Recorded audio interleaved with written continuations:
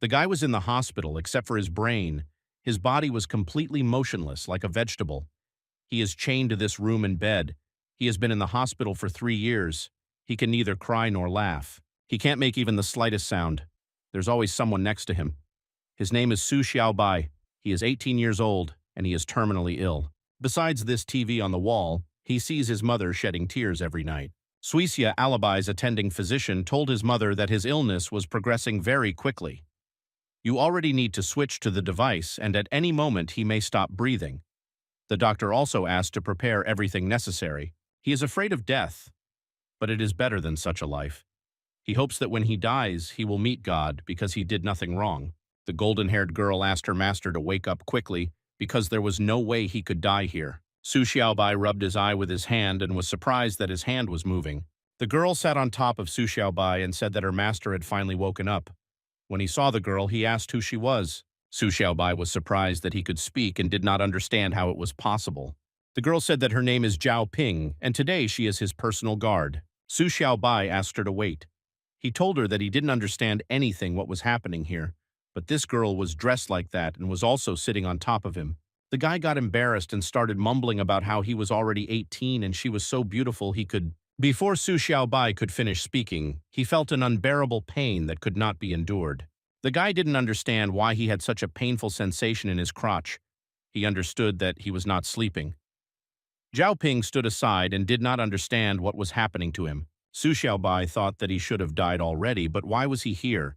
In addition, he was diagnosed with myasthenia gravis and it disappeared. Zhao Ping asked Su Xiaobai if he was okay. Su Xiaobai turned his head to Zhao Ping and said that he felt great, but he was just wondering why she called him master. Zhao Ping told him everything. He clarified that he is the heir to the throne of Protoss, and he was chosen by the heavenly Lord Lun Min. Zhao Ping told him that she would sell the only inhabited place left by humanity, that is, the king of Protoss, the king of all people. And also, the owner is responsible for all people. Su Xiaobai said that while listening to her, Long Ming allegedly brought him from another world. But for him this is such nonsense, because he only believes in science. Zhao Ping bit her finger until it bled and said that since her owner didn't believe her, she would provide him with evidence. Zhao Ping explained to him that the smell of blood should attract predators in the area. When the owner meets them, he must understand everything. Su Xiaobai heard a rustling sound coming from behind the trees of the forest. When he turned to the source of the sound, he was stunned by what he saw. He saw a horde of zombies approaching them from the depths of the forest. Su Xiaobai asked about these being predators. Zhao Ping replied that it was true and most of the territory was inhabited by them. Zhao Ping said that these zombies turned their world into horror. Su Xiaobai asked that her name seemed to be Zhao Ping. He told her that it seemed that she was not deceiving him. He told her to quickly leave and he would deal with them.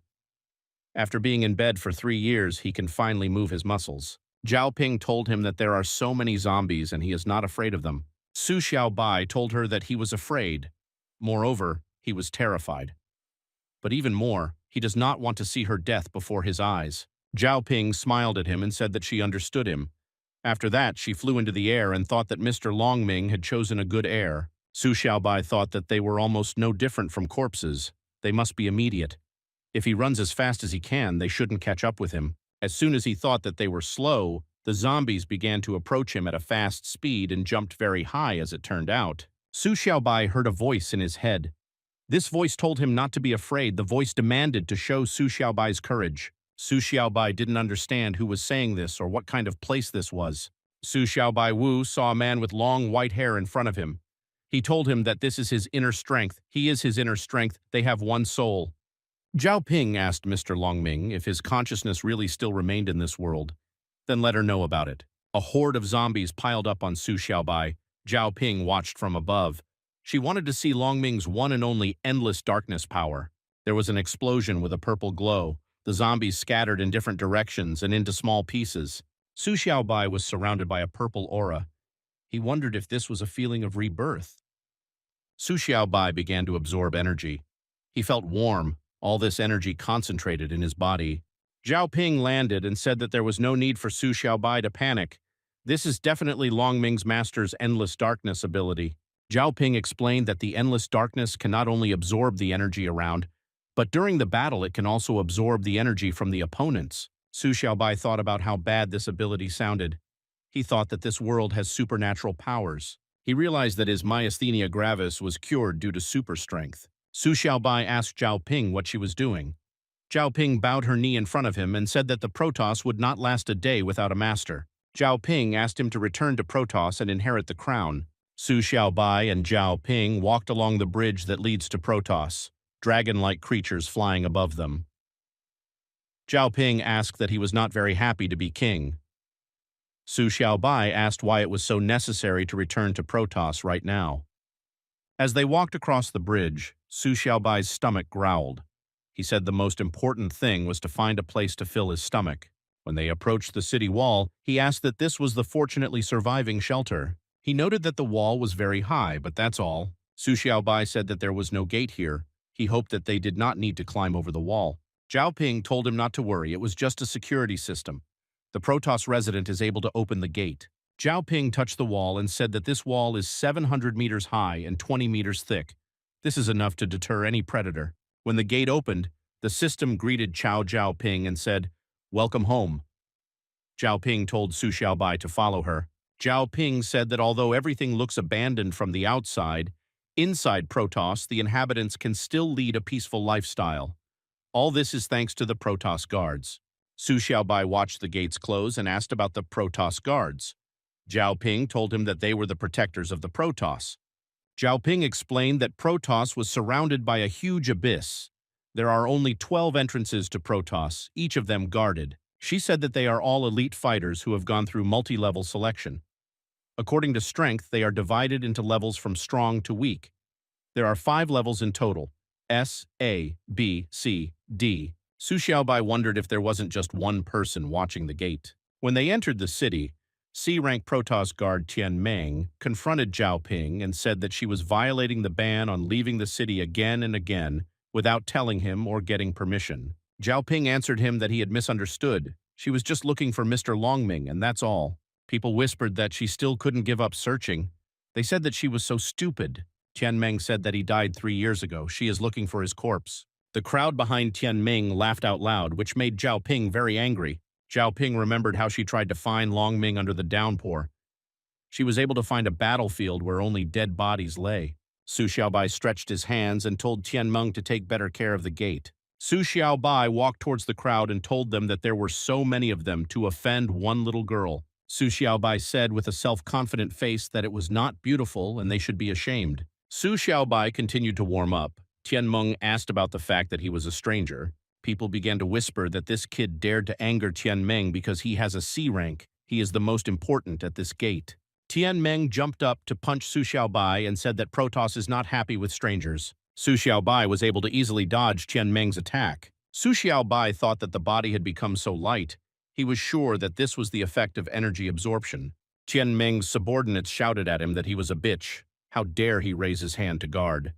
They ran towards him in a crowd to beat Su Xiaobai. Before they could reach Su Xiaobai, they fell, as if they were magnetized to the ground. Zhao Ping activated a magic circle that magnetized the ill-wishers to the ground. Zhao Ping said that as long as she was here, no one would touch Su Xiaobai. Tian Meng said that the SR rank ability, Force Attraction, creates earthly gravity in a radius. It's a pity that the attraction is insignificant, only tenfold. But Tian Meng did not feel anything and was able to get off the ground to attack Su Xiaobai. Su Xiaobai caught Tian Meng's fist and did not let go. The force of Tian Meng's blow was so strong that the asphalt in the city was pressed under Su Xiaobai. Tian Meng was surprised by the purple glow and did not understand what was happening. His strength was leaving. Su Xiaobai asked Tian Meng with a grin that he did not expect such an outcome. Su Xiaobai was absorbing Tian Meng's power and he asked him to stop. At the same time, somewhere in Protoss, someone contacted Count Dracula. Nine-tailed fox Wu Yue said that he also felt it. Holding the glass in his hand, Count Dracula said that he felt the power of Longming. Tian Meng backed away from Su Xiaobai and said that this is endless darkness. Tian Meng was dried up like a lemon. Only skin and bones remained on him. He brightened up. That wasn't this the strength of Mr. Longming. He asked Su Xiaobai who he was. Su Xiaobai was surrounded by an aura and angrily said that he was his daddy. Su Xiaobai called Zhao Ping and asked if they could go eat. He felt like he was about to die of hunger. As they walked, Su Xiaobai said that his eating power was enormous. Zhao Ping walked next to Su Xiaobai and was very cheerful. She told him that it was okay. He could eat as much as he wanted. People were scared because this kid had just come from outside and could take down a C-rank guard so easily, and could also use a UR rank ability. Two darlings came to meet them. One of them asked where he came from. Zhao Ping was surprised that a girl came to them, whom Zhao Ping calls Little Sister Qin. Her name was Lan Qin, and she was part of Su Xiaobai's personal guard. She asked Zhao Ping about her difficulties with Tianmeng, and she came to help her, to chop him into pieces. The second girl told Zhao Ping that she couldn't do whatever she wanted without them. This girl with green hair is called Li Xin, and she is also from Su Xiaobai's personal guard. Su Xiaobai was surprised that Zhao Ping also had warrior friends. Zhao Ping asked her sisters not to worry about her. Zhao Ping hugged Su Xiaobai's hand and said that the owner had already helped her. Su Xiaobai asked her not to do whatever she wanted. Last time she heard him, Lan Qing asked about her calling him master, and Li Xin said that it couldn't be that he. Zhao Ping said that there can be no mistake. Su Xiaobai can use endless darkness. Longming chose him. He is the heir to the throne. These girls also want to protect their lover without sparing their lives. They unanimously said that Su Xiaobai is now their new master.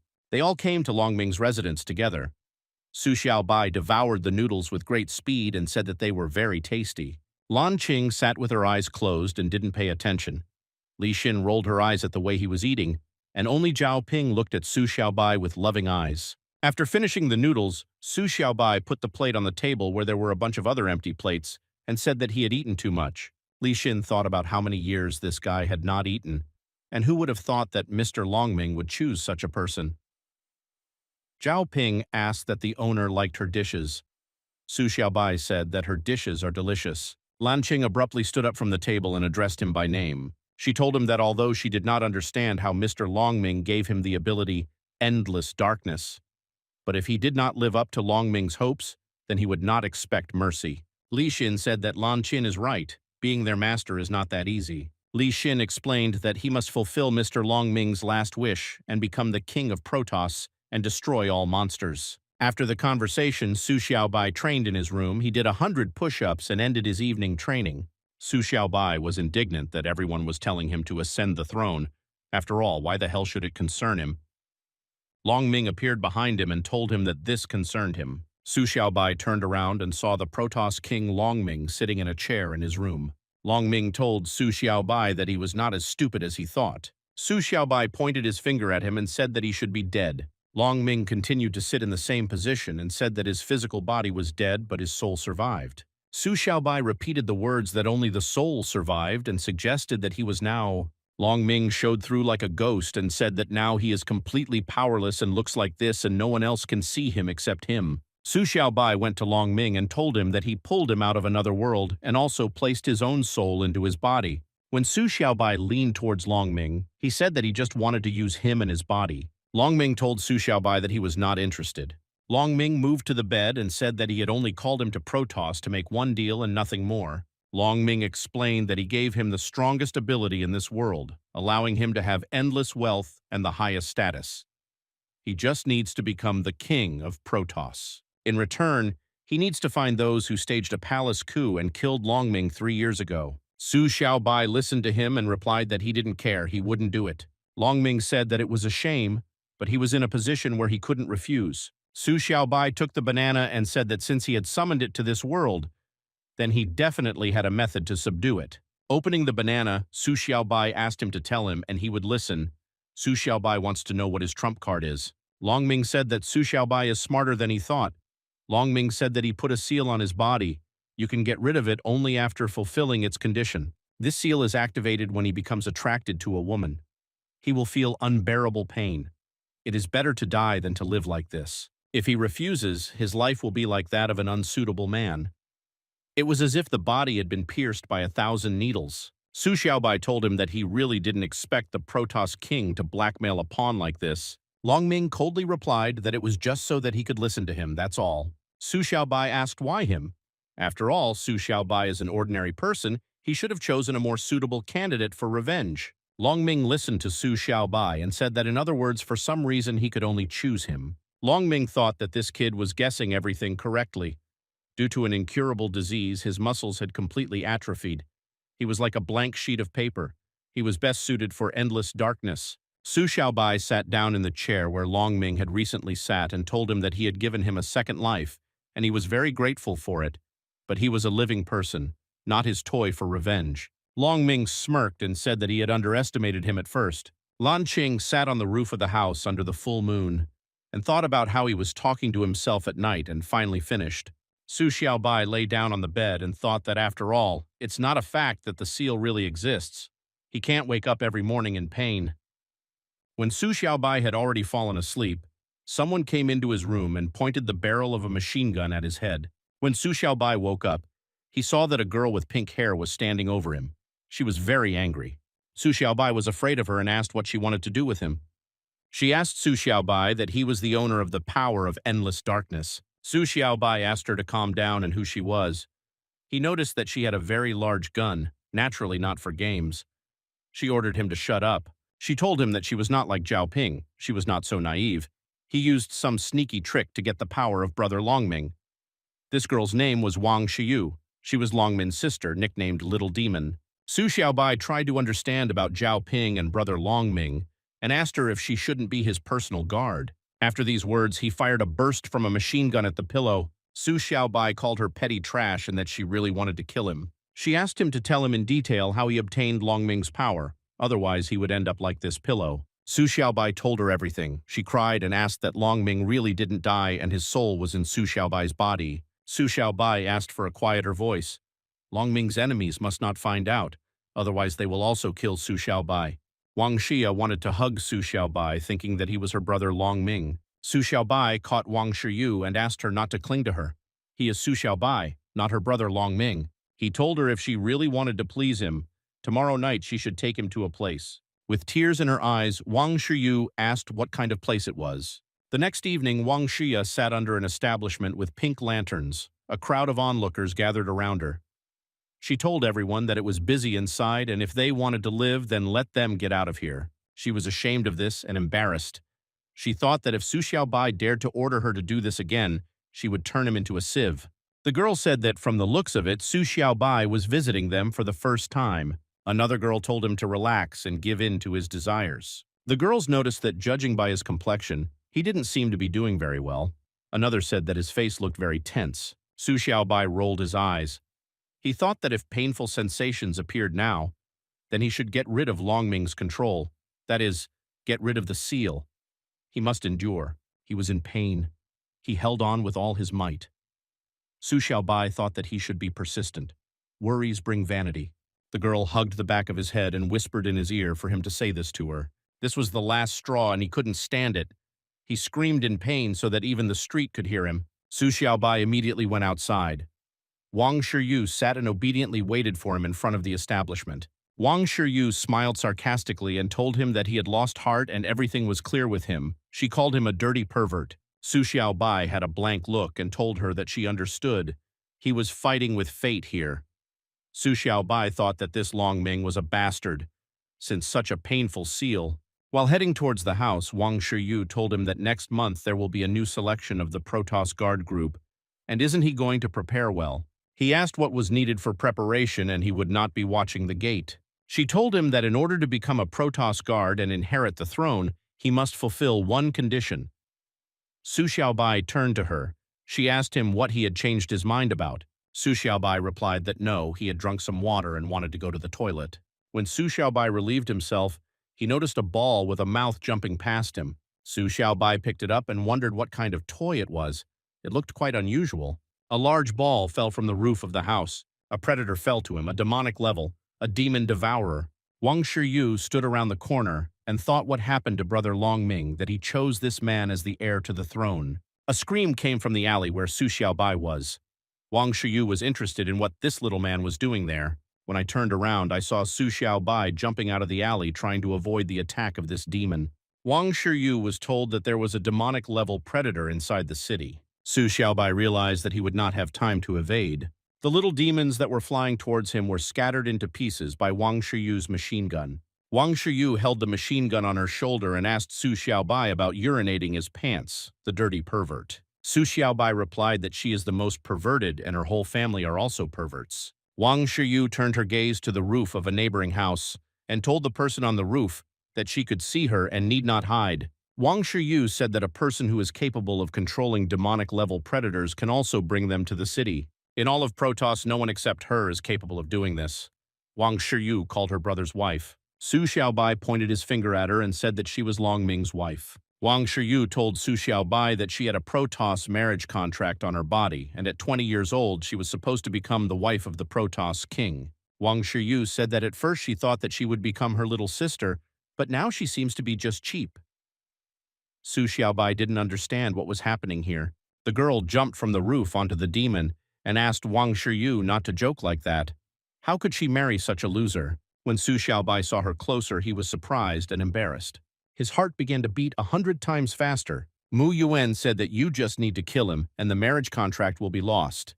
Su Xiaobai remembered how he was rejected by a classmate who looked like Mu Yuan. The classmate then told him that he was not her type and asked him to leave her alone. After that, she turned around and left, and Su Xiaobai was holding the love letter he wanted to give to her. Su Xiaobai was blinded by Mu Yuan and thought that this girl was a goddess. Wang Shiyu thought why this guy was so strange. She hoped that he didn't touch his head. Su Xiaobai did not notice anything except herself. He asked, did she really come to this world for him? Mu Yuan jumped off the demon to hit Su Xiaobai and asked, what kind of goddess? The force of Mu Yuan's blow was so strong that Su Xiaobai flew into the wall that was a couple of meters away from him and slammed into it.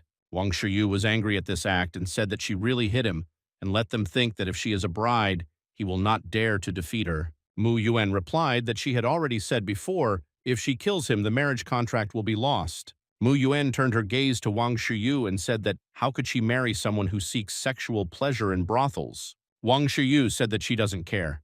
But this is the last will of the Long Ming brothers, and if she wants to kill him, she will deal with her.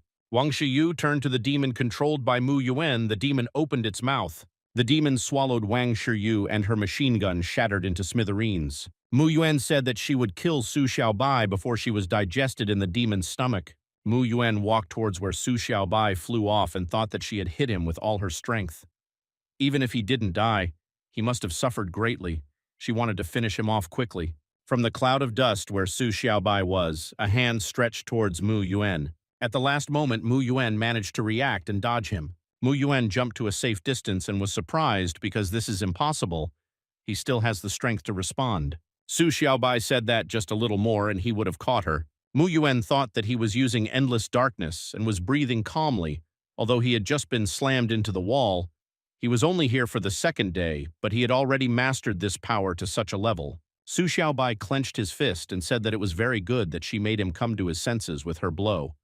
Goddess, after all, in all 3 years, she never came to see him at the hospital. Naturally, how could she come into this world for his sake? He said that they were just very similar, and that was all. Mu Yuan said that he already has a loved one, then especially she will not marry him. She declared that today he must die. Su Xiaobai told her not to be mistaken. How much time had already passed, and he had not felt anything for her for a long time. In addition, he had already been informed that he could become the king of Protoss. She must not be the only one who wants him. He told her that she should not hold on to him and should not be jealous of him just because he went to the hotel. He asked her that she really liked him. Mu Yuan was shocked and angry at his words and said that what he was talking about was complete nonsense. Mu Yuan activated her power and said that it was simply because she had a marriage contract on her body, and that is why she came for it. The asphalt under Su Xiaobai began to crack, and demons came out and beat him from all sides. The demons ricocheted off the buildings and all together hit Su Xiaobai so that they slammed him into the ground. Mu Yuan said that it was all over and the eaters would not leave a bone of him. She went to Su Xiaobai and told him that she didn't want to kill him at all. He was just unlucky to get to this place. When the dust cleared, Su Xiaobai was covered in the aura of endless darkness and said that he was really so unlucky with the place. Mu Yuan noticed that all the eaters had dried up. Su Xiaobai walked to Mu Yuan and said that he actually had no intention of becoming the king of Protoss. He doesn't want to become a king just because his body has infinite darkness. Everyone insists that he go a certain way. Nobody cares what he wants.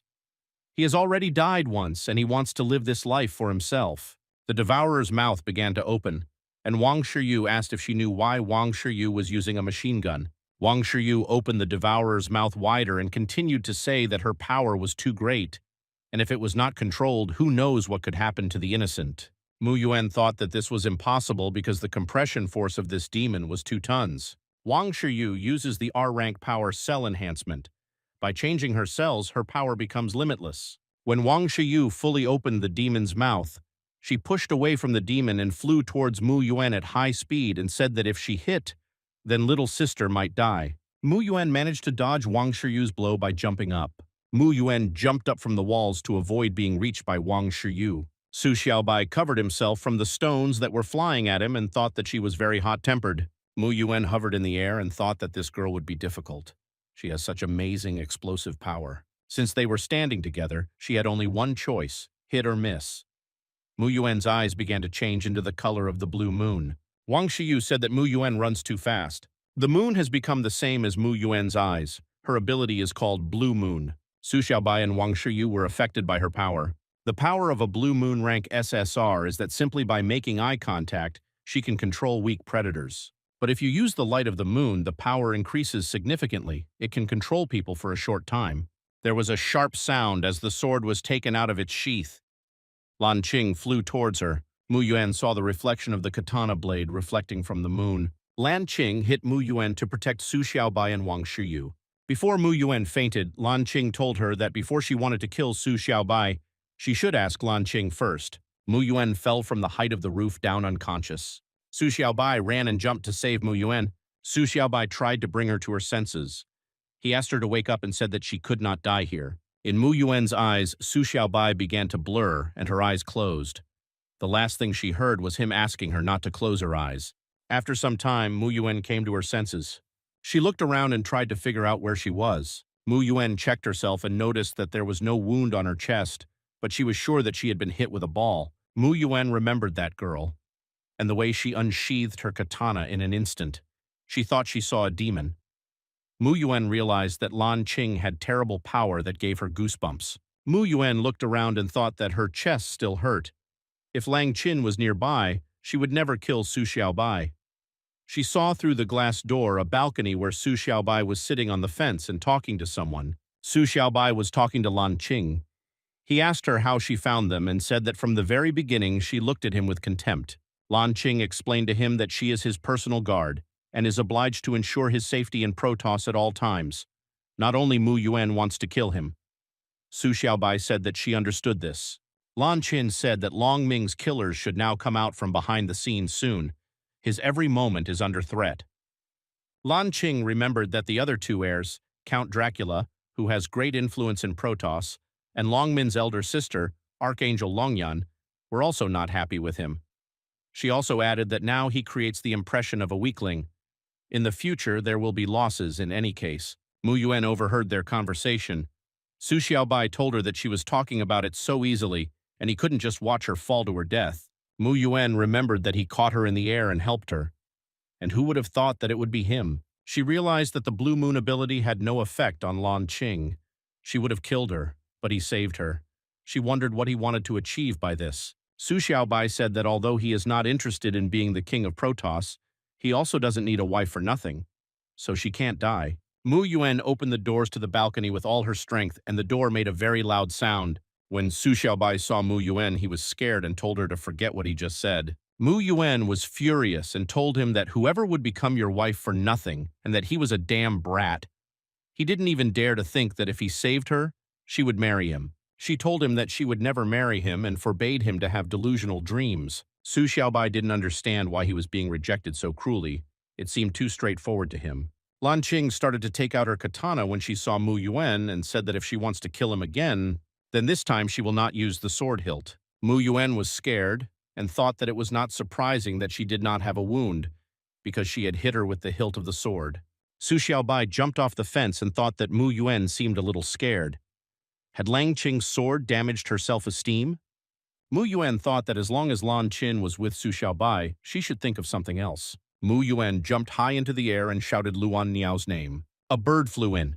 It was so big that the shadow of this bird covered the floor of the roof of Long Ming's residence. Su Xiaobai and Lang Qin were surprised that this was also her beast, although it was completely different from that demon devourer. Mu Yuan jumped onto the bird's back. The bird told them that they were 2 tiny people, dare to address a celestial being without respect. Lan Qing said that according to the ancient scriptures, this is a high-level beast. Lan Qing began to take a stance to deliver the killing blow.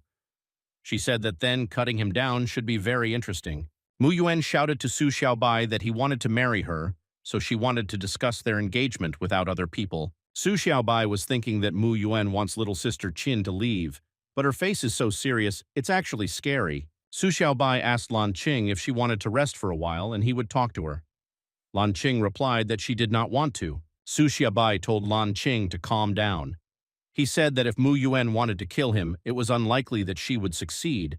She had just barely jumped on her animal. Lan Qing sheathed her katana and said that if he wants to die, then fine. Su Xiaobai told her that everything was fine and he could take care of himself. Su Xiaobai said that there was so much effort for little sister Qin to leave and asked Mu Yuan that she was afraid of her. But if that's what she wants, now it's just the two of them, and he asked her to say what she really needed. Mu Yuan said that she admits that he is not as bad as she thought, but that doesn't change anything. He only relies on one power, endless darkness. For higher people, he is just a pawn and nothing more. Su Xiaobai was angry that she insulted him. He asked her that no one told her that her speech was very offensive. Mu Yuan said that in a month, the annual guard selection process will take place in front of the delegation. While straightening her hair, Mu Yuan added that he could defeat her and become a Protoss guard. Then she will help him ascend the throne. Su Xiaobai said that he had already been told about this, but he did not understand what it was. She explained that in the process of fighting predators, Protoss guards often die. The qualifying round takes place in 2 stages. In order to identify outstanding newcomers, they replace deceased guards. So the Protoss can provide itself with guards of 72 people. This allows the Protoss to provide protection and preserve the human race. Su Xiaobai asked that if he wins it, then their marriage contract will come into force. Mu Yuan asked not to lose her head with joy. She explained that becoming a Protoss guardian was not enough. The main condition is to ascend to the throne. She can only marry the king of Protoss. Mu Yuan said that the first rank S-class, the strongest guard who is relied upon by the entire Protoss as a hero. When Mu Yuan remembered what Long Ming looked like, she became embarrassed and said that he was such a man and asked Su Xiaobai if he could become like that. Su Xiaobai wanted to ask if she was in love with him, but she screamed out of embarrassment for him not to say this. Su Xiaobai was confused and didn't understand how this deceiver did this. He's gray-haired, he's not particularly handsome, and he has the face of a wimp. Mu Yuan warned him that whoever did not pass the first round, the competition would stop for him. As for him, this means defeat is equal to the price of the throne. Mu Yuan, with a grin on her face, asked what was wrong with him. Had he changed his mind about going? Su Xiaobai said that he would be willing to join him. A month has passed. The selection of guards began. A guy without outerwear and with large bracelets on his hands said that what a strong pressure, this force, this place is worthy of the birth of guards. He stood in front of the Colosseum. He thought that there were so many participants and they looked very strong. The blood of hell in his body is about to boil. He has a lot of work to do today. This guy's name was Ma Fugui, and he was a resident of Majiadong village. When Ma Fugi thought that indeed the level of this arena is worthy of his fist, Ma Fugi noticed that one of the participants fell to the ground. A guy in a suit and with gold-rimmed glasses told this guy not to touch him with his dirty hands. The guy who fell to the ground shouted to him that he was pulling like that. He didn't do it intentionally. Other participants discussed that the selection has not even begun yet, and this is already interesting. The guy jumped up from the ground. His fist was engulfed in pink flames, and he said that he was stronger than him, so everything would be fine with him. The guy with the glasses got ice on his fingers and told him that this was a cruel move. The guy in the suit froze the other one. The frozen guy's thoughts were that he just touched him.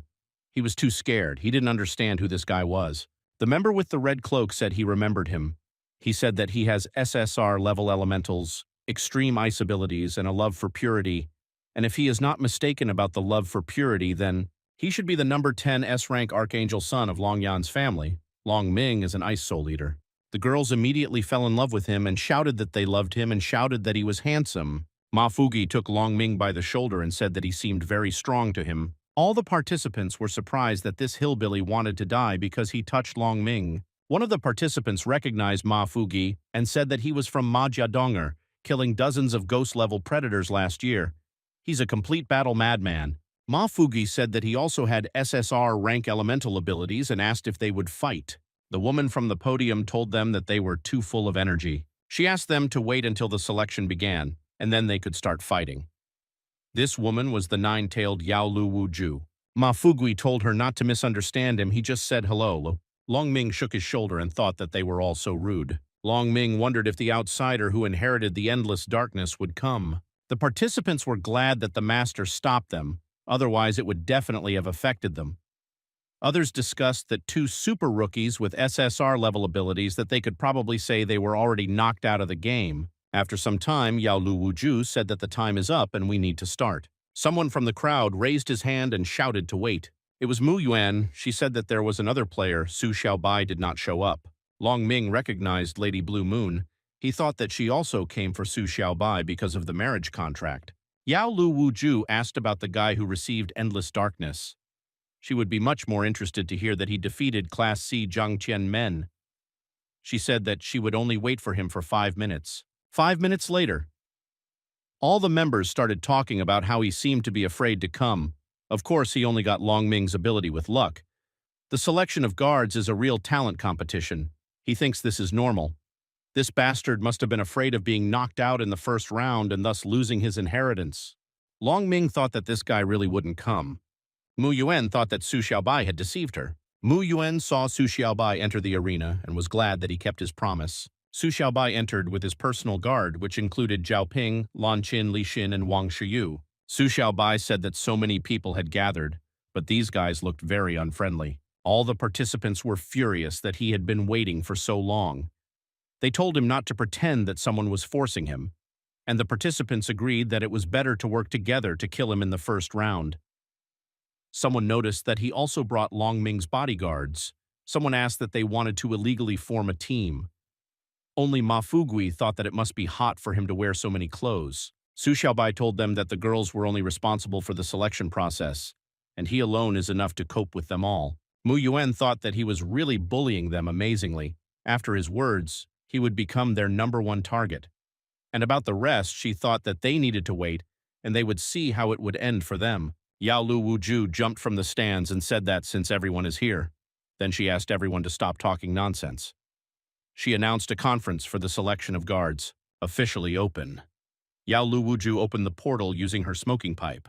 The participants wondered why she opened the space portal because nothing like this had happened before. Yao Lu Wuju explained that the selection is divided into 2 tournaments. The first round is very simple. This portal will randomly send them out of town. All they have to do is be in the designated area. You need to live for 5 days. She also added that only those who survived are eligible to participate in the second round of selection. The participants were outraged that it was impossible to live outside the city for 5 days.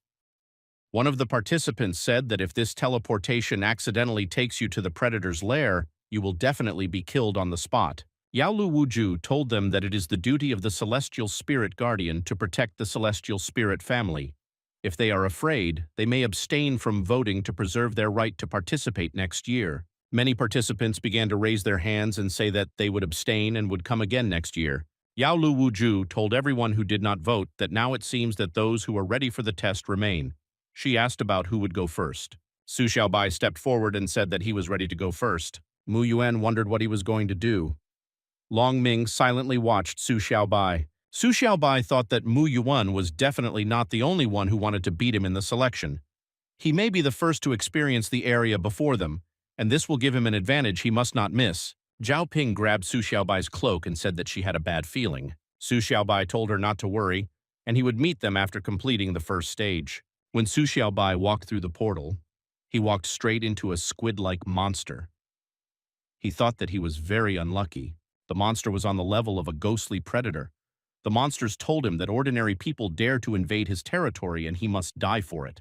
The monster attacked Su Xiaobai with its tentacle. Su Xiaobai caught its tentacle with one hand and said that he was indeed incredibly lucky to teleport to a ghost-level predator. Su Xiaobai added that he did not have time to fight him and had an appointment. The monster directed all other tentacles towards Su Xiaobai. Su Xiaobai was surprised that his tentacles were very fast.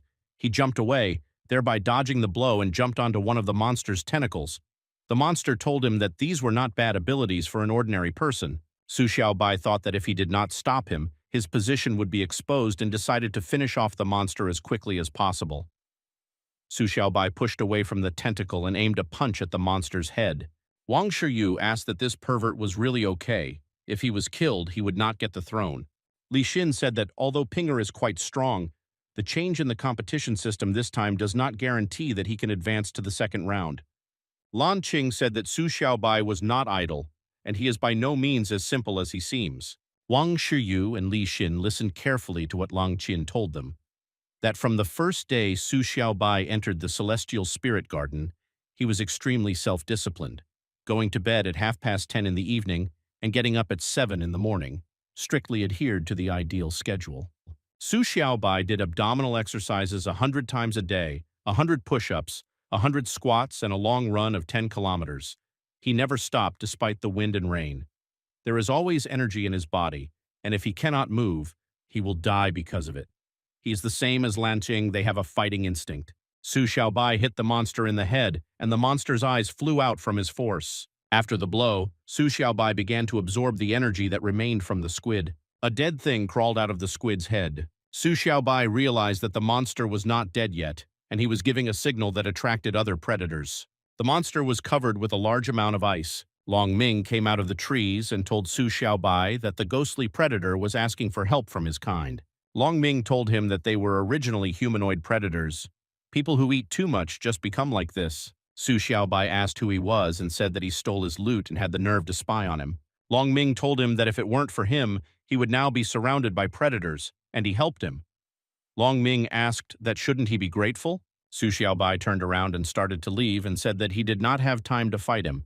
He must find the person he is going to meet. Suddenly it began to snow. Su Xiaobai activated the power of endless darkness and enveloped himself in its aura. He asked Long Ming what he wanted to do. Long Ming asked what he remembered about the rules for this round. Long Ming added that he could only qualify for the next round if he lived outside the city for 5 days. Long Ming said that this means that the rules allow you to kill any threatening opponent. Su Xiaobai asked about the threatening opponents and said that he meant Su Xiaobai. The guy was running away from monsters. Something was ticking. He thought about his bad luck teleporting to a group of predators. The guy began to pass through some kind of barrier. As soon as he crossed the barrier, he exploded. Zhao Ping killed all the monsters and exhaled that she was finally finished. She wondered where her master had teleported to. She needs to find him first. As she walked, her bracelet began to beep. She looked at it and thought that this locator, which is given to the player upon entry, was warning her. Zhao Ping recalled that she was told that there was only one rule of the game: survive outside the city in your area for 5 days. If they go out of bounds, they will be excluded. Zhao Ping went in search of the owner and asked him to wait for her. The unknown person watched Zhao Ping as she tried to find Su Xiaobai. The unknown person raised his hood and laughed. He said that she had been found. Zhao Ping noticed that she was being pursued. She suddenly stopped and turned around to face the pursuer. She said that he was caught. Zhao Ping ordered him to show up and asked him why he was following her. He jumped down from the tree and continued laughing. He said that she was worthy of being Long Ming's bodyguard and asked her that when she noticed him. Zhao Ping told him that she had noticed him at the very beginning, and she demanded that he answer her question about what he really wanted. He grabbed his cloak and said that he needed her master, Su Xiaobai. Throwing off his cloak, he said that someone wanted him dead and asked to lead her to him. Zhao Ping answered coldly so that he wouldn't even dream of it. Zhao Ping said, times 10 to 20. After that, he sank into the ground and was surprised at this. Zhao Ping continued to say 30 times the gravitational field and go to meet him. He laughed and said that she could change gravity. Long Ming told Su Xiaobai that he was not a threat to him now, but Su Xiaobai could not be Long Ming's opponent. Su Xiaobai was thinking about what an impudent bastard he is and what he wants from him. Long Ming asked him not to be nervous because he came to tell him one thing. Su Xiaobai asked what he wanted to tell him. Long Ming walked closer to Su Xiaobai and asked him to do his best to stay alive. Long Ming was leaving. Su Xiaobai asked why he was saying that. Long Ming told him that someone wanted him to die. Su Xiaobai replied to Long Ming that many people wanted him to die. Long Ming didn't stop and continued to walk away. He told Su Xiaobai that he still didn't understand. Long Ming guessed when the rules were announced. Long Ming explained that this time the rule is different from before. The purpose of the rules has changed. We need to make it easier for Su Xiaobai to be killed. Anyone who can change the selection rules is definitely not a nobody. Long Ming walked further and further and said that if he wants to be in the Celestial Spirit Garden, he must survive the first round. Su Xiaobai didn't understand who this guy was and why he was helping him. Su Xiaobai felt a strange feeling that there was danger there and he should move in that direction. Zhao Ping fought with a man nicknamed Electric God. She blocked his blow. He was able to break through her block. His blow was so strong that she flew off. She flew away with such force that she demolished trees with her body. Zhao Ping didn't know that he had the power of lightning, so how dare he use electric shock to speed up? She realized that he was a former soldier and should not have done this. Because of his blow, she suffered greatly. When she stood up, Zhao Ping was trembling in pain, and the only thoughts in her head were that he was too dangerous, and she couldn't let this guy find Su Xiaobai. This guy took out his dagger that sparkled from lightning and said that since she would not lead him to Su Xiaobai, then he will catch him with the help of her corpse. For him, it's the same thing. Zhao Ping said that as long as she was here, he would not dare to touch even a hair on her master's head. Su Xiaobai ran at high speed. The guard selection participants who saw him said that this was the guy they were told about. One of the 3 participants said that the 3 of them had just been teleported here, and he was unlucky to meet them. Su Xiaobai ran through them, and his speed sent them flying in different directions. When Su Xiaobai fled, he felt that Zhao Ping was in danger. Zhao Ping tried with all her strength to get up and thought that she was here for the owner, to help him advance to the second round, and she couldn't die here. The electric god told her that she was a very beautiful girl and asked why she followed such a weak and short-lived master. He swung his dagger, which was filled with electricity, to deal her the final blow, and said that he was so sorry that she would have to die. The electric god noticed a bright purple glow behind him that was getting brighter and brighter. Su Xiaobai hit the electric god's neck with all his strength from his elbow. The electric god flew several meters away and slammed into a stone. Su Xiaobai stood nearby and watched to see if the electric god had died. Su Xiaobai caught his breath and said that he was very glad that he made it on time. Su Xiaobai sat next to Zhao Ping and asked her forgiveness. It was because of him that she suffered so much. Zhao Ping tried to calm him down and said that these were just minor scratches. She needed to rest a little and she would be fine. Zhao Ping became sad and said that as a bodyguard, she could not protect her master. She believed that she was the one who needed to apologize because Su Xiaobai had to protect her. Zhao Ping said that this forest is very large and asked how the owner found her. Su Xiaobai told her that she would never believe it. Su Xiaobai told her that he felt that she was in danger and he could even sense her location. Zhao Ping asked again about how he could feel where she was. There were thoughts in her head about what kind of supernatural ability Su Xiaobai had. The DNA cells of the electric god gave signals that he was alive. When the wind thawed, Zhao Ping began to cough from the cold. Su Xiaobai took off his jacket and told Zhao Ping to put it on. Su Xiaobai asked her to put on a jacket and rest well, and he would look after her. Zhao Ping told him that he was not obliged to do this. Su Xiaobai told her that she had been taking care of him for the past month and was in pain because of him. Now it's his turn to take care of her for the next few days. Zhao Ping smiled tenderly and thanked Su Xiaobai. While Zhao Ping was sleeping, Su Xiaobai was guarding her rest. Long spikes came out of the ground to kill Su Xiaobai in the back while he suspects nothing. Su Xiaobai sensed it and managed to react to protect himself. He tore off these thorns and held them in his hands. Su Xiaobai told the electric god that he was surprised why he did not automatically absorb his energy. Su Xiaobai guessed that if he couldn't absorb energy, then he was pretending to be dead. The electric god thought that if he had not been injected with the predator serum, this elbow strike would have killed him. He told Su Xiaobai that he was not so easy to kill. The electric god returned his hand to normal. He was thinking about how this guy had absorbed the energy of C-class guard Zhang Tianmeng. Plus, he has grown over the past month. Maybe he can reach B level. The electric god's body began to change. He told Su Xiaobai that it was too early for him to rejoice. Many spikes came out of his body, and the electric god told him to try it. Su Xiaobai was shocked by what he saw and did not understand what was happening to him. The electric god said that this is his highest form, the strong body of a predator plus SSR rank lightning. The electric god laughed hysterically and said that he was the best among Class B and Su Xiaobai was now a dead man. Su Xiaobai hit him in the face and ordered him to shut up. Su Xiaobai grabbed his face with his palm and slammed the back of his head onto the ground with all his might. Su Xiaobai stood over him and completely furious told him that if he is the best in Class B, then he is at the top of Class B. The electric god thought that the worst thing about the Dark Infinity is that it drains so much energy from the opponent in a moment of confusion. He didn't understand why Su Xiaobai had mastered the Dark Infinity to this extent, and this is in just 1 month. He realized that this mission ended in failure. A man in a protective biochemical suit asked what he was sure of. The scientist said that the predator serum is still in an experimental stage, its actions are unstable, and its life may be in danger. The scientist explained that object number 1 has a strong rejection rate. The heart rate exceeded 210 beats. He was asked if he wanted to stop the experiment. Through the pain, he told them not to stop. After some time, the electric god listened to what he was told, that although he survived the experiments, he received a strong predator body, but the fusion of the predator's cells with his cells was not enough, and no second force was awakened. He was told that in the end it was a failure to create an artificial predator with double strength. They were still missing one thing. They want Su Xiaobai's body and his dark infinity crystal. Su Xiaobai was preparing to deliver the killing blow and had several questions for him. He asked how he managed to take on the appearance of a predator and how he managed to remain sane. Su Xiaobai stood over him and asked, who is his boss and what is their goal? He ordered him to lay out everything he knew. The electric god answered him that he thought he would tell him everything. The electric god told him that according to his calculations, Su Xiaobai could not be his opponent.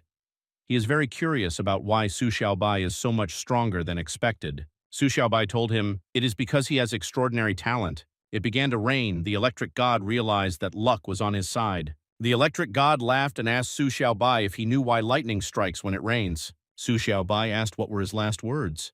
The electric god continued to say that the electric charge in the clouds, which attracts negative charges, is an electric discharge. Zhao Ping ran to Su Xiaobai and shouted to him that it was dangerous. Zhao Ping pushed Su Xiaobai away and exposed herself to very strong lightning. When the lightning dissipated, there was horror in his eyes. He saw Zhao Ping unconscious. Su Xiaobai thought that she had died. The electric god walked past the lying Zhao Ping toward Su Xiaobai and continued to say that he would create enough negative charge to attract lightning. It's easy for someone like him. He said that this girl was willing to die for him, and that ruined the electric god's plan. The electric god said that the lightning gave him enough energy. Even the heavens helped him, and Su Xiaobai lost. Su Xiaobai was furious and told him how dare he do this to Zhao Ping. Su Xiaobai jumped on him shouting that he would kill him. The electric god attacked him back and said that he had met his death. The electric god's spikes pierced Su Xiaobai's body. The electric god thought that this guy was crazy and he tried to hit him despite the counterattack. Despite his injuries, Su Xiaobai was able to achieve his goal and slammed him into the ground with one blow. Su Xiaobai dealt a large number of blows to him and shouted for him to die as quickly as possible. Su Xiaobai slammed the electric god into the ground so that one lifeless body could be seen. Su Xiaobai said that he doesn't care who he is and doesn't care who is behind him. He promised that he would find them and get even with everyone. Su Xiaobai began to absorb the energy of the electric god, but due to severe wounds, he lost consciousness. A month ago. Zhao Ping gave Su Xiaobai a bottle of water to refresh himself. She told him that the tests could be dangerous, and did he really decide to participate? He wondered why she was asking this, and didn't they all want him to participate? She told him that, naturally as a bodyguard, she wanted the owner to participate, but as Su Xiaobai's friend, she doesn't want him to get hurt. Her answer surprised him. He thought that they all considered him to be Long Ming's instrument of revenge.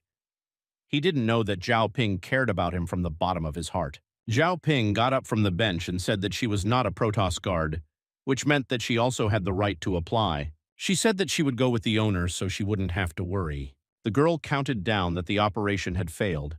The electric god's signal had disappeared. She said that with his strength, it was impossible to lose to this stranger.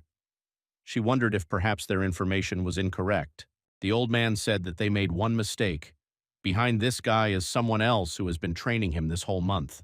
The girl in the red dress said that she thought that there were only 4 bodyguards with him. The old man said that this is not what they should be worried about now. There are 4 left until the end of the selection. She must return the corpse of the electric god. Mu Yuan stood over their bodies. She thought that she should take the opportunity to kill him, then the engagement could be broken off. Mu Yuan moved closer to Su Xiaobai and took a stance to finish him off. She asked not to blame her because this was fate. Mu Yuan tore out the heart with her strength. But it was the heart of a predator. She protected Su Xiaobai and Zhao Ping. The smell of blood attracted predators, and she was surrounded by a horde of predators. Mu Yuan told Su Xiaobai, who was lying unconscious, that she was only helping him because he was unable to fight. Mu Yuan quickly dealt with this entire horde of predators. She stood on the corpses of predators and said that they were no match for her, and their numbers did not matter. Something very large came out of the ground. It was a demonic-level predator, the Arbiter. He told her that she was worthless, and that attacking his minions was a terrible mistake. The arbitrator swung and told her that he was condemning her to death. Mu Yuan managed to dodge and landed on a tree post. Jumping away from the tree, she flew back to the Arbiter. She asked him that he couldn't keep up with her because he was huge. The Arbiter was clever and was able to push her back into the ground. Mu Yuan was covered in a lot of wounds. She recalled that the level of predator depends on the number of people eaten. After eating 100, he immediately gets a ghost level, but this time it's much stronger. Did he really eat 1,000 people and reach the demonic level? The arbitrator repeated that right now he was condemning them all to death. Mu Yuan that he is not attacking her, but Su Xiaobai and Zhao Ping. The arbitrator said that no one can escape his justice, and she is no exception. He continued to unleash a large number of fast and powerful attacks on the ground. When the arbiter finished delivering his attacks, only craters remained around him. Someone big appeared in front of Mu Yuan. The referee told him that he was able to stop his shot. A ghost-level predator, Macho Rhinoceros, appeared in front of him. He was delighted. He felt pleasure from the strong and ferocious blows. This was just the thing for him. Mu Yuan thought that, fortunately, the more you beat him, the more he gets excited. He still came in handy. She looked at them and saw that they were still alive and could not leave them. Su Xiaobai saved her once, and she will repay him for it. The macho rhinoceros played with his muscles and flirtatiously asked him to hit him harder. He asked the arbiter to please him. The arbitrator did not understand what the little people did to him. The arbiter punched Macho Rhino in the face and told him that he too would die. The macho rhinoceros took pleasure in the arbiter's blows. He said that he was very pleased and loved this. Mu Yuan thought that Macho Rhino is resilient, but everything has its limit. At this rate, you can lose. Mu Yuan took out a card with the Phoenix character from her pocket and decided that now it was their turn. The referee shouted at the rhinoceros to die already, and he wanted to hit the Macho Rhinoceros with a professional jab. Mu Yuan entered visual exchange mode. The referee stopped and said that he could not move. He realized that she mastered control techniques. The referee told her that at this level it would not be possible to hold him back for more than 3 seconds. The blue hurricane that rushed towards the referee told him that 3 seconds would be enough to deal with him. The blue phoenix's stabbing blow pierced right through the arbiter. The referee said that he was not ready for this. These were his last words, after which he fell dead. Mu Yuan was happy that they won. The blue phoenix told her not to relax. He just fell but did not die yet. Consciousness will return to him. The blue phoenix said that the arbitrator has a unique ability, exploitation. With its help, he can enslave creatures located on his territory, appropriate their life energy. Even if they defeat him again, they will continue to supply him with energy. If they continue to fight here, victory will not come to them. It is best for them to move away, taking advantage of the opportunity. Mu Yuan didn't like the idea that they would have to escape. 4 days later, Su Xiaobai woke up abruptly with the word Pinny, as he affectionately calls Zhao Ping. He did not understand what kind of place this was and how he got here. He began to look around and look for Pinny. Pinny was surrounded by a green aura, and some kind of animal was sitting next to her. It looked like he was treating her. It was a low-level predator, a white hedgehog. Su Xiaobai wondered what he was doing with Pinny. The hedgehog began to climb on Pinny. Su Xiaobai angrily said where he put his paws. Mu Yuan entered the cave and asked not to scare him. He was healing their wounds. Su Xiaobai asked her that she brought them here. She answered him so that he would not misunderstand her. She just did not want to remain in debt. If she saw them being devoured by predators, she would have nightmares. Su Xiaobai asked if it would be possible to cure her. Mu Yuan replied that she very much doubts it. Mu Yuan looked at Zhao Ping and said that people usually don't live with such injuries, but her pulse is fine and she's never seen anything like it before. The early days are very serious.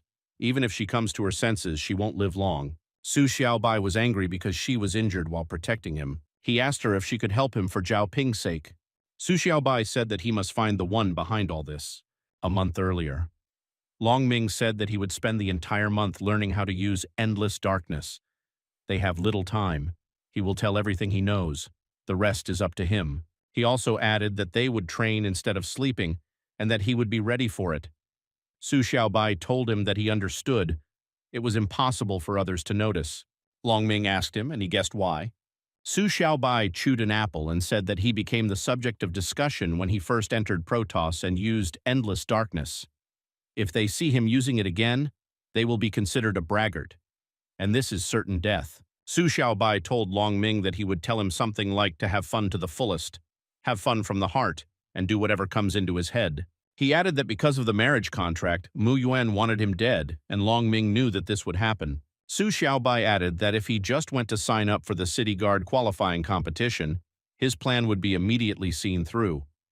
Or maybe he won't live to see the day, who knows. Long Ming thought that since he was full of strength and ardor, he would take part for the sake of a beautiful woman. That's what he was counting on. Long Ming told him that for an 18-year-old he is very perceptive. The final day of the first round of selection for the Protoss Guard has arrived. Su Xiaobai was hiding in the leaves of the trees. The one he is looking for does not follow the rules of the competition so as not to be exposed. Now is the last day of the qualifiers. If he wants to continue to remain in the shadows, he will send someone here to remove the body and evidence. He decided to set up an ambush here and would hope that he would get lucky and catch his man and find out who he was. A girl in a red dress came to the corpse. She was a weapons master, Mo Yan. Using the weapon, the Kusarigami launched a chain towards the corpse. The chain grabbed the corpse along its entire length and with great force pulled it out of the ground. When the corpse fell at her feet, she told him that he had been turned into a predator, but he was still weak. She wanted to meet Su Xiaobai. Mo Yan noticed that lightning was flying towards her. Su Xiaobai said with a satisfied face that for the first time he tried to concentrate and release energy from his fingertip. It turned out to be not that difficult. He said that he had completely mastered its power. She blocked Su Xiaobai's attack. Mo Yang said that she has an SR rank ability. She can change the type of her weapon at will. Mo Yan told him that she was sent to remove the corpse, and he attacked from an ambush. It was resourceful. Su Xiaobai released his energy and asked her who had a grudge against him. Mo Yan thought that he had mastered Long Ming's ability in a few days and was able to release such a powerful electrical charge. She underestimated him. Mo Yan rushed off to attack Su Xiaobai and thought that this time she would carefully check what Su Xiaobai was capable of. Mo Yan changed the shield to Guan Dao Dragon Crescent shape. She swung at Su Xiaobai in the air and asked what he wants to know. Who is she working for? Mo Yan carried out the attack and told him to force her to tell. Su Xiaobai blocked her attack and said that since she was using a weapon, he would too. Mo Yan was shocked that he made a weapon out of lightning. Mo Yan used a smoke bomb to hide. Su Xiaobai looked around and tried to find her, but he realized that she had disappeared. Mo Yan hid in the bushes at a fairly safe distance and changed her melee weapon to a sniper rifle. Mo Yan is a killer with incredible accuracy. Acts without fear, without delay. Her smile hides her intentions. As soon as the victim relaxes, she will immediately shoot accurately in the head. Mo Yan took a good aim at Su Xiaobai's head and fired. Su Xiaobai heard the sound of a shot, stamped his feet, and the stone flew up. The bullet hit the stone and changed its trajectory. Su Xiaobai told her that he had found it. Mo Yan was extremely surprised that he changed the trajectory of the bullet to the pebbles. She couldn't believe that this was even possible. Su Xiaobai grabbed the zipper with both hands and said that he knows how to face the sniper. Now it's his turn. Su Xiaobai swung the lightning and threw it at her. Mo Yan realized that much stronger than last time, she ordered the rifle to turn into a sacred shield. The shield saved her, but it broke. She was sad because she was a weapons master and there were no weapons left. She was overcome by hopelessness. She asked if this was a feeling of humiliation. Su Xiaobai is much stronger than her. Su Xiaobai walked towards her. Mo Yan told him what he was doing with the belt and what he was up to. Su Xiaobai unbuckled his belt and asked what she told him. What should he do there?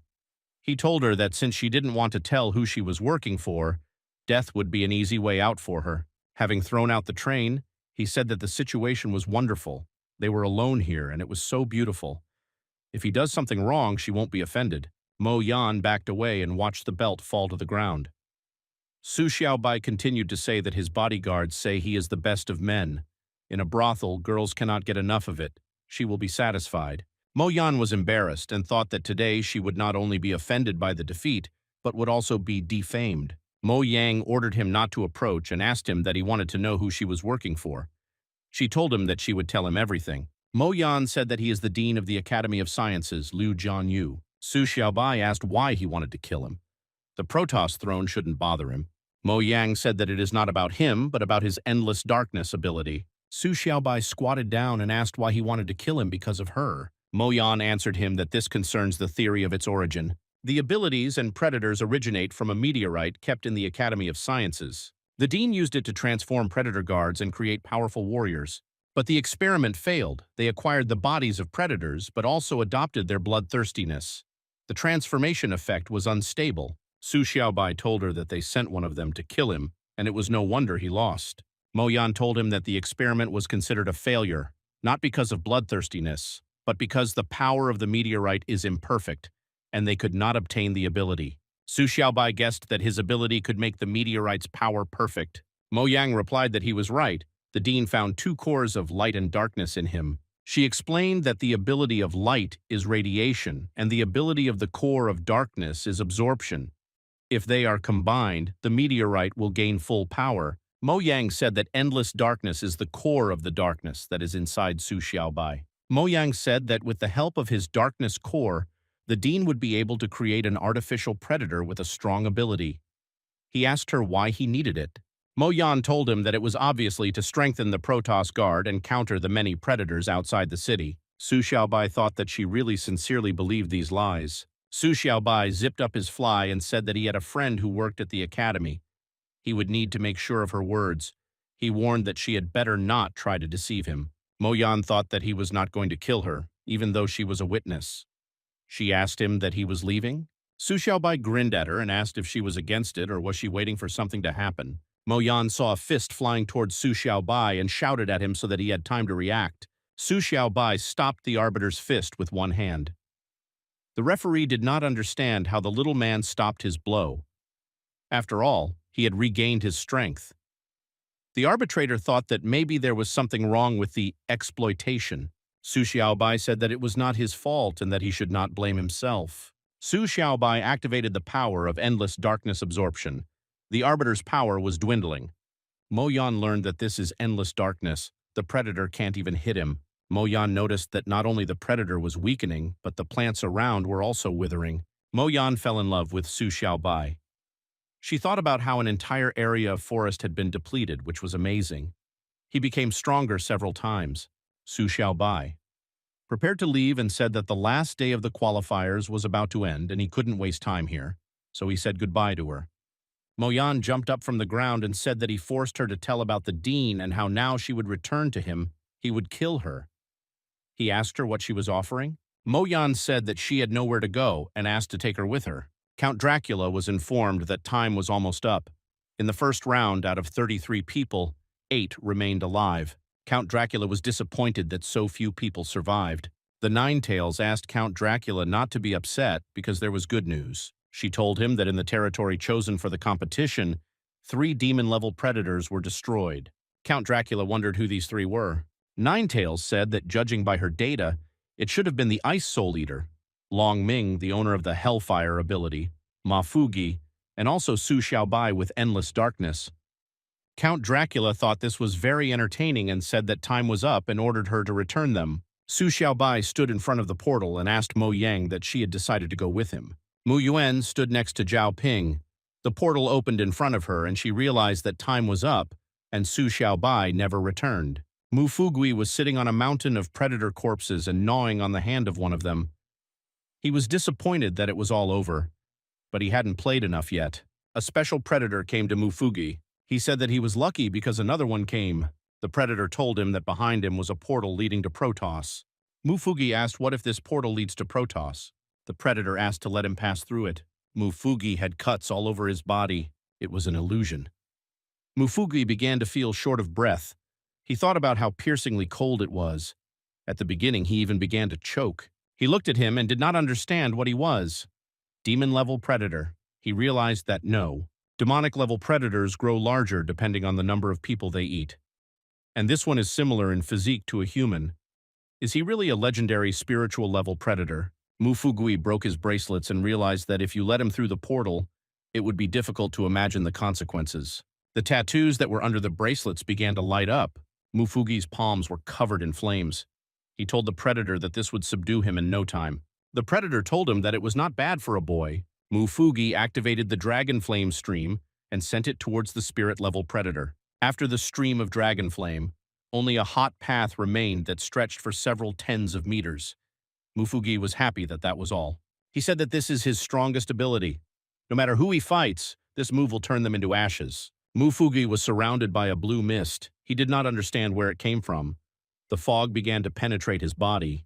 When the mist completely penetrated his body, he opened his eyes. It was no longer Mufugui.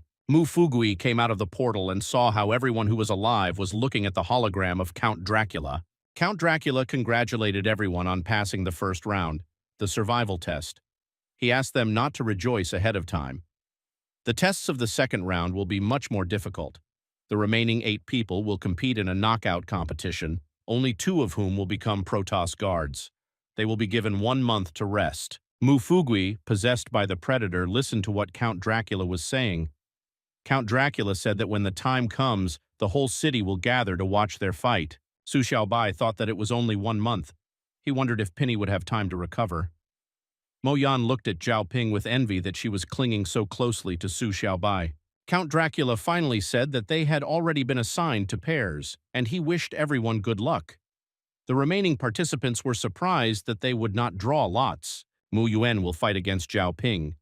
She understood that Zhao Ping was seriously injured, and defeating her would not do her any honor.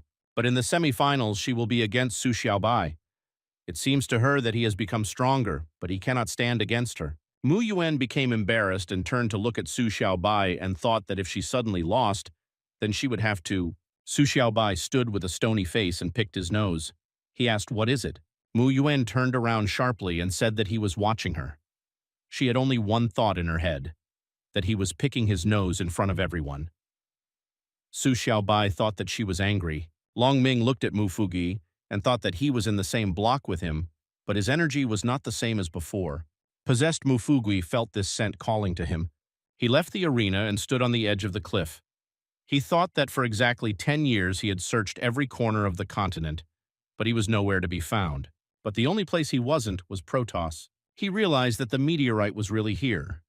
The source of the origin of predators and abilities is the gift of light. If he acquires it, he will surpass the spiritual level and achieve perfection, and he will become the ruler of this world. The next day, Protoss Central Hospital. The doctors said that they had done everything they could, but Zhao Ping's condition was not improving, and there was nothing they could do to help. Su Xiaobai asked, did he really do everything he could? But he doubts it. Wang Shiyu and Lan Qin were ready to kill the doctor. The doctor said that they were robbers and asked them to calm down. Li Xin stood behind them and asked them to leave the doctor alone. The doctor sighed with relief. Li Xin said that there is one person who can help her. Wang Shiyu asked who he was and said that she would bring him to Zhao Ping. Li Xin said that this is impossible. Lan Qing asked how strong this person is. Wang Shiyu did not believe that some doctor was stronger than her. Li Xin said that he is not a doctor, an S-rank guard of the second squad, the strongest person in Protoss at the moment. Li Xin said that his mind power is perfect. If he agrees to cure her, she will surely be healed. She was sorry that he retired many years ago and disappeared without a trace. They tried to find him, but to no avail.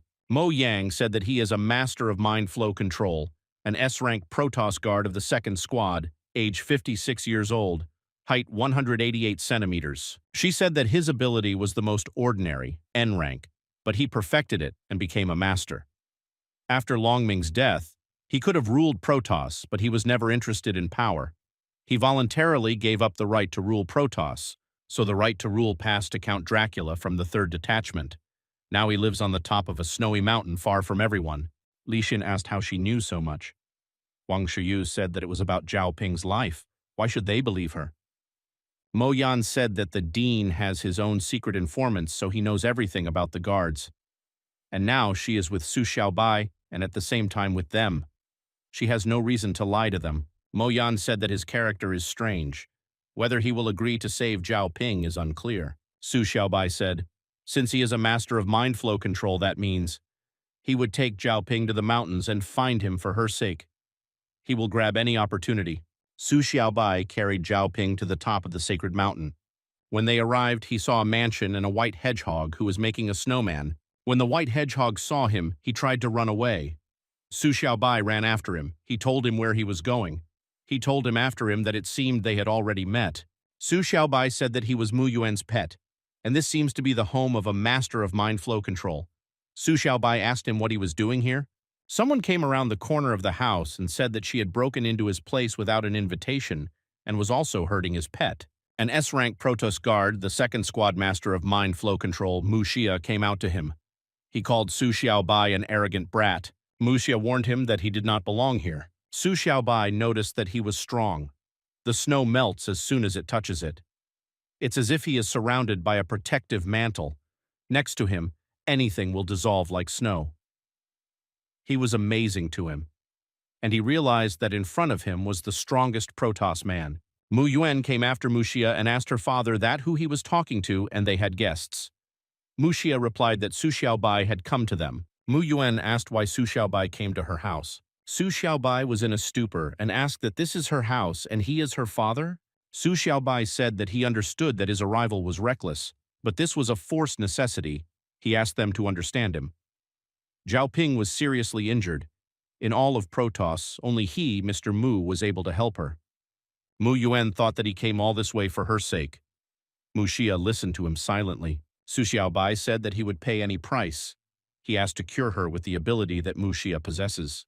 Mu Xia said that he refuses to treat her. Mu Yuan knew that his answer would be so obvious. Su Xiaobai asked for the reason. Su Xiaobai asked that Mu Xia's strength will suffer if he helps her. Mu Xia answered him that saving her was easy, but they were nobody to him. Why help him? Mu Xia explained that if he helps them, everyone will start asking for help, but he doesn't need it. Mu Yuan asked if she asked him, would he help her? Mu Yuan explained that Zhao Ping is her opponent in the next round.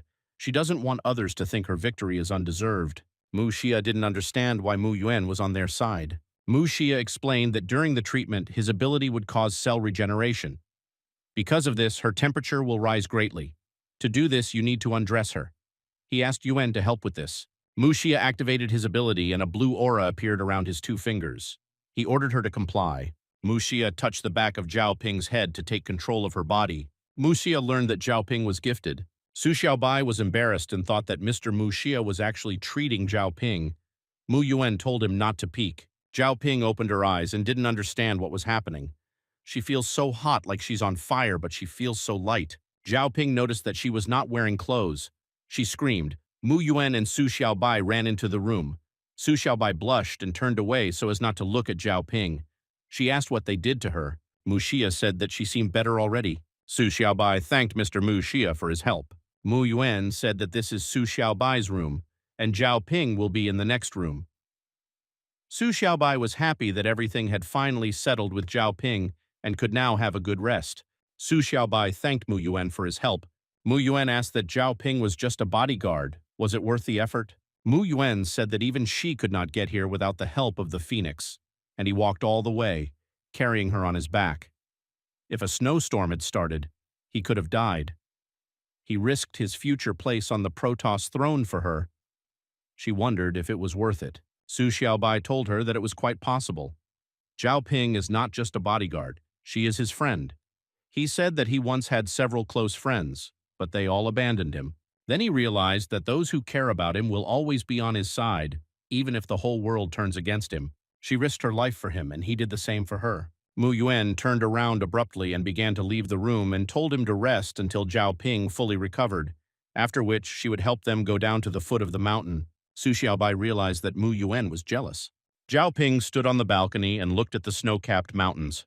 She didn't think that her master would do so much for her. As she looks at the snowy landscape, she remembers how he carried her. Mu Xia said that the wind was strong and asked if she was afraid of catching a cold. Zhao Ping asked Mr. Mu that he was still awake. He told her that he couldn't sleep and decided to drink tea with milk. Pin thought that he could make him fat. Mu Xia asked if she knew about the gifted ones.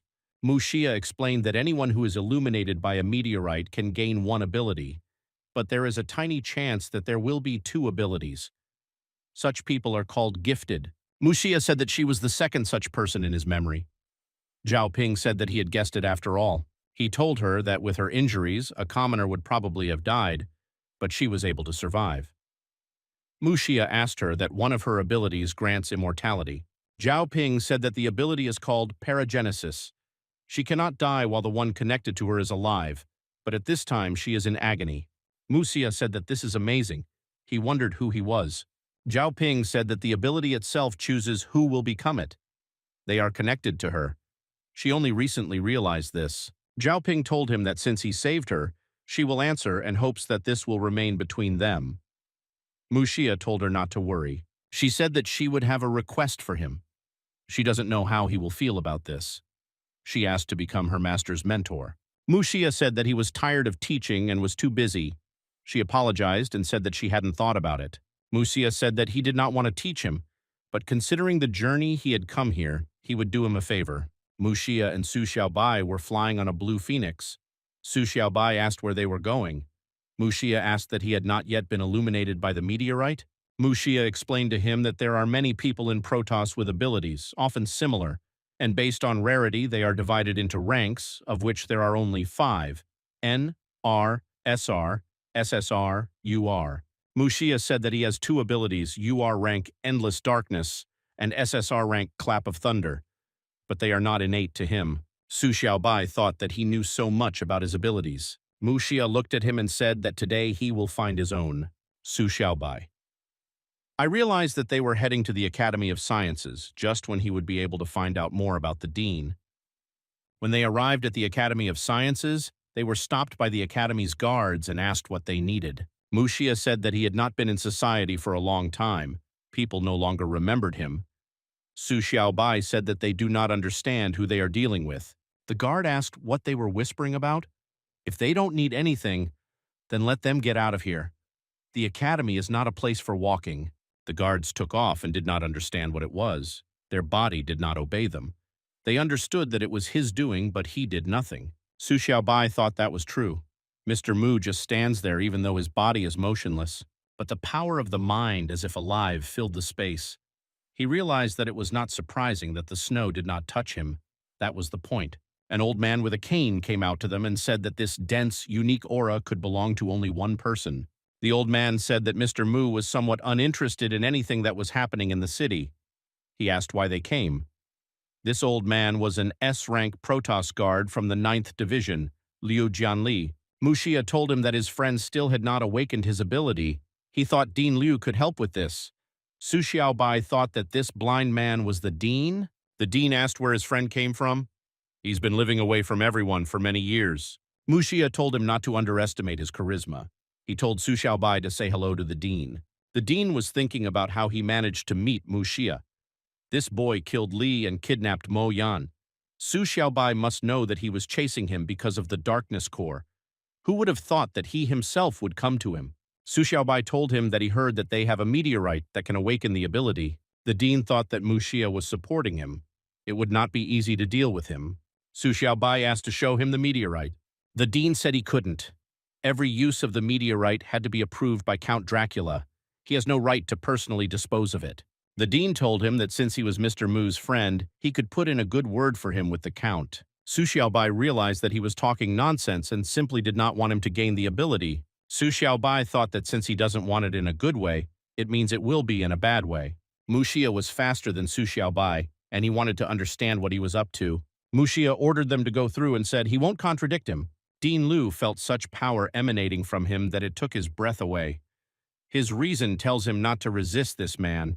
Dean Liu thaws, then asks them to follow him. Muxia thanked him for his understanding. Muxia asked the Dean if they were going the right way. The Dean told them not to worry. Although he was blind, he remembered the way. He knows every corner of the academy like the back of his hand. Su Xiaobai followed everyone and thought that the security system here was impressive. They had already completed 4 posts, and before each one they required the presence of a Dean. They wouldn't have made it without him. In addition, he felt that the closer the meteorite, the more endless darkness reacted to it. When they arrived, the Dean told them they were there. He explained that the meteorite was behind this door. As they entered, they listened to his instructions. Muxia told him not to hesitate and open the doors. When they went inside, Muxia asked if this was the source of the abilities, because he was seeing it for the first time. He examined the meteorite and said that it seemed nothing special. Muxia asked Su Xiaobai, "Is he listening to him?" He told him everything, so what's the problem? The Dean thought that light and darkness were whole in the beginning, attracting each other. When Su Xiaobai comes into close contact with the light core, it may react. If Su Xiaobai loses himself, the meteorite will merge with him, and when his power is restored over time, Dean will be able to fulfill his dream and create an army of predators with abilities. All this is thanks to Muxia. He himself brought him the core of darkness. Muxia started beating Su Xiaobai to make him come to his senses. He told him to stop hanging in the clouds and listen to his elders. When Muxia finished with Su Xiaobai, he hugged Dean Lu and asked if he could activate the meteorite now. The dean replied that of course he could. The dean activated the meteorite and it began to sparkle and glow yellow. The dean was wondering what ability he would receive. The dean wanted him to get the weakest N-rank ability. The meteorite lit up with a bright light and it was all over. Muxia asked what this was all about. The dean asked if he felt any changes. Su Xiaobai said that apart from the fact that the bright light hurts his eyes, everything is the same as before. He doesn't feel any new ability. He asked the dean that he did not want Su Xiaobai to gain the ability, so in order to fool Mr. Mu, he led them to a fake meteorite. The dean started shouting at him and said that how can he talk like that? If he thinks to use the meteorite once, he will get the ability. The dean added that he had nothing to do with it. Su Xiaobai said that he didn't feel anything. If he didn't mind Su Xiaobai getting the ability, then why did he lead them to fake it? The dean understood that he probably had a rare ability, and he says so as not to show it. Su Xiaobai said that since he doesn't like them so much, they won't leave. He told Mu Xiu that he knew where they made excellent milk tea nearby and invited him to go have a drink. When they left, Mu Xia said that he only drinks with sugar. Su Xiaobai told him that no problem. He could also order coconut pudding and grass jelly. The dean thought he was a brat and insulted him. Since he thinks, if he is with Mu Xia, then he will not dare to kill him. The dean pulled a blade from her cane, and he thought that they had turned their backs on him. If he attacked now, even Mu Xia would not have time to react. And he will kill him in front of Mu Xia. Mu Xia turned to the dean with a very angry face and said that he had already forgotten what it was like to cross his path. The dean hid the toast and asked for forgiveness. He said that he would not detain them any longer. Su Xiaobai saw that there was so much rage in his eyes. If the dean had not retreated, he would have already been dead. He looks harmless, but there's a lot of power hidden in him. He realized what the strongest Protoss man truly was. When they flew back home, Muxia drank the tea in one gulp. Su Xiaobai thought that he liked milk tea too much. Muxia turned to Su Xiaobai and said that now it was just the two of them and asked him to look at his awakened ability. Su Xiaobai told him that nothing could be hidden from him. Su Xiaobai explained that he didn't want the dean to know what ability he had, so he fooled him. It had just awakened and he hadn't tried to use it yet, so he didn't know if it would work. Muxia told him there was nothing wrong and told him not to move. He would take a look himself. Muxia was transported into Su Xiaobai's mind and realized that his new ability was related to the evil spirit. He realized that this ability to control evil spirits was extremely rare. He wondered what rank it was. It's hard for him to say yet. It depends on the rank of the spirit. Muxia sensed this spirit. The spirit came to him, and he thought that this spirit was huge and evil came from it. Su Xiaobai stood motionless and thought how long he could not move. He was already tired of standing. Muxia opened her eyes and said that he was lucky. Su Xiaobai asked about some terrifying ability, or the meteorite gave him the gift of light. Muxia said that he was daydreaming because the gift of light is the greatest treasure of the Protoss. But his ability is also extremely rare, not only strong, but also associated with evil spirits. So he stuck around and taught him a little lesson. Su Xiaobai asked what kind of ability this is. Muxia said that her rank is SSR rank and is called Spirit Asura. Su Xiaobai said that Asura Spirit is some kind of simple name. Muxia said that it is not simple but very chic. Muxia saw that there were still balls at the bottom. Muxia clarified that this spirit is extremely strong, as are his thoughts, and if he resorts to his help, he can rebel against him. Muxia recommended not to use it unless absolutely necessary. A month has passed since Su Xiaobai awakened a new ability. Today, all Protossians climb the sacred mountain to enter the arena. After all, this is the most important day of the year, but not only because of the final competitions. What is more important is that S-rank Protoss guards will be present here. The viewer saw Count Dracula and Miss Wu Yue. This is the first time she sees them live, previously only on TV. The guy said that many S-rank and A-rank guards would gather here. Wu Yue told the Count that there was no need for the mine to come so early after all. He is the most important person in Protoss. Making people wait for him, such an appearance at the time of his status. The Count answered her that he likes to wait. This reminds him of waiting for the moon to emerge from the clouds. The Count told her that their participants are like the moon and he hopes they will not deceive his hopes. The Count felt that someone was sitting upstairs. He noticed that it was difficult to remain still while sitting on the canopy. The Count walked through the canopy and said that he had guessed that it was him, Mr. Mu. The Count asked that he was not indifferent to this kind of event. The Count assumed it was either because his daughter was participating and he specially came to watch the competition. Muxia said not really. He said that today there is a discount on tea and they also have a new product, giant pearl milk tea. He invited the Count to try the tea. The Count said he would abstain. He explained that sugar accelerates aging. Muxia told him that he was no longer young, so why worry about appearance? He advised him to live for today and enjoy it. P.S. Count Dracula is 56 years old. He and Muxia are the same age. A woman came to their podium and asked what they were talking about. Wu Yue thought why she came here. Having not heard an answer, she told them that they were really discussing who, besides her son, would become the new guard. This woman was the leader of the Milky Way faction, an S-rank Protoss guard, the 10th Division, Archangel Longyan. Wu Yue asked why she is so confident in Long Wei Yang. Wu Yue said that she didn't know how her presence would affect him. Longyan replied that she was his mother and had simply come to support her son. How might this affect?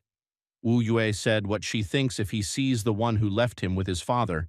Wu Yue did not finish because Longyan interrupted her and ordered her to hold her tongue. Longyan told her that who was she to judge her. Wu Yue told her that she was just reminding her. The two girls listened to them quarrel and felt uncomfortable. The girl with black hair asked why Longyan and Wu Yue were arguing. She answered with popcorn that she didn't know for sure. But there were unflattering rumors about Longyan. She said that Longyan abandoned her child and seriously ill husband to become the leader of some faction. Many people call her corrupt. The girl also whispered in her friend's ear that Longyan doesn't seem to have any abilities. She received S-rank with the help of Long Ming. The blonde girl said that she felt sorry for Wei Yang. She said that he is so handsome. Why does he need such a mother? A guy approached the girls and asked why they called him handsome. This guy is an S-rank Protoss guard. The 7th squad is the personification of the 7 deadly sins. Feng Mian. He used his ability on the blonde girl.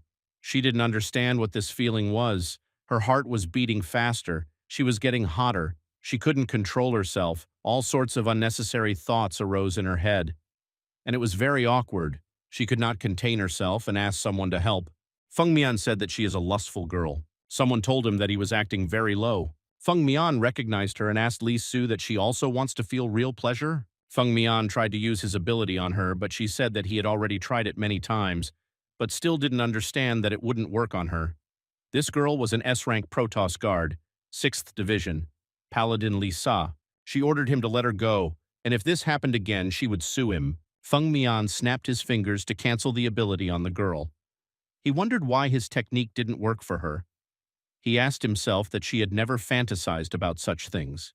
Lisa asked what he was whispering there. Feng Mian told her that he simply admired her beauty. Lisa turned away and told him to shut up. Feng Mian told her that she was embarrassed by his words. An hour later, Wu Yue announced the start of the qualifying competition. Wu Yue asked all the participants to enter the arena. The crowd cheered them on, wished them luck, and to try their best. Wang Shiyu shouted at Su Xiaobai to let her deal with them. Mo Yan wished him good luck. Wang Shiyu shouted to him that if he lost, he might not return home. Su Xiaobai didn't understand what was wrong with them. Su Xiaobai told Zhao Ping that he didn't see Li Xin and asked why she didn't come. Zhao Ping said that she couldn't come because she was on duty at the academy. Su Xiaobai realized that the dean knew that she was his friend and therefore detained her at work. Su Xiaobai thought about what this damn old man thinks. Because of this, he will be less collected. Longyan saw Wei Yang. She thought that his mother was here and she missed her very much. Wei Yang noticed her and looked in her direction. Longyan saw that he looked at her. She thought that he might have already forgiven her. Longyan wished him good luck and shouted that she loved him. Wei Yang turned away from her and remained silent. Wu Yue announced the conditions for winning the competition and said that they were quite simple. First, the opponent must either fall unconscious or be immobilized for 10 seconds. Secondly, he must admit defeat. Finally, after this, the results will be announced. Wu Yue warned that if there was a threat to the participant's life, she would interrupt the fight. She asked that everyone understood everything. Su Xiaobai yawned and said, "That's clear," he asked. "What can we start already?" Zhao Ping noticed that Su Xiaobai looked tired. She assumed that he did not get enough sleep. Muxia wondered if Su Xiaobai really didn't listen to his advice. Wu Yue asked the participants to leave the arena. She announced that the first battle in the qualifying competition for the Protoss Guard would take place between the owner of the Endless Darkness technique, Su Xiaobai, and the warrior Kolake. Su Xiaobai and the Kolake warrior stood and looked at each other. The boy told his mother that this guy in the raincoat was so handsome. I asked him how strong he was. Mom told him that he was a frequent guest at these qualifiers. She said that among ordinary people, he is the strongest. Kolake said that he has been taking part in the qualifiers for exactly 5 years, every time he faces a very strong newcomer as his opponent. He said that he thought this time he would be defeated by the newly minted prodigy, Long Weiyan. And strangely enough, God sent him Su Xiaobai's rivals.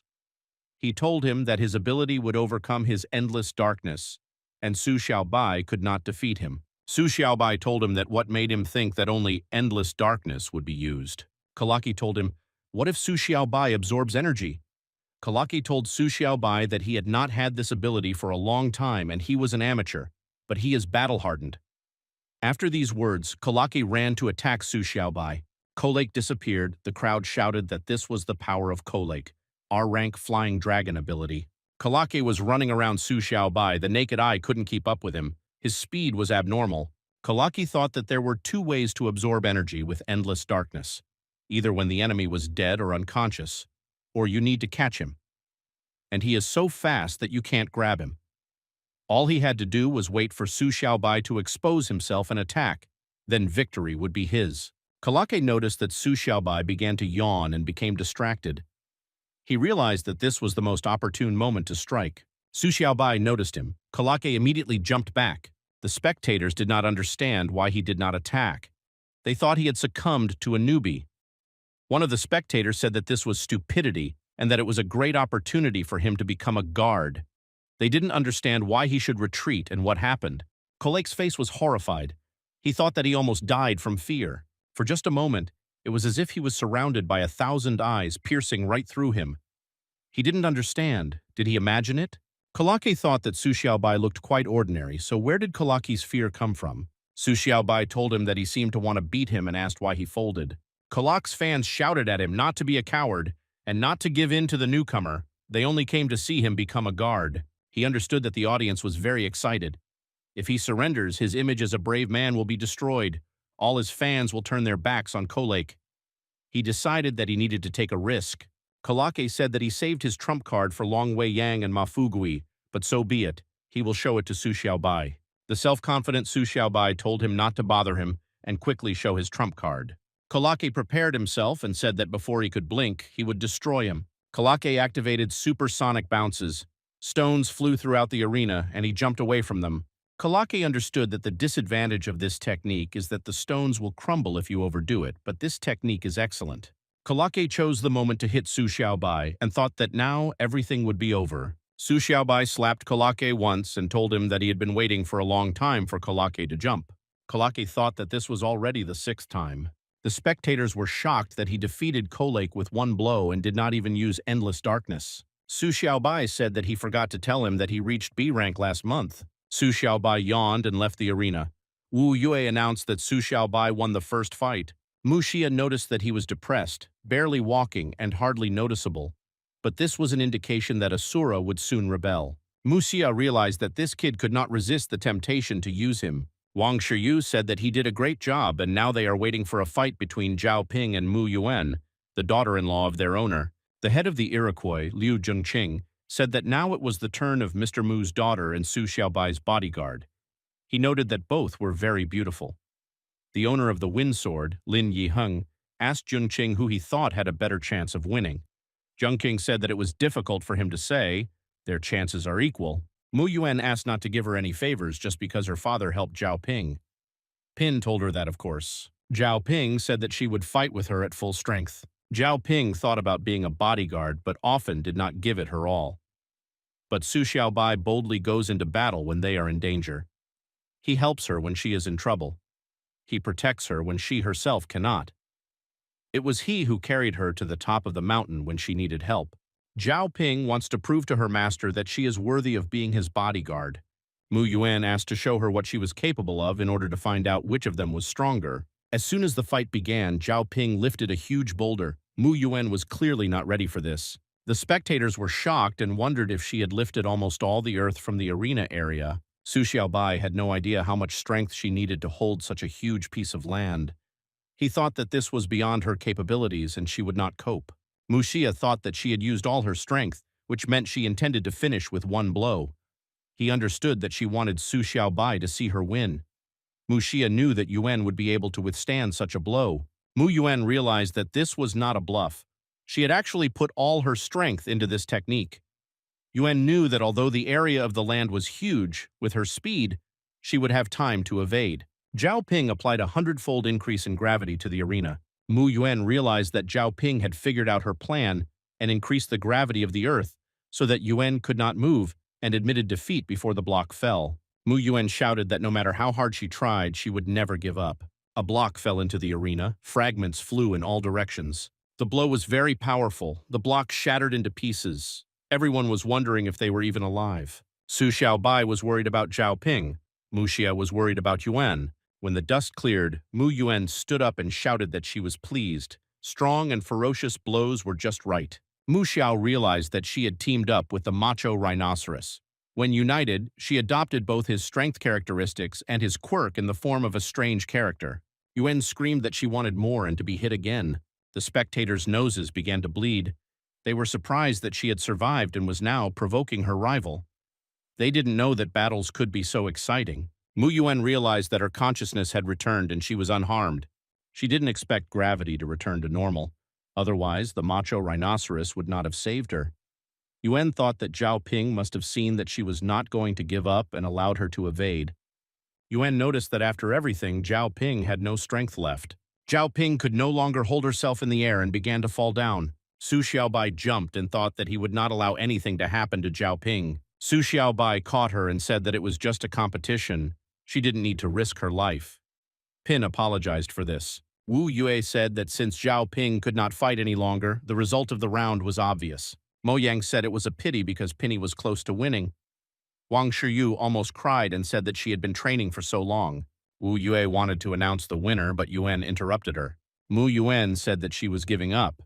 It's hard for her to admit, but if Zhao Ping hadn't weakened gravity, she wouldn't have been able to cope and would have lost. Mu Xia was proud that she was his daughter. Su Xiaobai thought that Yuan preferred losing to an easy victory. He noted that she was very proud. Zhao Ping pulled Su Xiaobai's collar and asked what did she win. He said yes, he praised her and said that she was very strong. Ping was very happy and hugged Su Xiaobai so tightly that he began to choke. When Yuan saw them hugging, she became furious and shouted at the two to control themselves. Wang Shiyu saw that their daughter-in-law was jealous. Lan Qing agreed with her. Mo Yan was jealous of them. She thought that hugging like this was sure to be very pleasant. Wu Yue announced that contestant Yuan admitted defeat, and the winner is Zhao Ping. She also announced that the competition would be postponed for an hour while work was carried out to restore the arena. She offered her sincere apologies to all viewers. Su Xiaobai told them that they both had done well and there was no need for them to quarrel over competition. Yuan apologized to Su Xiaobai for dropping out at the very beginning and not fighting him as promised. Yuan said that despite this, she had already realized that she was no match for him. Yuan added that she therefore no longer opposed him taking the throne, and she wanted to say something about the engagement but didn't have time. Dean Liu came up to them and said that the boy was very successful with women. Su Xiaobai told him not to pretend that he came to congratulate him on his victory. He still wouldn't believe it. The dean told him not to talk nonsense. He humiliated him several times, relying on Mu Xia being nearby. He asked him what they thought, that he would just leave it like that. Su Xiaobai thought that he, the old fox, still wants to get to his core of darkness, and at the same time belittle him in front of others. The dean took out a blade and said that he had already checked Mu Xia. He had gone to buy tea. They had a little time before he returned. He told him that now we will see who will protect him now. Yuan said that he is a nasty old man and allows himself too much. After all, according to the contract, she is his daughter-in-law. Zhao Ping said that he is a member of their family and should not even think of harming him. The dean told them that he was sorry that Mu Xi was not here. He would have supported these kids. Su Xiaobai told him that Dean Liu was serious, but the choice of place was unfortunate. There are plenty of witnesses here. It would be unreasonable to kill him in front of them. This will disgrace the Protoss guards. Su Xiaobai asked him if he was sure that he needed it. He said that Count Dracula would bring him to justice. The dean told him that Count Dracula was only a deputy, not the king of Protoss, and it was not for him to judge him. Su Xiaobai felt that his energy had changed and he would still attack. Dean Liu attacked Su Xiaobai and told him that he was too young to teach him. Someone blocked Dean Liu's attack. At first he thought it was Paladin Li Sa, but he is not inferior to her in fencing art and she has no reason to stop him. He said that of all the Protoss swordsmen besides Li Si, he did not remember anyone who could stop him. He asked who he was. She said that Su Xiaobai's bodyguard is Lan Qing. The dean remembered that she was one of Long Ming's bodyguards. He studied information about her but still underestimated her strength. Wang Shiyu said that they were looking for this blind man, and he himself came to them. Wang Shiyu asked if he really thought that they would offend the owner. Mo Yan told him that for the sake of his selfish plans, he had already killed many innocents, and this time she won't be on his side. They said that if they wanted to harm Su Xiaobai, he would have to go through them. Mu Yuan and Zhao Ping simultaneously said that they would not stand aside either. Dean Liu said that he is not afraid of anyone. For him, they are far from opponents who will die just like that. Following this, feeling his heart touching his shoulder, Dean Liu was surprised and said that it could only be him. Turning back, Dean Liu saw Mu Xia, and he told him that there is no need to be afraid of anyone. You just need to watch your words. Events are transferred outside the arena into a small forest. In this forest sat Ma Fugui, who was called by his brother Ma Zhaokai in a childish voice. He hadn't seen Fuguya for a month and couldn't find him. He thought he was learning a new deadly technique alone and wanted to wish him luck. The brother did not hear any response from Ma Fugui and thought that he had run out of money. He has never offended his little brother with money before, and perhaps this is why he is so taciturn. But then, sharply, Ma Fugui said that he did not know him, and he did not know how to behave in this case. Little brother was also surprised by the absence of the Hellfire seal. He thought that it disappears only when Fugui is in mortal danger. Ma Zhaokai also said that this ability is very cool. With one hand, you can inflict enormous damage on your opponent.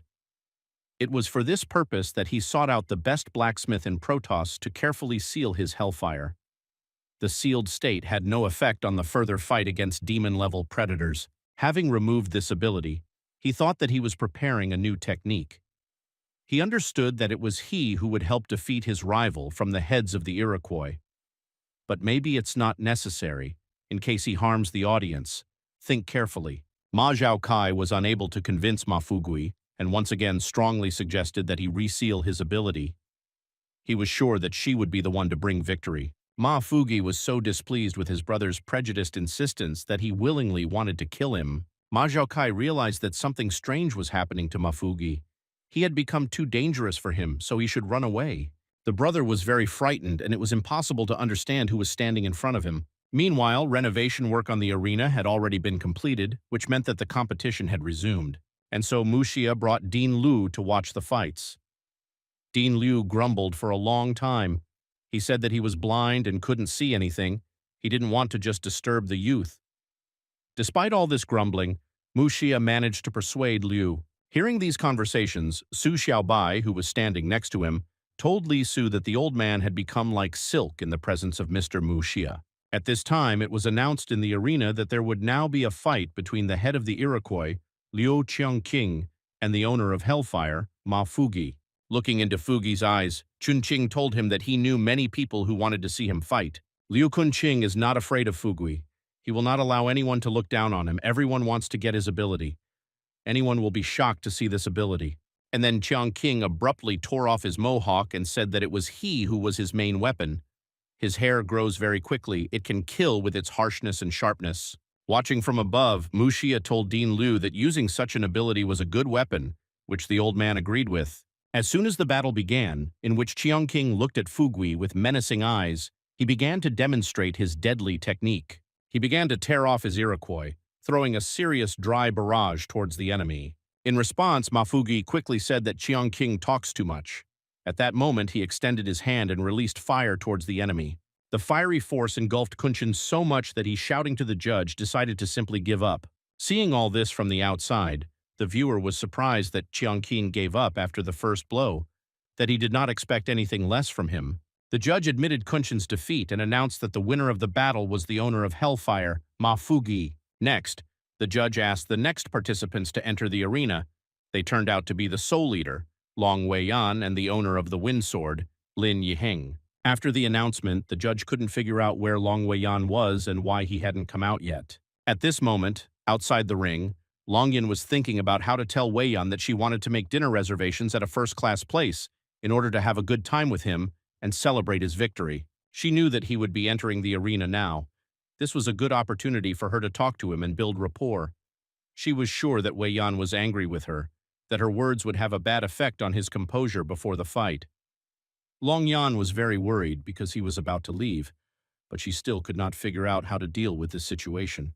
All this time, Wei-yan stood behind the wall and looked at the family photo with wonderful memories. Looking out from behind the wall, he saw Long Yan and thought that maybe he should go out and say hello. After all, it's not difficult. With her back turned, Long Yan felt a touch on her body, and the first thing she thought was that it was Wei Yang. Turning around, she saw that it was Jin Zhongshun, who said that she was only thinking about this ungrateful child. He asked why she was being so intrusive because he didn't want to pay attention to her. Looking with a willing glance, he added that he was the one who could keep her company. Long Yan said that he was still too young and took it to heart because he had no right to talk to her like that. Although his father is her boss, she is far from a toy for him. In response, Zhongshun said that this old man would be gone in a couple of years anyway, and since she values her work, she should be more polite with him. She said that he is such a vile Zhongshun and quite vile. Suddenly it began to snow in the palace. Zhongshun and Long Yan could not understand where it was coming from. She tried to guess for a long time but did not come to a final conclusion. It turned out to be Wei Yan himself, who has the power of a freezing hurricane. Zhongshun immediately realized that this kid could attack him, after which a huge wave of snow carried this Zhongshun straight into the ring. Seeing him carried into the ring, Lin Yiheng guessed that it was someone from the Milky Way faction, and his family held control over the energy sources in Protoss. It was he who fought with Long Ming for the throne. Coming closer to him, Lin Yiheng also suggested that he was somehow beaten very simply. Perhaps Zhongshunya turned out to be cowardly. He was inclined to believe that it was Wei Yan who did this. After that, Long Yang saw Wei Yan going somewhere and she told him to wait. When he stopped, she said that she did not expect such an act from him. She was so glad that he stood up for her. She assumed that he had not stopped loving her yet. Long Wei Yang passed by and said that it was not true. He just stopped him from passing. The spectators were waiting for his appearance. When he came out, they said that he was the son of an S-rank Protoss guard and the nephew of the former Protoss king Longmin. Everyone was waiting for his fight. His fans shouted to him that he was very handsome and they loved him and wished him good luck. The owner of the Wind Sword, Lin Yiheng, thought that he was popular. As soon as he appeared, the audience perked up. Just think he's strong and handsome, but he still infuriates him. He thought that Long Wei Yang was not at all scary and had already figured out how to defeat him. Lin Yiheng turned to the judge and said that he had a complaint. He said that Long Wei Yang beat up an innocent spectator, and he, by the way, is the son of the faction leader in charge of energy resources. This behavior on his part is a violation of the principles of the guards who protect their people. Lin Yiheng said that he should be disqualified. The fans shouted that he was worthless. How could he expect to win like that? Lin Yiheng thought that let them complain as much as they want. It covers half of the costs of maintaining guards. Dracula would not dare radio Wei Yan to turn a blind eye to this. He believed that the round was his. Count Dracula said that he personally did not see Wei Yang beat anyone. He asked Wu Yue if she saw anything. Wu Yue said she didn't see it. Count Dracula ordered Jin Zhongshun to be taken to the hospital. The competition continues. Lin Yiheng thought that Count Dracula had gone crazy.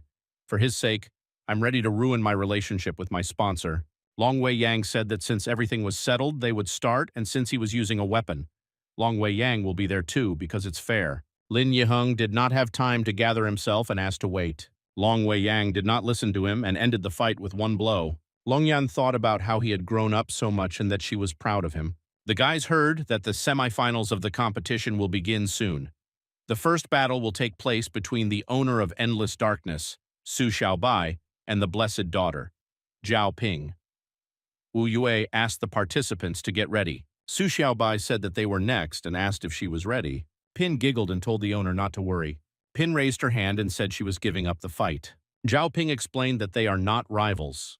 Besides, she had already spent all her strength in the first battle and would not be able to fight now. Su Xiaobai said that a month ago, when the opponents were announced, she decided that they would do this. Zhao Ping was embarrassed and said that nothing could be hidden from him. She thought that there could only be two guards. She wanted to provide the owner with a guarantee of reaching the finals. Now, he will definitely become a guard. Victory or defeat in the final itself does not mean anything, since only the strongest privateer will be determined there. Wu Yue announced that participant Zhao Ping withdrew from the fight. Su Xiaobai will advance to the finals. She explained that he was also being promoted to Protoss Guard, and the rating would be announced after the final competition. Warrior Kalake thought that, why is he so lucky? Such a beautiful girl gave in to him, he's about to cry.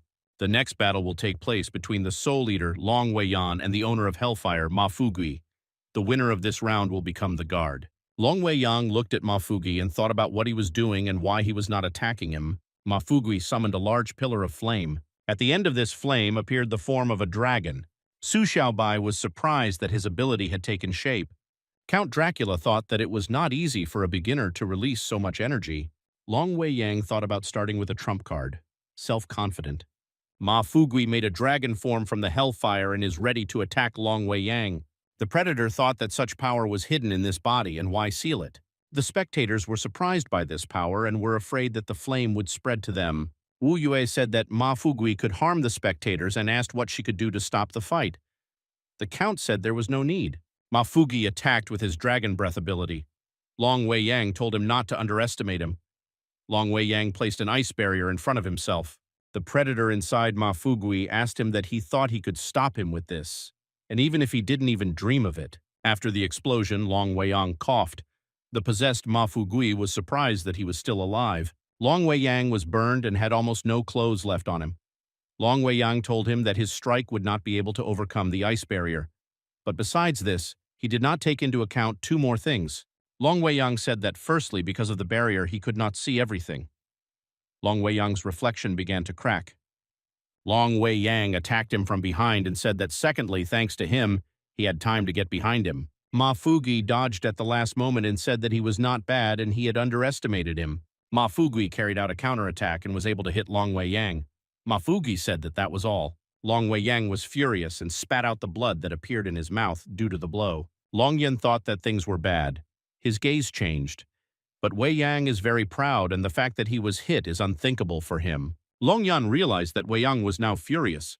Weiyan swung his scythe and said that he would not leave it so easily. Ma Fugui caught Long Weiyan's attack and said that it was nothing to him. Long Weiyan didn't understand how it was possible that he stopped the scythe with his bare hands. Long Weiyan thinks that she is capable of this. Only an S-rank guard. The Predator was thinking that he attacked so suddenly that he had to rely on his own strength, and he needed to be careful. You can't let others guess. There are guards everywhere here. If they notice something is wrong, he won't get out alive. Ma Xia began to suspect something. Possessed by the Predator, Ma Fugui thought that he possessed him in order to get into the prosthesis.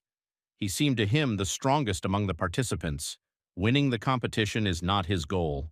But losing to the newcomer was also not part of his plans. Wang Shiyu noticed that they were both very strong. She doubted that Su Xiaobai would win if she fought either of them. Lisa thought that the semi-finalists were amazing, and they both deserved to win. They exchanged blows, and when both were exhausted, the Predator thought that he did not expect this from him, but it was for the better. The Predator realized that he couldn't squeeze more out of this body. If he surrenders, no one will suspect anything, and he can calmly go about his business. His relatives could not get into Protoss before because of his guards, which includes the strongest S-rank guards, of which there are 10 in total. He looked around the arena and saw that 6 of them were here. In addition to Longmin, who died, there were 3 more missing. Since they are not present at such an important event, it means something happened. The Predator realized that the gift of color is now hardly protected. He just has to wait for the right moment. He will admit defeat and will be able to escape unnoticed. Ma Fugui raised his hand and said that he was giving up because he had no strength left. Long Weiyan was surprised that he was giving up. He thought it was a joke. He tried to dissuade him from this and asked that he could not do anything else. And did he really not have a trump card? The Predator told him that since he survived that attack, he would not win. Long Weiyan said that a person who is obsessed with fighting admits that he is a loser.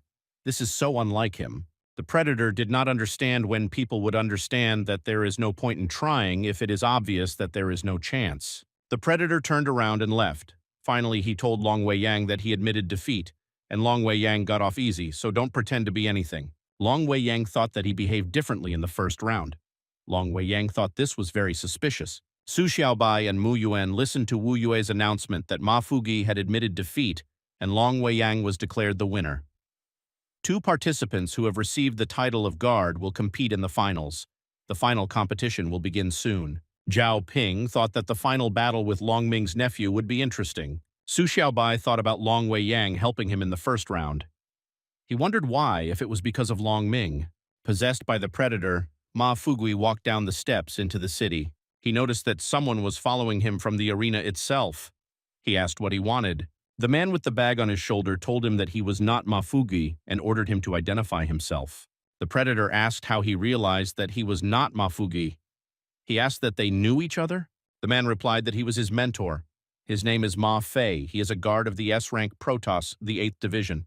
The predator said, "That's it." He exposed him in the arena. The predator was in danger. The predator asked why he came alone. Was he really looking for death? Ma Fei slapped him in the face and told him not to talk nonsense. The predator did not understand who he was. He hits with all his might, but this is the body of his student. Ma Fei kicked the predator and said that he and Fugui had been through a lot together. Ma Fei hit him with such force that he flew down very quickly. Ma Fei landed after the predator. He caught his bag as if nothing had happened. Ma Fei picked him up by the leg and said that it didn't matter who he was. Ma Fei asked to leave Fugi's body, otherwise he would kill him, even if he continued to hide in it. The predator cleared his throat and asked if he was crazy. Ma Fei told him that this was not the first time he had heard this addressed to him.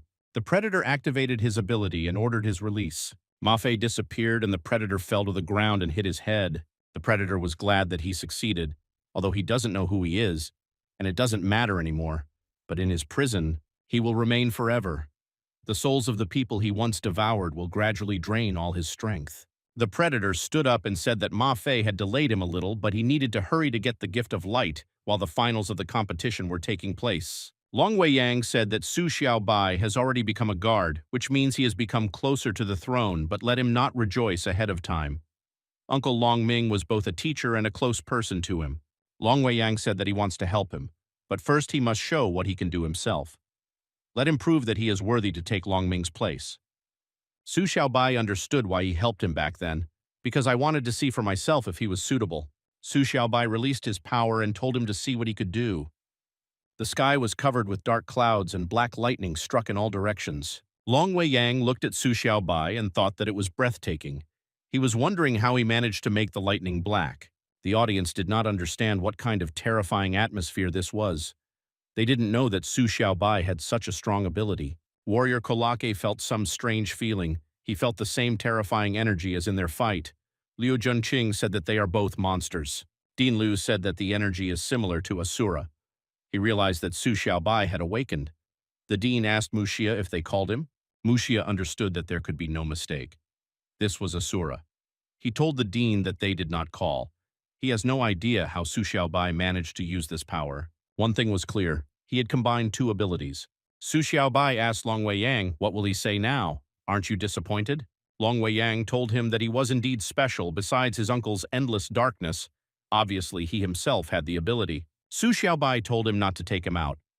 A month ago, he was not a worthy opponent. Now everything is different. He won't be using endless darkness in the competition. Su Xiaobai rushed forward to hit Long Wei Yang. Su Xiaobai shouted and said that he would use his own technique. Long Wei Yang managed to raise the ice barrier. Su Xiaobai broke through the barrier and said that the technique was called spiritual lightning. Long Wei Yang jumped back from Su Xiaobai. He was thinking that in the first round he was not that strong, and it was not yet clear what the effect of his technique was.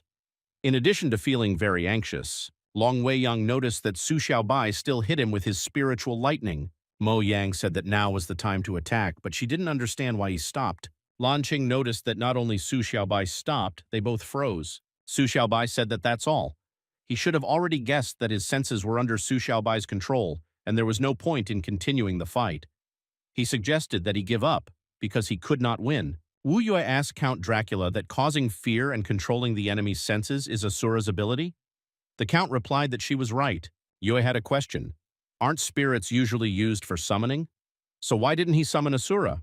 After all, this is a great opportunity to demonstrate your strength in front of all the inhabitants of Protoss. The Count explained that Asura is an unusual spirit. Su Xiaobai does not have the strength to tame him. If he calls now, the damage will be colossal.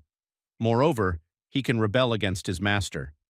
Instilling fear is a passive ability, so the risk is minimal. Count Dracula said that by combining it with lightning, he enhanced the attack.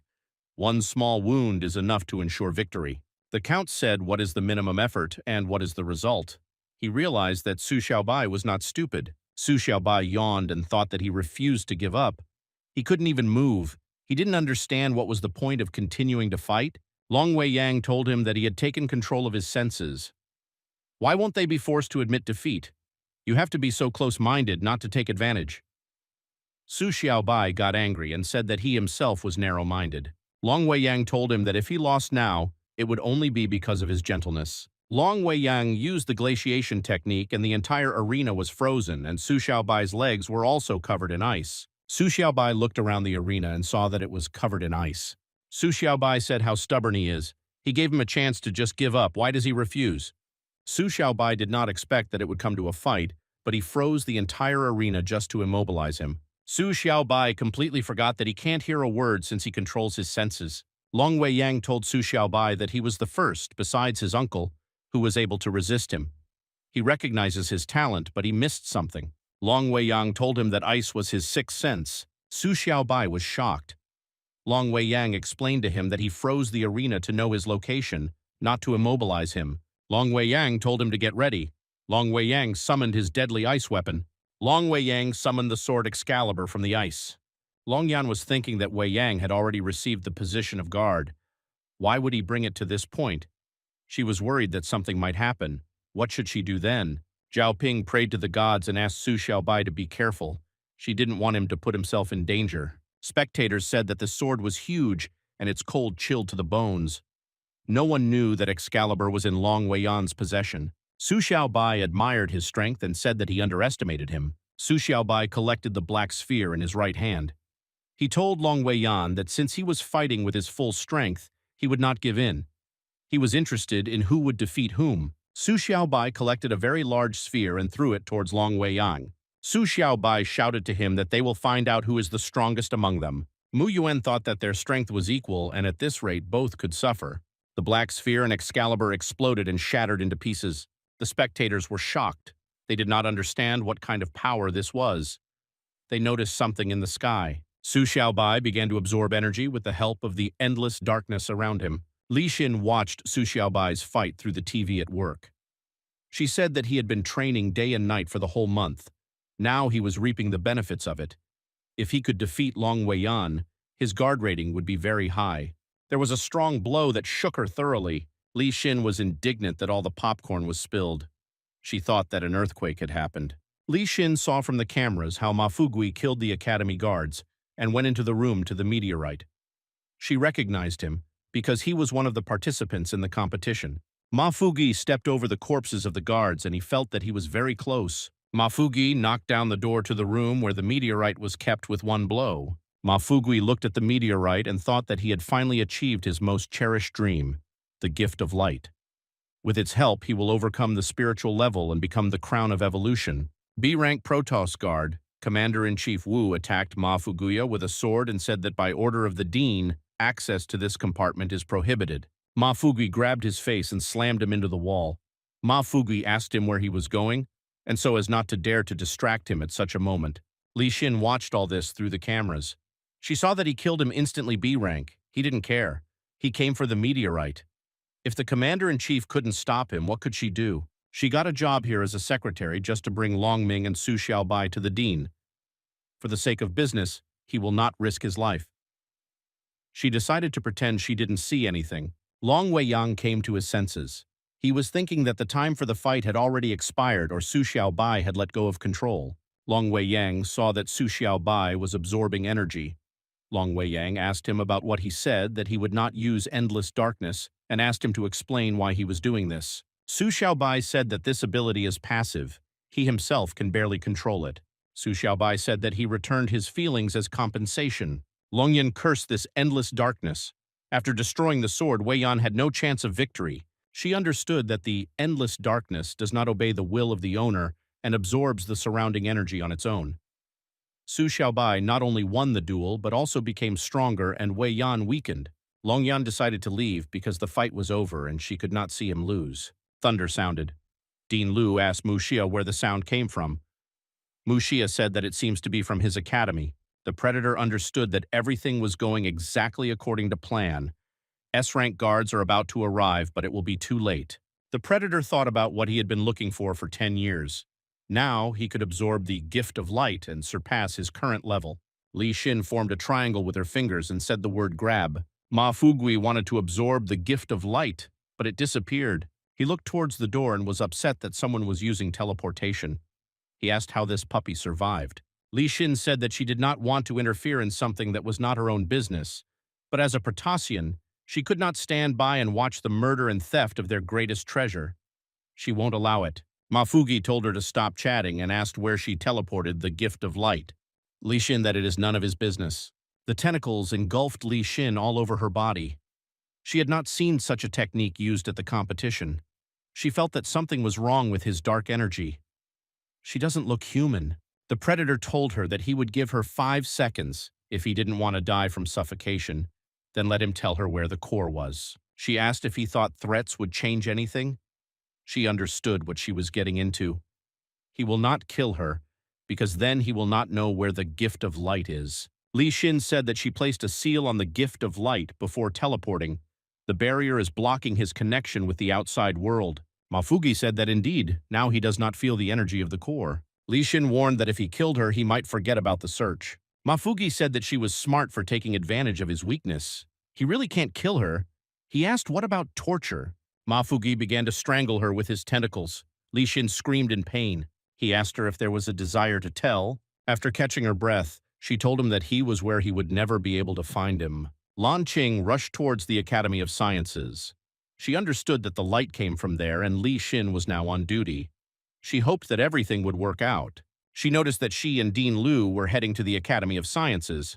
Count Dracula and 2 S-rank guards also arrived. She realized that something serious had happened. Lan Qing ran to the academy. There were corpses everywhere, and Li Xin's body was not among them. She came to the place where the meteorite was. Dean Liu was cowardly and worried that his core, his gift of light. Lan Qing thought that the old man was crazy about the campaign. Lan Qing looked around the room and saw Mafugi's body with a hole in his stomach. Lan Qing jumped down to Mafugi's body.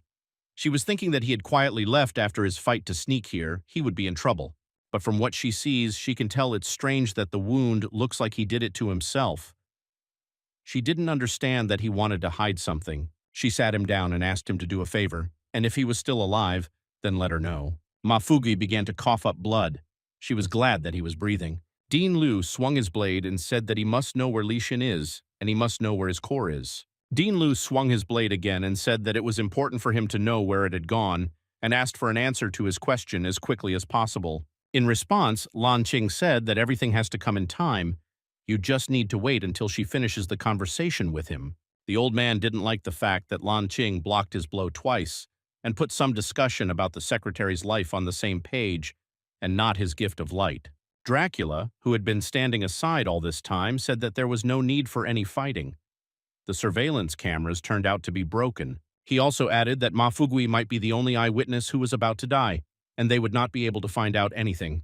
Dracula already knew perfectly well who could help cure him. He brought Fugi to Mu Xia, who watched and helped him come to his senses. Slowly, having come to his senses, Ma Fugui could not understand who was standing in front of him. The face seemed very familiar to him.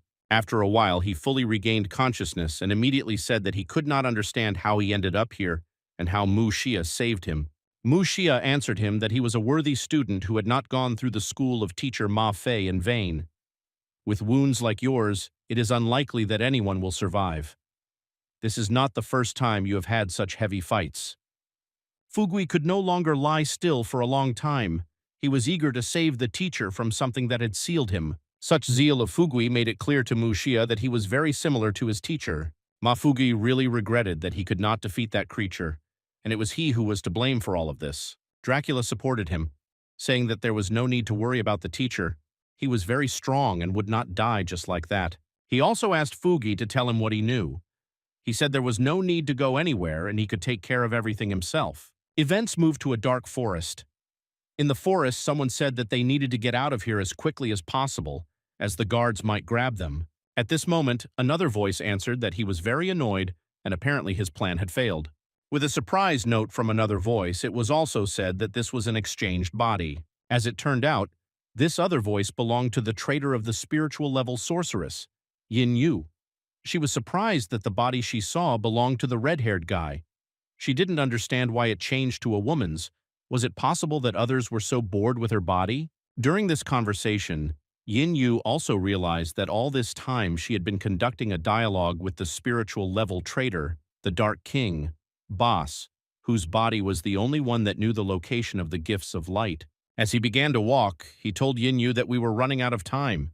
We needed to move out, to which Yin Yu replied that he needed to wait for her. Standing behind the tree all this time, the ghostly level traitor of the six-eared monkey, Away realized that they were still cunning.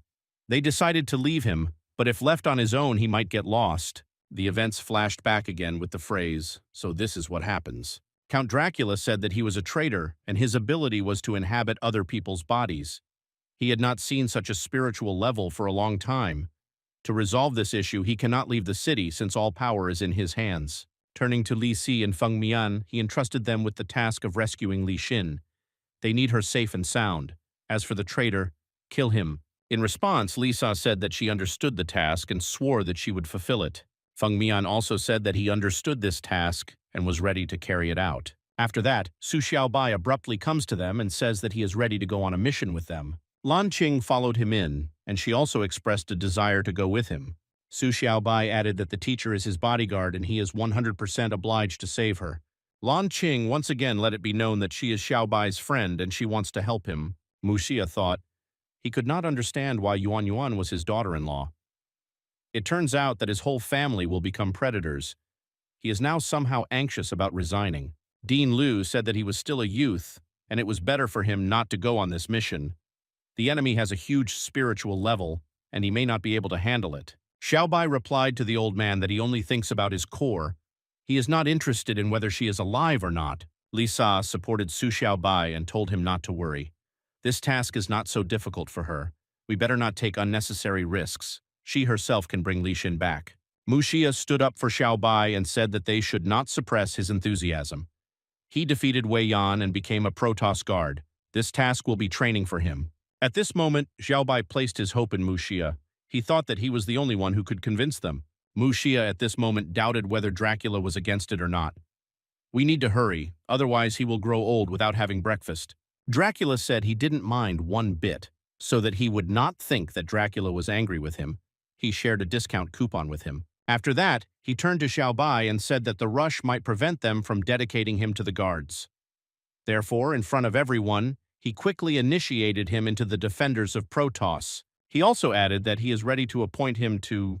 Thinking at this moment, Fugi never expected that he could win against Long Wei Yan. After the appointment, Xiaobai said that the four of them were going on a mission.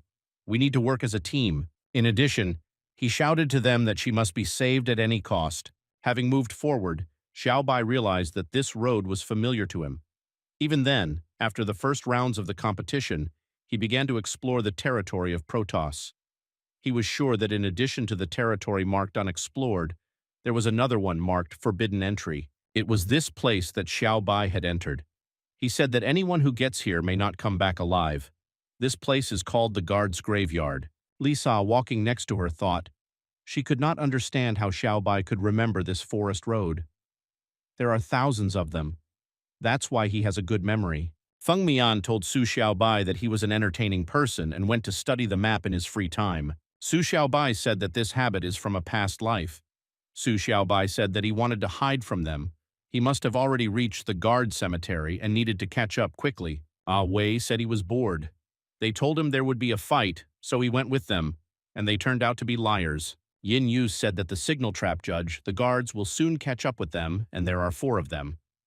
But then I felt that there were not 4 of them, but 5. And Wei wanted to fight and asked permission to detain them. Yin Yu asked that one against 5. Did he think well? Boss said that Yin Yu would take care of the pursuers, but he had a more important task. Away asked that this was the important task he was talking about. Away said that Boss was just using him. Bass replied that they did not know what they were capable of. There was no point in taking risks. He needs to quickly obtain information from this body about the location of the gift of light. To do this, he will need a lot of energy. He needs to fully concentrate. Nothing should distract him, therefore, Away will carry and protect him. Bass said that if they get to the guard's graveyard, then consider them safe. A large boulder was flying towards Su Xiaobai. He realized that it was an ambush. Lan Qing cut this cobblestone with 30 blows of her blade. Lan Qing ordered not to hide and show herself to them. Yin Yu appeared in front of them and said that she just wanted to say hello to them, and that's all. She told them that they would have to pay with their lives to pass further. Lisa said that she was the one who would pay for her interference. Lan Qing agreed with Li Su and said that it wouldn't take much time to deal with her. Su Xiaobai stepped forward and told them not to make a fuss. She was only trying to delay them, if he believed correctly. Then this was not the only trap of time running out. A new plan was needed. Feng Mian thought that he was a good man. He did not cower in the face of danger. Su Xiaobai said that while he was dealing with her, they should find a new opportunity to break through. If you stumble upon a trap, follow the same plan, dodge, and move on without looking back. Xiaobai said that they needed to catch up with the enemy at all costs before he reached the guard cemetery and save Li Xin. Lisa thought about how he analyzed the situation so quickly and made a plan. The strategy is good and doesn't look like it was invented by a newbie. Lan Qing jumped forward and said that she would delay her and they should look for a way to pass. She thought that if all this was to detain them, then it would be better if those who were stronger continued the persecution. Lan Qing looked at Yin Yu and thought that she was alone against 4. But she is completely calm and reeks of danger. Lan Qing thought that it was impossible for Su Xiaobai to take risks. Lan Qing attacked with a sequence of blows. Yin Yu defended herself from her attacks with the help of weaving bonds. The girls exchanged blows, but none of their attacks could reach. Their blows were too fast for a common man to follow. While they were fighting, Lan Qing shouted to them that now was the right time to move on. Yin Yu told them that they would not pass so easily. Her hair lengthened and went underground towards them. With her ability, she raised the upper ball of the earth to form blocks and thereby prevent them from passing. Lisa took out her sword and told them not to stop, she would deal with it. Lisa used divine light. Yin Yu saw that she broke her bonds. She did not understand how she did it. Xiaobai jumped over Yin Yu and said that they managed to break through. Su Xiaobai said that he would never die and would bring Li Xin home. Yin Yu thought that since they broke her bonds, then okay. But the fact that the 3 of them ran away is unforgivable. Yin Yu got angry and said if she loses Basa's love because of this, it will be Lan Qing's fault. Someone rushed past them at very high speed. They were both in shock. Lan Qing noticed that it was Dean Liu who was rushing. She realized that the old man had been following them all this time. It completely slipped Yin Yu's mind. I got so carried away and forgot about the 5th one. If their plan fails because of her, then Bass will never touch her again. Lan Qing stood up and said that a predator is a predator. At the spiritual level, thoughts are still just as primitive. Yin Yu asked her what does she even know. She said that the entire time Boss was in Protoss, he only thought about the gift of light. She continued talking and said that he had not been around for a month. Lan Qing doesn't know how bad she felt. Lan Qing thought that she was screaming like a cat at night. Lan Qing fell to her knee and began to feel short of breath. She realized it wasn't just a scream. The sound waves were affecting the brain and she couldn't control her body. Yin Yu herself did not understand what had happened. She didn't know she was capable of this. The sound waves of her scream can affect a person, causing him to lose his fighting ability. Yin Yu ordered the blades of bonds to strike the heart with sorrow. Yin Yu wished Lan Qing to feel how love pierced her heart. Lan Qing thought about whether she would really die here like this. Su Xiaobai and the team moved forward, and Wei said that he knew that Yin Yu could not be relied upon and missed the 3. Feng Mian noticed another one. He sat on a stone and said that Wei could deal with all 5 with one blow. Feng Mian said that his favorite animal is the monkey, so he asked that it be left to him. One of the Wei stood behind him and said that he was arrogant. Feng Mian was surprised that there were several of them here. Wei asked that he didn't expect this. Wei is good at cloning. Each copy has the same strength as the original. He is much stronger than an ordinary representative of the demonic level.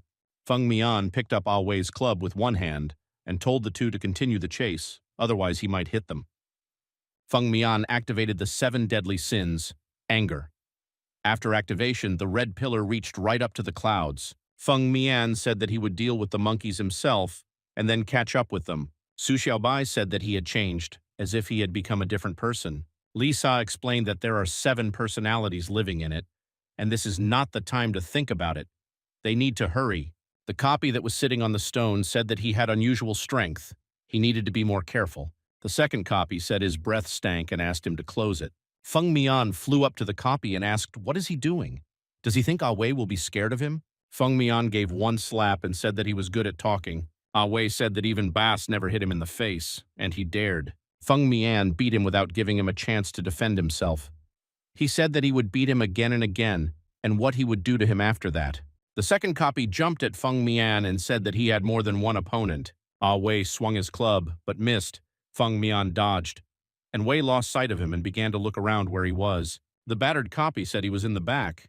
Feng Mian stood on Ah Wei's club. Wei asked that when did he have time and where did the guard get such speed. Feng Mian jumped up and kicked Ah Wei with his feet. Feng Mian said that there are 6 more in Protoss who are even faster than him. Feng Mian compared him to a domestic animal. With one blow he will become docile. And Wei asked Boss if he had yet to find out where the gift of light was. He said their pursuers were strong. If they catch up, Ah Wei may not be able to cope alone. He asked to quickly find out where the core was, and then finish off this girl. Bass rummaged through Li Xin's memories. In one of these memories, Li Xin was sitting near the wall, all beaten and wounded. She thought that things were bad. She had nowhere to go. She didn't want to die and asked someone to save her. The dead man came out from behind and headed towards Li Xin. Lan Qing pierced his head and thereby saved Lan Qing. Lan Qing approached Li Xin and said that if she wants to live, then she needs to follow her. This girl with a sword seemed familiar to Boss. He saw it in the ranks of the spectators at the competition. She often appears in the depths of Li Xin's memories. The base found where the gift of light was located. Li Xin hid Lan Qing inside. Yin Yu pierced Lan Qing right through. Lan Qing did not give up and asked what she wanted to do with her. Yin Yu thought that even with such a wound she continued to hold the sword. She was an unusual opponent. Yin Yu told her that it wasn't that her scream was irresistible. It was just that she was difficult to deal with. Afterwards, she said that enough entertainment, she wants to hear Lan Qing's screams of pain. Yin Yu's bonds headed towards Lan Qing. Lan Qing asked Li Xin for forgiveness. Having prepared for death, she finally said that this time she had failed to save her. Lan Qing was surrounded by a golden sphere and broke all the blades of Yin Yu's bonds that flew towards her. Yin Yu didn't understand what else this was. She didn't know that Lan Qing had such a strong ability. Lan Qing could not understand where this power came from, what was surging out from her chest. Yin Yu realized that the gift of light was within her. Lan Qing told her that apparently the heavens favored her and asked her not to be afraid because Lan Qing's blade is very fast. Yin Yu said that she is not afraid. She is trembling with delight because the path to the happiness of her whole life is found by Lan Qing. Yin Yu imagined how she would bring the gift of light to Basu and receive his love. Lan Qing grabbed her sword tighter and told her that she was daydreaming. In one motion, she cut Yin Yu open before she even had time to react. Yin Yu fell and thought that this is the end. The gift of light was so close, she thought it was a great pity. Lan Qing said that she was a poor thing. Even before her death, Yin Yu still passionately desired Mr. Boss. A few years earlier, in someone's house, Yin Yu, at the age of 18, sat on her bed and cried bitterly.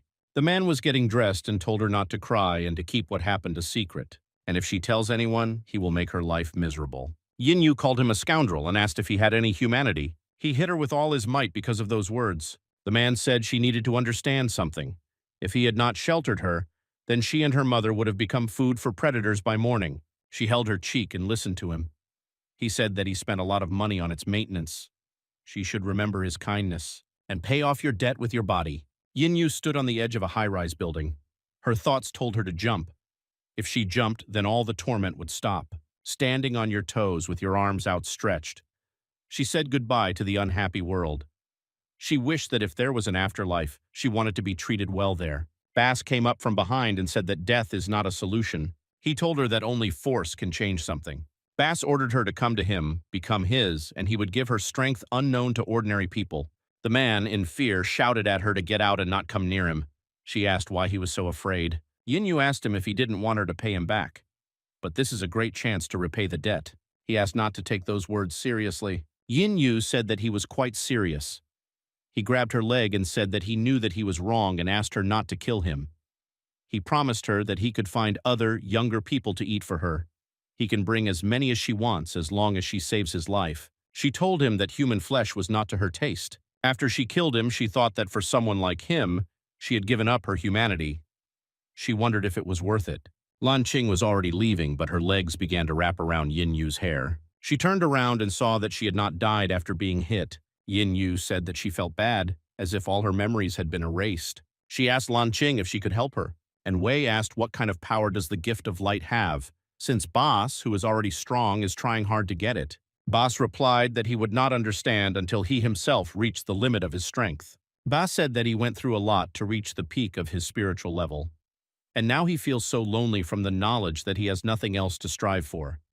It seemed to him that there was no one stronger than him in the world, but that was a mistake. Bas said that he had already lost to a young man from the human race, and Wei was surprised that he was losing to a man and asked if he was joking. Bas replied no, he was a true genius of battles. A few days later he founded Protoss, that was Longming. If it weren't for the endless darkness, he wouldn't have lost. Bas said that when Longming died, he found his remains.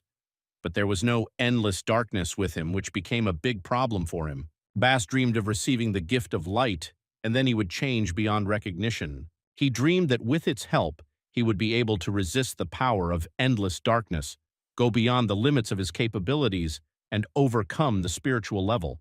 Will surpass Longming and become the strongest in the whole world. Ah Wei said that they came to the guard cemetery. Ah Wei said that they should leave a note for Yin Yu so that she would know where to find them. Bas jumped off Ah Wei and said that there was no need. Yin Yu will not come. When he asked her to delay the guards, he understood that she would not be able to resist them, and Wei didn't understand how it was. And Wei asked Bas that he planned to leave her from the very beginning? But she said they were all family. Bas answered him that if in exchange for Yin Yu he received the gift of light, then everything would not be in vain. Bas told him that, in addition, family is a word from the human world and predators do not need families. He called Ah Wei with him and told them to go. Here they will probably be able to hide from persecution. A ray of light flashed centimeters from Ah Wei, and he managed to dodge at the last moment. From this blow, trees scattered in all directions. The wave crashed into the ground. Ah Wei was glad that he managed to dodge. Otherwise, Ah Wei would have been left without a head. Bas walked up to a crack in the ground and said that he was impressed by it. With a sword, she cut such a chasm in the ground. Bas said that it was no wonder Yin Yu couldn't handle them. Lisa ordered them to listen to her. She told them that whoever crosses the border will die without the right to pardon. Bas said that this is arrogant. S-rank cannot defeat him. The base jumped over the depression and told Ah Wei to come with him. Lisa told him that he asked for it. Lisa flew past Ah Wei. He only had time to think that she was very fast and his eyes couldn't keep up. Lisa buried her sword in the shield that Bas managed to put up. Bas told her that she was not lying because this body belongs to their man, but as Bas said, she would never kill him. Bas told her that after meeting with one ignoramus, he created a shield based on the strength of his blow. Does she think she's stronger than him? Lisa replied that he did not know, but in terms of the amount of inflicting the maximum possible physical damage, she has no equal in Protoss. Li Si's sword began to pass through Bas's shield. He was extremely shocked by this. He realized that if he didn't have time to dodge, it would be bad. Bas still managed to dodge. He thought that she was excellent with a sword, but she did not take advantage of the opportunity and changed the trajectory. Bas suggested that apparently they also needed information about the location of the gift of light. Lisa said that it didn't work out the first time. She hadn't practiced with a sword for a long time. Bas knew that she was lying. When Lisa took the sword out of the ground, the earth began to come apart as if at the seams. Lisa told him that because of this body, he would not be able to fight at his full strength. He would have to return to his own to fight her. For her next blow will hit the target. She asked to be allowed to appreciate his true strength as a spiritual level predator. Lisa asked that his ability is only to possess others. Bas replied that while he was in this body, she would not dare to kill him. He asked her that who was she trying to deceive with such childish tricks? Ah Wei shouted at Li Si not to underestimate them. He accused her of ruining his hair with her blow, and Wei wouldn't leave it like that. And Wei swung at her and said that she herself asked for a 2-on-1 fight. Li Sa turned to Ah Wei and asked who told him that she was alone. Su Xiaobai jumped at Ah Wei and his jaw literally slammed shut. Xiaobai jumped away from Ah Wei's head and told Li Si to go ahead with the plan. Bass was wondering what they were up to. Xiao Bai began to create a large number of spirit realms. Basu was familiar with this energy. He realized that this was the energy that had been absorbed by the endless darkness. Xiao Bai launched all the spiritual spheres into Basa. He realized that in this situation it was all or nothing. Bass covered himself with a shield and thought that he lacked experience. He spent so much energy but only raised dust. But he realized that there was also his partner. He completely forgot about her while watching Su Xiao Bai. For him, she is the biggest danger. Lisa was already rushing towards Boss. The base began jumping to dodge Li Si's attacks. He told them that he had figured out their plan. Lisa told him that he was mistaken and that nothing had worked out for him. Su Xiaobai grabbed Boss in a jujitsu choke and said that their plan worked. Bass didn't understand what was happening. The strength was leaving him. He realized that it was Su Xiaobai who owned the endless darkness. Xiaobai replied that he guessed right. He told him that once he absorbed all of his power, he would leave Li Xin's body. Su Xiaobai began to drain all the energy from Bass, causing them to be surrounded by a bright purple light. And Wei realized that the endless darkness that Boss is so afraid of finds in this guy. Lisa was thinking about whether Su Xiaobai could handle this. As it all ended, Su Xiaobai was holding Li Xin in his arms. She was unconscious. Lisa looked at him and thought he was great. She realized that he is not as simple as he seems. Li Xin was saved, and there was not a scratch on her. How cleverly he pulled it off. Su Xiaobai covered Li Xin with the shield he stole from Boss so that she would not be in any danger. Xiaobai told her to take good rest while she slept. He will wait until she comes to her senses. Then they will sort everything out. Bass laughed as if he had gone mad. Su Xiaobai asked what made him so happy. Boss said that he not only found out the location of the gift of light, but now he could also take away the endless darkness. Bass said that the heavens themselves favored him, so why shouldn't he have fun? He called himself the Chosen One. Xiao Bai said that he rejoices early. He said that at least half of his power had been absorbed. Su Xiaobai stretched his hands and asked if the remaining one would be enough for him to take away the endless darkness from him. Boss told him that he cannot lose the same ability twice, no matter how much Xiaobai managed to absorb his energy. Bass asked Ah Wei to tell them what his real appearance was. Ah Wei agreed to do this, and Wei said that he is the Lord of the Underworld. He can control the souls of the Kingdom of Shadows. Bass told them that he did not come here to hide from them. The cemetery of the guards, the prison of his underworld. Here in this section there are many souls. They are the source of his replenishing strength. Bei smiled and said that no one could defeat him here. Li Sa said that they underestimated him. Xiao Bai said that since this happened, there is only one thing left for them. They simultaneously said that they needed to deal with him and finish the mission. Meanwhile, somewhere in the depths of the guard's cemetery, Ma Fei walked straight. With his body, he broke everything that came his way. Even if large stones were encountered on his way, he did not turn away. He simply walked forward, even through them. Ma Fei talked about what kind of place this is. He walked forward all night but never got out. Ma Fei saw souls flying somewhere. He wondered if he had dealt with these wandering souls. So why did they appear again and in such numbers? He thought that the educational process had not been in vain, and they decided to help him get out. Bass said that thousands of souls came to his call. Xiao Bai didn't understand where there were so many of them. He was surprised that he killed so many people. Li Sa said that he should not be allowed to consume all these souls. The base absorbed souls and told them to all come here and become one with him. He told them that they should continue to live together. They wanted to attack Boss. Xiao Bai said that it was bad. He swallowed them all. They decided that they needed to destroy it quickly. Ah Wei jumped out in front of them and said that as long as Ah Wei was here, no one would bother Boss. Li Sa swung her sword and told Ah Wei that he asked for it. And Wei realized that he had made a mistake and did not expect her movements to be so fast.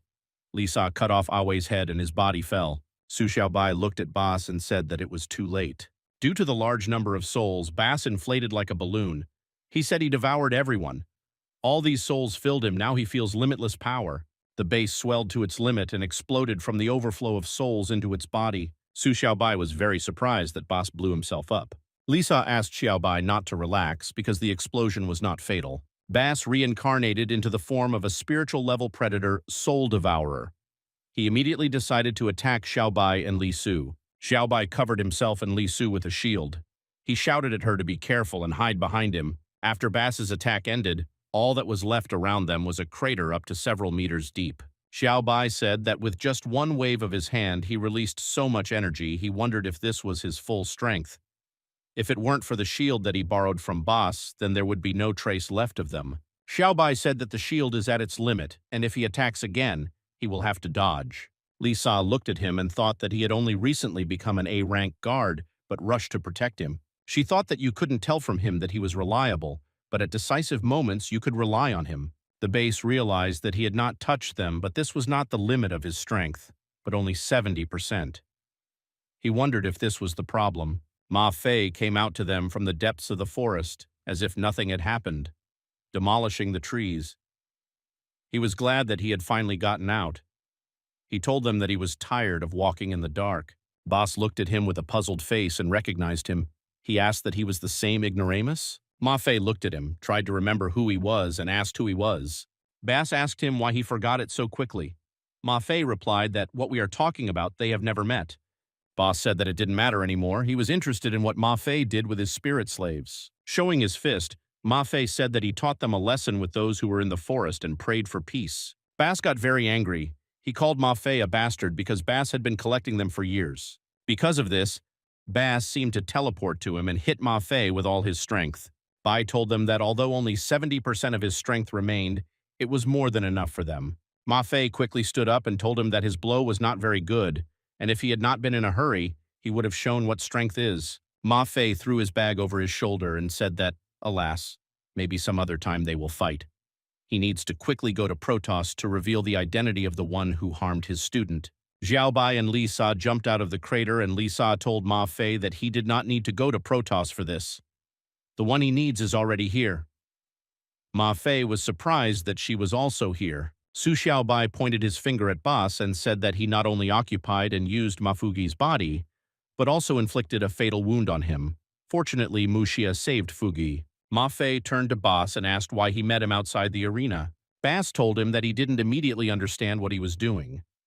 Bass added what can be expected from someone whose mind is empty. Ma Fei threw his bag at Bass. He caught it and asked what that smell was. Ma Fei hit the base in the stomach with all his might and said that this was his change of underwear. The base flew away from his blow and did not understand where he got such explosive power from. Ma Fei released his despot power, swung it, and said that only he could beat his student. Ma Fei's attack took the form of a dragon. He calls it the dragon style. Bass saw the dragon's form and decided that the power of this attack should not be underestimated. Bass wanted to put the shield in front of him and said that he was sure he could stand it. The dragon form passed through Bass. Xiaobai was surprised that such was the strength of an S-rank guard. He considered Ma Fei a monster. When the dragon form passed, Bass noticed that it had penetrated his living armor, and it would be very difficult to restore it. Living armor is armor made from human souls. She can block the damage of 3 fatal blows. Bass was very angry with Ma Fei and said that he was annoying him. It seems these feelings of hatred are mutual. Meanwhile, at the top of the sacred mountain, the alarm clock sounded throughout the house. Mu Yuan shouted that it was time for her father to get up and stop sleeping. Mu Xia broke the alarm clock and wondered what kind of idiot came up with alarm clocks. He really wanted to sleep. Mu Xia was sitting on the toilet drinking his favorite milk tea. He shouted to Yuan that he was hungry and asked if she had cooked tomorrow. He called her and called her, but she did not answer. Mu Xia thought this was strange, and where did she go? Yuan left him a note tomorrow. It said that he should have breakfast alone and that Ma Fugui was with her. When he read the note, he thought that his obstinate daughter had cleverly pulled off everything. All Su Xiaobai's girls were flying on the Blue Phoenix, and Ma Fugi was flying with them. Zhao Ping thought that the owner and Qin went to save Li Xin, risking their lives, but she couldn't stay away. Mu Yuan did not expect herself to do such a thing. She thought that suddenly he died. What should they do then? Wang Shiyu was angry that he went there with Qin and didn't invite her. It was unfair for her. Mo Yan thought that Dean Lu must have followed them. She already knows him. Xiaobai needs to be careful with him. Ma Fugai was jealous that this fool was clearly popular with the girls. They flew over the forest, and Ma Fugui wondered what happened here and why all the trees were cut down. He asked if this was Li Si's doing. Zhao Ping replied that this was not her style. Someone called Qin. Lan Qing turned around and was surprised that it was her daughter-in-law's bird. Zhao Ping jumped down to her and told her not to pay attention. She asked me to tell him where the owner was and why they weren't together. Lan Qing said that she was detained here. Yin Yu came out to them. Zhao Ping and Lan Qin immediately noticed her. Lan Qing asked why she was pursuing. After all, Lan Qing spared her life by showing leniency, but she just can't calm down. Yin Yu told her that she was not interested in fighting. It was because of her that she became like this. So Lan Qin is now responsible for this. Zhao Ping realized that it was a predator, but no. A different aura emanated from her. Lan Qing explained to Ping that it was indeed a predator, but after she defeated it, it did not die and was now following on her heels. Lan Qing pointed to the stone in her chest and said that it was probably all about the stone. Because of it, she lost her memory. Mu Yuan jumped off the bird and said that this was a purification effect. She heard her father talk about him. This is the ability of the gift of light. Lan Qing asked, "What is this core of light?" Mu Yuan said that's right. She suggested that apparently Li Xin, out of desperation, decided to hide it in her. Mu Yuan approached Yin Yu and said that purification removes negative effects, but can also erase her memory. Yuan explained that she was now freed from the bloodthirstiness of predators. Yuan thought about it and said that it turns out she is no longer a purebred predator. Since she was previously a human, and now she has gotten rid of the main disadvantage, then it would be wrong to call her a predator. Mu Yuan turned to her and asked her to go with them with a smile. Mu Xia went out into the street and thought that he would like to resign in an amicable way, but there was no peace in his life yet. Ma Fei was fighting with Boss. He could already block Fei's attacks. Boss Yi calmly dodged Li Si's attacks. Su Xiaobai thought that something didn't add up. At the beginning, he could barely resist Ma Fei, but now he calmly repels the attacks of the two. This could be a problem for them. Xiaobai looked at Awei's corpse and thought that he should think of something and quickly find a solution. Ma Fei dodged Boss's attack and told Li Si that he seemed to be getting stronger. Li Sa told him that it was so. She said that this is the first time she has encountered something like this. Bass taunted them that they still wouldn't understand. He asked them that they must be wondering why his strength was increasing. He said that this was the difference between their births. He is a predator. It is inherent in nature that people are no match for him. Xiaobai shouted at him that this was a lie. Su Xiaobai said that he understood what was wrong. He has absorbed a huge number of souls, but it takes time for him to absorb their energy. Xiaobai looked at Boss and said that if the part has been learned so far, then the longer the battle goes on, the more it changes. He asked Boss that he was right. Bass told him that he was not stupid and asked how he guessed about his ability. Xiaobai answered him that it was simple and he himself had a demonic ability. 2 copies of Xiaobai were behind Boss and wanted to strike him. With one wave of his hand, Bass dealt with the copies of Xiaobai and asked that Awei's cloning technique was his ability. The base pierced Xiaobai right through with its beam. Boss told him that Awei's soul was supposed to be absorbed by him, but he dared to use him. Since he is in such a hurry to die, he cannot help but help him with this. Xiaobai laughed and asked what made him think that he was the original. The copy disappeared and Bass realized that Xiaobai had fooled him. Xiaobai took control of Bass's body. Bass did not understand what kind of games these were. He couldn't move. He wondered why there were eyes everywhere. They seemed to look into the very soul, causing fear.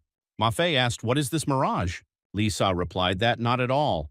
She explained that these are the eyes of Asura. She heard that he is able to immobilize the enemy with fear. She didn't know that Su Xiaobai had such power. Xiaobai said that he never used his power, but he forced him to use it. Xiaobai told him that if he is not killed, others will suffer. Xiaobai was angry and summoned Asura's hands. Bass felt that Su Xiaobai's thirst for killing was stronger than that of predators. He didn't understand how this was possible. Xiaobai pinned Bass down with one of Asura's hands. Bass felt that he was no longer in control and could move. Bass realized that another layer of spiritual armor had been broken.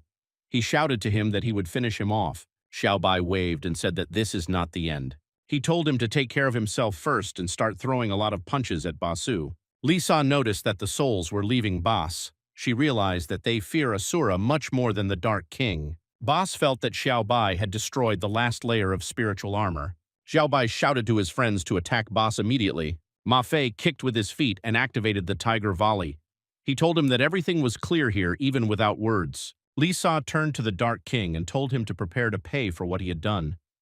While she was talking, she charged her arbitration assault ability and struck him. After carrying out the attack, she calmly said that the verdict had been made. Ma Fei added that he crossed the wrong path. The base was almost cut in half and lost an arm and a leg.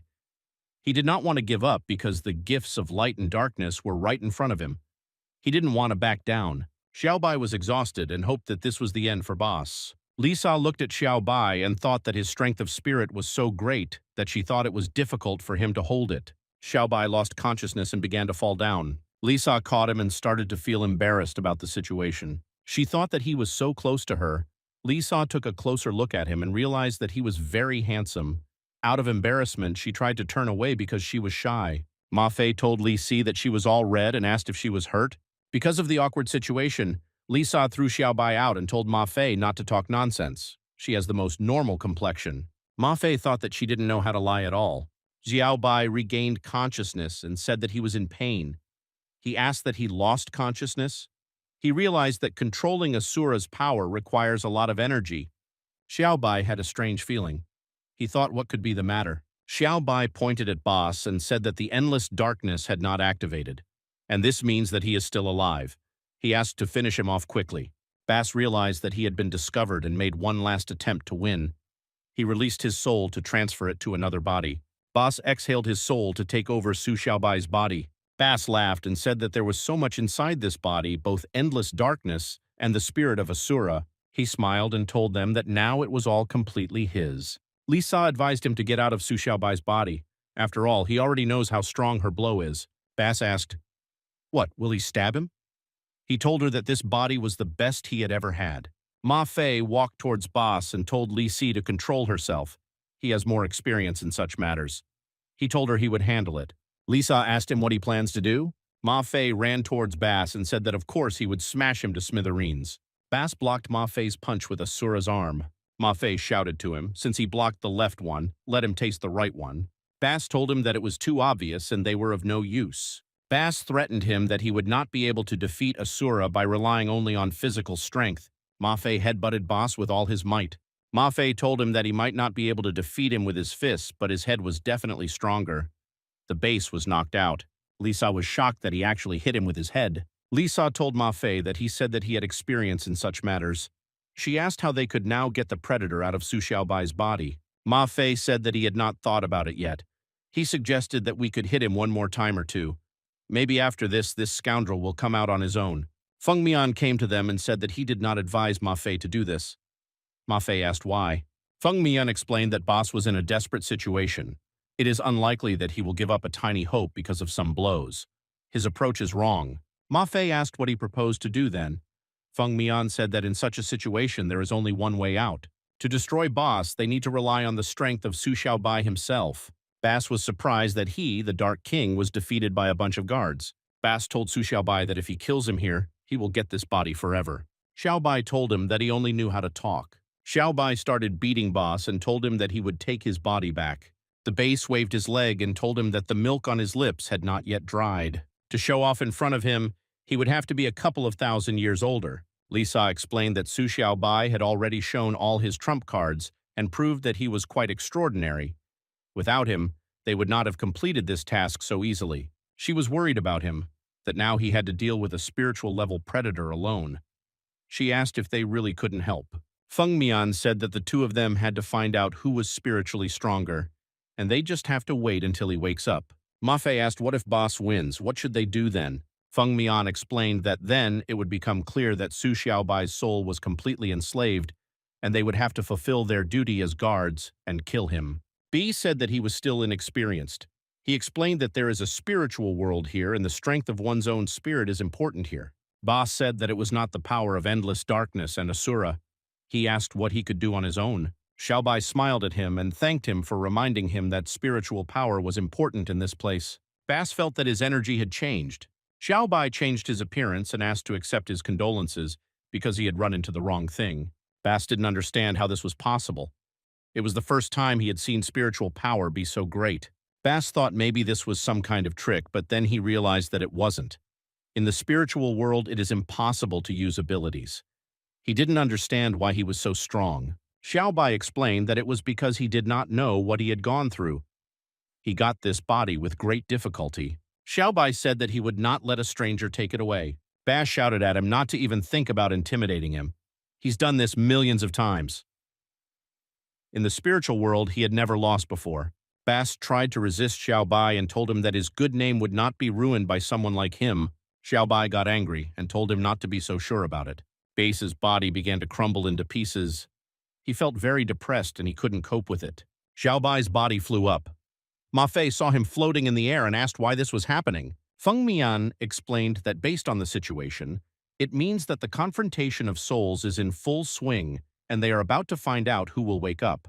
Dean Liu thought that boss killed his subordinates, and Su Xiaobai was also always getting in the way. He didn't care which of the two would wake up. Zhao Ping didn't understand what was going on. Her pulse quickened. She suggested that maybe something had happened to the owner. Lisa caught Dean Liu's blade with her hand and said that after they left Protoss, she had the feeling that someone was following them. She didn't expect him to decide to show up now. Lisa asked Dean Liu why he needed this. Dean Liu thought that Lisa had risked herself to save him. He realized that not only Mu Xia was able to fight back, he was wondering, is this Su Xiaobai bewitched or something? Dean Liu told them that they call themselves S-rank, but they believe that the boy is capable of defeating Bass. He told them that instead of letting Bass have endless darkness, it would be better to finish him off now. Dean Liu told Li Si that if he killed him now, their task would be completed. Lisa was so angry that she crushed Dean Liu's blade in her hand. Lisa threw the blade fragments out of her hand and told Dean Liu not to try to confuse them. She believed that Su Xiaobai would not lose to Basu. Lisa threatened Dean Liu that after Xiaobai woke up, he would not even think of laying a finger on him. Xiaobai's clothes were torn, and he thanked Li Si for her words. Lisa recognized that it was Xiaobai's voice and realized that he had won. Xiaobai looked at her and asked how her hand was. Lisa admitted that it hurts a little. She thought about what was happening to her, and involuntarily said what she thought. Xiaobai bandaged her wound with a piece of his jacket. He told her that it would do for the first time. Lisa replied that it was not worth it. She was a paladin and could handle it herself. Xiaobai said that if she doesn't like it, then let her take it off. She replied that she would not take it off. The others silently watched what was happening between these two. Feng Mian thought that his ability didn't affect her, but it worked out for him. This is the first time he has seen Li Sa be so embarrassed. Ma Fei said it's great that he did it. He was already preparing to bury him because he didn't believe in his victory. Dean Liu thought that he didn't have a chance, it was just luck, but he looked calm, like a boa constrictor. He believes that it could not have been otherwise. Xiaobai walked towards Dean Liu and told him that he would not understand why he was not behind him. The dean kept repeating how to kill Boss, but in reality he was not worried about him. Xiaobai told him that since he came, he invited him to settle old scores. Dean Liu didn't understand what was going on. He suddenly wanted to back away against his will. He felt that his aura was different now. He suggested that he might have already sung to absorb the energy of Bass. Xiaobai asked why he was hesitating. Isn't this what he wanted? Dean Liu replied that provocations do not work for him. Dean Liu explained that an S-rank guard cannot fight people just like that, because it is already a duel. At least 10 witnesses are needed so that Dracula cannot bring them to justice. Zhao Ping appeared out of nowhere. She told Dean Liu that he was using humans for his experiments on turning into predators, and now he wants to kill her owner and believes that he can avoid responsibility. All of Xiaobai's friends appeared, and Zhao Ping said that they would all act as witnesses, especially in the presence of 3 S-rank guards. Xiaobai was surprised that they all came. Dean Liu was angry that Su Xiaobai's assistants came. Mafugi was happy and told Ma Fei that he was alive. Ma Fei got angry and asked what he was talking about, who could kill him. Ma Fei threw his bag into his hands and told him that he would help him carry it. Ma Fugi was stupefied by this disgusting smell. Ma Fei answered him that he was thinking correctly. His change of underwear was in that bag. Feng Mian thought that the further it goes, the more interesting it becomes. He was surprised that Xiaobai dared to challenge the dean. He guessed that apparently they had been feuding for a long time. He was interested in what the dean would do.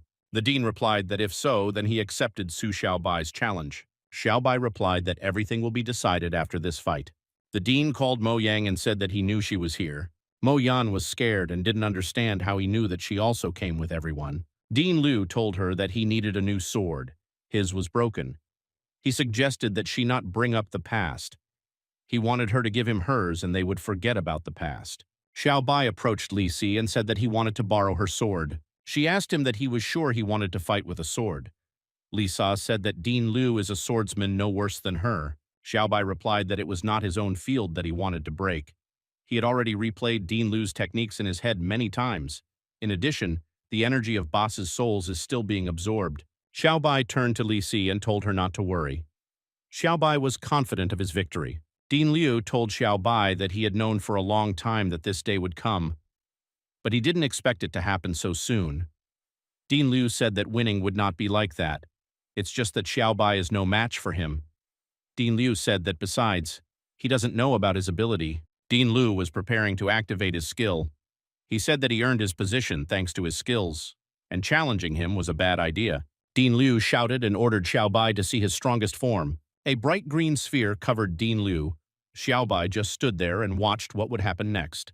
Xiao Bai said that this is worthy of an S-rank guard. Anyone would feel uneasy when such a person uses his full strength.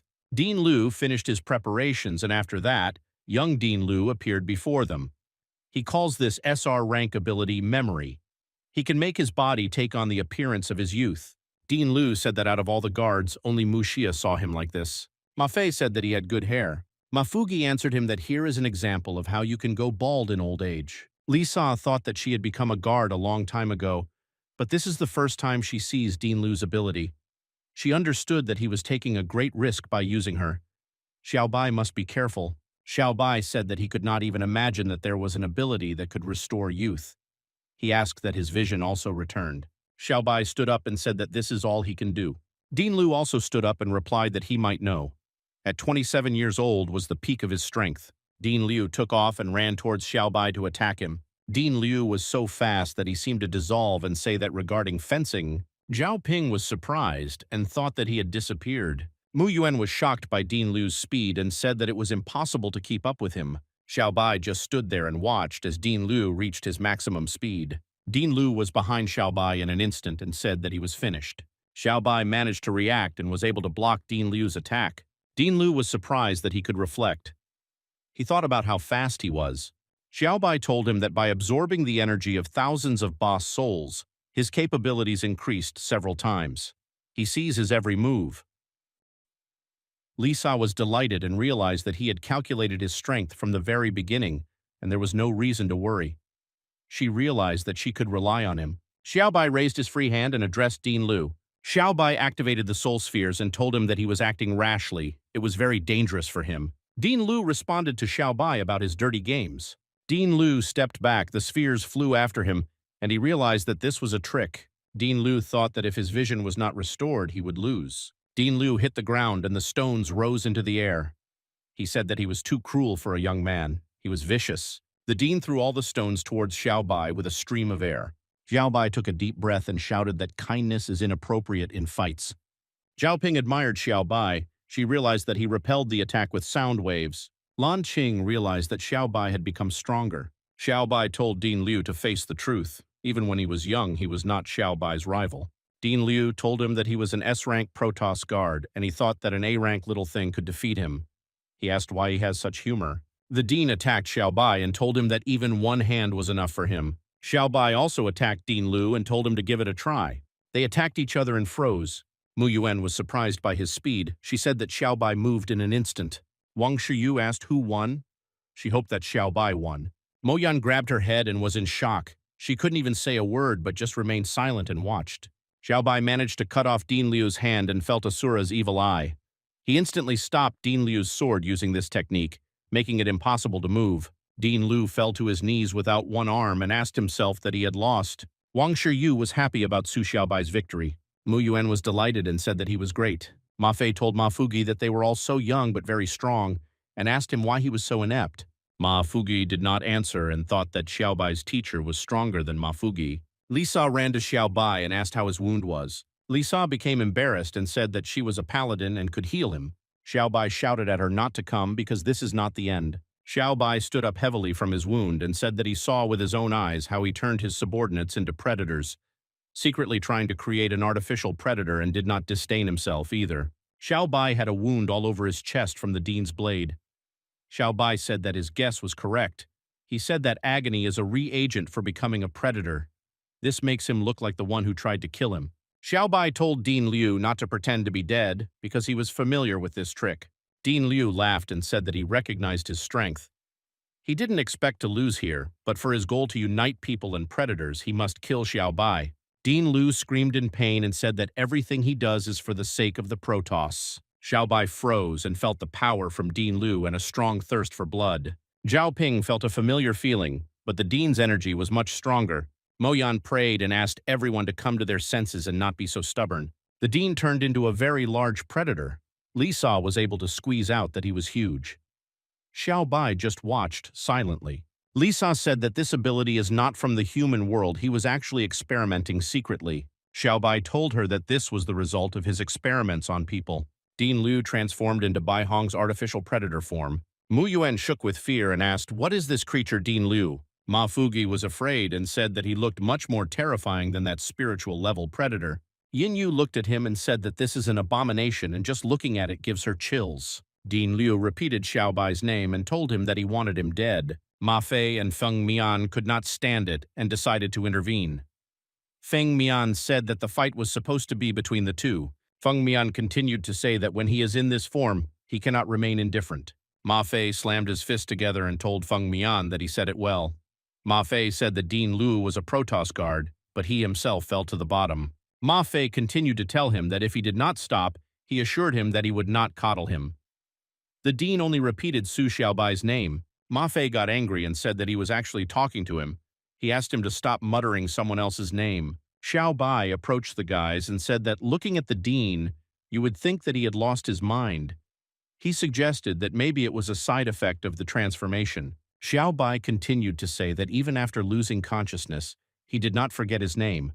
Apparently, he really wants to get the endless darkness. Will stop at nothing until he kills him. Mo Yang said that everything is correct.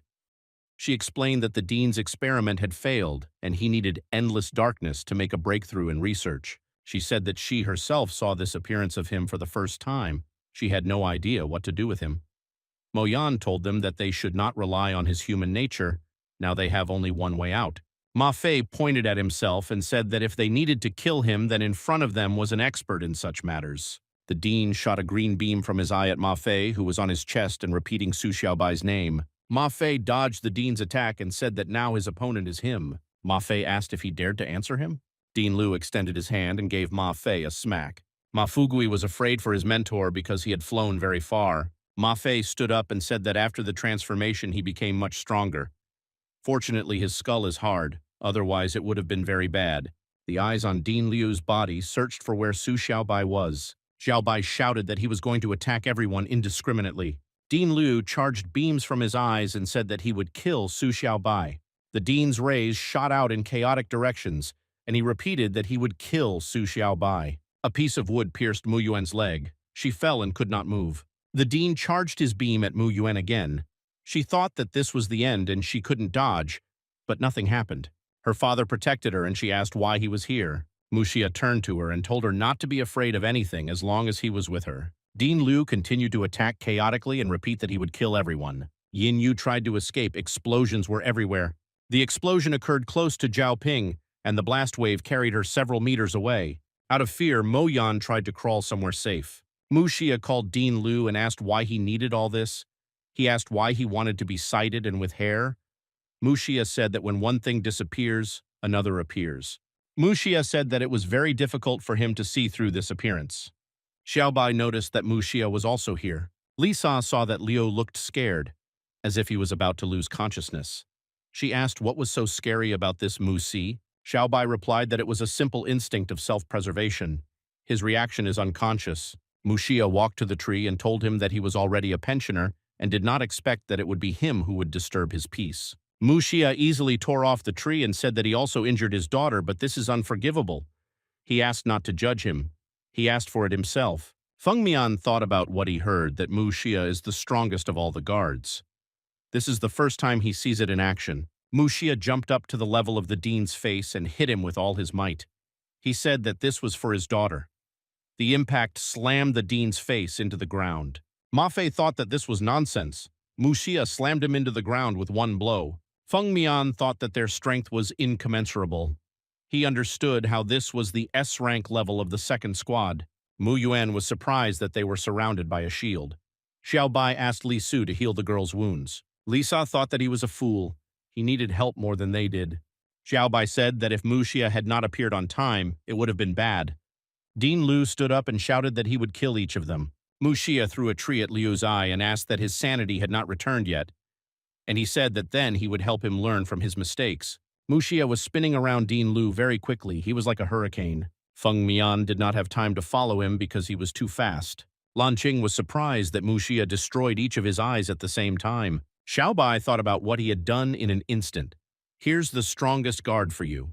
Muxia landed and told him that they were colleagues after all. He didn't want to kill him. He asked the dean not to do this again. Dean Lu just kept repeating that they should all die. Dean Lu charged the green sphere above him. He shot a beam at Muxia and said that they should all perish. Mu Yuan shouted at her father to turn around. Muxia turned to the dean and shot out the straw he was holding in his mouth. After that, Muxia simply watched as the beam stopped in one place and did not reach its target. Ma Fei was shocked that with just one straw, Feng Mian froze and thought that he was able to stop the dean's dying blow. Xiaobai noticed that he not only stopped, but also struck back. The straw made its way through the dean's beam and tore his head into pieces. When it was all over, Muxia said that if he had not taken the wrong path, he would have made a good guard. Muxia turned away from the dean's body and thought that, unfortunately, he had to stop him. After all, if he had not been stopped, he would have become like those five. Muxia looked at the guys and asked what the three of them were doing here. Did he not understand what was going on? All Ma Fei could answer was that it was nothing. Muxia said that since nothing was wrong, then let him take his leave. He also has something important to do. Ma Fei could only wish him a good journey. Lisa treated Mu Yuan's leg. Mu Yuan was indignant that he would leave her here and asked what kind of business this was. Muxia told her that Nai Shu had milk tea at half price today. He asked her not to force him to make such a difficult choice. Muxia flew towards Protoss and asked Su Xiaobai to take care of Yuan. Su Xiaobai was a little dumbfounded and said that he would take care of her. Mu Yuan pointed her finger at the sky and told everyone to look there. Lisa continued to treat her and was surprised by what was there. This was the energy of the dean, and there was a lot of it. Lisa said that the dean lived a long life. This energy holds his knowledge. If he absorbs it, he will probably become much stronger. Mu Yuan was surprised that he did not want to absorb this energy. Lisa asked Xiaobai that he did not need this energy. Xiaobai explained that he had already absorbed the power of tens of thousands of boss souls. It is still difficult for him to assimilate them. His body won't even be able to handle this energy. Xiaobai said that this is also a trophy for Mr. Muxi.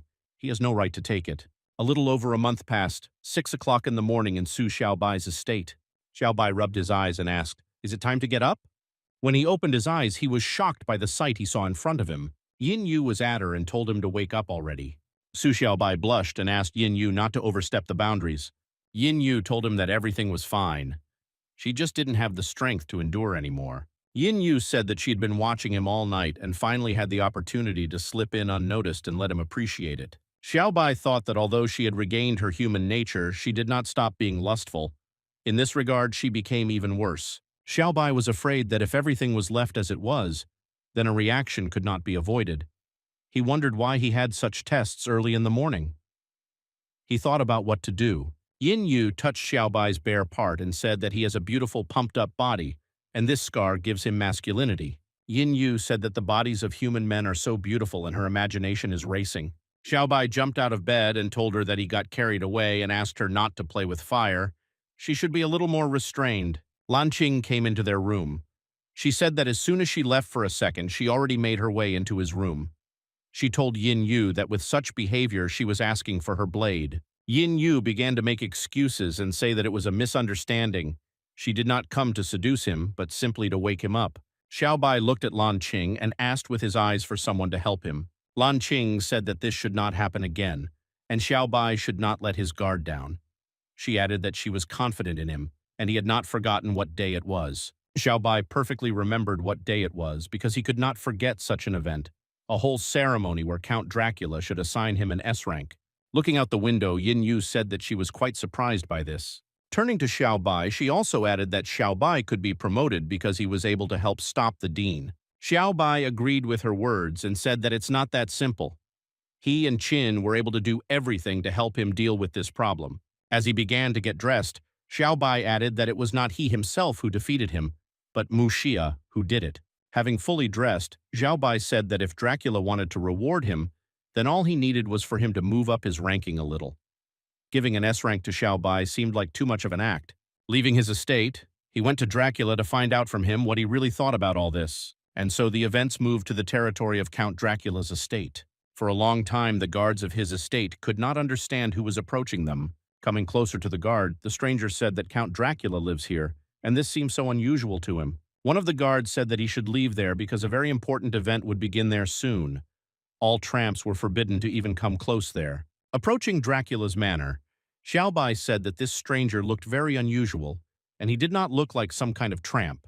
The guard recognized that it was Xiaobai and shouted his name loudly. The name that the guard shouted made the stranger think. Xiaobai didn't know what to call this same stranger. He invited him to go with him, if he, of course, did not mind. The stranger responded by expressing gratitude to Xiaobai for such an offer. Taking off his headdress, he introduced himself and said that his Buddhist name was Kunai. He is a guard from the S-rank Protoss 4th Division. In response, Xiaobai also introduced himself and said that he was glad to meet him. The guards standing nearby were surprised that the Kunai master was in the 4th squad. They had previously heard that he was able to leave society for several years and seal his sword. They were also surprised that the master was never in a hurry to attend such events. After passing through the security, Xiaobai told Kunai that he was very inspired by the sight of Dracula's manor, to which Kunai replied that such a house is just a place to relax. He could not understand what all this luxury was for. The master also asked him how his friend Qin was doing, and if everything was okay with her. Xiaobai didn't understand how he knew her, and thought that she was his friend. Kunai said that he and she are old friends. They lost contact with her, and have not seen each other for a very long time, to which Xiaobai replied that she was fine. Xiaobai also thought that the master seemed to have come to this event specifically to ask him about Qin. At this moment, some female voice said that he was Xiaobai. He was the one who returned the gift of light. He defeated Boss and was not inferior in fencing skills to Dean Liu, was able to become the youngest S-rank guard in history. As it turned out, this voice belonged to the virtuoso Bai Yumo. She was a swordswoman, the head of a sword school, and was a guard in the 5th division of an S-rank Protoss. She was sure that this was not true about Xiaobai, that these were all rumors. Bai Yumo also said that Xiaobai is very interesting to her, to which Xiaobai replied that perhaps she had not fully decided. In response, Bai Yumo told him to show her what he could do, and then, in addition, she gave the command for the swords to appear. Looking up at the sky, it became clear how several swords suddenly began to fall to the ground. Xiaobai was shocked. It became clear to him that she was not joking. Seeing what was happening, Kurai took out his magic bell and stopped the falling of the swords. He told Xiaobai that just like that friend of Qin, he would not let him be offended. And then Xiaobai was surprised by how the master was able to stop a rather strong attack. Bai Yuma did not like Kurai's interference, to which she told him not to interfere in someone else's business. She did not want to test his skills. Kurai told her that today is not a day for fighting, but a day for promoting Xiaobai, to which she replied that he turned out to be very boring for her. Watching everyone from the top of the manor, Li Si really didn't like Bai Yuma's behavior. Going down and hitting the ground with her sword, she said that she would not give Bai Yuma permission to attack Su Xiaobai. Su Xiaobai was very shocked. He could not completely believe that Li Sa would also be there. At this moment, Kurai thought that Xiaobai might have many good options. Bai Yumo didn't understand what Li Sa was talking about. She said that she was just playing with Xiaobai and it shouldn't concern her. Bai Yumo also said that Li Sa was able to react to all this quite quickly. She thought that she liked Xiaobai. Li Sa began to deny all this. She said that this was all complete nonsense. Standing in front of Bai Yumo, Kunai thought that Xiaobai was still young. He had already mastered such an ability. The master was not even surprised that Dracula would be able to appreciate this. Bai Yumo said that she doesn't understand what the hell is going on here. She began to demand to be allowed in order to teach Li Si a lesson. Li Sa said that her words did not touch her at all, and for attacking Xiaobai, do not expect mercy. Bai Yumo asked her to repeat and told Li Si that when she was already earning a living, Li Si was still doing her best. Li Sa responded by telling her to talk to her here again. Xiaobai stood silently and listened. Xiaobai asked why they were fighting. Kunai told him that there was so much unknown in the world and that Protoss was not their home. Kunai explained that they were from 2 warring countries. Xiaobai was surprised that there were other countries. Kunai told him that once there were many states on their mainland, but due to attacks by predators, many of them fell into decay and ceased to exist. Kunai further began to tell that several small states remained. Protoss supports them financially and also protects them. For this, their best warriors become Protoss guards. Paladin Li Sa is the strongest warrior in the western country of knights. Swordswoman Bai Yumo arrived from a mysterious eastern country where female fencers live. She is the head of the Shushan School of Swordsmen there. Count Dracula came out to them along with Ma Fei and Feng Mian. Dracula said he didn't call them to watch them fight. He ordered them all to quickly calm down. Asura's hands split due to a few words from Dracula. Not only Xiao Bai but also others felt the pressure. Obviously, Dracula is on a completely different level. Xiao Bai thought that he was really as strong as Mu Xia. Xiao Bai was surprised that a helicopter flew towards them. Xiao Bai realized that it was Long Weiyan's mother. He thought she made a spectacular appearance. Long Yan got out of the helicopter and said that they were all assembled. She said that it was even strange because they weren't going to be promoted. Long Yan saw Xiao Bai and began to stare at him. Xiao Bai didn't understand why she was looking at him so intently. He thought it was because he overpowered her son. Dracula said that since everyone is gathered, they need to start discussing. Xiao Bai whispered something to Li Si. Xiao Bai whispered to her that he only grabbed her because the situation was heating up. He didn't want her to get out of control and asked her not to be angry with him. Li Si was embarrassed and thought that he was keeping secrets with her. Did she think their relationship was already at this stage? It seemed to her that everything was developing too quickly. Dracula announced to them that Su Xiao Bai had distinguished himself in the task of returning the gift of light and also helped stop Dean Liu. Therefore, Dracula decided to promote him to S rank and make him a guard of the 10th Division. Long Yan thought that she herself was in the 10th squad, so why didn't Dracula transfer him to the 9th? Dracula asked if anyone had any objections. Long Yan said no. She thought that she should not be at enmity with Dracula. Lisa thought about what she knew about what Xiao Bai was capable of. S rank is his level. Moreover, he is the youngest S rank guard in history. Bai Yumo was thinking at this moment that from what she saw, he was indeed strong. But she doesn't like looking at him with Li Soi at all. She decided to seize the initiative. Bai Yumo raised her hand and said that she was against it. She explained that the Protoss guards protect not only the Protoss but also small states. She said that the Esron is awarded for military merits, and Dracula wants to promote the newcomer. The citizens of her country would be worried about this. Dracula answered her that his abilities were confirmed by Lisa and Ma Fei. She need not worry about this. Bai Yumo said that this is no good. The people of her country did not see what he was capable of. Dracula asked how then to convince her to recognize his rank. Bai Yumo replied that Dracula should allow him to go with her to her country. Bai Yumo said that if he defeated the students of her school, then she would definitely recognize his strength. Xiao Bai was shocked and asked about the students at her school. Lisa turned to Li Si and said that she did this on purpose. They are the main strength of their country. Even she has nothing to oppose them with. Xiao Bai said that he was thinking about something else, that somehow all this would not be particularly decent. He asked Dracula to refuse so much unceremonious condition. Dracula replied to Xiao Bai that since Bai Yumo doubted him, he would have to go with Bai Yumo to the Kingdom of Women and defeat the warriors there in order to demonstrate the strength of the Protoss Guard. Lisa was in a stupor. She believed that this was the end and the situation was very dangerous. Bai Yumo thought that as soon as they arrived at the place, he would understand that he had a high opinion of himself. Dracula told them that his promotion was a done deal. But there is something else they need to talk about. This is the main reason why he asked them all to come and asked them to follow him. Xiao Bai thought that his promotion was not the main reason for the meeting. He didn't understand why he invited all the S-rank guards then. Dracula showed everyone the corpse. They asked him who he was. Dracula replied that this was an A-rank guard from the 2nd Division, Lei Jun. Bai Yumo examined the body and said that it was simply stabbed to death. He was far from a weakling. She did not understand how this happened. Bai Yumo straightened her hair and said that judging by the wounds, the killer was very skilled with weapons. She asked who it could be. Dracula told her that she would understand if she touched the wound. When Bai Yumo touched the wound, she jumped away from the body in fear and said that it was the bloodthirsty king. Dracula said that without a doubt it was him. Dracula thought that he had been dead for a long time and did not expect to meet him again. Xiao Bai asked, "Who is this bloodthirsty king?" Xiao Bai thought that it was because of him that Dracula called them. Even Bai Yumo turned pale with fear. He understood that he was not an ordinary person. Bai Yumo recovered from her fear when she said that the bloodthirsty king is not one person, but 5. She said that individually they are extremely dangerous. She told Xiao Bai to see how skillfully he killed Lei Jun. Bai Yumo said that he was once a guard, but he was wanted for killing a comrade. Xiao Bai was surprised and asked how the criminal was a guard. Kunai said that what Miss Bai said was correct.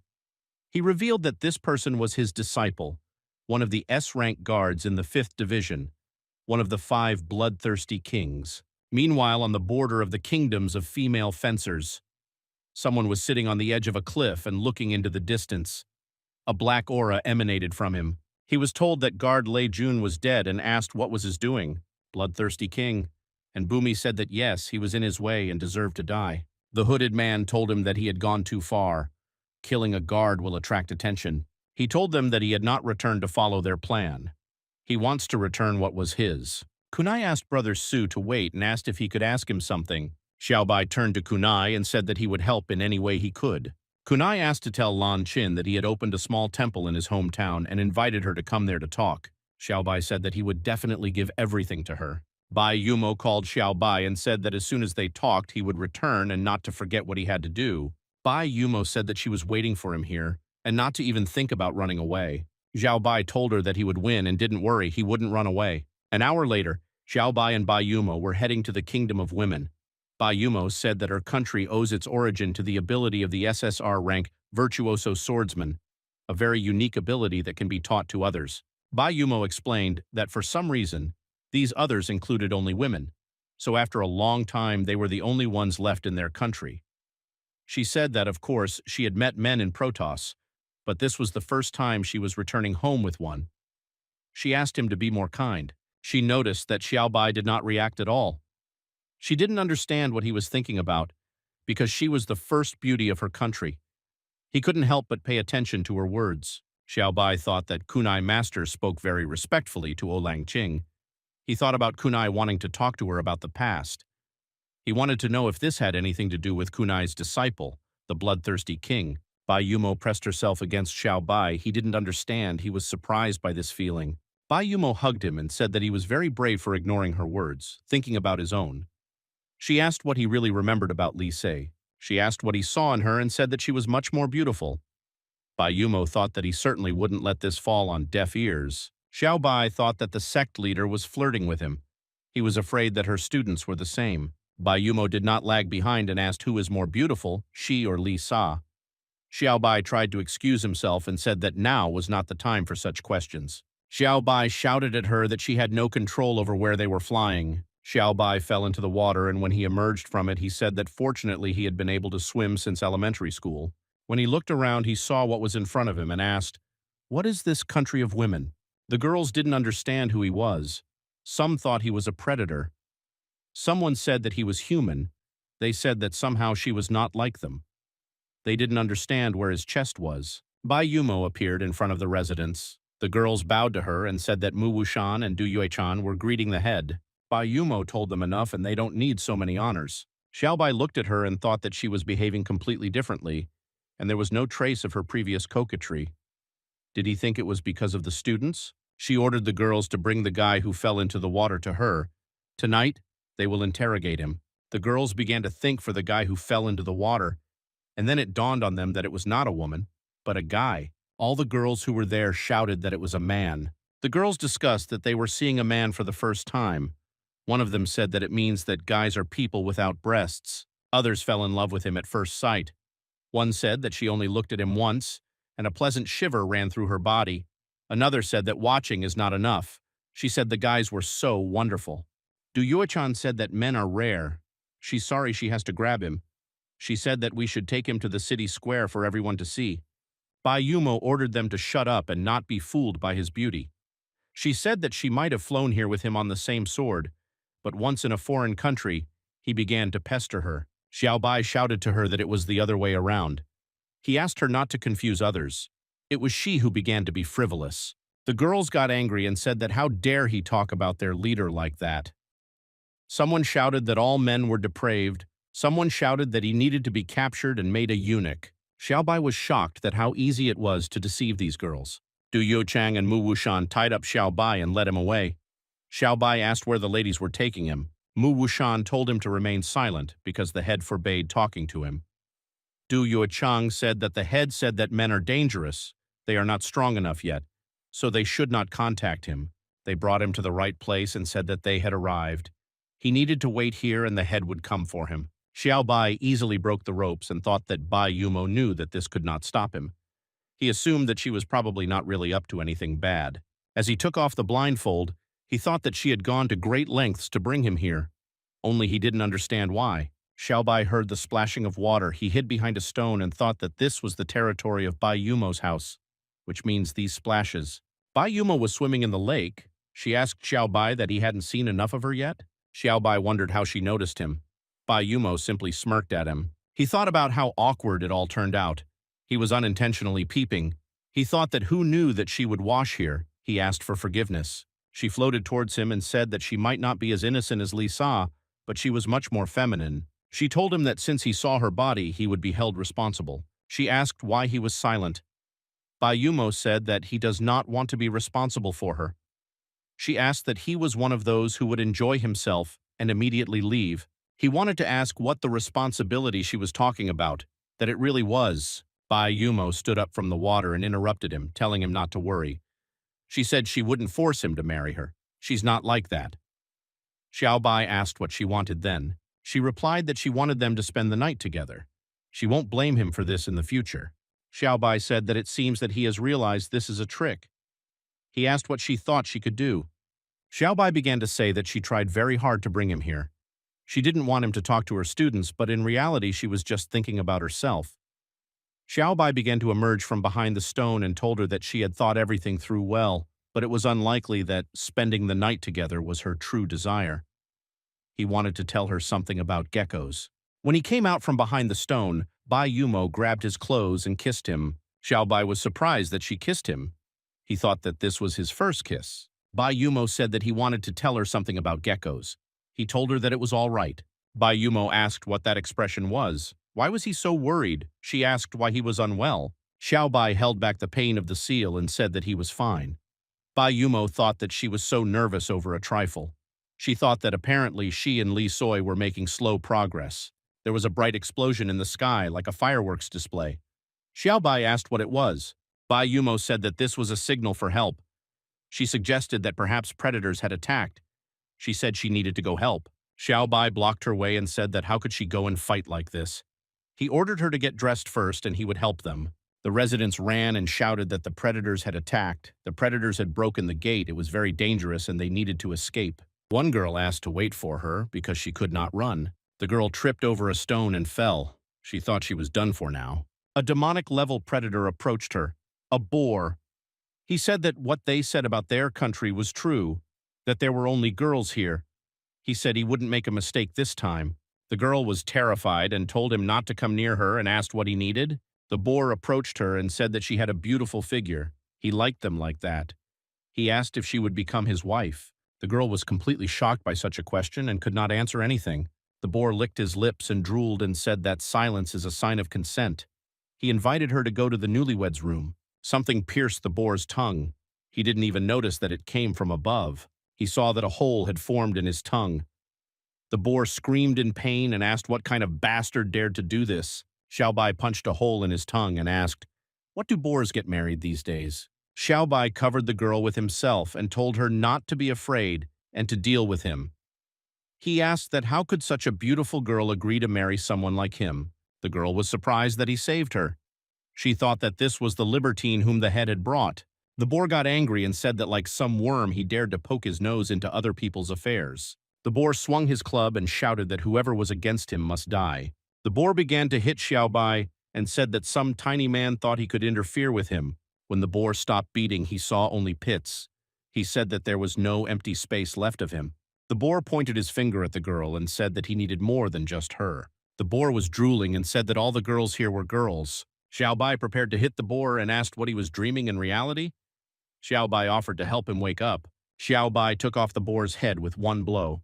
The girl thought that this predator had killed several guards, which meant that he was strong, but this guy managed to defeat him with one blow. Xiaobai asked this girl if she was okay. She told him that she was a little hurt, but it was nothing. She said he was nothing like the head described him as. She asked him what kind of person he was. He said that his name was Su Xiaobai, and he was the new Protoss guard. She was surprised that he was the same Su Xiaobai who defeated Liu Jianyu. The girl blurred in her dreams and thought that she would meet him, and even more so, that he would save her. Xiaobai was surprised and thought about what was going on here. He didn't understand how they knew about him here. Xiaobai said that there was more trouble for tonight. He asked the girl if she knew how many predators had invaded. She told him that there were at least 100, and they also had their own leader. A spiritual-level predator came to Xiaobai. He asked that it was Xiaobai who killed the head of the boars. Xiaobai told him that he was asking about that pig. Xiaobai said that he killed him. The predator ordered his skeleton to bite him to death. Xiaobai activated his abilities and said that the girl had better move a little further away. Xiaobai said that he could deal with so many small fish at once. The predator told the skeletons to go ahead, even if they die, not to be afraid of anything. With one blow, Xiaobai erased all the skeletons and the predator itself. He was surprised and said that he seemed to have overdone it. He hoped that Chief Bai would not force him to pay for the losses. The girl said that she very much doubts it. A man in a cloak watched the city from the mountain and said that the information was correct. Endless darkness is here. Poisonous Zhao Tianyu asked the cloaked man, "What will they do now?" She asked that maybe he wanted her to intervene and bring him. The man in the cloak replied that it was not time for that yet. Zhao Tianyu said that the endless darkness is so close and he is so calm. She asked, "Is it because of Bai Yumo?" He told her not to underestimate her. He said that she may only be 18 years old, but she is the head of the fencing school and the entire country of women. Not everyone can achieve such heights. The man in the cloak said that in fencing, she was not inferior to the level of those two guards from Protoss. And he had never met anyone braver and more assertive than Bai Yumo in his entire life. Meanwhile, near the entrance to the country of women, predators broke into the city. They shouted that they did not let the pig and skeletons get all the best. The predators wanted to take all the beauties for themselves. They were told to be more gentle, because no one wants wounded bodies. Bai Yumo appeared in front of the crowd of predators.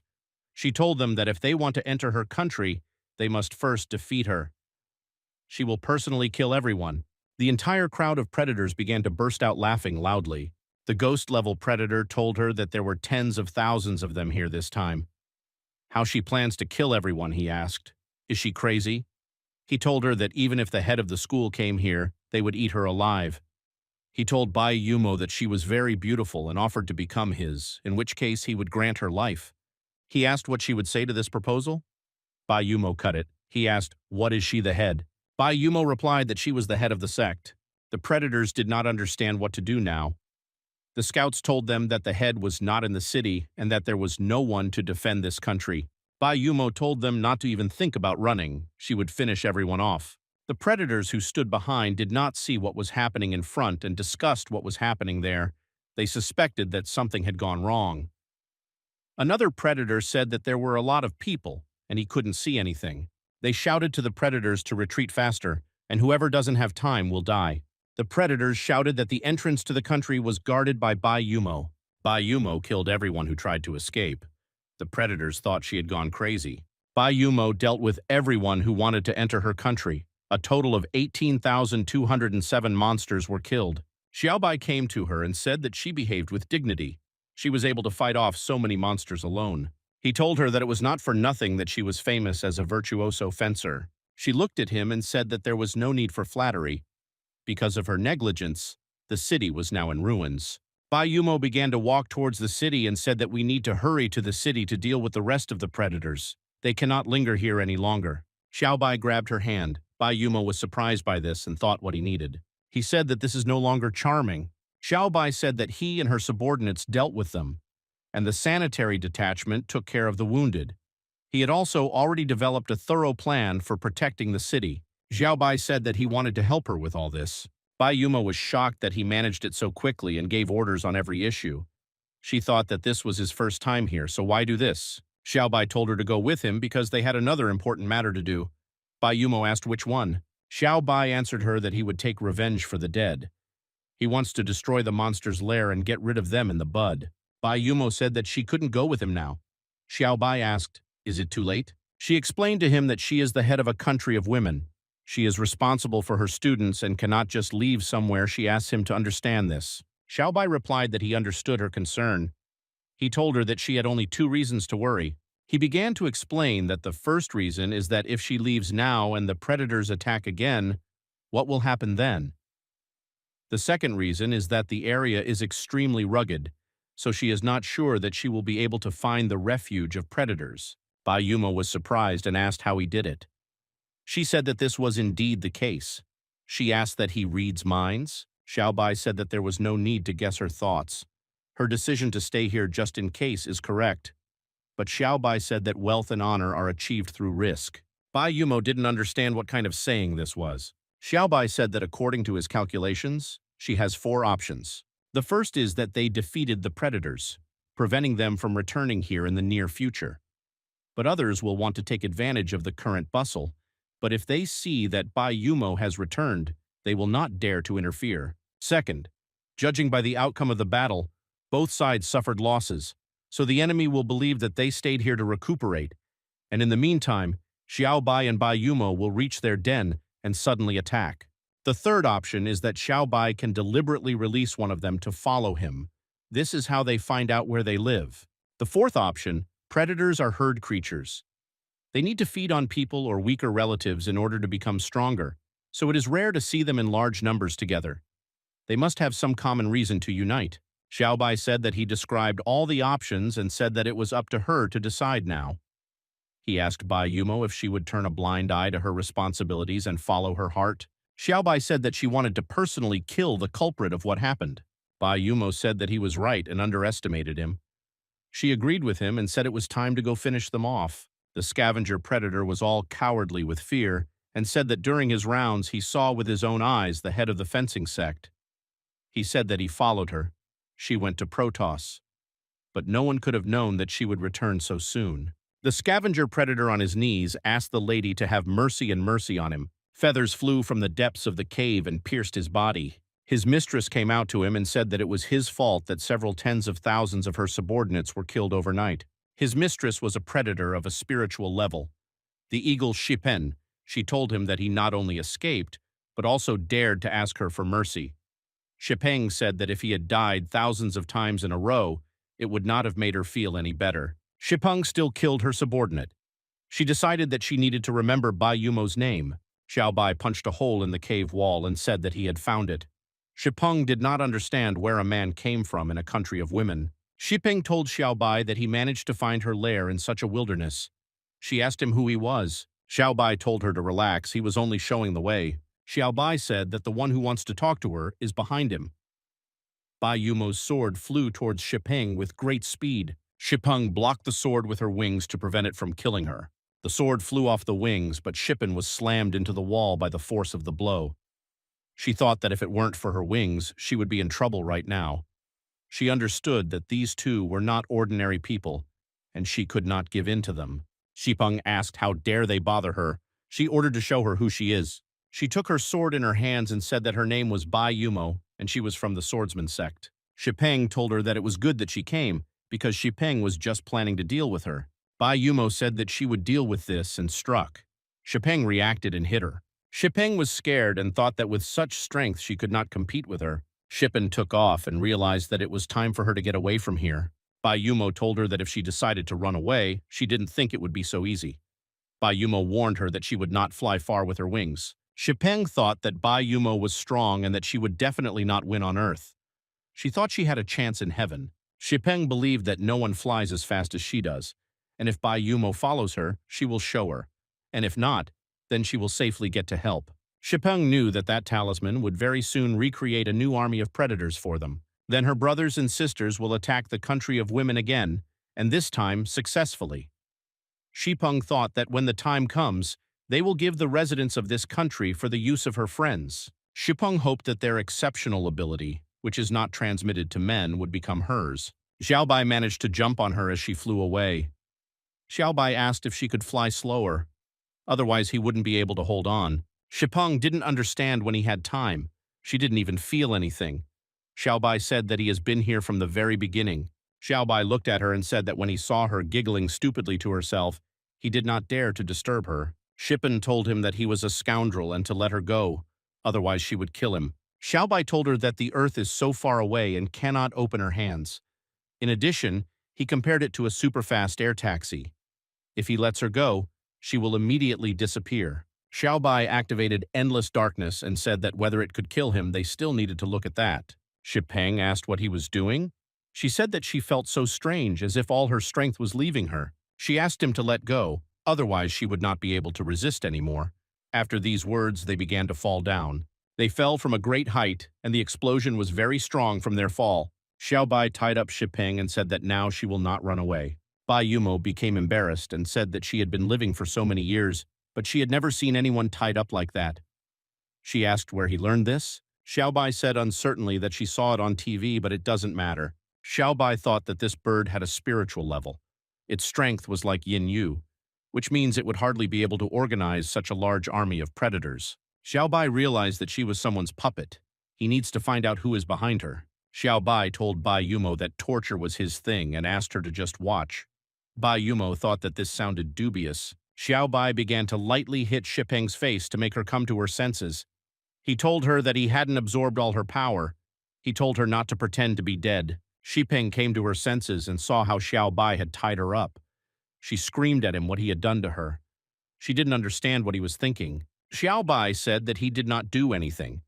He asked her to simply tell who ordered her to attack the country of women, and he promises that he will not touch her. Shipeng told him not to dream. She wouldn't say anything. It won't do her any good. Xiaobai said that she already knows about his ability. He told her that as soon as he touched a woman, her strength left her. He will do this until she becomes obedient. Bai Yumo was surprised that endless darkness also had such an effect. She thought that he hadn't tried it on her. Xiaobai stood over Shipeng and told her that no matter what she didn't want to say, he would be able to loosen her tongue. Shipeng began to imagine various perverted actions in her head and thought that this was how he would loosen her tongue. Shipeng told herself to stop thinking about it. After all, they are from different clans and they should not do anything like that. Xiaobai licked his lips and told her that then he would have to start. Shipeng shouted that this pervert should not come near her. Then she finally gave in and said that she would tell him and asked him not to touch her. Shipeng told him everything she knew.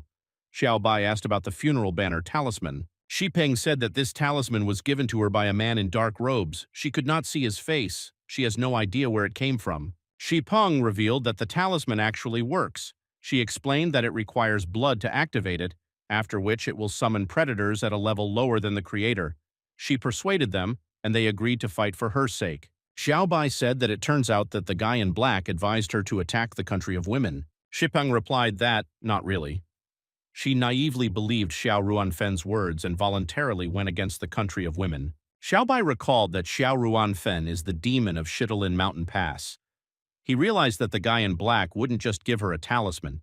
She was simply used, and she has no idea. Xiaobai said that he did not notice any talisman in her home. He asked her where he was. She replied that he was with her, but since she was tied up, he had to look for it himself. Xiaobai asked where exactly he was. He told her that it was some kind of trick. Shipeng got angry and said that she was tied up. What kind of tricks were there? She told him that everything she knew had already been told, and whether to believe her was up to them. Bai Yumo said that if the talisman really is with her, then it can only be in one place. Xiaobai didn't guess and asked Bai Yumo where it could be stored. Bai Yumo replied that she was in the safest place. Shipeng replied that she guessed right. Bai Yumo began to search. Through embarrassment, Shippen said that he was not there but a little further away. Bai Yumo took out the talisman. Xiaobai said that it was too small and asked if it was fake.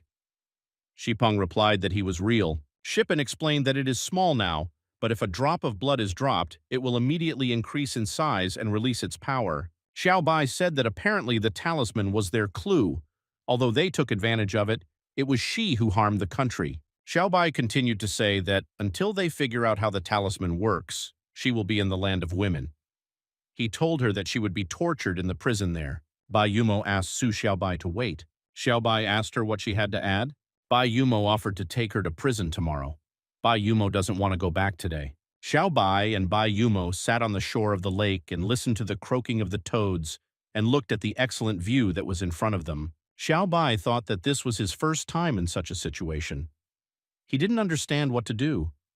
He realized that he needed to figure out something to talk about so that it wouldn't be so awkward. Bai Yumo turned to Xiaobai and said that she was grateful to him for today, and said that when he was around, she felt calm. Xiaobai replied that there was nothing to thank him for. He promised that he would help her take revenge, but they only found a talisman and a bird, nothing more. Bai Yumo said that he did a good job. Bai Yumo admitted that she only brought him to the land of women to annoy Li Su. She said that he not only did not protest, but also helped them when trouble came. Bai Yumo said that the previous sect master handed over her position to her when she was 18 years old. In addition, the responsibility to defend her country fell on her shoulders. Bai Yumo continued to say that neighboring countries were dying one after another, but she still tried hard to ensure that her country continued to exist. Over the past few years, this burden has become too heavy for her. Xiaobai thought that becoming the head of an entire country at the age of 18, and even in such difficult times, she had to go through something that is difficult for other people to imagine. Bai Yumo stretched and said that today may have been a busy day, but this was the first time she felt so at ease. She asked Xiaobai if he knew why she was so happy. Bai Yumo became embarrassed and said that she had met a guy she could rely on. Xiaobai asked again what she said because he seemed to have not heard. Bai Yumo repeated to him that she had met a guy she could rely on. Xiaobai pointed at himself and said that, "Whom you can rely on? Is she talking about him?" Bai Yumo approached him and said that this is a stupid question. Who else can she say this about? She said that it was her first time spending the night outside the house and asked him to be more gentle. Xiaobai got scared and said that she was behaving inappropriately. Events are developing too quickly for him. Bai Yumo said that her mentor once told her that men are bad people and cannot be trusted. But it was a lie. Bai Yumo said that her words had nothing to do with the truth. She asked Xiaobai that he really didn't have any feelings for her. Xiaobai was nervous and worried. He thought that all this was awkward. He didn't know that the leader of a country of women had such a side. Xiaobai began to look at Bai Yumo's body and thought that if, seeing this, no feelings arise, but can he consider himself a man? Xiaobai was afraid of Longming's seal. He believed that he could overcome it. Xiaobai's eyes lit up with excitement and said that that's it. His patience is over and he can no longer hold back. The seal worked after all, and he rolled on the ground, screaming that he was in great pain. Bai Yumo said that it turns out that when he thinks about something vulgar, his body is pierced by pain that makes him want to die. Bai Yumo asked that the seal, the lizard technique, really affected him. Xiaobai asked through pain, "How does she know?" He said that such things are not talked about left and right. Bai Yumo said that the lizard technique was developed in her country. Her mentor created a sealing technique. Bai Yumo revealed that she was as strong as Dracula, and in her youth she had extraordinary beauty. She said that once a certain Casanova deceived her feelings. To settle the score, she not only blinded him but also invented the lizard sealing technique. Xiaobai asked that the Casanova was not by chance. Xiaobai did not have time to finish. Bai Yumo said that yes, it was Dean Liu. He relied on his natural beauty and deceived his mentor. That's why all the women in her country hate him. Xiaobai thought that it was no wonder that that girl's eyes sparkled when she saw him. He realized that it was because of Dean Liu. Bai Yumo said that according to the tradition of their countries, every girl who has reached the age of 20 must leave home and find a groom. If she gives birth to a boy, then she will take care of him herself. If she has a girl, then she is obliged to give her to them for upbringing and training in fencing. Bai Yumo said, so that the same thing as with her mentor would not happen to the residents of the country, she developed a technique and passed it on to her. She said that he was lucky to meet her. After all, she can easily remove the seal. Xiaobai was surprised and asked if she was telling the truth. She replied that it was true, but first he had to undress. She asked to look at him. Bai Yumo looked and said that the technique was working. She noticed that it was a little different from the one her mentor taught her, but the principle was the same. She said she could deal with it. Bai Yumo picked up her sword and said it was fast. Xiaobai got scared and asked why she needed a sword. Bai Yumo explained that the seal had to be cut, otherwise there was no other way. She told him not to worry. Her sword was fast and swift. Bai Yumo began to cut the seal with her sword and said that she would not touch anything unnecessary. Xiaobai felt that he really didn't hurt, but it seemed to him that his blood and qi were beginning to boil. He felt that the power from all over his body was accumulating together and was about to burst out. Xiaobai told Bai Yumo that he had a fever. He could not hold back. He said that his body seemed to be about to burst. Xiaobai's clothes were all torn into pieces. He shouted that it was unbearable. Bai Yumo dropped her sword from her hands in surprise. She was surprised that all of his sealed power came out. Xiaobai pushed her to the ground and said that he could not control himself. Bai Yumo was embarrassed and said that he could do as he wanted. He asked her if he really could do this. She said yes. Xipeng wondered what these bastards were doing. She thought that they had forgotten that she was here next to them. Lisa sat on the Protoss wall and thought about what Su Xiaobai was doing now. She wondered if he would download it. She thought that he was the only one imprisoned in the land of women. She was afraid that they would do something bad to him. Lisa believed that he was dragged straight to hell, and she needed to save him. Lisa decided to come to him and wanted him to wait for her, because she would be there soon. Bai Yumo woke up and thought that her mood could not be better. She was very pleased. She didn't even imagine that he was so good. She assumed it was because it had been sealed for a long time. Bai Yumo said it was night. He was like a tiger. Xiaobai woke up and didn't understand what it was, he guessed from the sensations of silk, soft like the skin of a goddess. When Xiaobai woke up completely, he saw that he had stockings in his hand. He remembered these things he took off from Bai's head. Xiaobai lazily turned his head. Bai Yumo lay next to her and said that last night he completely satisfied her. Xiaobai started to cover himself with Bai Yumo's clothes and said that it was all because of the seal being removed. His strength surged and his mind became clouded. For some time he was not at all aware of what he was doing. Bai Yumo hugged him from behind and said that it was okay because now she was his. And he can't deny it. And if he deceives her, she will put that seal on him again. Meanwhile, in Protoss territory on the 7th bridge, the car was leaving the city. The car was driven by Zhao Ping and asked that Qin and Master Kunai have known each other for a long time. She had never heard Qin talk about him. Qin said that he was once a servant in his family. Pin was surprised and said that he was a guard of the 4th Squad, and Qin comes from a rich family, it turns out. Qin said that this is a long-standing story. Kunai was not yet a monk then. They arrived at the right place. Pin said that they need to wait for the master here, and then they will go to the head of the country of women. Ping asked how Qin was feeling.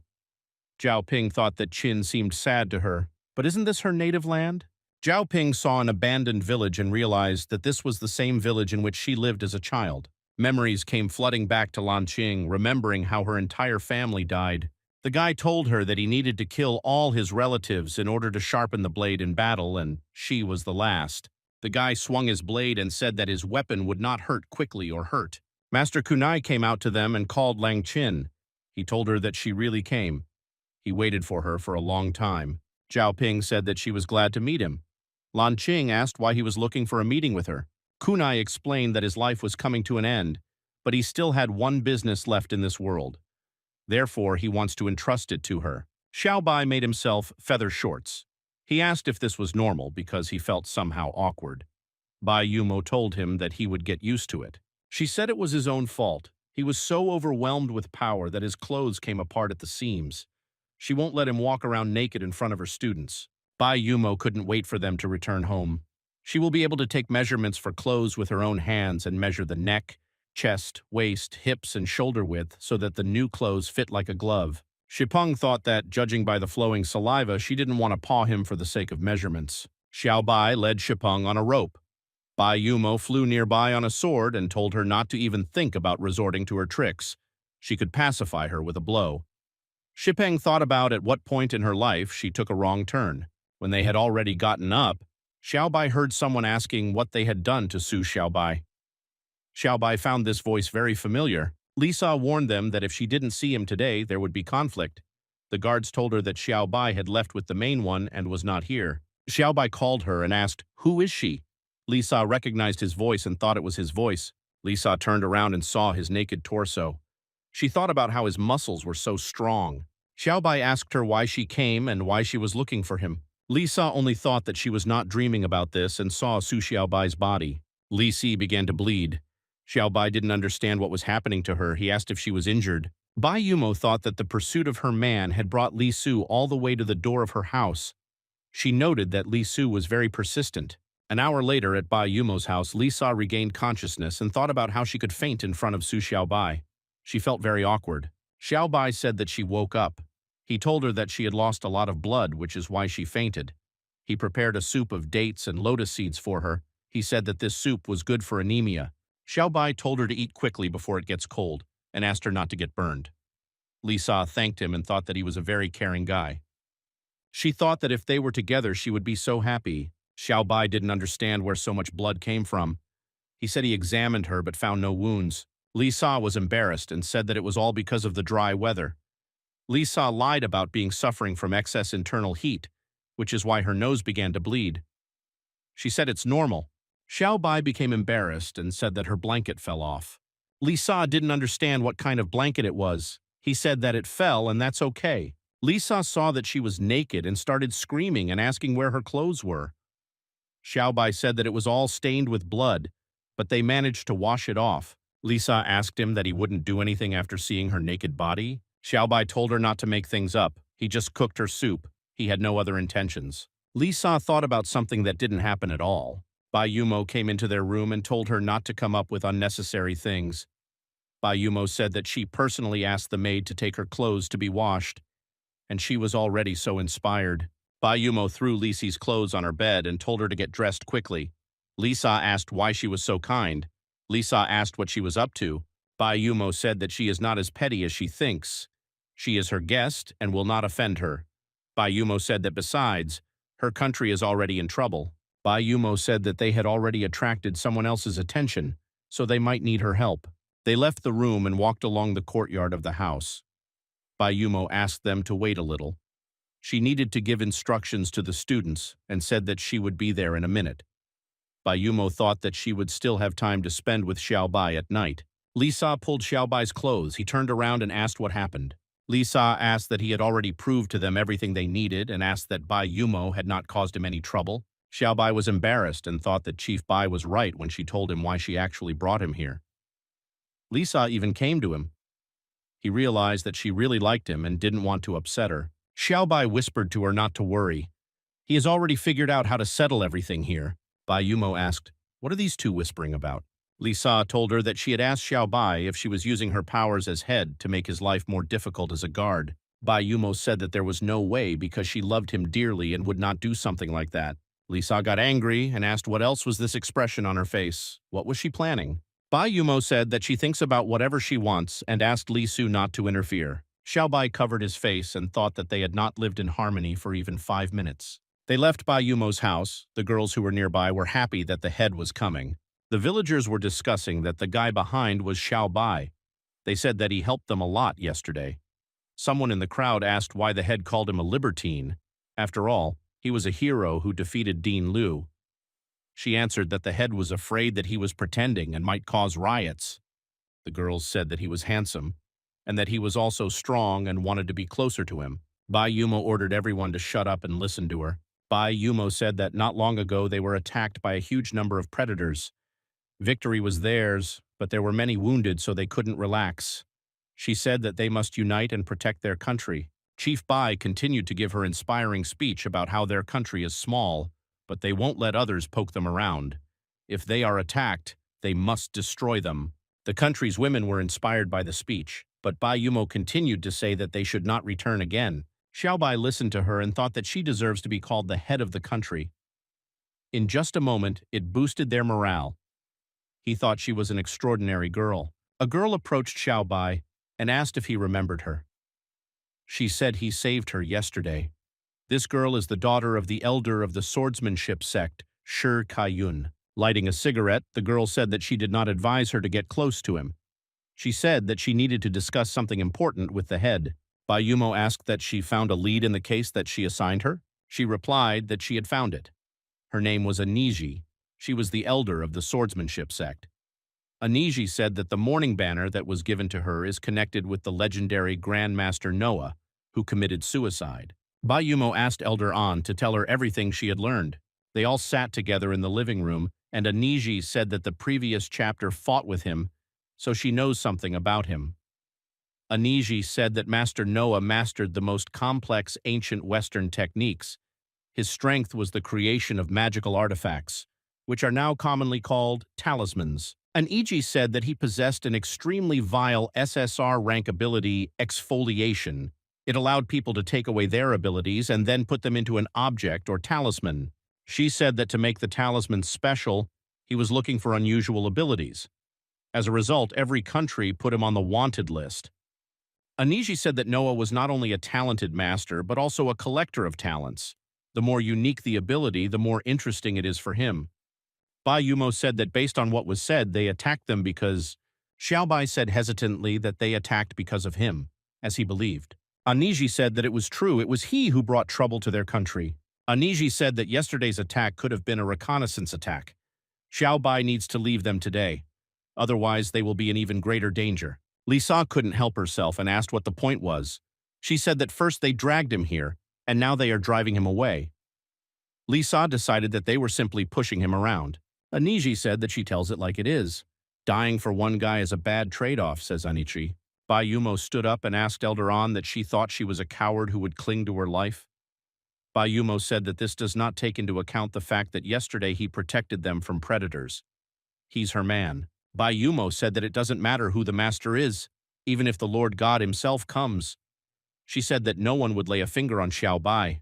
Bayumo repeated very loudly that Xiao Bai was her man and no one would lay a finger on him. Lisa stated that she herself was ready to swear on her life that she would protect Su Xiao Bai. Shi Kaiyun believed that her mother was mistaken. She said that Xiao Bai is their benefactor. They can't turn away from him. Lisa asked Bai Yumo to repeat and asked when Xiao Bai became hers. Bai Yumo asked her, didn't she know? Xiao Bai sat and thought that the massacre was about to begin. Lisa asked what she had already gotten him into. Bai Yumo said that last night she and he did what a husband and wife should do. She asked that after this she could not consider him hers. Lisa was shocked, turned around and went to the corner. Following Li Soi, Shi Taiyun went to the corner. Lisa asked for forgiveness and said that she should not have come here. Shi Taiyun said that it would be better if that boar king had eaten her yesterday. Xiao Bai said that he seemed to have broken several girls' hearts without knowing it. Bai Yumo told him that he was so shy. Aniji asked Chief Bai that this is her final decision. She said that their country had already suffered many troubles and asked that she was ready to be in danger for the sake of this young man. Bai Yumo answered confidently and that she agreed. Xiao Bai looked at Bai Yumo and thought that she answered instantly without hesitation. He realized that she was really ready to do anything for him. Aniji thought that the former head was like Bai Yumo. They were both blinded by love. Aniji said that since she decided so, they must obey. You just have to be well prepared. Elderon said that if they want to kill the bloodthirsty king, they will have to face combat power comparable to the state. Shipeng was tied up in prison and was thinking about where her brothers were and why they still hadn't come to her rescue. She was so uncomfortable here that it was difficult to breathe, but she could destroy them all. The green lion drank tea and said that it was very fragrant. It makes my soul feel so calm. He asked, what water is used to prepare it? Spiritual level predator, god of prosperity. Bai Xiang said that it is called Bilochun. He learned how to prepare this type of green tea from people. They have a special technique for planting tea. Bai Xiang said that if he liked it, he would order his subordinates to plant their entire mountain with tea. Then they could drink it as much as they wanted. The green lion said he thought their little sister would like it. She will surely love Bilochun. Bai Xian replied that she was young and had a strong-willed character. She said a few words to him and ran away to the mountains. The green lion said that he had raised her poorly and decided to go look for her. Someone hit the predator at the entrance to the cave with such force that it flew inside. After the blow, the predator's eyes lit up. He thought about what felt good, and he couldn't think that he would like the blows. He compared this feeling to what you get when you are with a woman. The green lion got angry and called her a vicious snake. Zhao Tianyu walked closer to them. The green lion told her that she had a lot of strength for a tiny person, and courage too, since she is rampaging in his domain. The green lion crushed his cup of tea out of anger and asked her why she was tired of living. Zhao Tianyu told him not to make things up. She didn't come to provoke them. She asked that don't they want to find their little sister? Zhao Tianyu took out Shipeng's pen and said that she knew where she was. Bai Xiang said that it was her feather and asked where she got it. Zhao Tianyu looked like a predator. He thought that he was dying. Zhao Tianyu said that their little sister is in the underground prison of the country of women. She said that there is only one way to rescue her, to combine their efforts and attack the country. The green lion told her that she was talking about it like it was easy. He said that the head there, Bai Yumo and her subordinates, were not that easy to defeat. Zhao Tianyu told him not to worry. She has 2 talismans that will help win their little sister back. Bai Xiang said that this radiance comes from... The green lion interrupted Bai Xian and said that there were 2 of them from the Stone of Overcoming. Zhao Tianyu said that these 2 shards would allow them to temporarily increase their level to divine. Bai Yumo said that Xiao Bai had been looking at the map all evening and asked if he was tired yet. She suggested they go to sleep. Xiao Bai replied that he was not tired yet and she could go alone. They don't have much time. Lisa told Bai Yumo not to interfere with him because he was planning how to organize the defense and how to conduct the battle. Bai Yumo said that she didn't know and Lisa might not have reminded her. She asked why Lisa sat in her office. Lisa replied that Xiao Bai was a Protoss guard and was obliged to ensure his safety. Xiao Bai exhaled and said that he had an idea. The girls looked at him and Xiao Bai said that then the enemy attacked to assess their strength. They already know how their defenses are positioned. Xiao Bai said that the enemy operates at night, and they operate during the day. They need a plan that the enemy would not have thought of, so that they can change their current disadvantageous situation. Lisa thought that he had become truly wise. Bai Yumo thought that sounded reasonable. She considered it an idea worthy of her man, so daring that she wants to try. Bai Yumo's subordinate said that she had guests from Protoss. Bai Yumo walked towards the door and wondered who would come to her at such an hour. When Bai Yumo opened the doors, Lang Qin and Zhao Ping stood in front of her. Pin greeted her and said that she was a Protoss guard and she had come to her master. Xiao Bai walked to the door and told her that she had arrived after all. Bai Yumo thought that he was her master. Zhao Ping said that there were so many predator corpses on the way here. She said that apparently they had a battle here. Zhao Ping hugged Xiao Bai and said that she was so worried about him. She told him that it was good that he was not hurt. Xiao Bai hugged her back, smiled and said that everything was fine. Nothing happened to him. Bai Yumo couldn't stand it and asked what it was and why they were hugging and asked who they even were. Bai Yumo asked that they came to the land of women to protect Su Xiaobai. She said that she had heard this excuse somewhere before. Lisa thought that she was laughing at her. Xiaobai said it was true. He said that Ping and Qin had come to guard him. He said that since he found himself in Protoss, they were the ones who took care of him. He said that Pinny always silently paid for him and explained how everything worked here. And Qin guarded him from the street every night and took care of his safety. Xiao Bai said that they are not only bodyguards, but also friends and family. Bai Yumo thought that Xiao Bai is a highly moral guy and should not be jealous of him over trifles. She decided that she had jumped to conclusions. Zhao Ping said that not only she and Qin, but all the sisters like the owner. She said they followed him according to their hearts. Bai Yumo asked that there are other bodyguards. Xiao Bai thought that he had a bad feeling. Zhao Ping began to say that she was the first, then Qin, Li Xin, and Wang Shiyu joined. Afterwards, Mo Yan and Yin Yu moved into their house. She said they wanted to protect him too. Ping also remembered Mu Yuan and said that she was his daughter-in-law. Xiao Bai was frightened and felt an icy cold.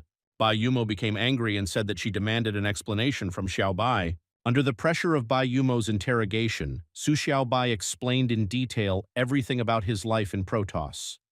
She did not stop being jealous, but she came to the point of realizing that not everything depended on him. Xiao Bai exhaled and thought that their battle was finally over. Xiao Bai came down the steps and said that it seemed to him, or that Qin had somehow changed. Xiao Bai asked if she was hiding anything from him. A black aura emanated from the Qin sword.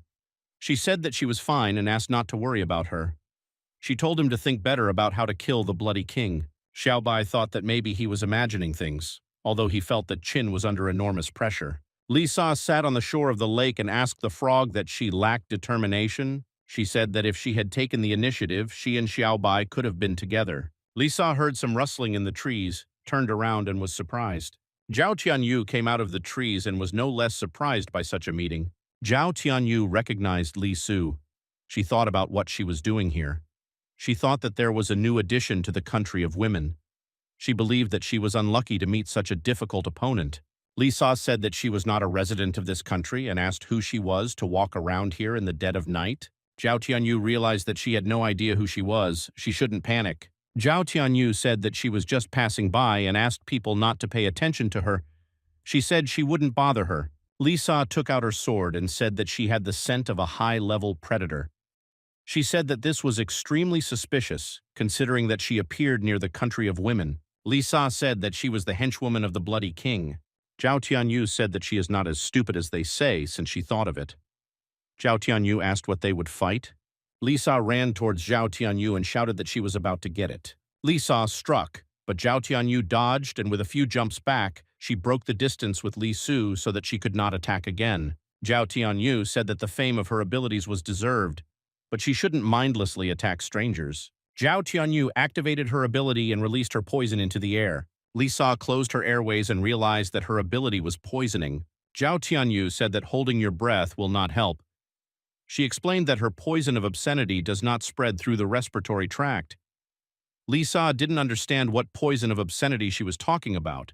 Zhao Tianyu said that poison enters the body even through the tiniest pores and spreads instantly. Zhao Tianyu said that the point is that only her lover can neutralize him. Lisa began to think about what she and Xiaobai needed to neutralize the poison.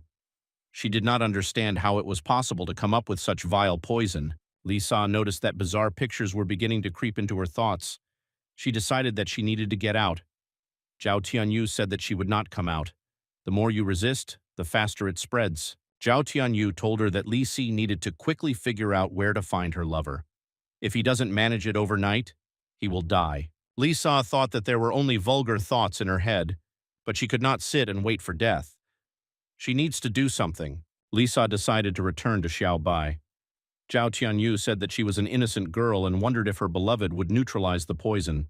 Zhao Ping called the owner and said that she had prepared dinner. Zhao Ping heard the sound of water and realized that Xiaobai was in the shower. Pin went into the bathroom and saw that the glass in the bathroom was a little see-through. She didn't know what to do. She decided to wait for him in another room until he came out. She thought that this was normal. Bai Yumo walked around the yard and said to herself that she had lost her temper a little, and jealousy was not typical of her. She reasoned that although there were many girls around Xiaobai, they had not progressed at all. Bai Yumo decided that only she had a place in his heart. She thought that she would need to turn up the heat tonight so that he would finally become hers. Bai Yumo came into his room and invited Xiaobai to sleep together. Zhao Ping told her that the owner was in the shower. Bai Yumo got angry and asked what she was doing in his room late at night. Zhao Ping replied that she brought him something to eat. Something heavy landed, and it seemed to them that there was an earthquake. They suggested that maybe the Bloody King had visited. Lisa returned on time. She said that she just needed to be with Xiaobai and then the poison would stop working. Lan Qing watched as Lisa ran into the house and thought that another one had arrived. She wondered why they were all going to play mahjong there. She wondered if Xiaobai could stand it. Zhao Tianyu walked halfway through the forest and thought that Lisa had run away, and okay. She believed that her degree of poisoning was enough to become infectious. Zhao Tianyu thought that if she spread the poison throughout the country, she would be of great help to her. Xiaobai got out of the shower and thought that a shower really helps to put his thoughts in order. He needs to improve the defenses so that no one can invade the country and they will kill them. When he entered the room, he saw infected girls.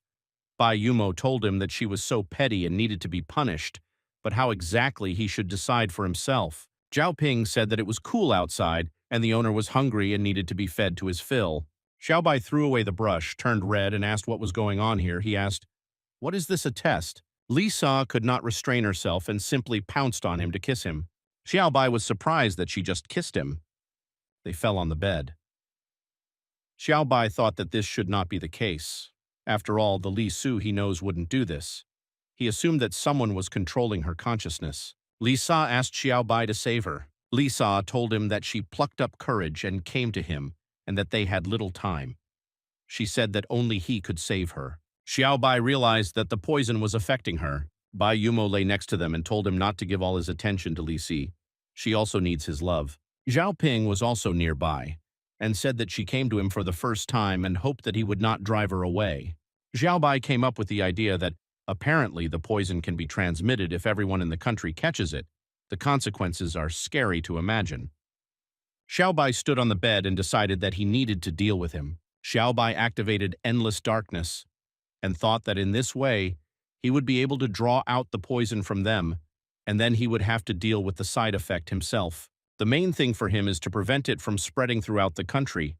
Although he really wants to, he cannot afford to do this to those whose minds have become clouded. Xiaobai's nose began to bleed, and he realized that this is an unusual aphrodisiac. If you resist its effect, it will only get worse. Bai Yumo was scared and tried to wake up Xiaobai. She asked what was wrong with him. She said she had no plans to become a young widow. Zhao Ping said that the owner was coming to his senses. She did not understand what happened to him. Lisa said it was because of the poison. She explained that he had taken it from them to save him.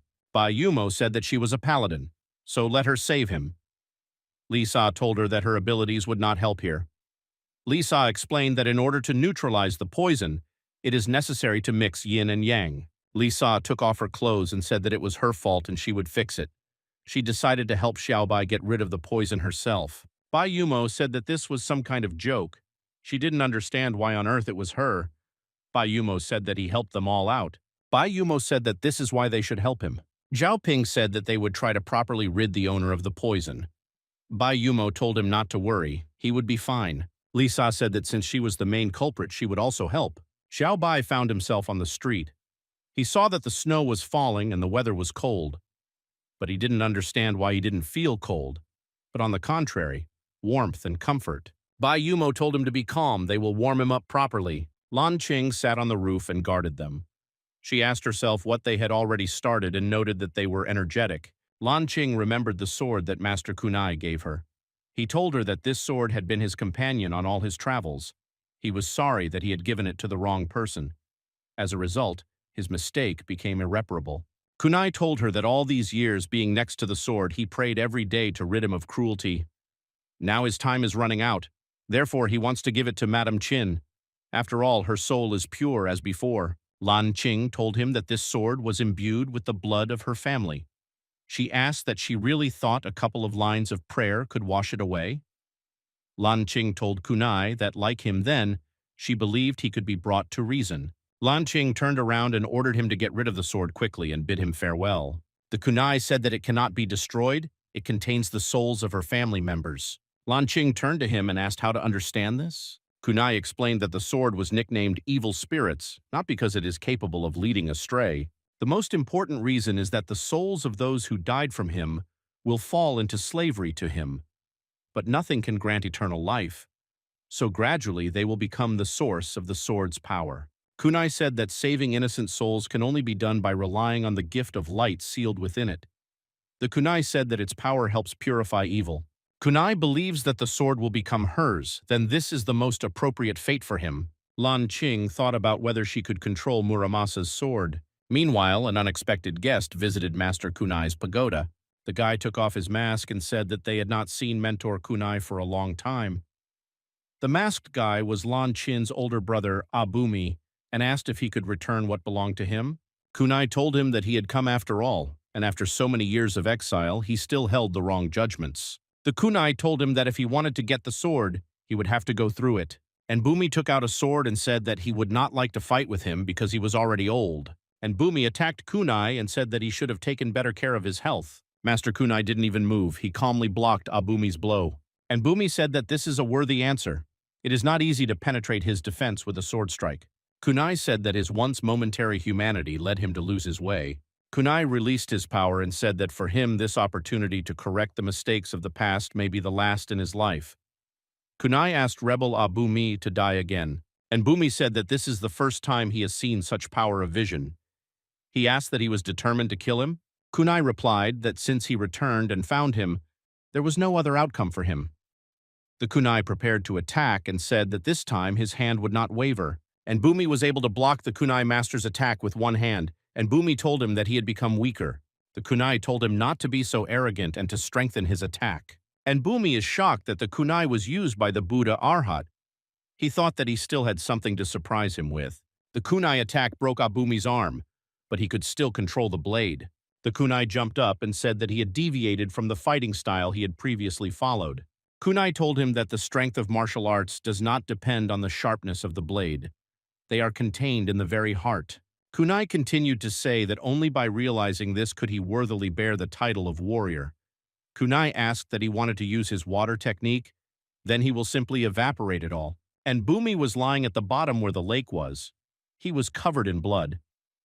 He said that his SSR rank technique is extraordinary. And Bumi asked how much energy it took to evaporate the whole lake. He said that although he lacked the teacher's instructions to some extent, and Bumi attacked with his water technique and said that he managed to absorb a certain amount of water. The kunai easily repelled his attack and said that he need not try because today is the day of his death. Kunai came down to him and said that he needed to finish what he started. He told him to die and become part of the land of his homeland. This is the last good deed that he can do for his teacher. The kunai said that in its entire life, it had harmed 206 people and 7 Protoss guards. He will not forgive his atrocities, and on behalf of the representative of the Protoss, he will bring him to trial. Kunai wondered what he would say to this, and Bumi answered him that he turned out to be somehow pompous. and it was Kunai as his teacher who made him like that. Also, Abumi said that Kunai should take a liking to that destroyed village. He couldn't do this on his own. If it weren't for Kunai's words, he would have long ago lived like any other person. And Bumi said that he had the opportunity to inherit his father's dojo and fulfill his duties as a brother. He added that everything went wrong for him after the moment Kunai handed him the Muramasa sword, and after that, it would be unfair to blame only him. Kunai admitted his mistake. He said that he was mistaken when he assumed that Abumi could resist him. In order to pay for his mistake, he will commit suicide after Abumi himself dies. To which Abumi replied to Kunai that this self-confidence would sooner or later destroy him. At that moment, Kunai screamed. Someone coming up from behind stabbed him in the back with a sword. Kunai himself began to think. He did not understand what had just happened and who could have done it. He couldn't quite believe that there was someone else behind him. He thought that this was the end for him, that he did not have time to correct his own mistake. And Bumi asked for forgiveness and said that everyone who saw his second personality was long dead. Kunai was no exception to this. Finally, Kunai asked him a question where he could not understand why he was so confident in his attack from behind. After all, Kunai had the ability of a Buddha, which could repel any attack. And Bumi replied that the teacher was only able to reflect his one technique. And by using several unusual techniques at the same time, he forced Kunai to sacrifice that very protection. Finally, Kunai had time to think that at least Abumi was able not to underestimate the abilities of his teacher. And Bumi also thought that he already felt the call that came from that weather. All the years in exile, his existence was miserable. He waited for the Muramasa sword to finally become his again. And so, his master came. And then the events moved to the same Bayumo estate. Lan Qing wondered why she caught a cold, since this had never happened before. She had a bad feeling. She thought that this was nonsense. And when it was dawn, she would take a hot bath. At this moment, Xiaobai thought that he had done something bad last night. He didn't understand what they would do when they woke up.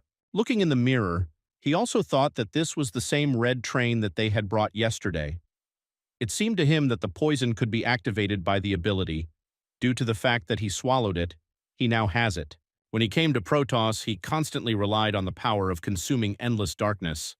Thanks to this, he became on par with other S-rank guards. He clearly felt that after Dean Liu, the absorbed energy did not have the usual effect on him. This is similar to the mechanics of the game, where to raise the level higher, you need many times more experience. After that, Su Xiaobai said that if he wants to overcome the barrier, then he needs to start with his own abilities.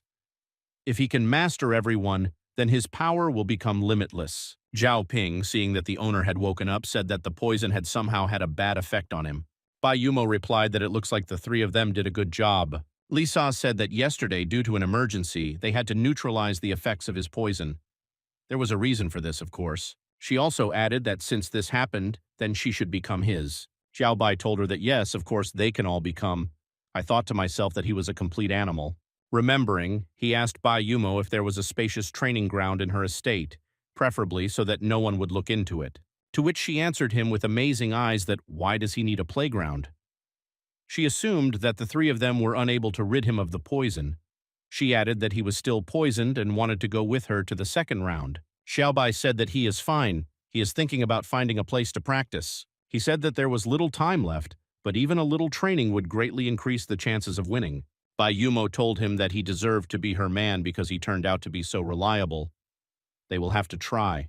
And so a whole week passed. Events took place around the great master of the isolated islands. Suddenly, something chilling aura wafted from one of the western islands. Countless bloodthirsty monsters were gathered on this island. The hooded man said that the time had already come and it was time to go. Moving his hand forward, he launched the portal of the Whirlwind of Voids, which was created by the Grand Master. He said that this portal could lead directly to the country of women and ordered the soldiers to enter there. He also ordered to destroy them all because he saw their zeal, and they inspired him with their attitude. Eric, who was called a fist to death, said he couldn't wait any longer. He can't wait to try out his new gear. A guy with blonde hair, enchanted by the Grand Master in a Buddhist rosary, said that it was Bai Yumo who was guarding the S-rank, and he wanted to fight with her in the vanguard as soon as possible. The fallen angel Sifa told him that he was a fool and not as famous as him. And why on earth is this, such as he considers himself strong and stuffy? Flying up, she added that a fierce battle awaits them today, and they need not to die in it. Looking at Abumi, Zhao Tianyu thought that this was all amazing. She had not imagined it. At this moment, Abumi thought that he couldn't understand why Eric's body was faintly emitting an aura he knew. Zhao Tianyu called Abumi and said that his thoughts were visible on his face. She also asked him if his arm hurt. Looking at her, he told her that she shouldn't stick her nose into things that aren't her own. Zhao Tianyu stood in shock and thought about how arrogant he was, accepting her gesture of goodwill for interfering in his affairs. She thought that she was pretending because usually men could not resist her. Noah said it was time for them to go too. Meanwhile, at the other end of the portal, Noah's puppets have already scattered throughout the land of women. But what was unusual was that there was no trace of people here. This place has turned into a ghost town. Noah's puppets of the ghost-level predator's sentinels surveyed the city from the rooftops. One of them thought it was strange. There is not a soul in such a big city. He wondered if everyone had fled. Lightning appeared in the sky. Someone started saying that SSR Pang's ability is Lightning Bolt. Its advantage is its wide range of action. The predator raised his head and asked who was talking. Xiao Bai told him to feel the power of thunder. Xiao Bai was covered in lightning and said that the first time they broke into the country of women, they entered through the front. But Chief Bai protected the entrance to the country. Xiao Bai added that now they decided to attack from the rear. Xiao Bai said that the country is surrounded along its entire perimeter by a sheer cliff, and there is only one road to it. This location makes it impregnable. Noah walked out of the portal and silently listened to Xiao Bai as he said that the easiest way to get directly inside the country would be the easiest way to capture it. Xiao Bai said that this was what they were counting on. But unfortunately, if they could find the country's weakness, so could Xiao Bai. Zhao Tianyu told Noah that he had miscalculated and was being fooled by the youth. Noah replied that victories and defeats are common for warriors. Noah, with a cold expression on his face, said that he had just lost his ghost-level puppets in large numbers. Xiao Bai and Ping were attacked by Noah's puppets and demonic-level predators Torin. Xiao Bai asked her if she was ready. Pin replied not to worry about it. Pin stopped them with her ability to control gravity. The Torin did not understand what was happening to them. They felt like their body weighed a ton and they couldn't move. Xiao Bai made 2 swords from lightning and said that he trained every day under the pressure of this technique. Now he no longer feels it. Xiao Bai said that it doesn't matter how many demon-level predators come. They are not a threat to him. After these words, he seemed to evaporate. Torin said that he is very fast and it is impossible to follow his movements. Xiao Bai appeared from above to stab Torin in the head. The second Torin said that this was nothing. He was used to training under such pressure. He said that the Torin are invincible. Xiao Bai cut him in half and said that he talks a lot. Xiao Bai thought that the council's fears were not in vain. The bloodthirsty kings could well destroy the country. Skolopendra's ghost-level predators appeared in front of Xiao Bai. He understood that they had a lot of demon-level predators under their control. Such combat power is comparable to the military power of an entire state. He thought that if they had not evacuated the civilians, the consequences would have been terrible to imagine. Xiao Bai jumped higher than the predators and struck with an electric splash. Xiao Bai chopped them down without a drop of regret. Thanks to the endless darkness, he can replenish energy while in battle. The longer he fights, the stronger he becomes. The number of predators doesn't matter, they're just his food. Zhao Ping watched Xiao Bai's fight. She was happy for him and said that these were the fruits of the owner's training. He became much stronger. All the predators that came out of the portal were destroyed by one person. Xiao Bai was sitting on a mountain of predator corpses. Xiao Bai thought that although he had absorbed a lot of energy, it seemed that it was not enough to make a breakthrough. Moreover, he is physically exhausted. He remembered that the ability to control the earth was a useful thing. Xiao Bai thought that that predator arbiter could feed off the life force of the flora and fauna around. Xiao Bai activated exploitation. After a short time, he felt that his strength was returning to him. Even his wounds were healing. Xiao Bai said that the consumables have been dealt with. Now it's the turn of the bloodthirsty kings. Li Sa and Lan Qin appeared behind him. Bai Yumo told her subordinates that they would restore the destroyed houses, but she only had one man. Bai Yumo addressed the 5 bloodthirsty kings who emerged from the portal and said that this place would become their cemetery. Noah said that they were surrounded and completely defeated. This is the first time. Eric, flexing his fists, said that this is even more interesting. Eric said that that guy has been a vessel of endless darkness for a long time. Eric is already tired of holding back. He wants to finish off Xiao Bai first, and then find Bai Yumo. Noah told them not to touch Su Xiao Bai. Eric asked why. He asked that isn't he their target? Noah took off his hood and said that their goal was endless darkness. But its energy was not enough. It needed to be recharged. Noah explained that she would not be able to awaken the ancestor level now. Longming's voice said that it was him. Longming remembers his face. Xiaobai thought that he had not heard this voice for a long time. He knows Longming's voice very well. Longming told him that although he couldn't remember the specific situation, he didn't forget his face. He could not forget the face of the one who killed him. Xiaobai said that it turns out his enemy is Noah. Xiaobai remembered their agreement to help him take revenge. Longming told him that Noah was very different from his previous enemies. He was an extremely dangerous person. Even at the peak of his powers, he was no match for him. Longming said that, alas, he is not her. In his current state, his chances of winning are 0. Xiaobai decided that they then needed to join forces to win. Xiaobai understood that this battle was not for his sake alone, but for the sake of preserving the entire country of women. Moreover, this time he will not fight alone. Lisa thought that she already belonged to Xiaobai and was ready to give her life to protect him. Lan Qing thought that today would be Abumi's last. Bai Yumo ordered the swords to attack the enemies who attacked them. 1,000 swords headed towards the bloodthirsty kings. Bai Yumo's swords did not reach their target. She said that it was a surprise move that was similar to Long Yang's ability. Sifa covered all the kings with the black wings of a fallen angel, thereby protecting them from swords. Eric said that since the bearer of endless darkness cannot be touched, then he will deal with Bai Yumo. Noah replied that as he pleased. Eric said that everyone in the sky is his prey and asked no one to interfere. Eric jumped and swung.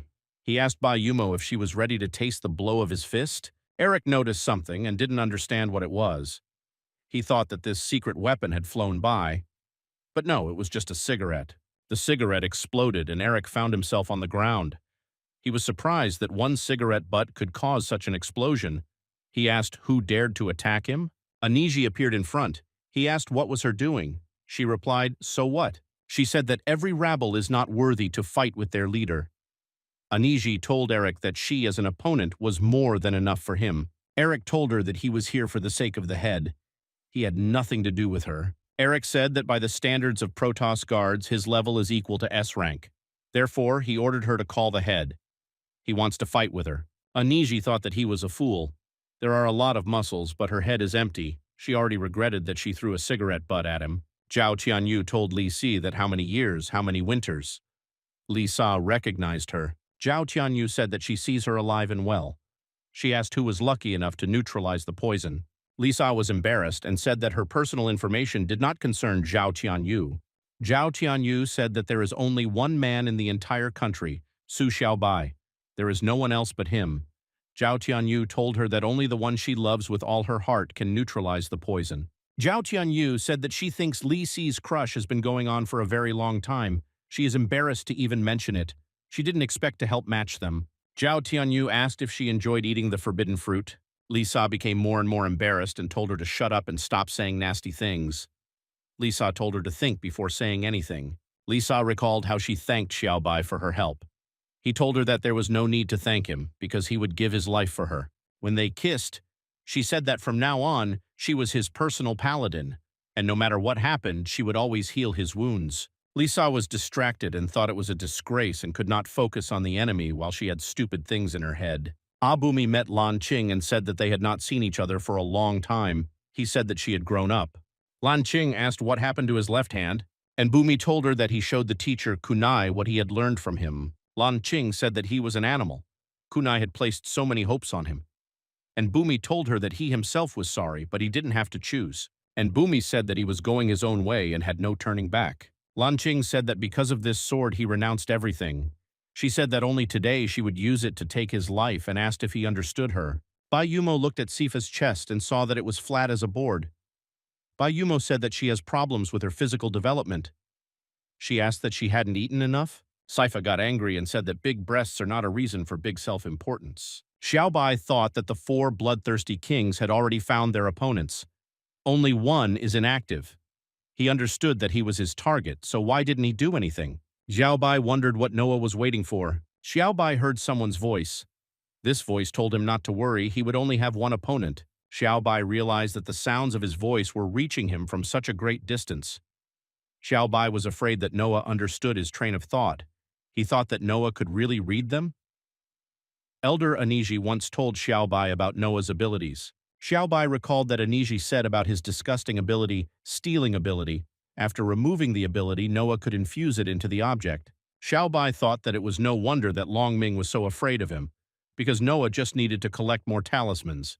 In theory, he could have countless abilities, such as teleportation over long distances, control of a huge number of predators, voice transmission over long distances, and maybe mind reading. Xiaobai believed that the worst thing was that he did not tell what abilities he had. He thought that little was known about Noah. He is a very difficult opponent. An earthquake began. Xiaobai didn't understand what was happening. Xiaobai turned back and saw that the mountain where the ordinary women had taken refuge was being destroyed. Xiaobai realized that the enemy he was talking about was there. Bai Xiang turned into a large elephant and said that he could smell the scent of young maidens. He told the ladies to come to him. The Green Lion said that not only their girls are hidden here, but also the women of the country are hidden. The girls looked at them and said that this was a very huge predator. Someone said that they gave off a strong, overwhelming aura. The residents were afraid that all their warriors were on the front line. They cannot defeat the monsters themselves. They thought they were doomed. Du Yuchang appeared in front of them and told them not to be afraid. She said the chief ordered her to protect them.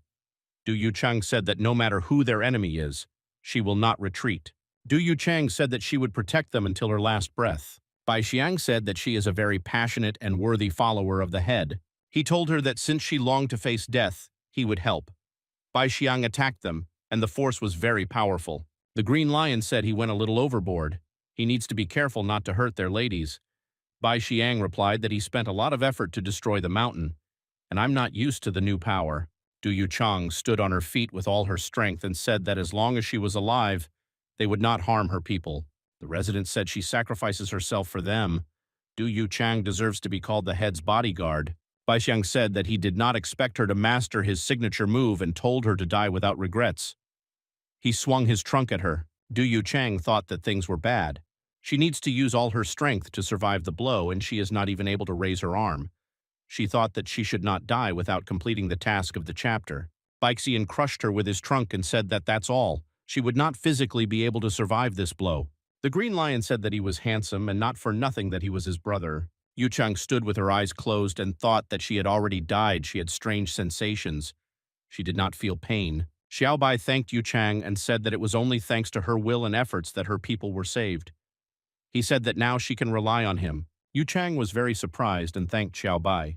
The residents said that this was the head's boyfriend and he came to their rescue. Xiaobai cut his trunk and said that if they want to fight, then he is not averse to it either. Bai Xiang shouted about his trunk. The Green Lion asked him to calm down. It was just a wound. The Green Lion jumped off Bai Xiang and thought that his trunk was as hard as metal, and the boy cut through it effortlessly. He thought that it was all about the sharpness of the blades. The Green Lion saw Shipeng on the tree and could not see who was there. He saw that the silhouette was familiar. Xiaobai didn't understand why Shipeng began to twitch. The Green Lion saw that it was his little sister. They are brothers in spirit, not blood, so they can understand each other without words. Shipeng conveyed her thoughts that the one who kidnapped her from the cave shared her with her relatives. He tied her up and left her here, stealing her inner energy day after day. She conveyed thoughts that she had suffered from his bullying, that it was painful for her to even live. She cried and asked her brother to save her from torment. In the imagination of her relatives, they saw Xiaobai beating her with a whip, and he asked him to stop and said that it would not happen again. And Xiaobai told her to scream louder. The louder she screams, the more pleasant it is for him. The Green Lion got angry and told Xiaobai that he was a lecher and how dare he insult their beloved sister. Xiaobai said that their goal was not to capture the country's women, but this is a reptile. The lion was filled with rage, and he roared with all his might. From this roar, Shipeng was filled with rage and was able to break the ropes. Du Yuchang was surprised that her strength was restored, because this was impossible. Xiaobai took away her energy every day, leaving only what was necessary for life. Shipeng told him that he expected her to be filled with power instantly. Xiaobai asked what he didn't understand. Did the lion's roar help her recover? Shipeng explained that it's not just about recovery. His roar boosts the morale of his allies, increasing their combat power in a short period of time. Xiaobai thought that it looked like a dope or a game enhancement. He thought it was a good skill. Shipeng said that she and him surpassed the spiritual level. She said that no matter where he came from, he had no chance against them. She ordered Xiaobai to prepare for death. Shipeng said that she would double the pain he caused her. Shipeng flew towards Xiaobai and shouted at him to feel her full anger. Xiaobai did not have time to react and she slammed him into the wall. She told him that as long as she was mad, he had no chance of winning. Xiaobai put up a shield and said that she is fast. But alas, the attack power is small, but he is even faster. Xiaobai attacked her with a spiritual sphere. Shipeng thought that his attacks were lightning fast, but with her speed, he couldn't hit her. Xiaobai's spiritual sphere exploded behind Shipeng. She realized that he was not inferior to Bai Yumo and his ability to absorb energy was not so simple. She looked at the place where Xiaobai was and wondered what kind of person he was. She didn't understand when he managed to disappear, that she didn't even notice. Xiaobai was behind Shipeng in an instant. Xiaobai absorbed her powers. She asked him to stop. Xiaobai told her that if she didn't want him to absorb her energy, then she should do what he said. She agreed. Shipeng thought about not letting him whisper in her ear because it is very sensitive. Shipeng recalled that this had already happened. One day he sneaked up unnoticed, but she didn't even feel it. Shipeng has always prided herself on her speed and insight, but his movements cannot be deciphered. But she is a predator on a spiritual level. She realized that this bastard's powers were beyond her level. Bai Xiang shouted at Xiaobai that he was a libertine and ordered his little sister to be released immediately. Shipeng and Xiaobai took off. Xiaobai told her to try her best to fly away. He wanted them to admit they were wrong. Shipeng screamed for her brothers to save her. Lev still screamed for him to let her go. They didn't understand where he was going. Du Yuichang saw that Xiaobai had taken them away. She lay down on the ground and thought that she could finally rest. She thought that Xiaobai probably did this to save her and the other residents. Du Yuichang thought that the elephant and lion looked stronger than that girl with wings. If they start fighting here, the residents will suffer, but it is difficult to definitively determine who will win and who will win. Du Yuichang realized that Xiaobai was much more caring than she had imagined. Xiaobai saw that they had moved a sufficient distance and he could deal with them here. Xiaobai jumped away from Shipeng and remembered that he had once seen a wonderful fist-fighting technique in comics. Now it would be very useful to him. Xiaobai himself cannot emit a huge stream of light, but he can use the existing one. Leo said that in this position the sun blinds the eyes. Because of the sun, the lion could not open his eyes. Xiaobai took advantage of this and hit the lion, which flew a couple of meters back. Xiaobai summoned lightning blades and thought that he had no idea how things were going in the country of women, and Noah was bothering him. He can't stay here for long. Xiaobai seized the moment to kill him at once. Xiaobai attacked the lion and it flew into the air. Shipeng thought that her brother, the best in the world, was killed by this scumbag. She didn't understand how this could happen.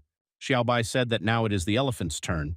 Lion hit Xiaobai and asked, "Whose turn is it now?" Xiaobai dealt full damage to him. He didn't understand why he not only didn't die, but also became stronger. The elephant told the lion to release all the energy of the overcome stone. Leo began to release energy and said that he had offended his sister. Even if he had to sacrifice his life, he would help her take revenge on the offender. The elephant also decided to release his energy. He said that his brother became interested in Ti Dao a long time ago and forgot about battles. But for the sake of his sister, he sacrificed his principles. Shipeng looked at them, and all she could say was that they were her brothers. Xiaobai thought that the power of the overcoming stone was great, and the last time even the forest shook. Xiaobai remembered that he had a similar feeling when fighting with Dean Liu. Leo told Xiaobai that he believed he had never encountered a predator that had surpassed the spiritual level. Today he will teach him a lesson in good manners. The lion began to choke on blood. She didn't understand what was wrong with the stone of overcoming. The lion realized that Noah had fooled them all. The elephant also fell. Shipeng asked the brothers what happened to them. Noah saw the red pillar of aura and thought that it seemed like the time had come. He wanted Xiaobai to kill them, and 2 doses of energy that surpassed the spiritual level would become his. Shipeng flew towards them and asked if they were okay. She asked why they suddenly changed shape. The lion said that Noah deceived them all. Despite the fact that he surpassed the spiritual level, this power, when released on the contrary, injured him.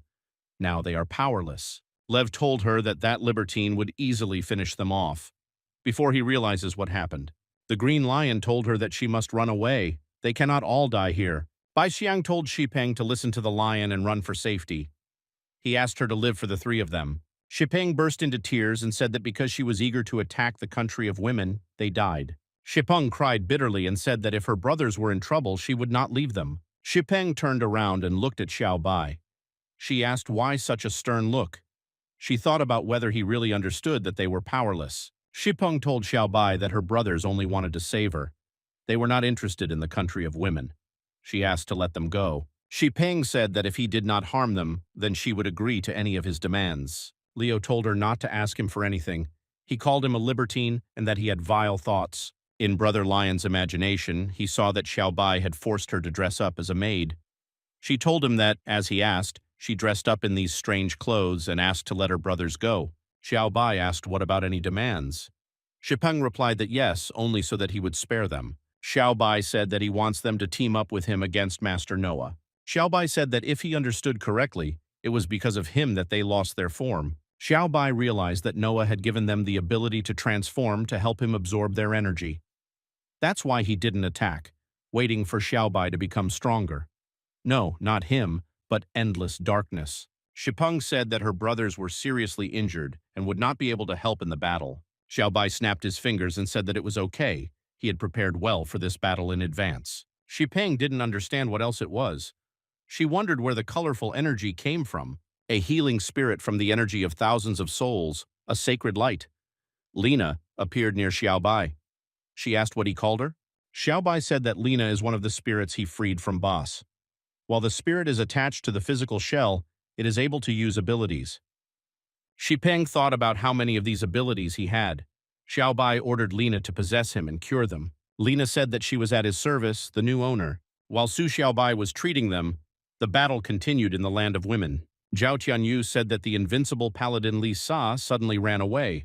She asked what Li Sa was afraid of and said that it made her remember shameful things. Li Sa thought that every time she saw her, Li Si's mind became cloudy and her thoughts became confused. Because of this condition, there is no point in fighting for her. She needs to get rid of obsessive thoughts. Li Sa saw the thought and jumped into it. She believed that the water could bring her back to her senses. Li Sa felt that it worked and the strange thoughts receded. But hiding in the water is a temporary measure. She needs to figure out a way to resist Zhao Tianyu's poison, otherwise she won't win. Li Sa saw the bubbles and she seemed to come up with something. Zhao Tianyu grabbed Li Su by the neck with her whip. Zhao Tianyu told her that she just thought of getting into the water and that's it. But she will get it there too. Zhao Tianyu asked Li Su that she wanted to go against the bloodthirsty king for Su Xiaobai. She asked, is this guy worth it? Zhao Tianyu told her not to let a man deceive her, a fool who fell in love for the first time. Li Sa was healing her wounds and told her not to dare speak ill of him. Zhao Tianyu told her that she couldn't save herself, but kept thinking about him. Zhao Tianyu said that there is poison everywhere here, even if she doesn't hope to gather her strength. Zhao Tianyu hit Li Su with her whip and told her to die. Zhao Tianyu hit Li Su in the head. Li Sa managed to react and caught Zhao Tianyu's whip. Li Sa asked why she thought she couldn't do it. Zhao Tianyu was surprised. She didn't understand how she managed to stop the attack. Zhao Tianyu thought that her poison would be reacted differently. Li Sa should have said that she was all wet and asked who would help her take off her clothes and dry her. Zhao Tianyu was shocked that she was able to cope with the effects of the poison. Li Sa pulled Zhao Tianyu's whip and she flew into the air. Zhao Tianyu shouted at her what she was doing. Zhao Tianyu thought that she was finished. Li Sa kicked her and said that she would answer for her words about her Su Xiaobai. Li Sa told her that she was fighting for love, the face of which she could not resist. Zhao Tianyu flew very far away. She thought that she was in pain and felt as if she had broken all her bones, but she seemed to understand how Li Si managed to resist the poison. Zhao Tianyu remembered that Li Si's whole body was shining. She probably covered herself completely with an energy shell, insulating herself from the poison. If she broke it, she could win. Zhao Tianyu looked at her clothes and saw that they were all wet. Li Sa flew toward Zhao Tianyu and asked where the pervert was staring. Zhao Tianyu noticed that she was very fast and did not even give her a second of rest. Li Sa prepared to strike her and told her to feel everything thoroughly on her own skin. With her attack, Li Sa cut off the flat part of the mountain. Zhao Tianyu thought that this was too much, and if she hit her, then not a piece of her would be left. Li Sa told her to now feel what it was like to be buried alive. Zhao Tianyu saw a cobblestone flying towards her from behind. She realized that she could not dodge the jump. Zhao Tianyu, after she fell asleep, released her power and easily threw off the rubble and said that Li Sa was infuriating her and told Li Sa to kill her as soon as possible. Li Sa landed not far from her. Li Sa asked what she said and said that it was hard to hear up there. Zhao Tianyu was scared and said that she didn't say anything. Zhao Tianyu didn't understand what was wrong, why she was afraid. Her body trembled with fear. Zhao Tianyu realized that there was another person whom she feared, like Noah. Zhao Tianyu looked at Li Su and thought that not long ago she had driven her to despair. Zhao Tianyu did not understand where Li Si got the strength to fight. Zhao Tianyu began to think that it was all about love. Because of her ability, she got to see the disgusting side of people. Therefore, she always neglected men and never believed in love, did not even talk about it. Zhao Tianyu has been alone for as long as she can remember. It's hard for her to even imagine that there is a cozy and kindred feeling of love. It was only thanks to Noah that she was able to continue living. She decided that she had had enough of murder, blood, greed, and constant darkness. She wants to be like Li Sa. She wants to live happily. Li Sa thought that she had lost all her fighting spirit and fell silent. Although based on the experience of fighting her, Li Sa believed that she must be up to something. Li Sa didn't want to show pity. Li Sa ran towards Zhao Tianyu to deliver a crushing blow. She thought that Xiao Bai's enemy was also her enemy. She will try her best for her happiness. Zhao Tianyu said that she was giving up and asked why she wanted to kill her. Li Sa swung her sword and said that this was probably her trick and she didn't believe her words. Zhao Tianyu realized after a moment that she was not dead. Noah appeared in front of Zhao Tianyu, shielding her from Li Si's blow. Noah stopped Li Si's sword with one finger. Zhao Tianyu asked that she came specifically to save her. Noah replied that he did not expect the enemy to be able to break the psychological defenses of one of the 5 kings.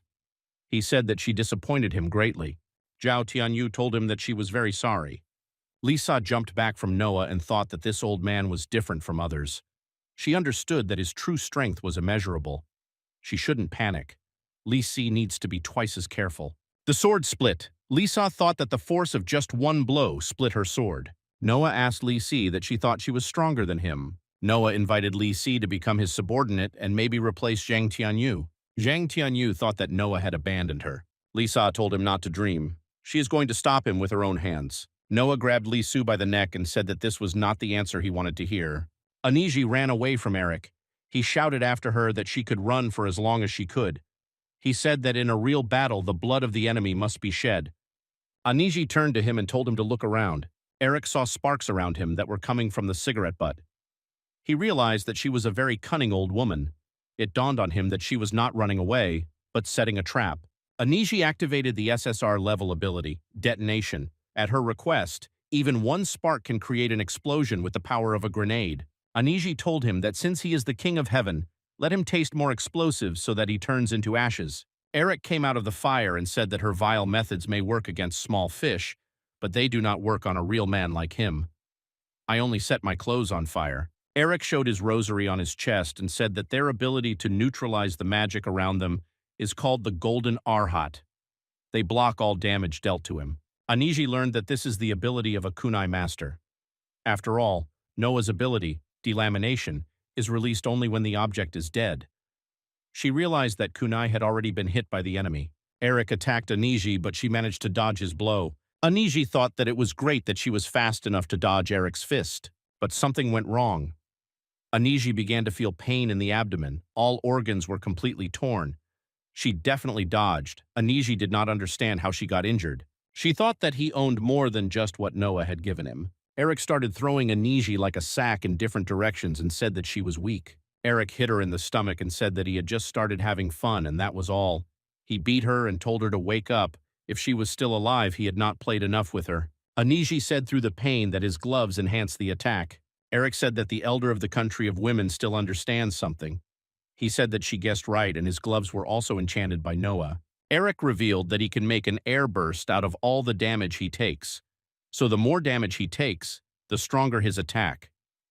This is one of his explosive fist abilities. Eric told her that since she was already on the edge, it would be boring to continue with her.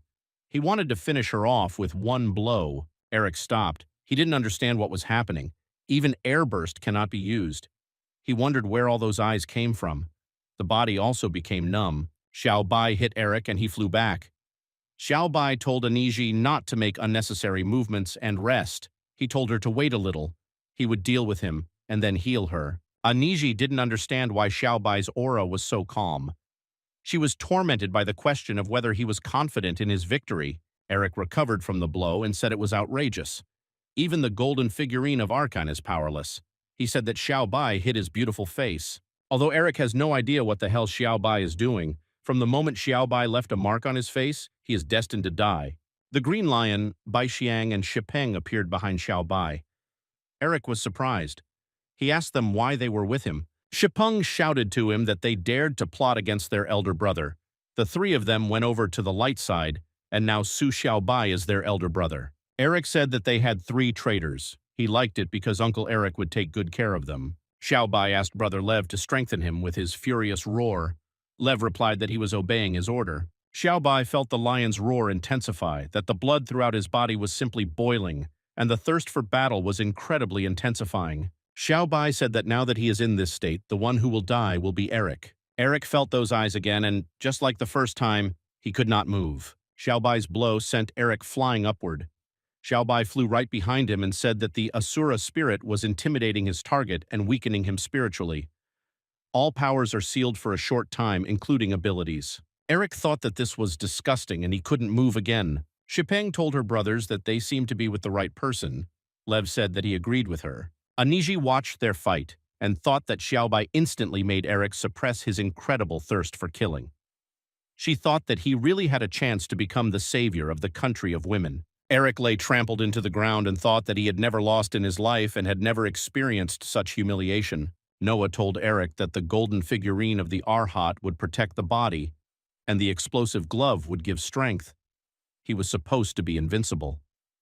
Eric thought that these strange eyes were an exception. Xiao Bai was not an opponent for him at all. Eric decided to smear it. Xiao Bai sat on a tree branch and said that judging by his appearance, he was not ready to accept defeat. Did Eric think that this guy was making fun of him? Xiao Bai said that he only defeated Anijang with the advantages that the artifacts gave him, and he doesn't even need to use Asura's spirit. Xiao Bai told him that there is no way for Eric to defeat him. Xiao Bai thought that all the energy that he spends on the Asura spirit can be saved and increased. He had already used this power 3 times, and one way or another, he would have to do without it for a while. Xiao Bai decided that he would bluff. Eric told Xiao Bai that he didn't think he would ever meet a person who didn't care about him. He asked Xiao Bai that he thought that anyone could become the owner of Noah's artifacts. Eric explained that these magical items absorb all the enemy's hatred before death. When worn for a long time, the body absorbs the spirit of grievances and then gets out of control. Eric said that besides Noah, only he can withstand the effects of these artifacts. Shipeng was surprised by Eric's words when he explained that the cooler the body, the more artifacts can be used. Eric stated that his flesh allows him to use 12 artifacts at the same time. Eric transformed and armor appeared on him. He said it was his most powerful piece of equipment. No one on Earth or in the sky can surpass his perfect armor. Eric told Xiao Bai that he was already so scared that he couldn't say a word. Aniji thought that his whole body was shining with armor. When he fought with her, he did not use all his strength. She wondered what Su Xiao Bai would do in the face of such power. Xiao Bai looked at Eric silently. Shipeng supported Xiao Bai and shouted that Xiao Bai was the strongest and would destroy him. Xiao Bai asked that all you need to do is resist the spirit of hatred and you can put on his armor. Eric asked Xiao Bai what did he mean. Xiao Bai said that his artifacts looked too pathetic and asked him if he thought his armor would suit Xiao Bai. Eric was surprised and asked that he really wanted to take away his artifacts. Meanwhile, the first sounds of battle were already heard in the sky above the country of women. Sifa said that there were so many people in the land of women and asked if they knew why she chose them as her opponents. Bai Yumo replied that of course she knows. There is no other explanation other than this reason. Sifa was surprised and wondered if Bai Yumo had already guessed everything. Bai Yumo told her that she was jealous of her because her breasts were bigger than Sifa. Sifa got angry and said that there was no need to discuss breast size with her and ordered her to shut up. Sifa told her that she looked so defenseless in order to accumulate energy. She told Bai Yumo that she really thought she had nothing in stock. Sifa transformed and said that this was her real appearance, a 6-winged fallen angel. She added that now the situation has completely changed and now they should envy her. The warriors said that this was truly amazing and that they all pale in comparison to her. They thought that she must have an exceptional rank. Bayumo told her that she had turned from a punt into a cash cow. Bayumo advised to be careful with this image, otherwise they will sag. Sifa told her not to cover herself because her envy was written on her face. Saifa added that she had already lost in the breast issue and now she needed to show real skills. Saifa activated her ability in order to entangle them in the shackles of the soul. Bayumo told her that these were just pathetic chains. She asked what she thought these chains would somehow hinder her and whether it was too naive of her. Saifa told her that she did not say that the chains were for her. Bayumo realized that she had shackled the disciples. One of the students said that her whole body was chained and she could not move, and this was a very mean trick. The other students asked the leader to help them because they would soon not be able to breathe. Bayumo asked them to calm down and said that they would be fine. They are all her lovely followers. She stated that as their leader, she would protect them from everything. Bayumo swung her sword, but nothing happened. She didn't understand what was happening. Saifa told her not to waste her strength in vain, because these chains are made of metal, hardened in hell, and there is no person who could cut them. Saifa explained that people bound by soul chains would be quietly attacked by the inhabitants of hell. Their will gradually be suppressed. In less than a few minutes, they will face death in horror. Saifa said that watching her dear followers die one by one, she would not be able to fight, and nothing plunges people into despair like this. Bayumo told this cash cow not to rejoice too early. Saifa noticed that her aura had changed. Bayumo said that from the moment she became a swordsman, there was nothing that she couldn't cut. After releasing her power, Bayumo cut the chains of souls.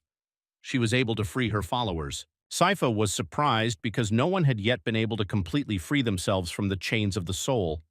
But this girl took and cut all her chains. Sif told her that it didn't matter how strong she was. In the end, her capabilities do not exceed human ones. She still didn't understand how Bayumo cut the hellish chains.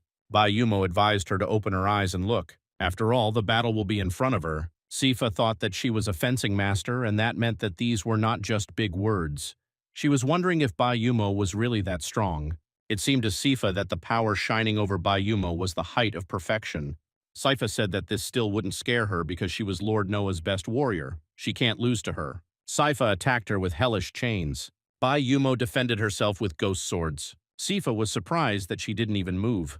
She cut the chains only with the help of her strength. Bayumo, after repelling the attack, disappeared somewhere. She appeared on Sifa, and Sifa was able to see her. Bayumo told her that her large breasts were preventing her from moving and struck her. Sifa said that this was terribly unacceptable. She, the fallen angel Sifa, was knocked to the ground by some person. If she doesn't kill Bayumo, she won't be able to look people in the eye. Bayumo pointed her finger at Sifu and activated her Starfall ability. A large number of rays pierced Saifa's body right through. These swords were very fast. Sifa did not have time to blink her eyes, and she was already pierced. However, even with such skills, she cannot kill Sifu. Bayumo noticed that one wing had disappeared. She thought that one wing could neutralize deadly damage. Sifa activated the magic circle and began to recite a spell in another language. After preparing, Sifa shot magic at Bayumo. Bayumo prepared to defend herself and said that she was not afraid of her.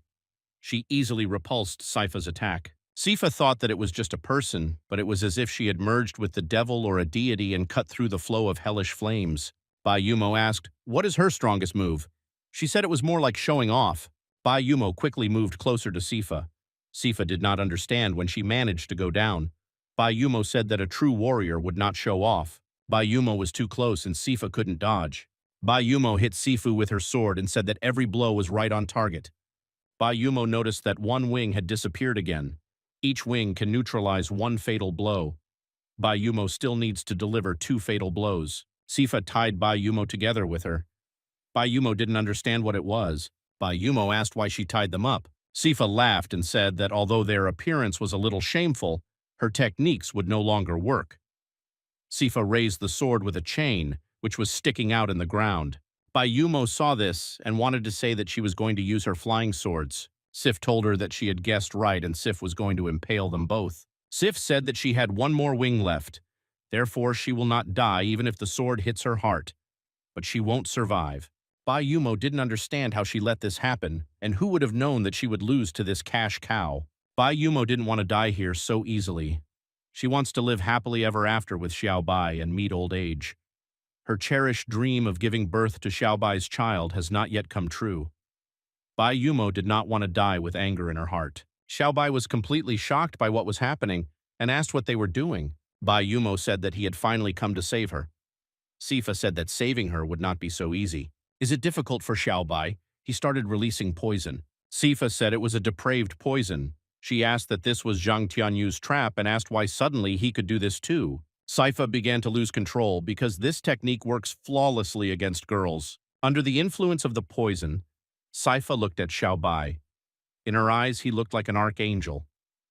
She asked him if he would pull her out of this abyss of loneliness and asked how she could pay him. Sifa got down on all fours and said that it was better to serve Mr. Archangel. Xiaobai thought that this act of depraved poison was very cruel. Xiaobai said that she was delirious and to be tied tighter.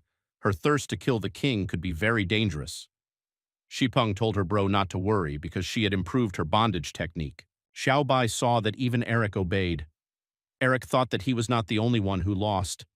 He thought that he was too hard on himself and losing to Su Xiaobai was forgivable. In the end, he is the same as Mr. Noah. They are real monsters. About 10 minutes ago. Eric thought about what this thing was, and the light of this thing made him shiver. Xiaobai told him that he could only dream about victory and he could no longer waste time on it. Now they will finish with him.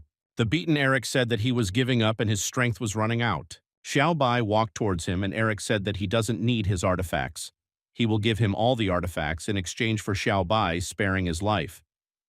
Xiaobai said that almost all of his artifacts are broken. He doesn't need them. He will only take the rosary. Eric said that the earrings were also intact. Eric handed Xiaobai a rosary from a kunai master, as well as magical pink earrings. Xiaobai thought that he did not expect that after the death of the kunai master, Noah would use his things. As his friend, it is Xiaobai's responsibility to help his soul find peace. Xiaobai activated the power ability of 10,000 souls. Master Kunai's soul came out of the rosary and he said that he didn't think their meeting would look like this. Xiaobai said that his soul was already freed from Noah's shackles and he could go to heaven. Kunai answered him that he could not go there yet. His soul still harbored grievances. He asked if he could finish one thing first and then leave. Xiaobai replied that of course it is possible because it is his right. Kunai's soul began to disappear, and he thanked brother Su Xiaobai. Xiaobai noticed that something was happening with the earrings. The earrings began to change color to blue, and they said that since he had already freed one, maybe you could help her too? Joanna appeared in front of him. The soul, liberated by the technique of 10,000 souls, said that she also had unfinished business and asked if she could let her go. Joanna turned to the owner of the power of 10,000 souls and said that he controls all the souls that did not enter the cycle of reincarnation. All he has to do is say the word and she will gain freedom. Xiaobai asked that she is a sorceress.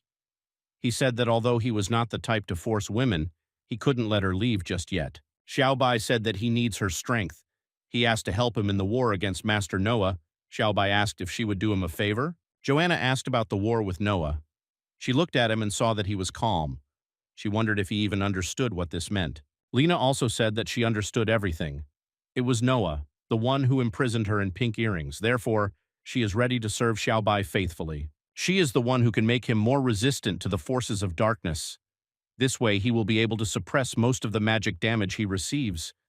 She also knows many forbidden spells that can help Xiaobai in battle. She really hopes that she will be useful to him. In response, Xiaobai said that she is strong enough. With such abilities, she will only make him stronger. At that moment, Eric thought that this could not happen. He was just content with reducing damage, and thanks to his control over the dead, Joanna was able to open all her techniques. Events switched to Abumi, where he stated that the previous techniques of the Zhongjie family had been lost. Even his father cannot defeat him, and she certainly cannot. He also pressed that in an age when everyone has their own talent, only the road of death shines for the mediocre. In response, Lan Qing told him to shut up. He has no right to prophesy in the name of the head of the Zhongjie clan. But Bumi didn't like this, and he said that how dare she open her mouth before her death.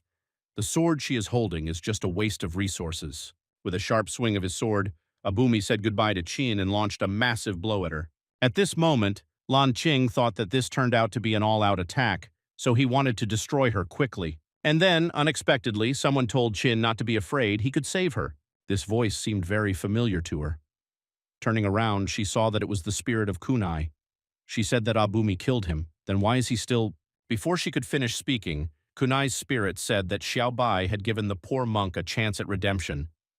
He will help protect her from Abumi's attacks. The main thing is to attack her herself. Lanqing told him that in this way she completely relies on him. And Bumi told Kunai that he died and still wants to try to stop him. He still didn't have enough of it. He paid with his left hand anyway. In the face of a blade, he will not cower. And Bumi also added that Kunai is too cowardly and there is no need to blame him for this. The Kunai told Lanqing not to suppress the power of Yao's sword, to release the power, otherwise they would have no chance. Lanqing did not fully believe in releasing the power. She was afraid that she would be absorbed in the same way as Abumi was then. Kunai told her not to worry. The light is very merciful to her. It will help her cleanse herself of the magic of Yao's sword, to which she replied that you can take a risk. It might take them a little while to do this while she entrusts herself to him. Kunai said not to worry, he won't let her have any problems. Hearing all this, Abumi said that they asked for it. Waving his sword, he launched water waves towards them. Seeing the attack, Kunai told him that he most likely forgot about the power of defensive techniques. Its water cannot harm the monk in any way. Answering Kunai, Abumi told him to look at himself. He shouldn't have relaxed. The golden figurine protects too, which means that the power should weaken. He also added that there was actually no way for Kunai to hold back its full power after his attack. And Bumi attacked the Kunai with water and split it into two parts. But Bumi didn't understand what happened. He wasn't completely sure that he still wanted to seize the power of the Yarblade. Releasing the power, Lanqing said that she saw someone who was about to die. And Bumi was sure that this was his blade and no one would dare take it away from him. At this moment, Qin grabbed his hand. And Bumi was stuck in his thoughts. He didn't understand what was happening with the blade because he was the one who chose it. He had been waiting for him for more than 10 years. Despite all this, Lanqing struck him with a blow, after which he flew to the ground. In addition, she said that everything is just thirsty for blood. It is limitless to her who is the boss. Lying on the ground, Abumi still continued to repeat that this was his sword. It was simply impossible without it. With the last of his strength, saying that no one could take his sword away, he tried to strike back at Qin. Turning around, she fought off his attempt to strike and said, "Who is next?" Once back on the ground, he said that the blade had chosen him and he should not abandon Abumi. Qin came closer to the lying Abumi. She leaned over and said that she hates people who constantly say the same thing. Didn't he know? After her words, he finally calmed down. She felt a strong aura behind the mountain and said that she would go and kill them. At this moment, events moved to Xiaobai, where he told Noah that he could not restrain himself and had actually come. Noah told him that he did not expect that he was able to capture two of his subordinates. He was able to exceed his expectations. Standing next to Noah, Zhang Tianyu was surprised that Xiaobai was able to extract depraved poison from Li Si. Xiaobai said that we need more action and less words. He doesn't see either Li Su or Zhao Ping. He didn't understand what Noah could do with them. Standing nearby, looking at Xiaobai, Sifa admired, saying that when her archangel was angry, he became so handsome. After Xiaobai's words, Noah ordered the captivating cube to appear. Li Sa and Zhao Ping were in this cube. When they saw Xiaobai, they said that he had come to save them. Seeing them, Xiaobai told them not to worry. He would definitely save them. Zhao Ping told him that everything was fine with them, he should calm down. She was also worried whether Xiaobai was injured. In addition, Li Sa said that this Noah is very strong, he should be careful. She worries about him very much. Xiaobai replied that he understood them.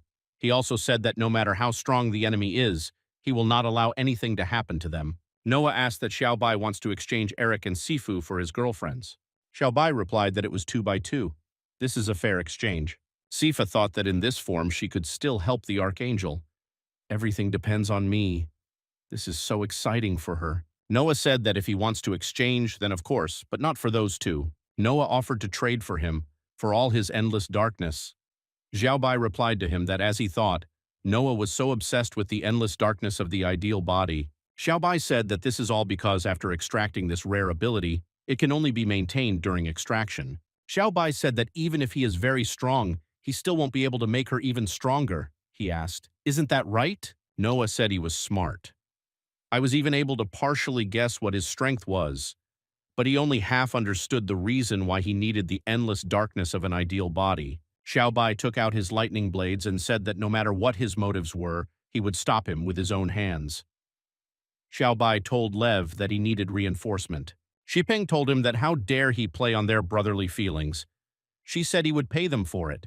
Bai Yumo said that he offended her sister and also had a crush on her boyfriend. She said that for his actions, one death was not enough. Aniji said that Bai Yumo was right.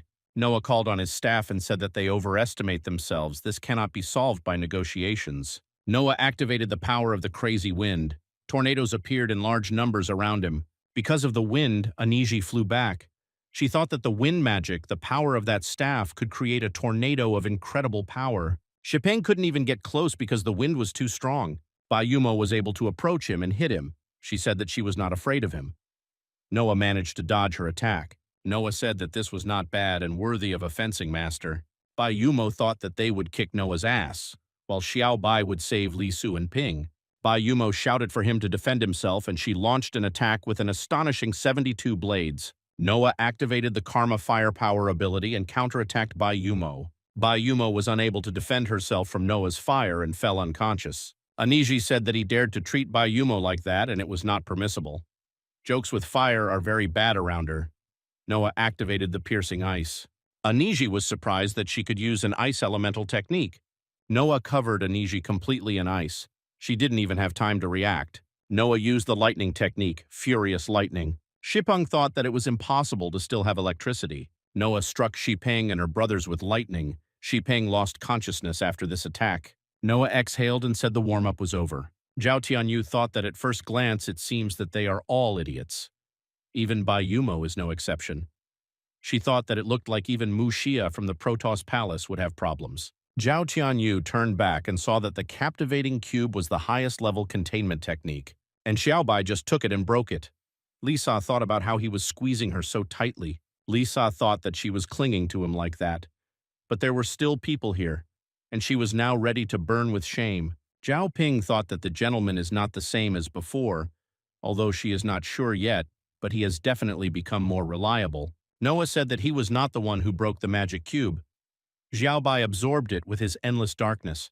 As a result, this little guy fell into a trap. Noah explained that he put a lot of magic into the cube. Xiaobai couldn't handle it, so he solved the problem in his own way. When I realized that I couldn't destroy the magic cube, but only absorb it. Noah continued to say that his endless darkness had already accumulated at his solar plexus. That's all he has in his body. Noah said that such people are only good to be fooled. Noah was glad that the endless darkness would eventually return to him. Xiaobai looked at Li Su and Zhao Ping. Noah thought about how this asshole dares to ignore him. Xiaobai said that he was handing over the wounded to Li Si and asked if she could heal them. She told him not to worry. Lisa said that her healing abilities are more than enough. Xiaobai looked at Noah and asked, "What does he still think he can win?" Noah told him to stop talking because he was the one who allowed him to get this far, and now he would crush him like a bug. Xiaobai approached Noah in an instant. Lisa thought that he was very fast and she was still far from reaching Xiaobai's level. Xiaobai stood in front of him and looked into his eyes. Xiaobai asked if he had the strength to defeat him.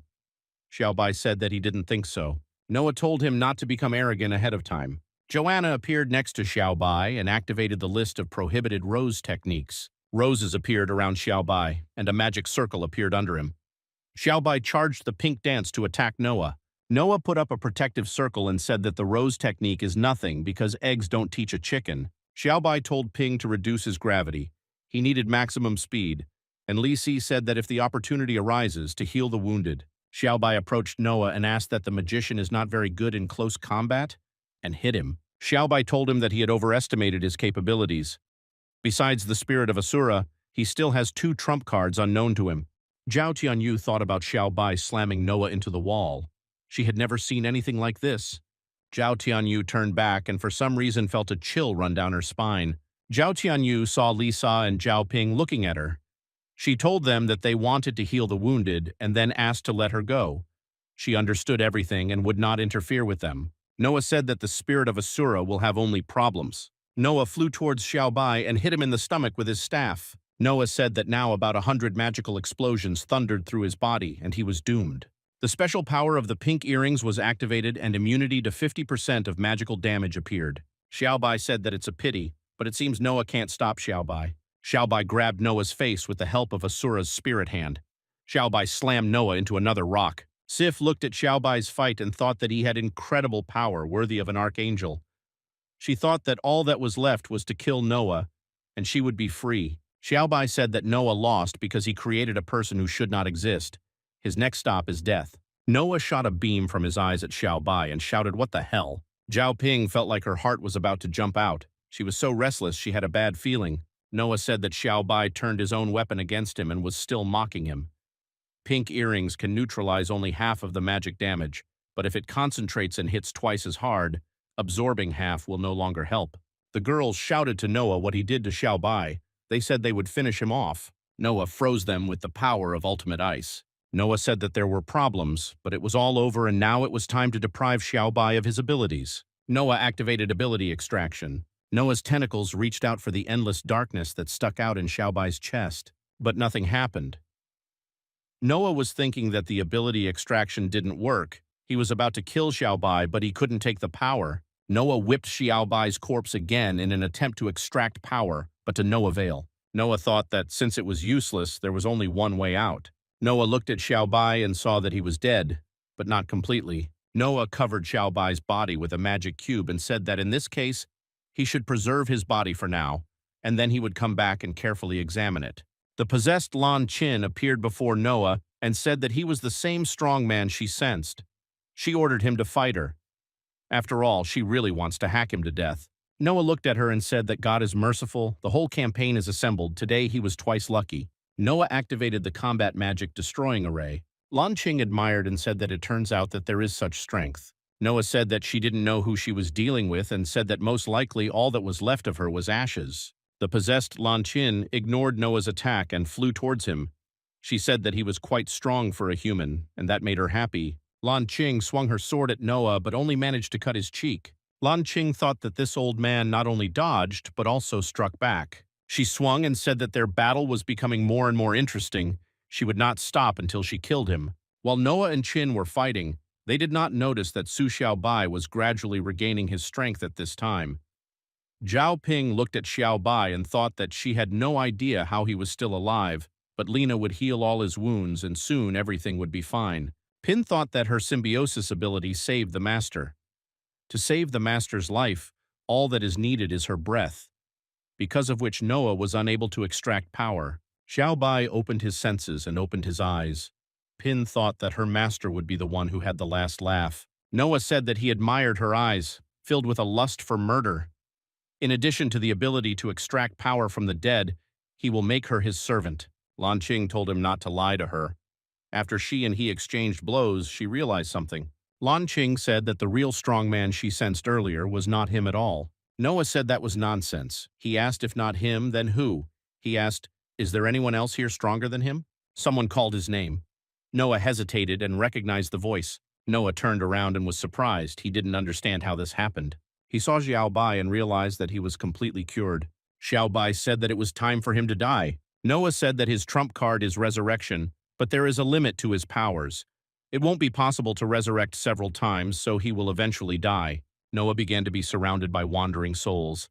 He did not understand why there were so many of them. The souls of the predators of the country of women who died in the mountains. Souls on the shore of a women's lake. And the guarded graves were all heading towards Xiaobai. Lan Qing thought that there were so many souls, much more than in her blade.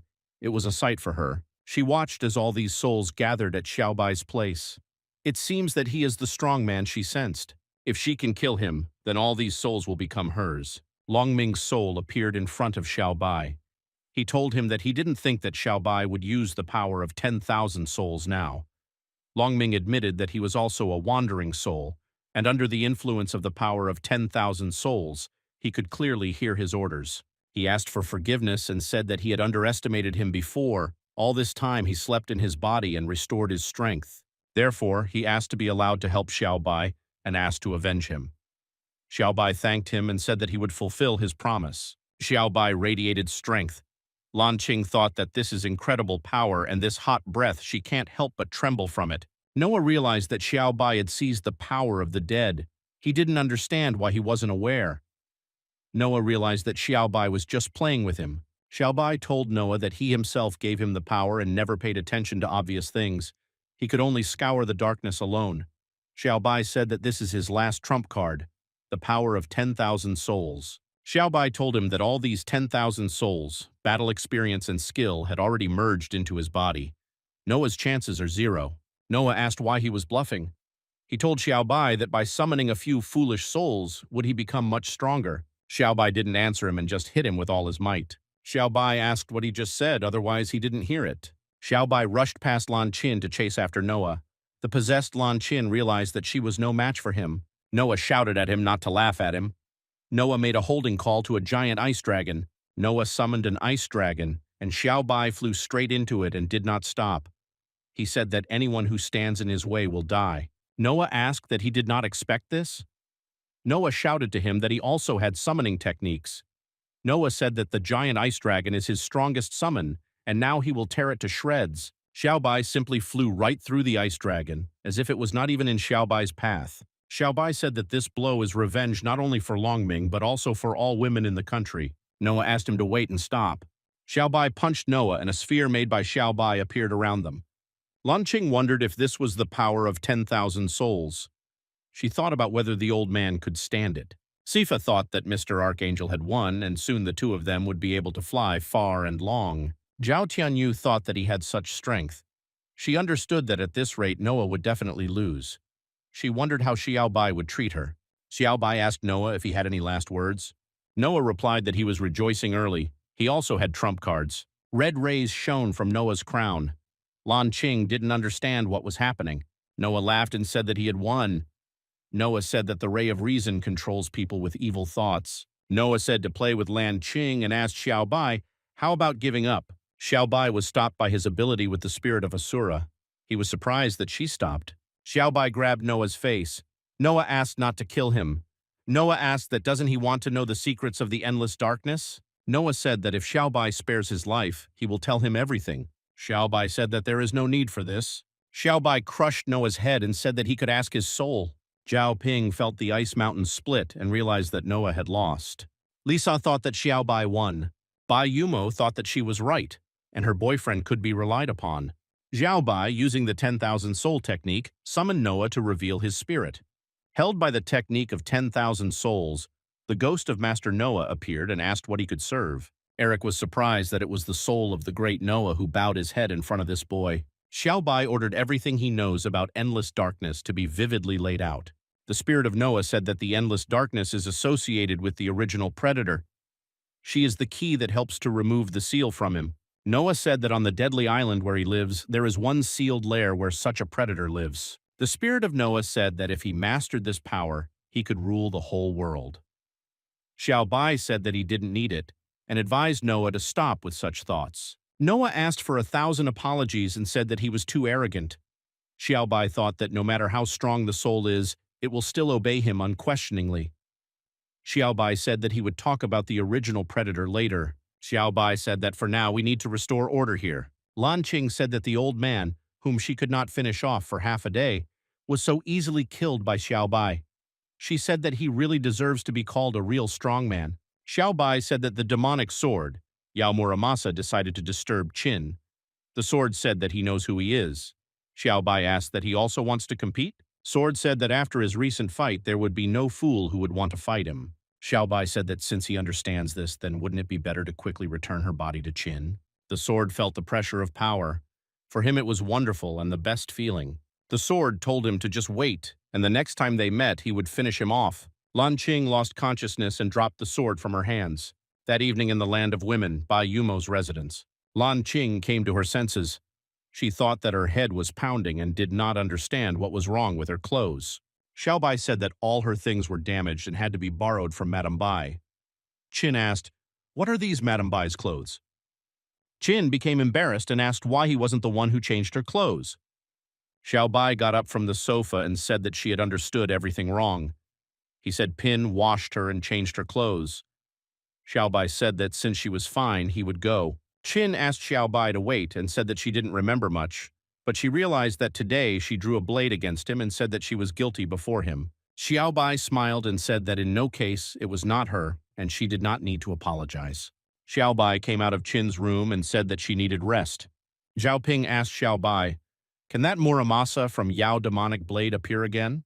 Xiao Bai replied that he himself would like to know. Xiao Bai said that if they wanted to defeat Yao's blade, they would most likely only be able to rely on Qin herself. Xiao Bai looked at the spirit who was nearby and said that Qin leaves the protection to him, and if something goes wrong, he will destroy it. Spirit Abumi told Xiao Bai not to worry. He would not let him down. Zhao Ping said that in the battle with Noah, Xiao Bai used symbiosis. She explained that she learned the secret of this technique from Mr. Mu Xia. She asked that Mu Xia really told him nothing. Xiao Bai said that Mr. Mu Xia will not share secrets with everyone. Pin asked how he knew then. Xiao Bai pressed Ping to the wall and said that of course he guessed it. He asked her what she thought, that he would not guess her intentions. Pin thought that he was too close and could already feel his breath. She was thinking about what should she do. Xiao Bai said that he will go, because tomorrow the houses of the country of women will be repaired. Pin didn't understand why the gentleman decided to stop. Ping said that she didn't want it to end like this and kissed Xiao Bai. Zhao Ping told Xiao Bai that she seemed to be injured and suggested that she go to his room and check. Xiao Bai opened the portal and told her not to worry because she was safe next to him. They teleported to Xiao Bai's bed, and Pinny said that even the magic of teleportation is subject to the master. Xiao Bai asked, "Where is her wound?"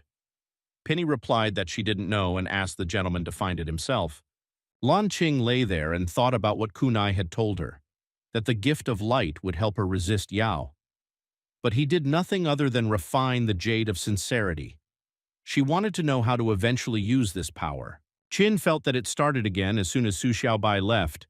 Her chest began to ache. She thought that thanks to Xiaobai, the gift of light was manifested, and she decided that she needed to find it. Then she could understand what was happening. Bai Yumo was looking for something and wondering where the elixir given by the ancient teacher had gone. Bai Yumo found rainbow bear bile balls. This medicine not only protects blood vessels but is also very invigorating. It is especially useful for men. Bai Yumo decided that after a hard day, Xiao Bai needed to rest. She wanted to send this medicine to him right away so that he could improve his health. Li Sa walked under Xiao Bai's room and thought that although he has a ghost doctor, she is not confident in her abilities. She was thinking about what to do if Xiao Bai got injured and it couldn't be healed. Li Sa thought that this was a little awkward, but she had to go. This is her duty as a knight. Sifa and Zhao Tianyu stood on Xiao Bai's balcony and whispered about how they escaped from prison and why they came here. Sifa said that she wanted to say goodbye to him, even if she just looked out the window and that was enough for her. Zhao Tianyu asked Sifu that she spent so much effort escaping from prison just to come here and take one look at Xiao Bai. Sif replied that, of course, and asked what else she could do. Zhao Tianyu thought that this guy's spell had affected Sifu so much that she could no longer be saved. Zhao Tianyu asked herself why she ran with her. The girls did not understand what it was and where the female voice came from. Saifa could not stand it, opened the balcony doors and said that the archangel broke her heart by doing such things. But why not with her? And asked that she was not beautiful enough. Bai Yumo burst into his room and said that she had brought him medicine with bear bile. Li Sa came in behind her and said that she would help him heal his wounds. Lan Qing saw everything that was happening and thought that in this situation it was better for her not to meddle here. However, Qin noticed that the thread of the gift of light again led to Xiao Bai, and the gift of light began to react more strongly. The gift of light was confirmed, and Qin flew to Xiao Bai's room. She did not understand what was happening and why the body did not obey. Xiao Bai also flew and thought that the endless darkness was behaving like this for the first time. He understood that something was attracting it. Zhao Ping thought about what kind of blinding light and wondered where it was coming from.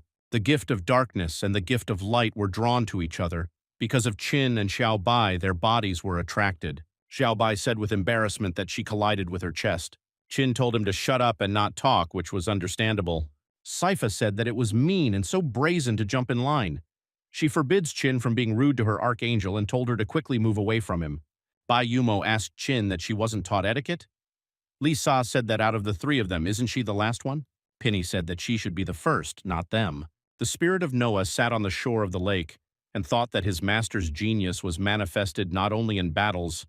Noah considered Xiao Bai to be cool in everything. Noah thought that if light and darkness could unite in his body, then Xiao Bai would become the strongest person in the world. Xiao Bai woke up the next day and thought that he had spent too much energy fighting Noah.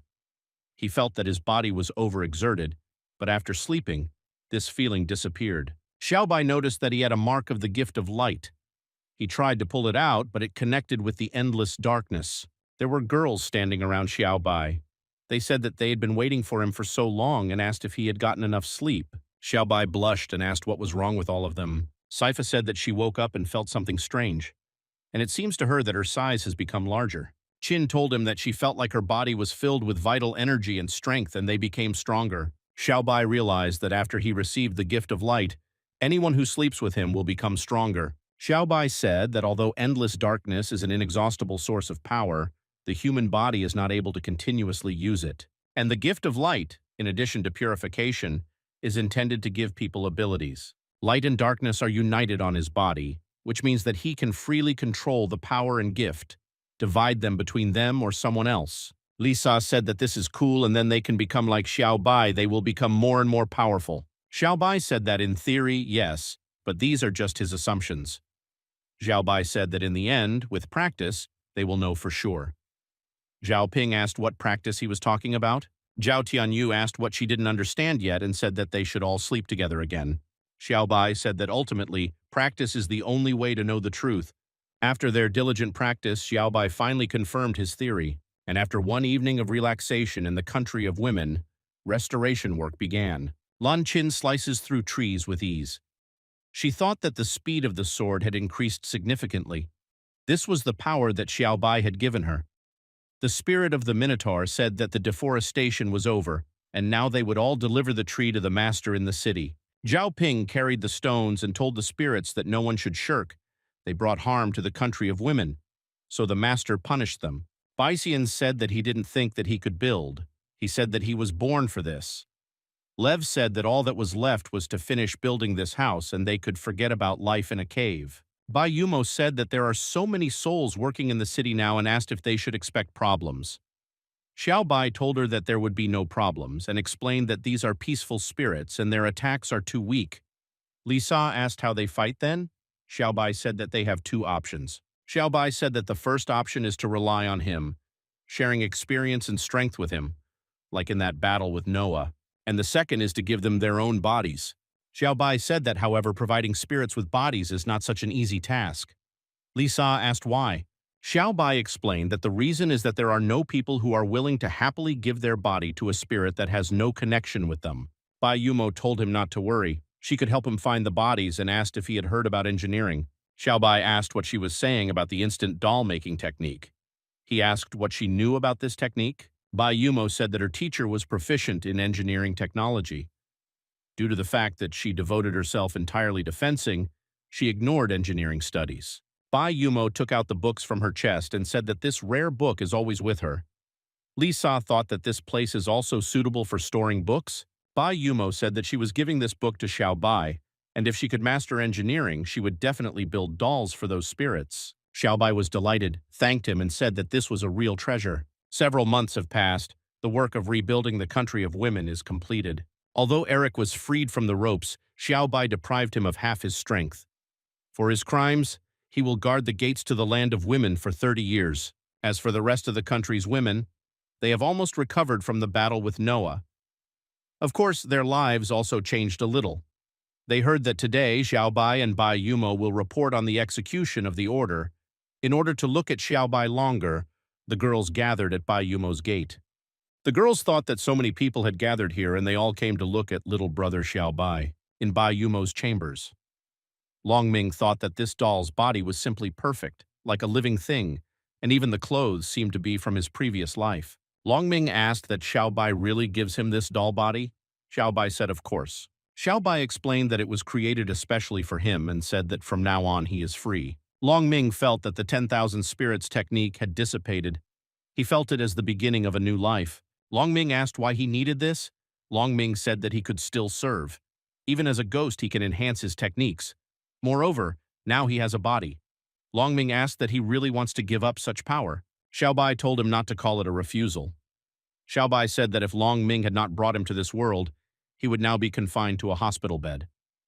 Long Ming gave him freedom. Xiao Bai said to thank him, he should also give him freedom. Long Ming thought that in fact he had freed himself from all obligations much earlier. For the fact that he saved him from death during the battle with Noah, Xiao Bai does not owe him anything. But Xiao Bai still wants to thank him. Long Ming believed that creating such a human body was not that easy. He thought that Xiao Bai had tried very hard. Long Ming felt that he was not mistaken in his choice. Long Ming thought that with the use of the light core and the darkness core and the technique of 10,000 souls, also together with Bai Yumo and Li Si, these S-rank generous assistants, Long Ming believed that only he could become the king of Protoss and even the whole world. Xiao Bai asked what he plans to do. Long Ming replied that he had not thought about it yet. Xiao Bai said that he was returning to the Protoss throne room today and asked Long Ming if he was coming with him. Long Ming replied that no, he had already died. He didn't want to go back there anymore. Long Ming thanked Xiao Bai for giving him freedom. Long Ming said that since he is starting to live again, he wants to become a monk. He wants to go and really enjoy this world. Mu Yuan stood on the balcony and said that so much time had already passed, and Xiao Bai still had not returned. She said that his task should have ended already. Mu Yuan thought that Xiao Bai really liked the country of women more and didn't want to return. She said she was giving him one more day, and if he didn't come back, she would be furious. Mu Xia thought that if Xiao Bai did not return today, then his father himself would get him out of the country of women. Protoss Court, Center for Scientific Research. Li Xin thought that her work was getting worse lately. She didn't understand what was wrong with her in the end. She thought about worrying about Xiao Bai and Pinny too much. Meanwhile, in Su Xiaobai's chambers, Wang Shiyu said that you can die from cookies. Wang Shiyu said that without Xiao Bai, she didn't even have anyone to play with and said that when he returns, she will definitely teach him a lesson. Mo Yang said that indeed, without Xiao Bai, life seems to have lost all its colors. The girls heard someone's voice. Wang Shiyu said, "What a depraved voice." Mo Yan said that it was coming from the second floor, and there was only Xiao Bai's room there. Yin Yu lay on Xiao Bai's bed and said that Xiao Bai's scent is everywhere. So much time has passed, but she still smells this scent. She said that just inhale the scent of Xiao Bai and she will already shine. A portal opened in Xiao Bai's room. Xiao Bai walked through him and asked Yin Yu what she was doing in his bed. She saw him with the girls and asked that it was really him and she who was not sleeping. She ran to him and said that he knew how she suffered while he was away. She told him that she couldn't wait anymore and suggested that they pick up where they left off. Sifa came out of the portal and crashed into Yin Yu. Sifa said that she was a harlot and would not allow her to take away her god. Yin Yu asked where else did she come from, and asked that since she grew breasts and thinks that everything is allowed. Zhao Tianyu said that she had just arrived in Protoss and had already quarreled with a family member. She wanted to figure out a way to calm everyone down. Zhao Tianyu activated the depraved poison. Yin Yu didn't understand what happened to her, as if she had been hit with an electric current, a weak charge. Mo Yan entered the room filled with poison and said that Yin Yu was really doing something strange in Xiao Bai's room again. Mo Yan inhaled the poison and said that her body was paralyzed. This was the first time she had such a feeling. She said that it was hard for her and asked Xiao Bai for help. Yin Yu said that she also needs to be saved. Xiao Bai covered himself with his hand and asked what they want to be played to death. To neutralize the effect of the poison, Xiao Bai worked all night. After diligent efforts, the girls finally united. Xiao Bai sent Dracula a detailed report on what was happening in the land of women. The three vouched for Sifu and Zhang Tianyu, and their lives were spared. That day, two major pieces of news were announced in Protoss land. Unfortunately, the Kunai master died in battle with Noah. Qin brought flowers to Kunai's grave and said that Kunai's teacher's will had not been forgotten, and said that he could sleep peacefully. All the subordinates of Master Noah, the bloodthirsty kings, were defeated in the country of women. Thanks to the endless darkness, Xiao Bai became a celebrity overnight in Protoss. This concludes the news release. Longyan thought that from rags to riches. Longyan said that even this monster Noah died at the hands of Xiao Bai. She said that he had a worse time than her little brother Long Ming. Ma Fei read the newspaper and said that they killed 5 people, bloodthirsty kings. Ma Fugi said that these are the guys that even S-rank bodyguards were afraid to touch. Ma Fugi said that the one who could defeat them is truly great. He believed that this was 100% Mu Xia's disciple. It's best to hand it over to Count Dracula. Ma Fei said that unfortunately no. He said that it was Su Xiao Bai who graduated with him. People on the streets of Protoss began to recognize Xiao Bai and said that they only talked about him on TV. People looked at Xiao Bai and said that it was he who defeated 5 people, bloodthirsty kings. They said that he had become prettier and was not at all like the one who was at the selection meeting. Someone wanted to take a photo with him. People were discussing that Mu Yuan was next to him. People didn't understand why they were together. People thought they were on a date. Mu Yuan thought that everyone was looking at them and she felt embarrassed. Mu Yuan was thinking that all she did was ask Xiaobai to go get milk tea with her, even though it was just the two of them. She thought it was a date. Xiaobai said that she was blushing and asked that she had a fever. Mu Yuan was embarrassed and said that she was not blushing but just hot. A car stopped in front of them and Wu Yue got out. She said that they had not seen each other for a long time and asked if he remembered her. Xiaobai said that she was an examiner from Wu Yue's quitrent meeting. He asked if she had anything to do with him. Wu Yue asked for forgiveness for interrupting their date. Wu Yue said that there was someone who wanted to see him and asked if he could spare a minute. Dracula said he tore it out again and asked for forgiveness. Did Mu Yuan think that this is how her date would end? Xiaobai replied to Dracula that it's terrible. If he has something to say, then let him say it. Dracula said that then he would not delay. Dracula said that the position of the kunai master is free.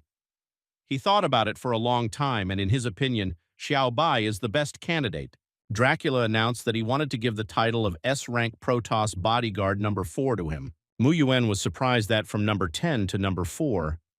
She thought that this had never happened in Protoss history. Xiaobai said that he has little experience. He is afraid that he will not be able to take this place. Xiaobai said that Lisa and Bai Yuma would be better suited. Dracula said that what is important for a bodyguard is not experience but real strength. The potential of endless darkness is clear to him. During the last meeting, Dracula noticed that he was stronger than those two. Dracula said that he only needed to pass one test and he could rightfully take the place of number 4. Xiaobai asked what kind of test. Dracula told him that although he knows that he is strong, he does not know how far Xiaobai could go. Therefore, he wants to see Xiaobai's full strength with his own eyes. Xiaobai asked that if he wants to see his strength, then he needs to fight him. Dracula coughed and said that of course not. He has more delicate methods. Dracula called Yang Fan to come out to them. A girl dressed in a nurse's uniform came out to them and said that she didn't think she would see Xiaobai and asked that he really was her task. Yang Fan said that if he is the target of the examination, then she cannot vouch for the accuracy, because the others will not understand. Dracula told her not to be embarrassed and asked that isn't expertise her greatest strength? Yang Fan replied that she would try. Mu Yuan asked what the power of examination means. Xiaobai told her that with the help of the gift she would determine specific indicators of strength, almost like a probe turns combat power into numbers. Yang Fan said that Xiaobai is right, she really has this ability. But the result is not numbers but colors. Her hair changes color as soon as she feels someone else's power. The powers are divided into red, brown, yellow, green, blue, indigo, and violet. Yang Fan added that taking samples is a rather specific process. She needs to lick the skin of the subject with the tip of her tongue. Xiaobai said that if that was the case, then it was clear why she was embarrassed. Mu Yuan thought she blushed because Yang Fan had to lick with her tongue. In Mu Yuan's imagination, there was a picture of Yang Fan licking Xiaobai's naked body. Mu Yuan thought that she had never had such intimacy before. Did she think that she was too uninitiative? Yang Fan said if he is ready, she will lick him. Xiaobai replied that this is work and nothing more, he doesn't mind, and let him boldly lick it. Yang Fan licked his ear and a bright glow appeared. Mu Yuan blushed and was shocked that she was licking her ear. Wu Yue looked at them and thought it was so exciting. Yang Fan blushed and said that this is amazing power, and it is simply incredible. She had not come across such abilities for a long time. Yang Fan's hair turned black, and this already exceeded the limits of her test. Yang Fan said she couldn't do it anymore. Xiaobai is too strong and she needs to come to her senses. Dracula did not understand what it means to exceed the sample limit. Dracula thought that he was the strongest. His color was red. Dracula thought that Yang Fan's examination was never wrong. He began to suspect that Xiaobai's true strength was already superior to him. Xiaobai asked Dracula that since black is not included in the sample, then this attempt failed. Yang Fan replied that of course not, this has already happened. Yang Fan said that the sample of Mu Xia, who retired, is one and the same with his. They're both black. Dracula thought that he was acting as the king of Protoss, but he was afraid that he would soon retire. From that day on, Dracula began to feel more tension. People were coming to the screen to see the updated Protoss Guardian ratings. There they showed Xiaobai that he is now S-rank number 4, and showed Wu Yue she is now also S-rank and her number is 10. One girl said that it was very cool that Xiaobai was able to get up so quickly. She wondered if he would dare to take 4th place. Another girl said that Wu Yue also reached S rank. She was happy for her because the girl is a fan of Wu Yue. Lisa was getting ready to take a bath and said that after so many years she could finally relax. She needs to enjoy these minutes and spend them on herself. Lisa sat in the bath and said that the water was very pleasant. She wanted Xiaobai to be next to her. Lisa saw her homeland in the reflection of the moon. She rubbed her eyes and said that she had not been home for so long and was terribly homesick. Lisa thought that it would be good if Xiaobai returned with her. Queen Lisa will be very surprised to see them. Xiaobai came into the room and told Li Si that he took her strawberry bubble tea. He looked around, but there was no one there. It seemed strange to him that there was no one because Lisa is usually here. Lisa came out of the bath and asked why he came. Lisa realized that she seemed to have missed something. She realized that she was not dressed yet. Lisa was drinking strawberry tea, and Xiaobai said that in short, she was homesick. Lisa said that since she became the guardian of Protoss, she has been at the court all the time and has not been at home for many years. She admitted that most of all she wants to go back and see what her homeland looks like now. Xiaobai looked at Li Su and knows that feeling of missing home. Xiaobai got up from the sofa and said that he would bring her home. Lisa was surprised that right now, she said that she should then ask Dracula for permission to leave the city. Xiaobai told her to give up this trouble. Xiaobai hugged her and said that she only needed to hug him. They moved, and Lisa said that she had not changed her clothes yet. Xiaobai asked for forgiveness. Lisa looked at Shengguang City. It was on fire. Lisa said it was a nightmare. The girl with the sword pressed herself against the wall and ordered not to approach her. She warned that a detachment of heavy swordsmen would not spare them. A troll swordsman, whose level is not inferior to predators, asked why heavy swordsmen are so cool. The troll told them to come running quickly because in this world there are no equals to them demons. Lisa cut the troll into 2 parts and said that knightly greatness would not defile him. Lisa stated that for her, killing people like him is just like crushing an ant. The swordsman said that she was strong. She just appeared and immediately dealt with evil. He saw a large sword in her hand. He asked if she was from that squad. The second said that she was not just from the heavy swordsman squad. He continued to say that now their leader is in front of them. She was one before becoming the guardian of Protoss. Other trolls were discussing what to do next because their leader was killed. Lisa told them that if they took another step, she would kill them without hesitation. The guy asked Li Si why she came back. This guy was the current leader of the heavy swordsmen, Rosier. He said that Shengguang's affairs did not yet require the intervention of the Protoss Guardians. Lisa asked that Rosier is in charge now. Lisa said that she is a member of the Knightly Order and protects Shengguang. She asked, "What are the problems?" Rosier said that she was no longer in the Order, and he did not ask for help from the Protoss. He told her not to pry into other people's affairs anymore. Xiaobai appeared behind Rosier and said that this was so unhospitable, and said that Lisa helped them deal with the Predator's henchmen. And he talks to her like this. Rosier jumped away from Xiaobai and was thinking about when this person appeared behind him. He didn't notice anything at all. He thought his gift was secrecy. Rosier asked who he even was. Xiaobai asked in response that Shengguang is in an information vacuum. Lisa said that Xiaobai is the guardian of Protoss number 4, rank S. She added that Xiaobai is her very, very favorite person. The soldiers were petrified with shock that at such a young age, an S rank and 2 positions higher than Li Si, he also won the sympathy of Li Si. Rosier said that another Protoss guardian, Rosier, repeated that Shengguang's affairs do not concern outsiders. Xiaobai said that he seems to be biased towards the Protoss guardians, and apparently Xiaobai will have to correct his point of view. The soldier said that Rosier is the strongest knight in the city after Li Si, and in a battle with an S-rank guardian, you can't tell right away who will win. Someone ordered them to stop. The soldiers said that it was not their imagination. They learned that this was a woman, Queen Lisa, shining with her beauty. The queen said that he could not deal with the Predator's henchmen and was still going to raise his hand against her guest. She said that the leader of the heavy swordsmen disappointed her. The soldiers knelt before her and asked for forgiveness. The soldier asked the queen to bring the perpetrators to justice. The soldier thought that although only Rosier was rude to the guardians, most of them would feel anger. Queen Lisa told Li Si that they had not seen each other for a long time and asked to quickly come with her so that she could tell her what was new in the Protoss court. The queen was a little embarrassed and told Xiaobai to follow them too. Xiaobai told Rosier that he was sorry and they would not fight today. Xiaobai told him that if he wants to fight, he will come at any time. Xiaobai was following the queen with Li Sui, and he asked how she knew his name and asked that aren't they closed off from information? The queen said that she had guessed it. Xiaobai was thinking about how to guess it. The soldier said that Queen Lisa spent many years in the palace, and today she unexpectedly appeared for the sake of the guardians of Protoss. The soldier turned to look at Rosier and asked if he was listening. Rosier was paralyzed by fear and thought that he could not compare with Xiaobai because this guy destroyed his fighting spirit. He wondered if there really was such a gap between the head of the knights and the guardian of the Protoss. In Queen Lisa's chambers, Xiaobai stood near the window and asked the queen that the henchmen of predators have been bothering them a lot lately. Queen Lisa asked how he found out and told him that it was true that recently there had been more and more of them outside the city walls. However, they do not pose much of a threat, and the knights cope. Xiaobai replied that he thought so.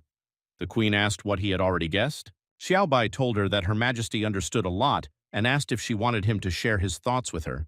The queen said that upon entering the city, he paid attention to the situation around him and noticed that these predators were outside the city.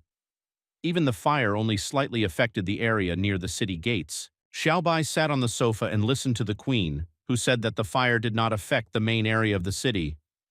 This is different from the usual behavior of predators who kill people for meat. They would hurt people more.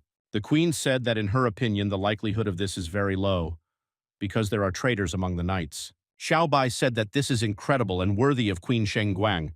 He said they think alike. The queen said she never found out what they needed. Xiaobai replied that he didn't know either. Xiaobai exhaled and said that since he had to figure out this conspiracy, he was afraid that he would have to spend more time in Shengguang. Queen Lisa replied that all of Li Si's friends were also her friends. He can always find her here.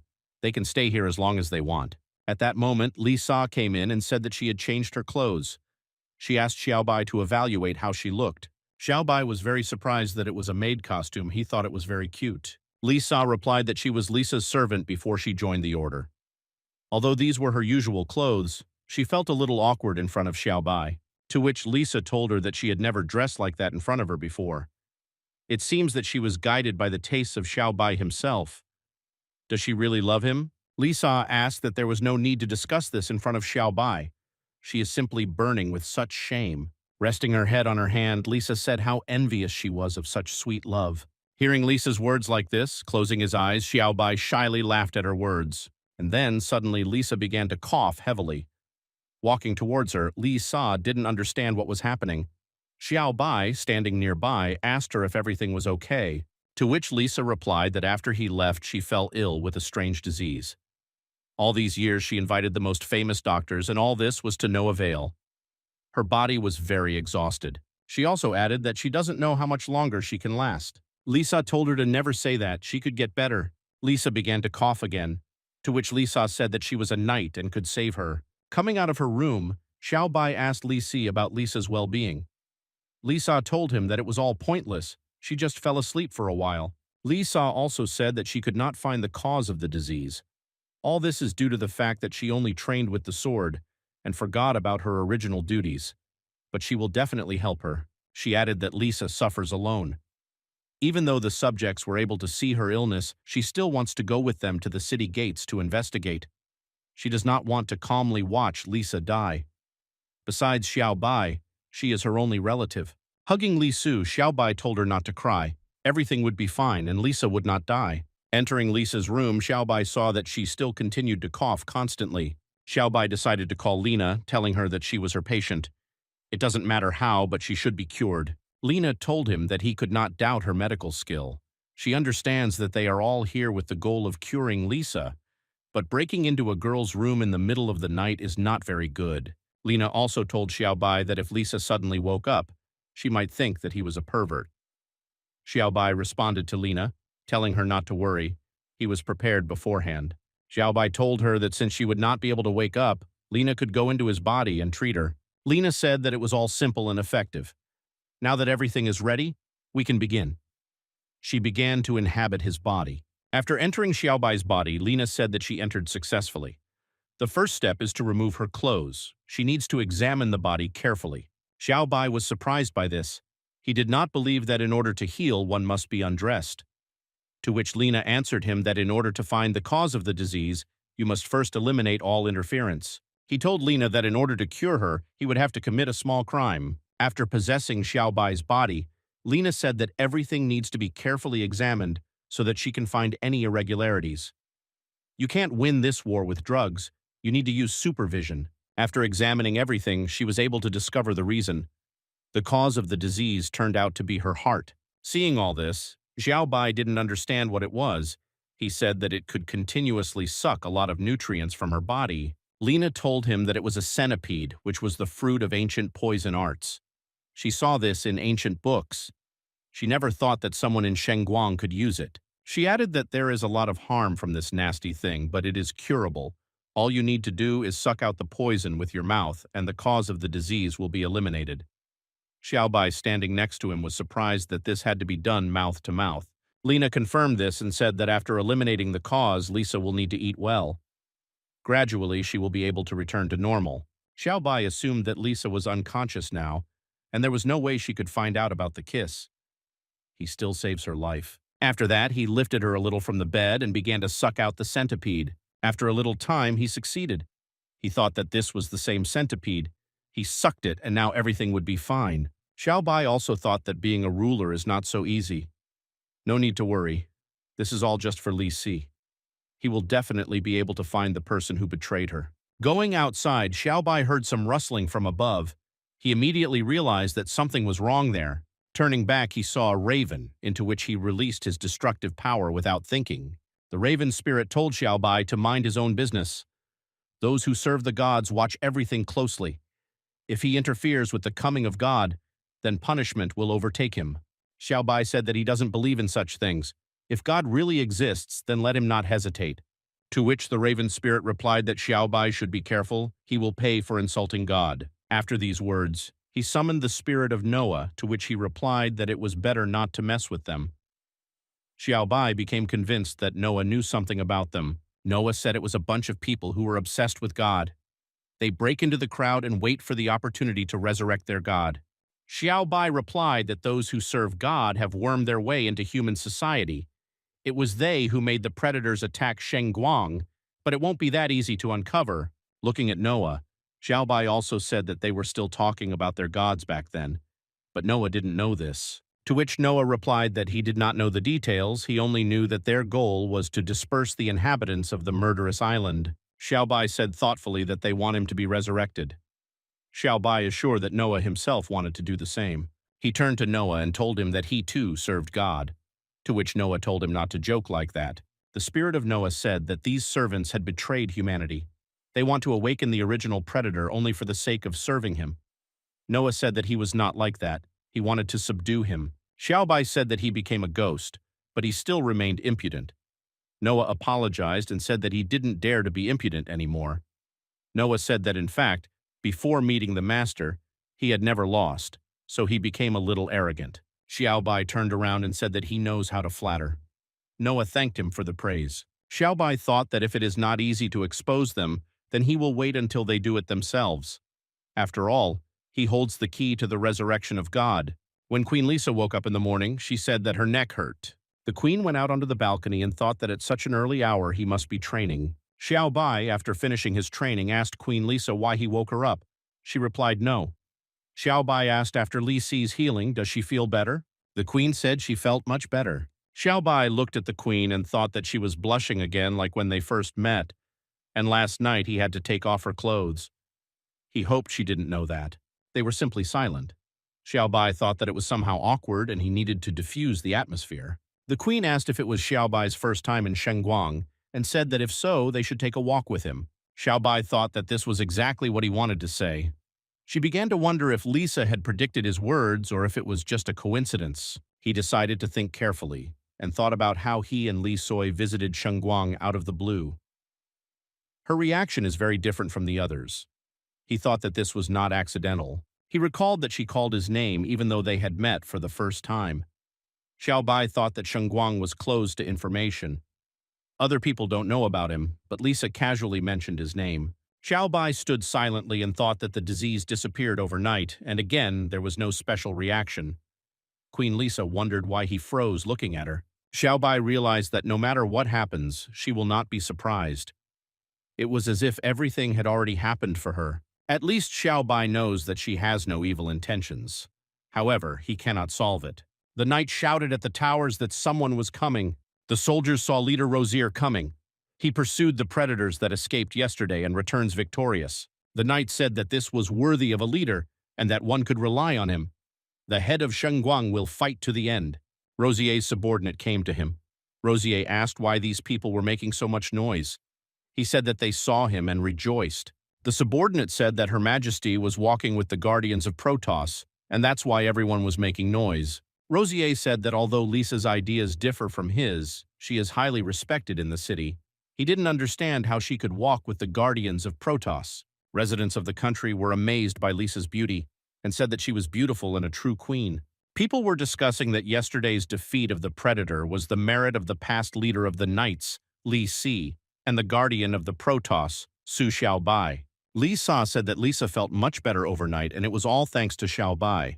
Xiaobai told her to speak in a whisper because they might hear her. He said that this is a medical secret and cannot be disclosed. Rosier's subordinate looked at him and thought that Rosier was shaking with anger. Rosier thought that the most respected ruler of Shengguang was actually walking down the street with a couple of guardians, also laughing. For this, it was a shame. He didn't understand where the greatness of Shengguang was. Xiaobai noticed Rosier and simply greeted him. Crows with red eyes watched them. Li noticed the crows but didn't say anything. Xiaobai put his hand on Li Si's shoulder and asked that she would protect Lisa, wouldn't she? Xiaobai said that he walked for so long, only for these crows to appear again, and asked to give them to him. Xiaobai stood at the top of the tower and said that he entrusts all the souls present here to the trolls with the strongest instincts. He ordered them to go and find him the master of these birds. The troll spirit thought that he could prove himself to the master and he needed to give his all. He believed that he would definitely find the target first. This troll has the most powerful charm and no one can beat him. Xiaobai thought that if predators were considered deities, then he would be interested in seeing how strong they were. In the evening of the same day in some remote suburb of Shengguang, Selena, the 12th employee, swam in the lake. The troll spirit watched her and thought that she was the one the master needed. Selena noticed him and with one glance tore the spirit apart. She didn't understand what it was and asked herself, do predator trolls come in that color? Xiaobai said that these are the souls of predators, his collection. Selena didn't expect that there was someone else. A portal opened in front of her and Xiaobai said that she had broken one part of it and would have to replace it. This voice seemed very familiar to Selena. Xiaobai came out of the portal and said that it was better for her to give her soul to him. Selena said that he's the guy who's always rubbing up against Lisa. Selena told him that they were even. He killed her ravens and still dared to come here. Xiaobai asked her if she forgot to get dressed. Selena was surprised by this question and it finally dawned on her. Selena realized that she had just taken a shower and remembered that she had really not put on anything. Selena covered herself with a towel and asked if he would give her 5 minutes. Said that she would get dressed and they would fight. Xiaobai said of course not. Xiaobai said that the viewer would not appreciate it. Xiaobai approached Selena and told her that she didn't seem to understand who he was yet and decided to introduce herself. Selena asked why he came after all. Xiaobai told her that he wanted her to convey his message to all employees. Selena was surprised that he flew up and the water was splashing around his feet. In addition, even the water in the lake changed color. She wondered what kind of human strength this is. He said that he was the guardian of Protoss number 4 and his name was Su Xiaobai. He said that he is the Lord of endless darkness and the gift of light. Xiaobai said that if they want to resurrect the god, then the key is the seal on his body and said that they can take it if they can. Selena thought he was just Lisa's assistant, but she didn't expect that he had the power to resurrect a god. Selena understood that, however, he was too strong, and this was not the limit. He became stronger. Selene's crows were afraid of his strength and simply flew away. She thought that her crows had abandoned her, and they were with them, close comrades. And at such a moment, she is alone. She realized that there was no point in complaining about them, because survival is the main animal instinct. In their place, she would have run away even faster. Selena looked at Xiaobai and thought that they had found the resurrection key. What now? Even her strength is not enough to fight him. Xiaobai asked that didn't she say that he would receive God's punishment. Xiaobai said that there is nothing and it seems that God has already given up on her. Xiaobai said that even though he was new to Shengguang, he was already fed up with their mess. Xiaobai said that Lisa, the knights, the Protoss court, it seems that these three are having a serious confrontation and this is clearly the work of those serving God. Xiaobai asked that isn't their goal to resurrect the original predator on the murderous island? He asked why then the riots in Shengguang. Selina was thinking about how does she know that God is sealed on the murderous island. The servants of God would never reveal this secret. Xiaobai asked what she was thinking about. He asked her a question. Selina told him not to waste his energy in vain. He is not one of the spineless ones.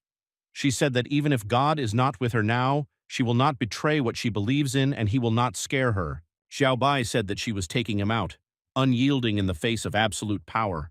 However, she may not have understood Xiaobai's methods yet. Selina felt as if an electric charge had passed through her body. Selina thought that she was definitely dressed, but she didn't understand why she was so hot. She had never felt this way. It was strange for her.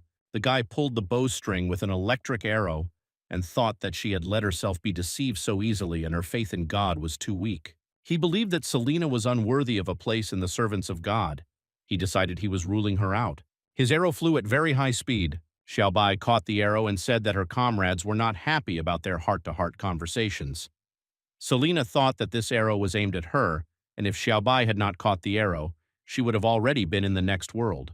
Xiaobai broke the arrow and ordered Noah to find this shooter and bring him his soul. Noah emerged from the portal in a doll's body.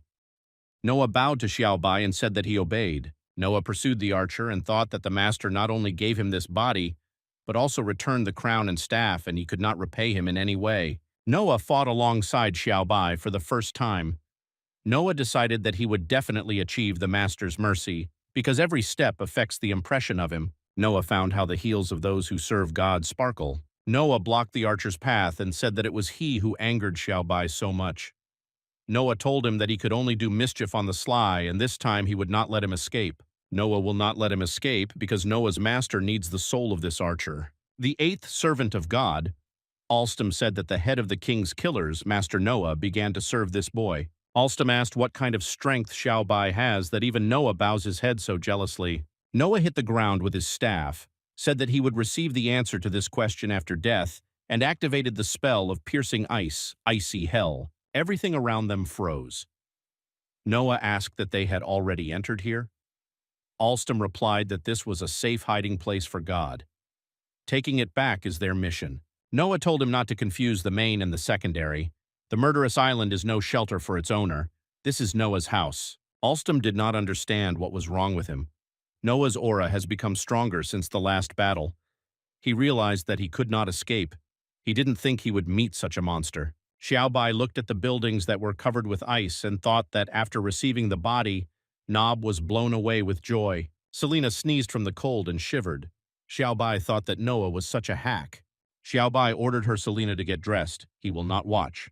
She asked that he was not afraid that she would run away. Xiaobai said that it was her business and she could just run away. After some time, Selina got dressed and said that she was done and he could turn around. Xiaobai looked at her and thought that it was not like she was warmer in these clothes than in a towel. Selina said that even though she ranks only 12th in the hierarchy of those who serve God, she did not plan to betray them. She said that who would have thought that Alstom would not give her a helping hand, but would try to kill her. Selina thanked him for saving her and said that she would tell him everything she knew about the plans of those who serve God. Selina said that the employees are targeting Lisa because she is closely connected with the Protoss. She always tries her best to unite the surviving countries. Her orders worried the employees. That's why they want Lisa to fail. Besides Lisa, power belongs to the head of the Knights, Rosier. He is a very hot-tempered guy. They secretly provoked him a little and he hated the Protoss to the core. Selina said that if only Shengguang was gradually isolated, the employees would have a great chance. Xiaobai asked why the employees were doing all this, and asked what they want to do with Shengguang. Selina replied that she would sacrifice all the inhabitants of Shengguang. Xiaobai asked if she was exaggerating too much. He asked that they really have someone with such an ability. Selina replied that maybe it would have worked before, but now that Xiaobai has appeared, it's unlikely to work. Xiaobai said that the employees want to do such a big thing, but why? Xiaobai suggested that it could not be that this was all because of the love of God. He asked that it's not that simple. Selina said Noah must have informed him. Although he lives on a murderous island, he has already defeated the employees. His faith in God is not so strong. Selina didn't want to tell Xiaobai, but she still made up her mind and said that endless darkness is not needed to resurrect a god. Selina said that a long time ago the goddess came to this continent after a comet. The merciful divine light distributed its mills to people, but due to the fact that the power had dried up, the goddess fell into hibernation. But she did not disappear.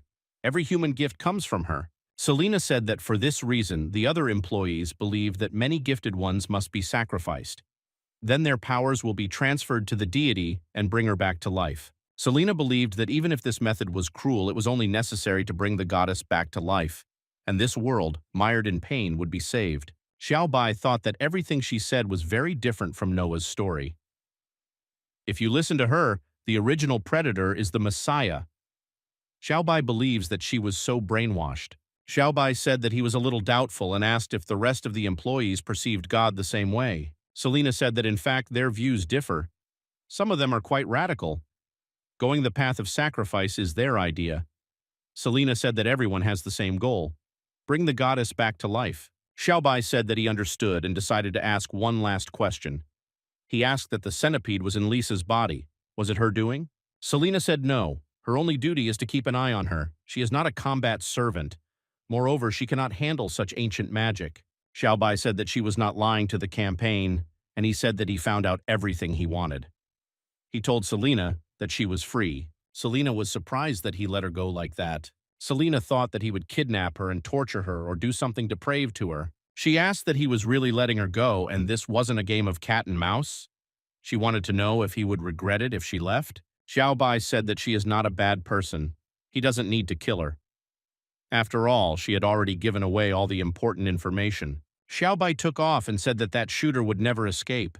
He flew away and finally said that they would see each other again and called her Crow. Selena was embarrassed and asked herself how it was possible to come up with such a stupid nickname as Crow. Alstom was covered in wounds and covered in ice.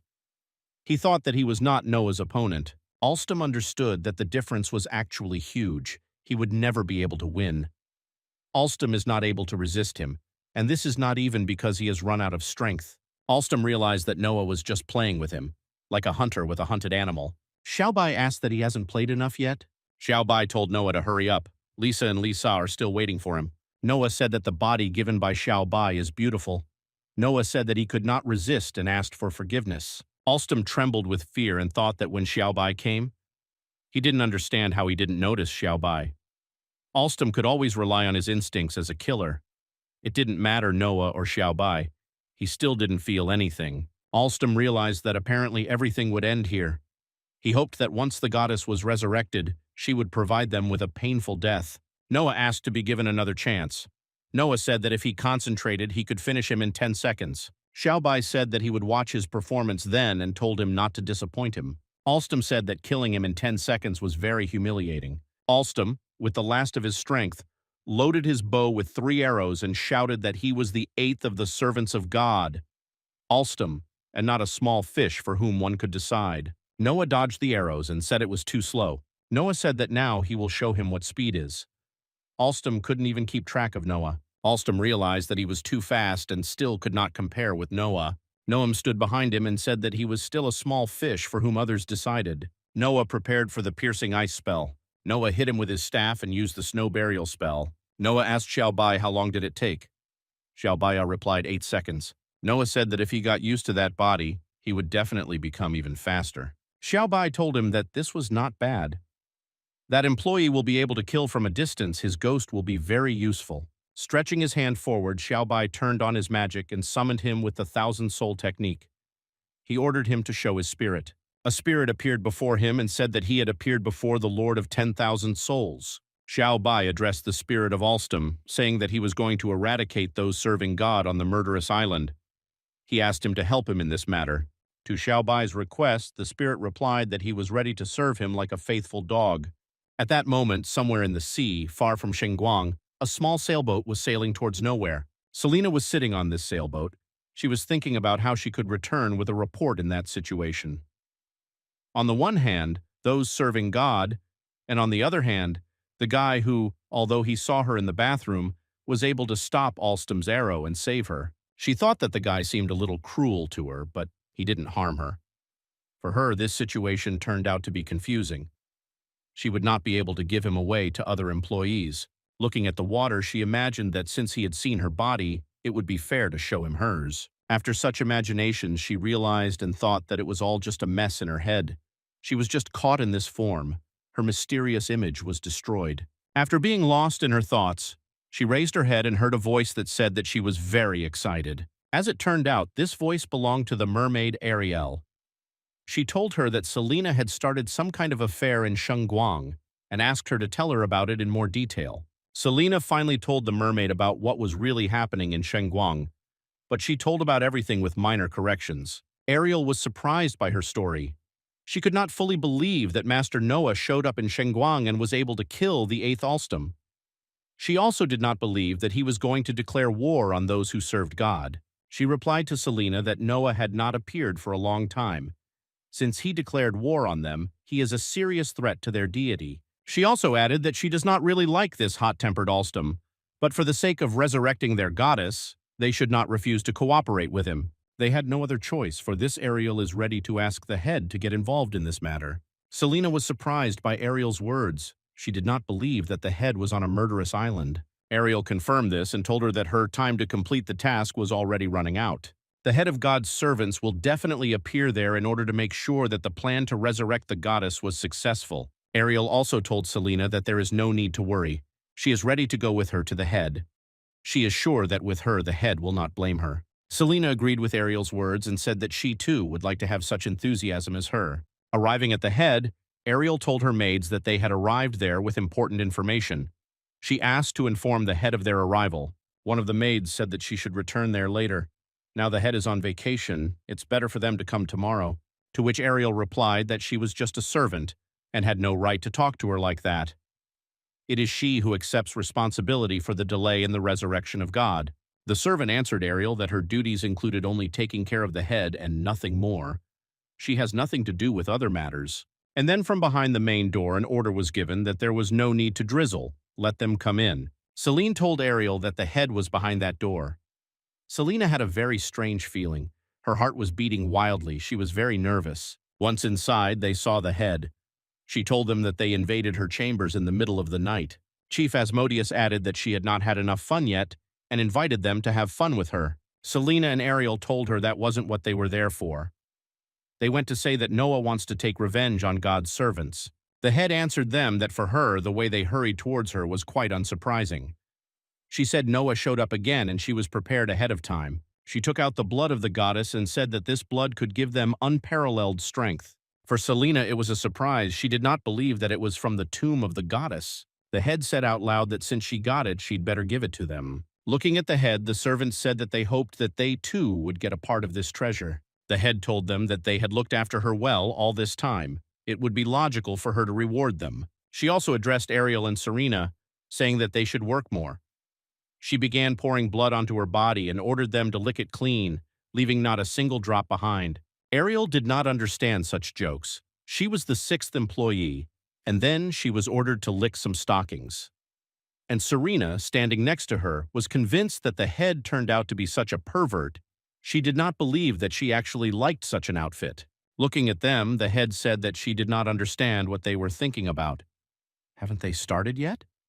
Perhaps the goddess's blood didn't tell them or her legs. Ariel indignantly replied to the head that it might seem rude to her, but they were not some kind of military maids. She also said that the blood of the goddess is a priceless treasure, and it would be advisable to give it to those who really need it. The maids standing nearby were surprised that Ariel refused Mrs. Asmodeus. She could soon become a corpse, since she did not know the consequences of refusal. The maids were sure that such talk could anger Mrs. Asmodeus. The head told Ariel and Selena that she hates being rejected. Anyone who refuses her is no longer a tenant. She added that she would give them one last chance. Kneeling down, they said that they were ready to obey the mistress and were ready to lick the blood to the last drop. After listening to them, Lady Asmodeus told them that it would be better this way. Asmodeus said that if they don't obey, her little sister will hurt them. She still has a lot of the goddess's blood. Asmodeus said that as far as Noah was concerned, they had nothing to worry about. She said that there is no person in this world who can defeat a succubus. Lisa sat until late at night and thought that the time had come and Xiao Bai should return. And she needs to be more natural. Xiao Bai entered the room. Lisa said he's finally back. Xiao Bai was surprised and asked why he doesn't sleep so late. Lisa told him that she was a little hungry, so she had prepared a late-night snack and was just about to eat. Xiaobai looked at the table and said that a late-night snack is unhealthy. He asked what a girl with a body like hers could eat at night. Lisa said that she has an ordinary body. Xiaobai looked at the table and began to salivate. He asked what all this was her snack. Lisa said that her illness had subsided and her appetite suddenly woke up, but it seems that she slightly overdid it with the quantity. Lisa smiled and asked that if he didn't mind, would he keep her company? Xiaobai blushed a little, agreed, and said that he was also a little hungry. Xiaobai exhaled and said that he was full, and praised Lisa that she cooks very well just the way he likes it. Lisa said that she was just cooking at home and didn't think he would like it so much. Lisa thought that she was a fool because she had prepared a whole table of what Xiaobai liked. Lisa believed that it was normal to be a little nervous on your first romantic dinner with a man. Xiaobai asked that she was also gifted and suggested that she was a telepath. Lisa was shocked by such a question and asked why he was asking this. Xiaobai said that if he guessed correctly, this table is set for him. He said that Lisa found out when he would return and that he loved him. Before that, she said his name. This cannot be guessed using intuition. Lisa became embarrassed and said that you couldn't hide anything from him. She said that she didn't hide it on purpose. Lisa revealed that her true gift is not telepathy. She can see the future. Xiaobai asked, "What is even possible?"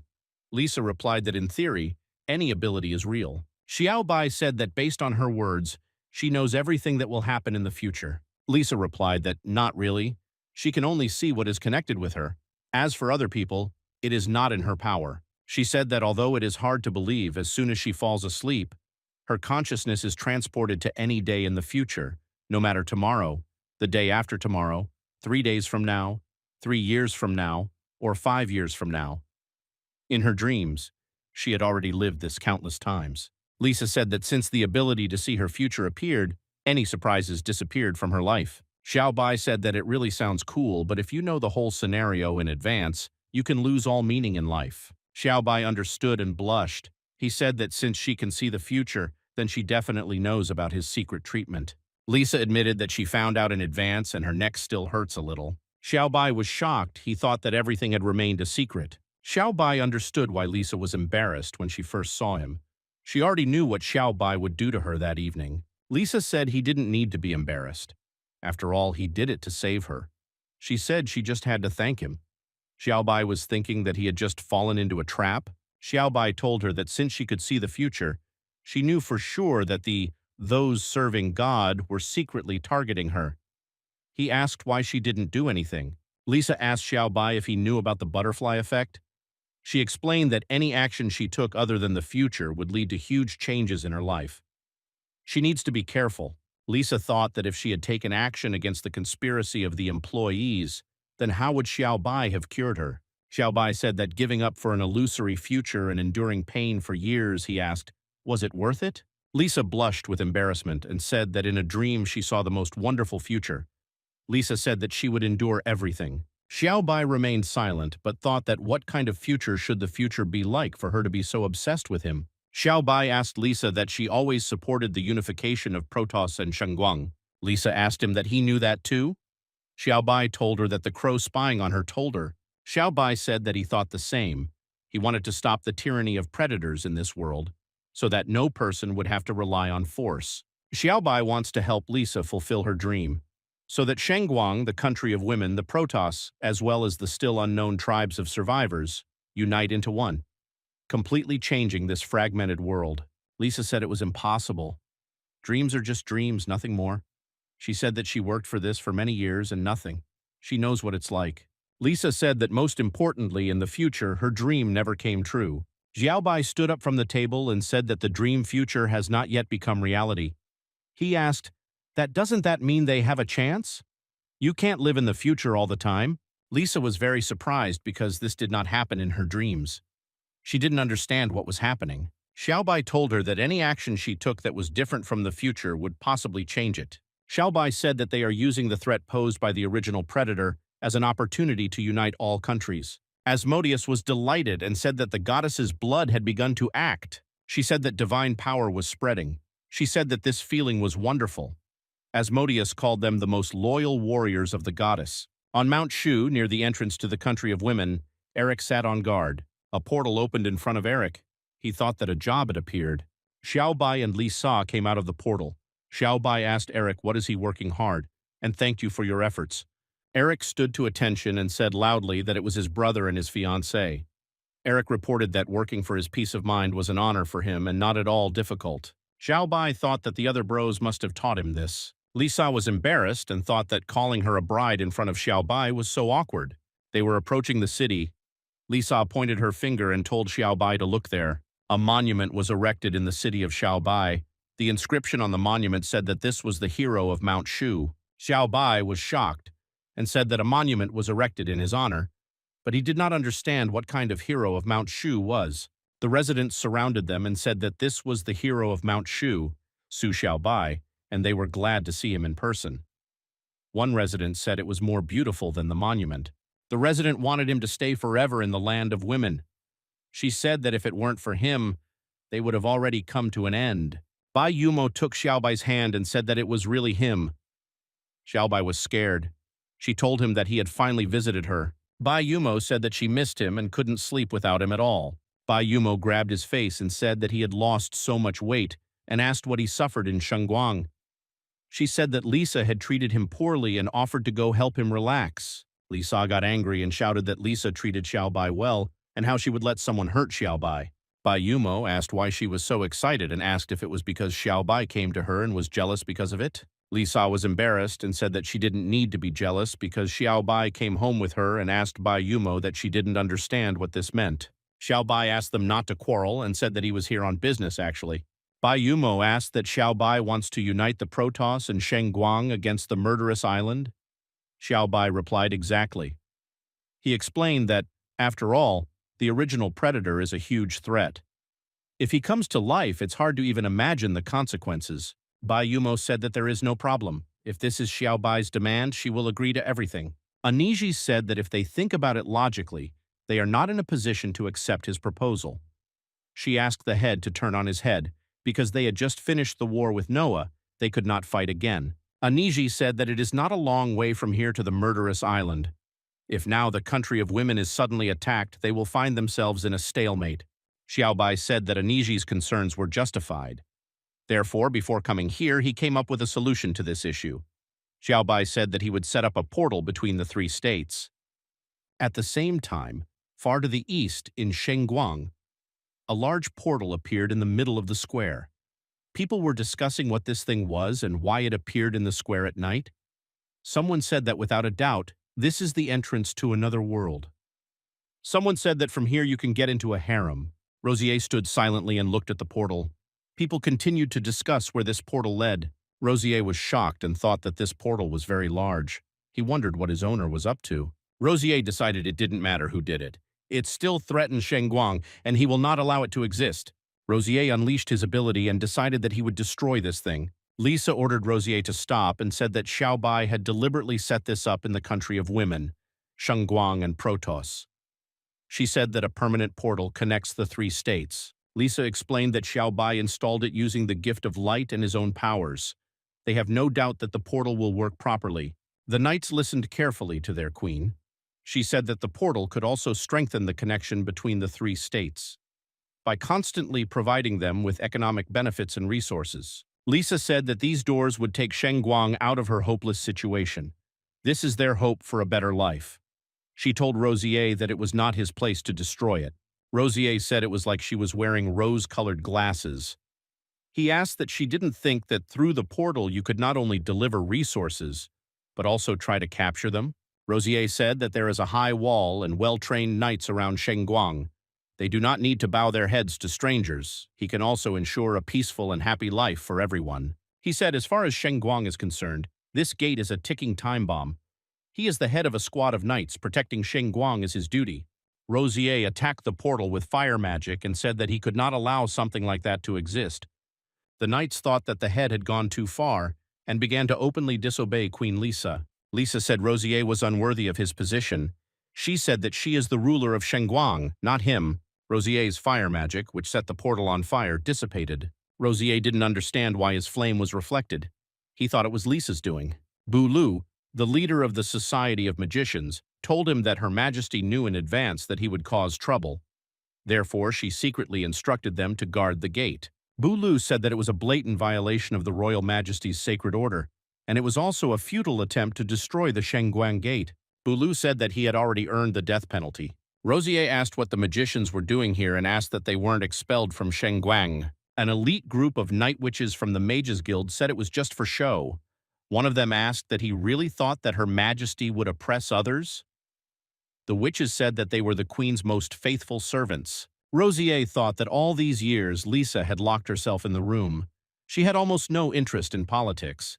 He didn't think that she had secretly built up such power. Rosier looked at Lisa and thought that before this everything was a cover. He underestimated her and her management of the city. Lisa told him that since he had protected Shengguang for a long time, she would not execute him. Lisa said that, however, his time as the head of the Knights is up and now he is free. Lisa said, as for the new leader of the Knights, it will be Lisa.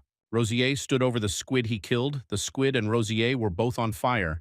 Rosier thought that he devoted himself entirely to serving Shengguang, and Lisa dared to deprive him of his position. It was a nightmare for him, and he couldn't believe it. He believed that Lisa was just a woman. Sooner or later, Shengguang City would be destroyed by her hands. Asmodeus looked at Rosier from the mountain and said that it was her favorite pet. She said that he killed him and asked what should she do now. Asmodeus said that he looks like the knight from Shengguang. She asked that he was kicked out.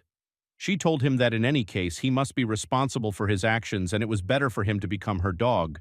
Rosier got angry and said that she was boorish and asked that she was looking for death. Asmodeus flew to him and told him not to dare speak to her in such a tone. Asmodeus pinned him to the ground and said that she didn't even think about resisting because no one dares refuse her.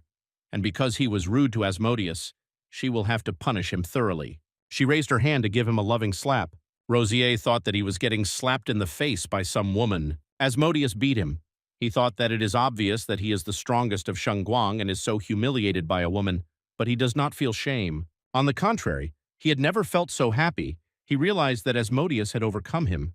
He wonders what kind of magic she wields. Asmodeus smiled and said that the training was going well. She asked to be called Madam. Rosier stood on all fours and called her Mistress. She replied that it was not bad. Asmodeus said that her 8th employee, Alstom, was already dead, and he would take his place. Dracula said that uniting 3 states against the murderous island was really a great idea. Once the original predator exists, it must be destroyed. Lisa thought that Dracula had no objections, and the job was done. Dracula said that such a big event would greatly affect all 3 countries. Their plan is flawed, and he needs to figure out one more detail. Dracula said that in this war, he would become commander-in-chief. The portal has security, and this time he wants to be personally present on the front line. He also said that, in addition, it is necessary to invite reporters to broadcast the battle live. This is a good chance to bring glory to the Guardians of Protoss. He wants to send all the S-rank and A-rank Guardians to show the world the power of the Protoss. Lisa was thinking about the 3 countries uniting for the first time, and Dracula was seriously thinking about authority. Xiao Bai thought that it looked like Dracula wanted to strengthen his position through this operation. Xiao Bai thinks that Dracula considers Xiao Bai a threat to his position. Xiao Bai thought that everyone close to him accepted this. He realized that uniting the 3 countries into a single organism would not be easy. 10 days later, the combined forces of Protoss, Shengguang, and the Country of Women launched a general attack on the murderous island from the portal in Shengguang. Dracula ordered the fleet to move forward to the murderous island. Bulu ordered the sorceresses from the elite troops of sorceresses to show their fighting spirit and not disgrace themselves in front of the inhabitants of the Country of Women. Du Yue looked back and said that it looked like someone had approached them. Du Yue said that they were the heroes of Shushan, invited by Su Xiaobai, and they would never disgrace him. Deputy Commander of the Night Squad, Simon said that this war is a matter of the Queen's Majesty and the authority of Shengguang. He ordered them to show their chivalrous spirit and fight for Shengguang. The sailor on the ship shouted to everyone to be careful. There was something under the water. A large octopus crawled out of the water and told them that they were pathetic people trying in vain to stop the coming of God. He said that anyone who swam here had the same end, death. The Shengguang sorceresses summoned pumpkin heads and they fell on the octopus. These pumpkins exploded.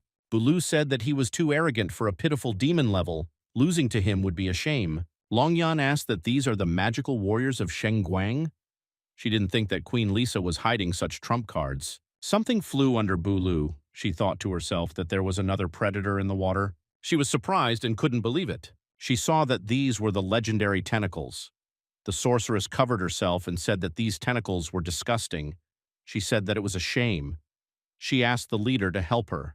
The demonic predator, the king of mermaids from the depths, told her to stop struggling and said that the bodies of young girls are extraordinary and taste so tender. The king of mermaids was surprised and asked where the snow came from. Long Wei Yang froze the mermaid king and said that he should be ashamed of such a disgusting reception, and even death would not atone for his sins. Long Yin said that her Wei Yang came and said that mommy loves him. Ma Fugi told Wei Yang not to take all the laurels for himself, and now it's his turn. The last blow is his. Ma Fugui hit the Mermaid King with his fire ability, and the Mermaid King crumbled into pieces. Ma Fei said that this sucker always talks a lot, and if he had not met such a cool mentor like him, he would definitely have died. Dracula announced to his army that they had arrived and there was a murderous island ahead. Dracula ordered his decree to be conveyed so that everyone would land and destroy those serving God on the island. Dracula told the guardians of Protoss to do this for him, to raise the murderous island to the ground. Mafugi and the other knights stopped, and he asked, "What is this?" This is the first time he has seen such big ones. They met a troop of giant bunny girls. They said that they have a lot of little ants here, and they don't care how many there are, they're just ants to them. The knight held his sword and said that they should not be fooled by their big chest, because on this island everyone is dangerous, and he, as a knight, is obliged to find out what the catch is. The knight flew up and used the knightly honor attack skill. Mafugi thought that this was worthy of the Shengguang knight and sacrificed himself without hesitation. When the knight flew closer, he thought that he was too close, and if he looked from this angle, he would not be able to stand it. The knight flew between the bunny girl's breasts. When the knight found himself between the breasts, he told his brothers to save him quickly. Otherwise, he would die from blood loss. Out of shame, everyone covered their faces with their hands.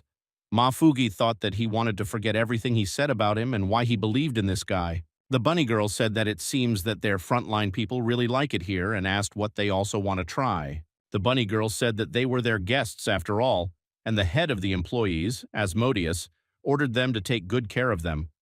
She invited them to take advantage of their generosity and experience it. The bunny girl leaned towards them and told them to greet the wave of sweetness. Mafugi looked at her and thought, what kind of sex manipulation is this? He realized that she would beat them with her breasts. The bunny girl crushed them with her breasts, giggled and asked how they felt about the wave. The brunette bunny girl said that it's really not bad and it's all in the blood. A bunny girl with pink hair said that these guys turned into cutlets. The blonde bunny girl said that these guys are just trash, nothing special. She said that the ones to really be afraid of were the S-rank Protoss Guardians. Among the bodies of the guys, someone asked, who did she call trash? He told her not to dare underestimate an A-rank Guardian. The blonde was surprised and asked what was the fish that managed to escape and how was this possible. Mafugui used the power of the raging flame of the true dragon. Mafugi killed two bunny girls at once with one attack. The latter with pink hair did not understand how it was possible to kill instantly. She didn't think that among these ants there were so strong. Mafugi flew into her and said that she was scared too soon. He is only number 10 A rank and there are so many guardians stronger than him. The bunny girl tried to seduce him and told him not to be so angry. She offered to help him put out the flames. He just needs to sit on her and she will be ready to do anything for him. Mafugi hit her with all his might and said that this would not work with him. He asked her what she thought, that he wouldn't hit her if she was in that position. Mafugui said that before arriving here, he made a promise to himself that after completing the task, he would immediately confess to Tsunhua Quitsui. Mafugi said that they could not seduce him because he was in love. Someone came to Mafugi and said that he was not strong enough, but he possessed the same power of fire as this man. It was Rosier.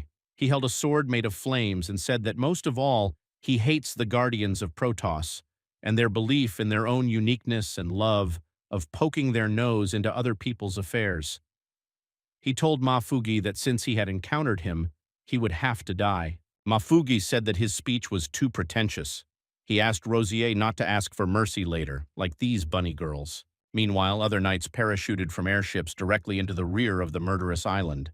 Simon ordered the knights to fight for the glory of Shengguang. Simon saw something killing the knights in the air. He didn't expect that enemies could fight in the sky. Selena stood below and said that the idea of reaching the rear of the murderous island from the air was completely crazy. Knights dangling in the air cannot offer resistance. They became living targets for her. Selena said that the knights are finished and this is their grave. Selena used Raven Hurricane. Simon thought that there were too many crows, and if they sat surrounded by this flock, the knights would be completely destroyed. Simon saw a barrier around him. He was surprised that it was Bulu with the girls. Simon shouted to the knights that the Mages Guild had arrived to help, and for everyone to descend at full speed, he ordered the one who called the crows to be killed. Selena said that they were lucky and still survived. She asked what they would do after landing. Selene told them that the head of the servants, Asmodeus, had given them special powers, and they would all die. Bulu thought that this battle would atone for the sins of the knights, and they should win. A dragon flew to the sorceresses. He said that they were very arrogant. They made such a mess on his property and didn't even say hello. The 10th employee, the dragon knight Evan, said that in the sky above the murderous island, the last word always belongs to him. He said he wanted to play with the little flying witches. Bulu thought about how huge the dragon is. She feels its strength. It cannot be compared with the monsters from the sea. She didn't understand what was wrong with that guy, and she noticed that his body was growing out of a dragon. But she was tormented by the main question, why he did not open his eyes. She thought that he was looking down on her. Dracula came to the ship where Xiaobai was. Xiaobai thought that he had finally come for him. Dracula told Xiaobai not to rush to go ashore. He said that he had a more important task for Xiaobai. Dracula said that he would guard the rear of the Allied armies. Dracula explained that they had made a long journey here for the sake of battle. The port is their rear, the last hope of the Allied forces. He is forced to give this task to the most reliable person. Xiaobai said that the reason was compelling so that he could not refuse. He said that this was not his real intention. Xiaobai explained that Dracula just wants Xiaobai to sit here modestly and not take the palm from him. Dracula answered him that he was thinking too much. He had never even had such a thing in his mind. Dracula thought it was great that he agreed so quickly. Dracula asked where the reporters were. He told them to continue to follow him and not miss the exciting battle.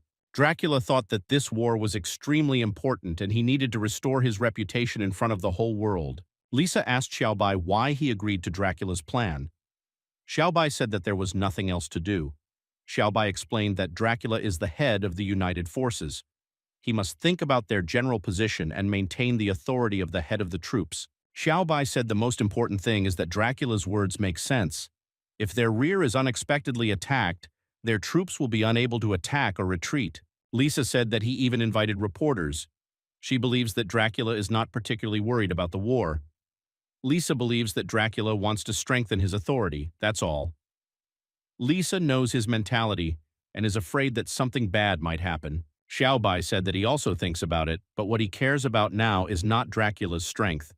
Xiaobai said that Dracula wants immediate results. Xiaobai said that except for the Crow and Alstom, they know nothing about the employees. If Dracula underestimates the enemy, he will pay for it. Lisa told him that Dracula was leading the United Forces, and the whole process was being broadcast. People all over the world look at him. Lisa said that under no circumstances should he allow problems to arise. As soon as Dracula loses, the combined forces will be immediately defeated. Xiaobai opened the portal and told Lisa not to worry because he understood its significance. For the sake of the United Forces, he would never let Dracula lose. Noah and Alstom came out of the portal with the doll's body. Xiaobai ordered Noah to accompany Dracula and help when necessary. And Alstom ordered, as a long-range killer with excellent eyesight, to go to the top of the mast and observe what was happening on the island. He must keep Xiaobai informed about everything. Xiaobai said that since Dracula didn't want him to interfere, he would go with someone else. He asked that he also would not violate the order. Lisa thought that this was more and more different from her predictions. She asked herself, what else awaits them during the war? The operator said that he already regretted taking on this job. He said that it was too dangerous here. Predators could jump out at any time. The reporter told him not to be such a coward. She doesn't know what to be afraid of. The reporter became embarrassed and said that is there a safer place than next to Count Dracula? The reporter told the cameraman to look at the Count's aura and asked what kind of predator would dare to approach him. Wu Yue called Dracula. The Count answered coldly and without emotion that he knew that he had long ago smelled a strong smell of blood somewhere here. Dracula was met by 4 inhabitants of the murderous island. The fox told him that it seemed like he was the one who had come to the lair of those serving God and was behaving so arrogantly. She asked why he was tired of living. The 5th employee, the charmer, said that they had just made a bet to find out who could bring his head. She said that he shouldn't worry, everything would be quick and he wouldn't even feel pain. Lisa began to talk about her friends. She said that Wang Xiaoming, although young, turned out to be so strong that the world of magic rejected him, and such a genius could not be found again. Jian Guifeng draws his sword faster than lightning and can cut a dragon flying in the heights in one fell swoop. The Thunder Dragon is endowed with superhuman strength. Its blows defeat even the gods, and its power shakes the earth and destroys mountains. The charmer said that Dracula can choose the one he likes best and asked, "So at whose hands does he want to die?"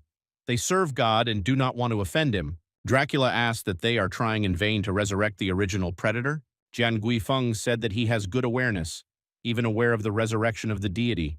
The count moved behind Jian Guifeng in an instant and said that he would then finish off them serving the god. Jian Guifeng didn't realize when he was behind him and didn't notice him at all. Dracula sent Jian Guifeng flying with one blow. Jian Guifeng lost his arm, coughed up blood, and soon died from blood loss. The charmer looked at Jian Guifeng and thought that she killed Jian Guifeng instantly without hesitation.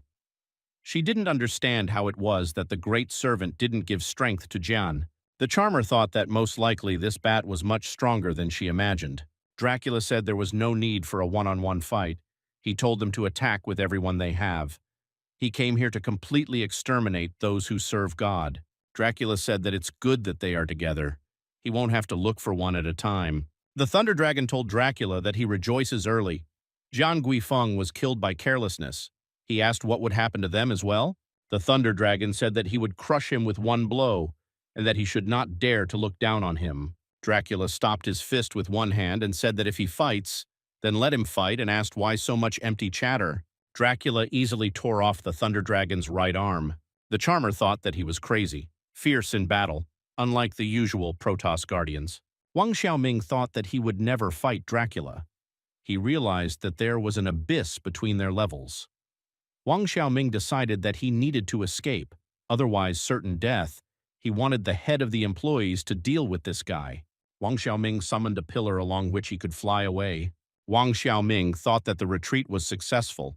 There was a very powerful defense on the border of this pillar of light. He believed that he was already safe. Dracula said that no one leaves without his permission. Dracula bit his finger until it bled and used a bloody blade, which he pointed at Wang Xiaoming.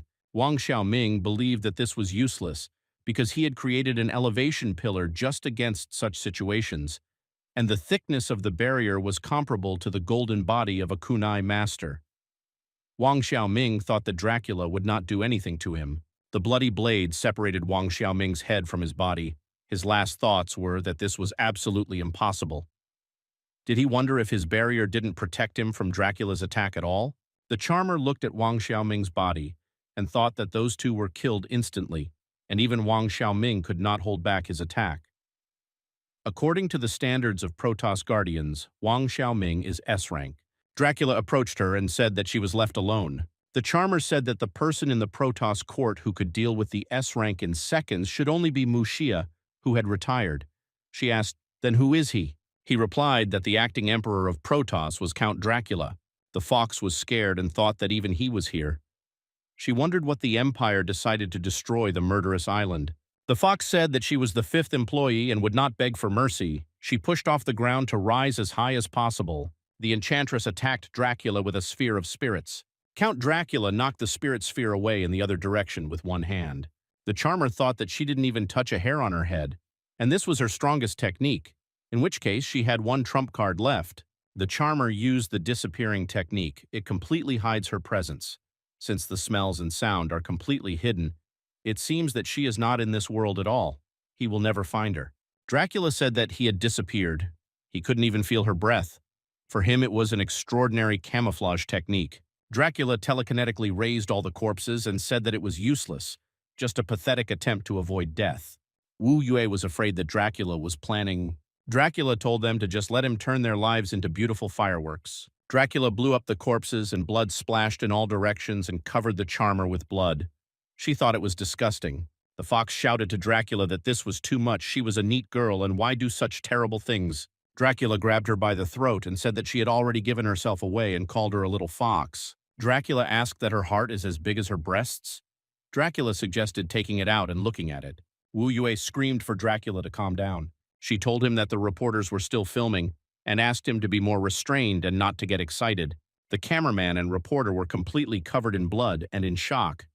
The reporter thought he was so creepy and imagined Dracula differently. People in Protoss discussed that Dracula was very strong and worthy of a man ruling Protoss. However, they thought it was too cruel. A resident of Protoss said that these virgins do not understand anything, and said that kindness and affection in war is the greatest cruelty towards oneself. She asked that don't they see the sacrifices their army made. Dracula asked for forgiveness and said that from the sight of fresh blood, he had lost his head a little and would be more restrained in the future. He said that this girl was also from the Fox clan and he would leave her with Wu Yue. Wu Yue was thinking about what to do with her.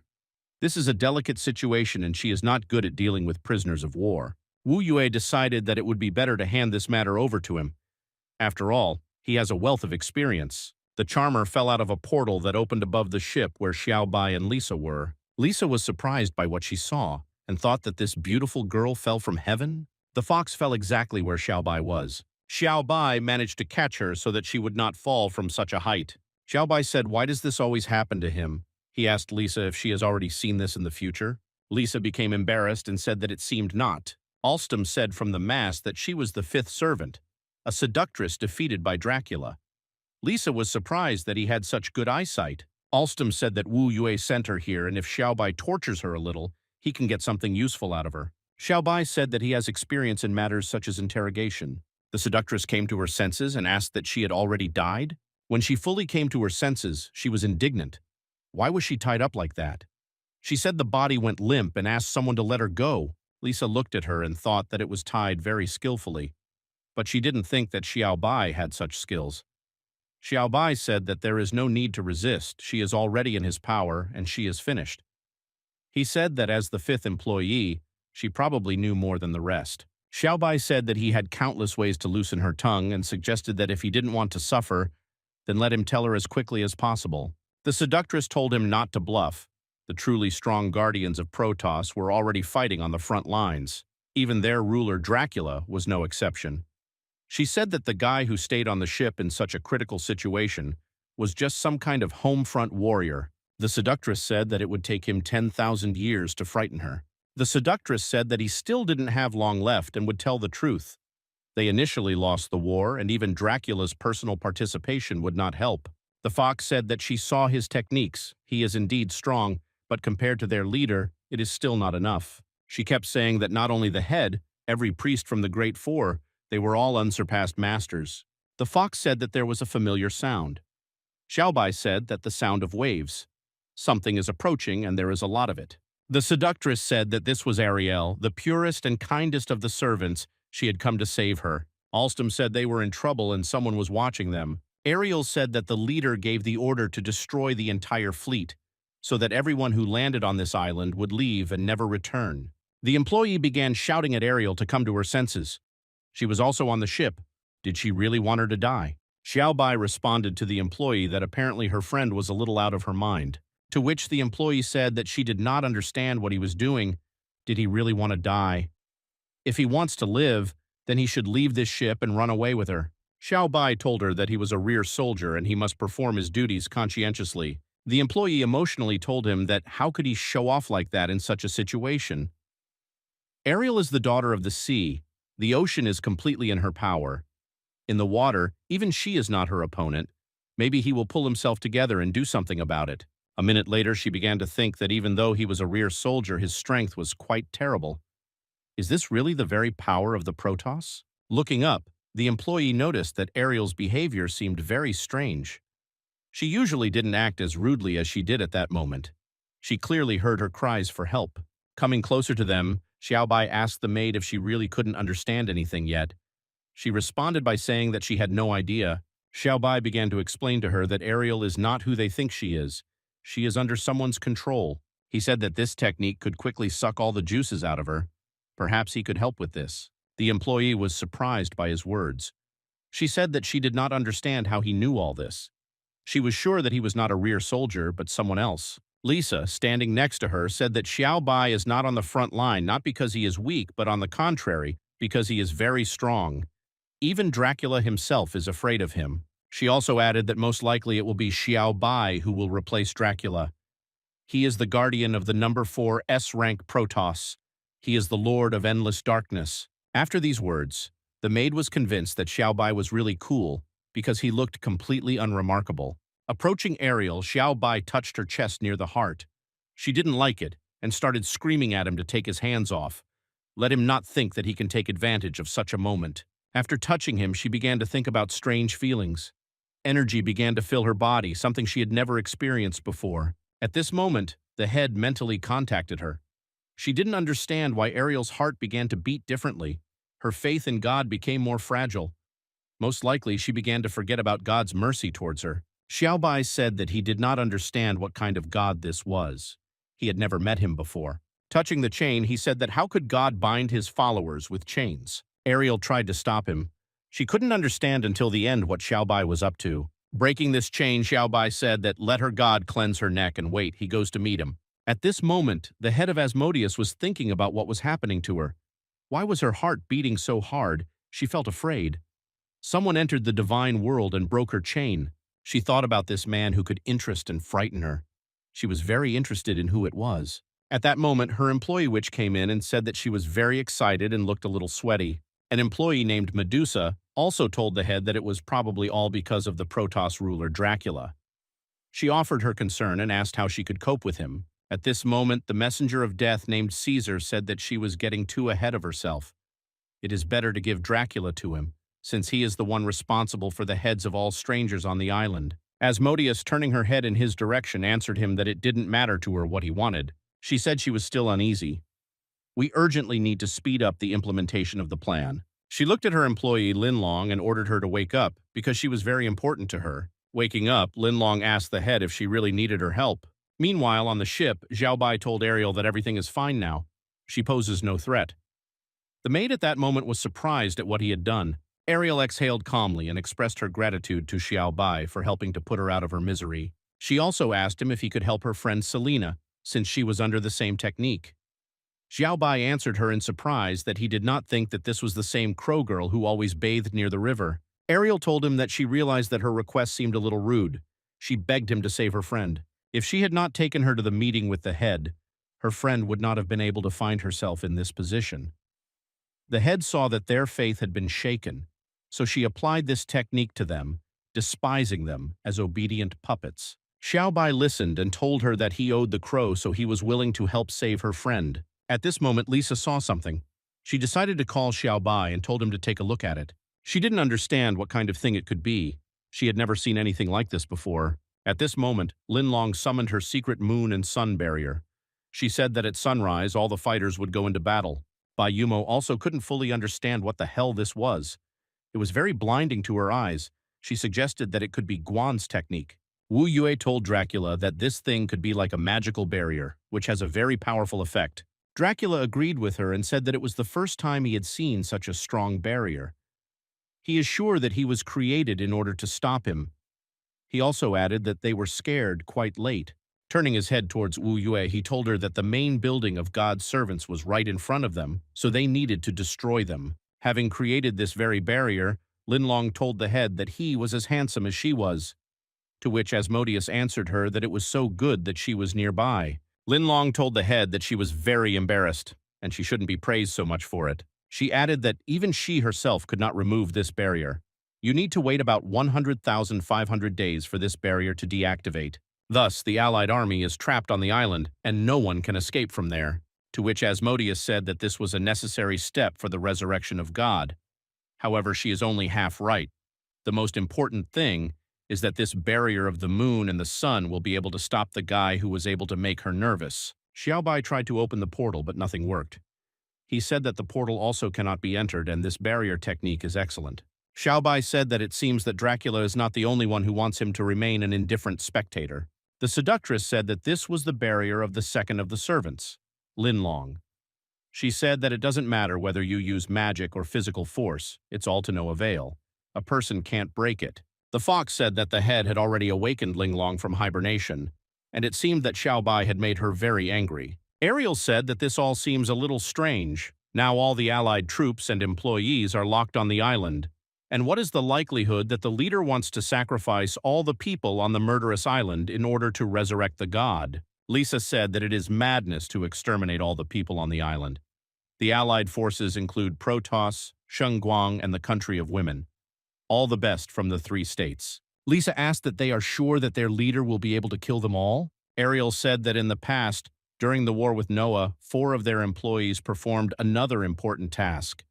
That's why they were defeated, and she thinks the strength of those 3 is incomparable to Noah, and the head Asmodeus surpasses them all. She said that if Su Xiaobai couldn't enter the battlefield because of this barrier, then her hypothesis was very similar to the truth. Xiaobai knocked on the barrier and said that a person cannot pass through this barrier.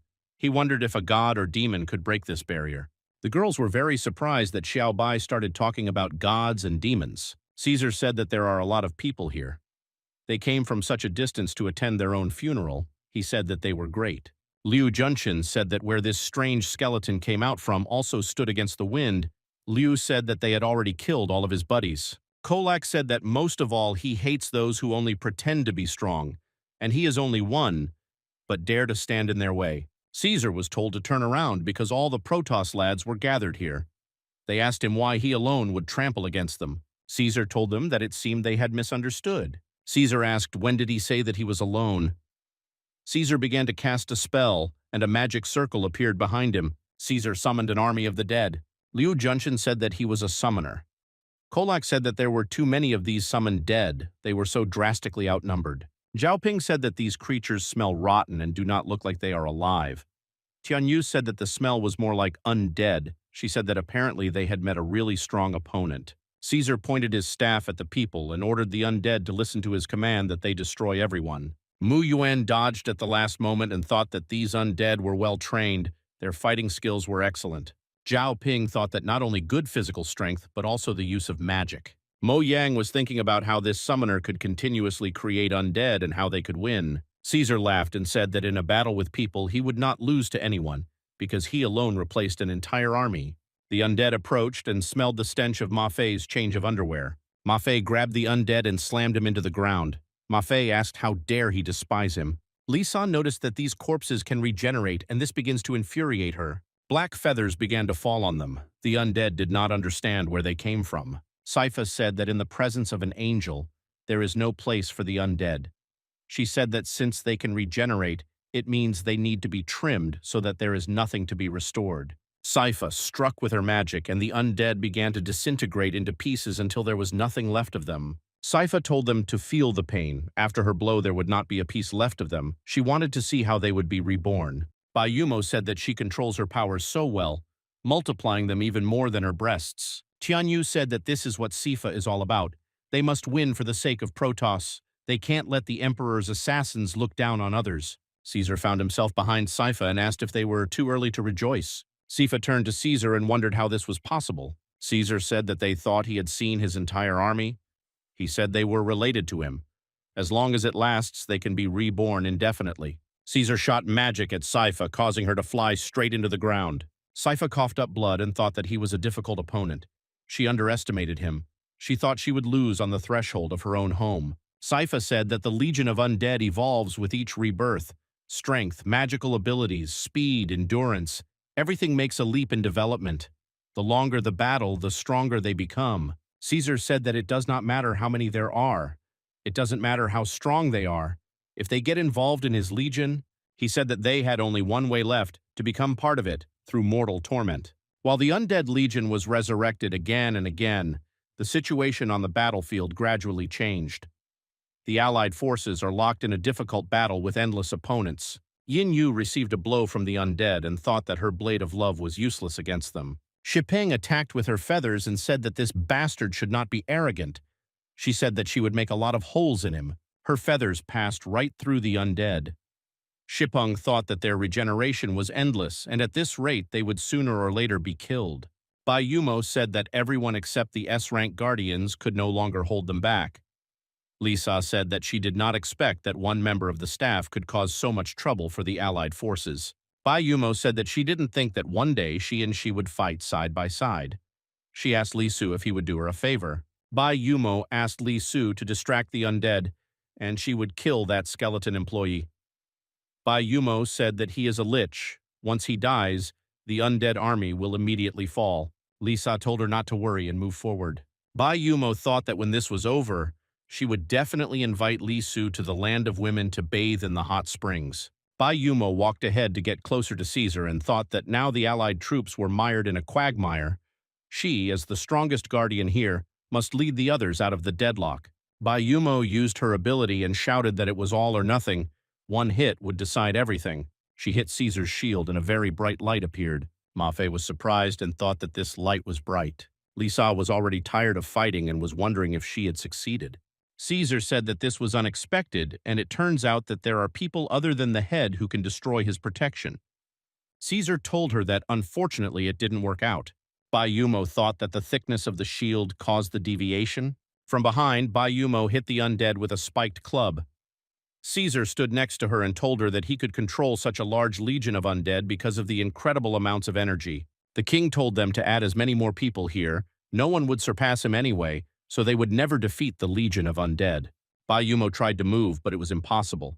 She told herself that she couldn't lose now and had to fight. Caesar said that she was their leader, and her death would symbolize the defeat of the coalition. Xiao Bai came to them and said that he had not yet joined the battle, but Caesar was already declaring the defeat of the Allied army. The girls looked at the hole in the barrier. The seductress said that Linlong's most powerful barrier had been pierced. Ariel had never met such people. She asked if he was a demon or a human. Lisa smiled and said that Xiao Bai is the savior of this world. Caesar asked, where did this asshole come from? Caesar did not sense his presence. He thought that Xiao Bai had mixed with the undead legion. Xiao Bai moved to Bai Yumo and asked for forgiveness for not being able to save her. Caesar thought that he could not keep up with his speed. He did not understand whether this was true or whether he had glitches. Bai Yumo asked Xiao Bai that he came to save her. Bai Yumo was bleeding and said that when she saw him, she stopped feeling pain. Xiao Bai told Bai Yumo not to worry, and her offender would be 10 times more painful. Caesar realized that he had to be careful with this kid and decided to watch him first. Xiao Bai asked why he is so confident in himself. Xiao Bai invited him to compare who is stronger. Xiao Bai raised 2 fingers. Caesar expected a surprise attack. He said that nothing happened and it was a cheap bluff. Caesar asked why he was joking with him. Xiao Bai asked, is he in a hurry? Xiao Bai told him that he scared him, that's all. Before a strong attack, you always need to warm up. Xiao Bai invited him to look at the result of combining the cores of light and darkness. Xiao Bai activated the true power of the gift of light. The girls began to heal.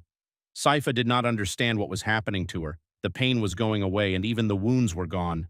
Zhao Ping said that her body was filled with energy, as if her whole body was on fire. She had a feeling that she was about to explode. Lisa said that the same feeling as that evening with Xiao Bai. She asked him to share his power with them. Ma Fei said that this is great. He feels that his fighting spirit has reached its limit. Caesar is shocked and asks how is this possible. She said that these half-dead people fill with blood and return to life. He asked what happens. Xiao Bai asked that he was surprised and said that isn't it like how he controls an undead army? Xiao Bai said that sharing his strength with others so that they would fight for him is a mere trifle for him. Caesar thought that the Legion of Undead was an invincible technique. He had been improving it all his life. He didn't understand how this guy could do exactly the same thing without effort. Caesar considered him a sucker and thought that perhaps he really had the strength to compete with him. Xiao Bai told Bai Yumo that her way out, and so as not to worry, released the inner beast and returned all the pain she had experienced. He asked her to cut it with her own hands. Bai Yumo activated the Shushan secret style, flying blades. She rose from the ground and said that thanks to Xiao Bai's strength, she was able to rise again, and Xiao Bai's enemy would only face a sad end. She would destroy him into small pieces. Caesar asked, how is this possible? He said that he had already defeated her and she thinks that she became a Superman after receiving a little of this light. Caesar ordered a legion of undead to finish them off. Xiao Bai said not to let them riot and deal with them. The girls said that they were going to help Bai Yumo. The undead legion was advancing on Bai Yumo. She asked that they also want to get in her way. With one movement, Bai Yumo found herself next to Caesar. Bai Yumo attacked Caesar. He thought that this was a show-off technique and it would not work on him. He started to dodge but saw that these flying swords could pursue the target. It becomes more and more difficult for him with her. Bai Yumo said that it was useless to run away, and at this rate she would reach the ends of the earth. Her blades will follow him even there and pierce his throat. She asked what he still didn't understand. Bai Yumo told him that he was gradually slowing down. Caesar asked that he was slowing down. For him, this was nonsense. Caesar said that he was full of strength and not one iota tired. Bai Yumo's swords reached Caesar and pierced him, causing him to fly away from the blow of the swords. Caesar did not understand why he was weakening. He believed that he should still have plenty of strength. He thought that the whole point was that the undead legion was regenerating too quickly, and that's why he was wasting a lot of energy. But even so, he thought that he should have enough for his own battle. Bai Yumo told him to take a closer look and realized that his legion of undead had become a charge for Xiao Bai. Bai Yumo explained that with the help of endless darkness he drained the energy from his army, and with the gift of light he transferred this energy to the allied forces. She said that this was his strategy. Bai Yumo told Caesar that he dared to face Xiao Bai alone. This is quite self-confident. She said that his own strength would kill him. Caesar told her to wait because he had not yet released. Caesar did not have time to finish, and Bai Yumo cut off his head. Caesar's severed head said that he would not give up because he had not yet shown all his strength. Bai Yumo took off her shoe and said, "What a pity, he didn't have a chance." Caesar asked what she was going to do. Bai Yumo crushed Caesar's skull. The legion of undead began to disappear. She said that it seems that now everything is definitely over. The skeleton is dead and the legion of undead should disappear after him. Xiao Bai said that she did a good job. Bai Yumo blushed and thought about Xiao Bai's voice. Xiao Bai said that this is the first time he has combined power with her and the result is already very good. He said that now she is his most capable girl. Bai Yumo said that Xiao Bai's strength was truly incredible, not only making it easy for her to use the eternally floating blade style, but also allowing others to reach a whole new level with her help. She said that Xiao Bai's strong and passionate energy always attracts her so much. Bai Yumo said that it was a pleasant feeling, as if he had broken all the taboos again. Like that night. For her, it was wonderful. She still remembers every little thing. Bai Yumo said that every time she remembers this, her heart beats non-stop. Xiao Bai asked her to wait and said that she didn't want to. Bai Yumo interrupted him and said that she couldn't stand it anymore. She wanted to be with him more than anything right now. Xiao Bai became embarrassed and asked, "What is here now?" He asked her to be patient for now and wait until she returns. Zhao Ping and Li Sa hugged him from both sides. Ping said that it was awkward to do this in public, but it was even more difficult to wait patiently for her to return home. Li Sa said that Xiao Bai did something strange to them and he should take responsibility. Xiao Bai looked at them and asked why even they had such a reaction. Yin Yu told Xiao Bai to look carefully. They are not the only ones who have this reaction. Ma Fei said that is true and Xiao Bai will have to deal with them. Feng Mian said that he did not need to participate in this. Zheng Tianyu said that there is no need to be nervous. She has seen this many times and she has a solution. Ma Fei blushed and said that was cool. Feng Mian also blushed and said that's what she meant. Zhang Tianyu asked how they were feeling and said that they should be feeling better. Bai Yumo said that she actually felt better. She said that one kiss from Xiao Bai can solve everyone's immediate needs, but the effect is temporary. Bai Yumo said that after this battle ends, she will definitely fight with Xiao Bai day and night. Xiao Bai sat covered in kisses and thought that the strength is gradually increasing, but the side effects are not bad. He managed to avoid a disaster. But he needs to be careful with this technique. Meanwhile, on the other side of the murderous island, Wu Yue asked that Dracula senses something is coming. Dracula replied that it doesn't matter anyway. This is not the head of the employees. He will figure it out in no time. A very large snake crawled out of the wall of the building. The snake devoured Dracula. Wu Yue was thinking about what Dracula was doing. The reporter was in great shock. The operator said that Count Dracula was eaten by that huge snake. He hoped that it was not for real. This snake was a demonic-level predator, a Titan boa constrictor. Something appeared on the Titan boa constrictor's head. Wu Yue thought that someone else had come. The witch Medusa Gorgon appeared on the head of the Titan boa constrictor. She said that staying calm when seeing a Titan boa constrictor and one of the pillars of employees like her is rare to see. She asked Wu Yue that she was the same Dracula who defeated the Seductress Squad. Wu Yue replied that she did not think that there would be such a beauty among the employees. She said that the Gorgon was mistaken. It was not she who defeated them. Wu Yue said that the one who is now heading into the stomach of her little animal. Acting Emperor of Protosaw, Guardian number 3 is Count Dracula. The Titan boa constrictor spat out Dracula's flock of bats. The Gorgon thought that there were so many bats, she thought that Dracula was Batman. Dracula appeared before the Gorgon and said that she would take her life. Medusa dodged Dracula's attack and said that it is no wonder he can control so many bats. He is a vampire. The Gorgon said that this was her first time fighting a creature that uses mythical abilities. Dracula replied that he had more experience. Dracula thought that his attack was unexpected, but she was able to dodge it. He realized that she was not like other employees. Wu Yue thought that he should have already realized that she is not so simple. He needs to be more careful. The reporter began to comment on what was happening and said that Count Dracula crawled out of the snake's belly unharmed, and her busty opponent was trembling with fear. The Gorgon looked at the reporter and said that she hated noisy insects. She asked Dracula for forgiveness and said that she would be there for a moment. Wu Yue began to think that they were idiots and hid and filmed quietly, and at that moment they began to comment. Gorgon said that she wanted to deal with the noisy people and headed towards the reporters. The reporter got scared and saw that she was approaching them, but it just wanted to cheer up Dracula. She regretted that she never confessed to him. The reporter opened her eyes and thought about what was happening. She was alive. Dracula protected her with his magical barrier and said that she was his and no one would touch her except him. The reporter thought about how impudent it was to say on camera that she belonged to him. The whole world saw this confession. She thought that Dracula usually looks very serious, but at a critical moment he rushed forward and protected her. What is not said in words will be said in deeds. She came up with the idea that when he deals with the busty girl, they will get married, and she will devote herself entirely to him. She can't wait. The Gorgon said that she smelled the disgustingly sour smell of love and said that she would give them a couple of minutes. The Gorgon said that he could sort out his feelings, but then it would be too late.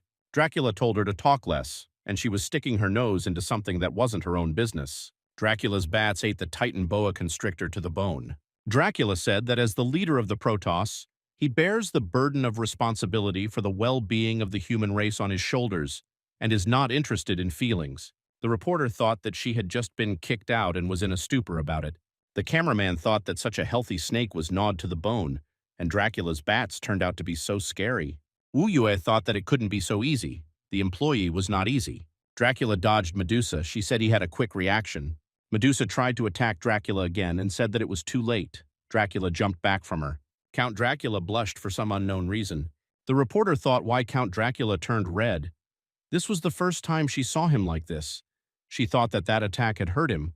The reporter put forward another theory, that the busty woman was using a seductive technique. Medusa said that the sensations were approximately similar to hers. She said Dracula was a woman. People began to discuss that it was not for nothing that he wore such wide clothes, and it turned out to be in order to hide his body. The Protosian said that he had said before that Dracula lacked masculinity. People did not understand why Dracula hid his identity. They couldn't trust her now, because they had to have a trusting relationship with the people. The reporter couldn't believe that Dracula was a woman. She had been in love with her for so long, but she didn't notice. She tried to believe that Dracula was just a feminine guy, not a girl. Wu Yue thought that secrets always become apparent, but she didn't think that the truth would be revealed live to the whole world. She understood that the Protoss court would certainly be overwhelmed by scandal, and she already felt a little sorry for her. Wu Yue considered Dracula a good person and wondered if he could withstand such pressure. Medusa asked why hide the fact that she is a girl and she has mental wounds that are hard to talk about. Dracula told her that this did not concern her. Medusa said that it was a pity to hide such a pretty body under baggy clothes and said that it would be better for her to help her take them off. Dracula became embarrassed and asked that taking off her clothes wouldn't hurt her. Medusa said that she felt that there was no confidence within her. She said that Dracula had no confidence in himself. Medusa decided to attack Dracula and said that in this state, she would never stop her. Medusa struck with her snakes. Dracula managed to jump away from her attack. Medusa stood behind Dracula and said that such a broken state was not suitable for battle, and she would undoubtedly lose. Medusa grabbed Dracula's clothes. Dracula ordered her to remove her hands. Medusa finally pulled off her clothes and was very surprised. Dracula tried to cover herself and thought that it was all over. The image of the ruler built for many years was destroyed. Dracula thought that now the whole world saw her in this form. She did not understand where the greatness of the ruler of Protoss had gone, and she wanted to strengthen her position with the help of this war. Dracula would never have thought that there would be such a failure. She was thinking that by now she had probably become a laughingstock for everyone. How would you order her to return to the duties of a ruler? People said that this was proof that Dracula was really a woman, and said that she was also so beautiful and had a killer body. The reporter was surprised that she was such a beauty and that she was no match for Dracula in appearance. The cameraman said she was cute and asked why she was pretending to be serious. Wu Yue said it was for the sake of reputation and explained that Dracula cared too much about other people's opinions of her. Wu Yue said that she always tried to live up to other people's expectations and never for herself. Wu Yue explained that if she embraced her long-lost self in this battle, the trip would not be in vain. The reporter asked Miss Wu Yue if she knew why Dracula dressed up as a man. Wu Yue began to tell that Dracula has an extremely rare mythical power. Initially, she was supposed to become a brilliant defender, attracting thousands of glances. However, in the first battle, she was seriously wounded. The enemy was just a demonic-level predator, but because Dracula looked too innocent and gentle, the predator not only was not afraid of her, but on the contrary began to laugh and say that she did not look like the guardian of the Protoss. Since then, Dracula has given up the skirt and replaced it with that baggy red outfit to fit the image of the strong. She has given up her feelings, suppressing her own nature. From a sweet girl, she turned into Count Dracula, who made everyone afraid of herself. She wanted people to stand in awe of her power. But Mr. Mu Xia accidentally dropped one phrase. He said that he would not be able to be the interim emperor of Protoss. He said that he was already planning to retire, and for such a task, he decided that Dracula would be better suited than him. This responsibility was not for her. Despite this, she put everything on her shoulders, gave everything she had, just to meet the expectations of other people. Every hope they have for Dracula strangles her like a yoke. However, she never complains to live up to the title of ruler of Protoss. In truth, she cannot stand any more condemnation. Dracula was called, she was surprised. Wu Yue told her to forget about other people's opinions and boldly be herself. Everything will be fine. They shouted at her to fight for herself this time. The people of Protoss began to support Dracula and shouted for her to fight for herself. The entire Protoss supported her and words of support were heard throughout the country. Dracula said that she seemed to hear the voices of people urging her to fight. Medusa thought that her breathing had evened out and she realized that those subordinates were her friends, and they helped Dracula pull himself together. Dracula said that she already understood that being a man is good. Being a woman is also good. It's good to be a Protoss lord, and it's good to be a guardian, but now it's all to hell. The only thing she wants to do now is defeat Medusa. Medusa said that this attitude makes the battle interesting. She gives Dracula time to prepare and then they will begin. A large amount of blood flowed from Dracula's chest. The reporter was surprised and asked why blood suddenly sprayed out and asked that she had an internal wound. She told her that this was the technique Dracula was most proud of. This was all done in order to hide their gender. She had not used this technique for many years. The fact that she was able to use this technique confirmed that she was able to find herself. The correspondent thought and could not understand how the sword could end up in Dracula's body, how the blood from the chest could turn into this most magical sword.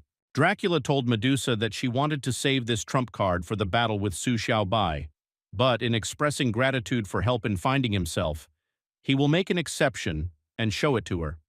The current one is much stronger than the last one. It has no chance. Medusa answered her, saying that she had indeed become much stronger.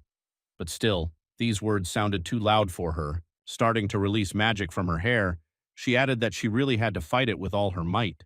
The correspondent loudly began to comment that the hair of this employee released a gigantic amount of magic.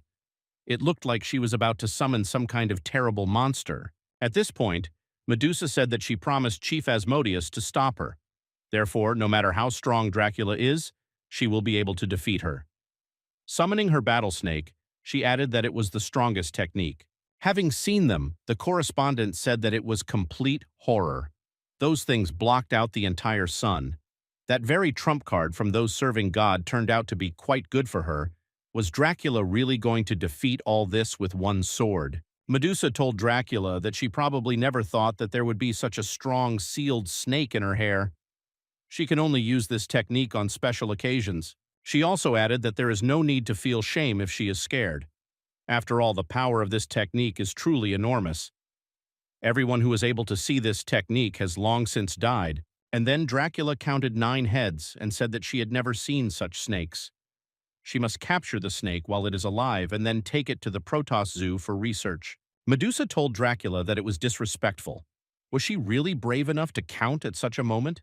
She was simply furious about it. Medusa began to shout to her that she was not going to do such indulgences anymore. She should wake up. At this moment, Wu Yue said that her breathing was very eerie. Even she could not control this trembling, to which the correspondent replied that it was not only she who felt this way, but the whole island. Suddenly appearing, Noah thought that the snake-haired girl was the leader of the servants.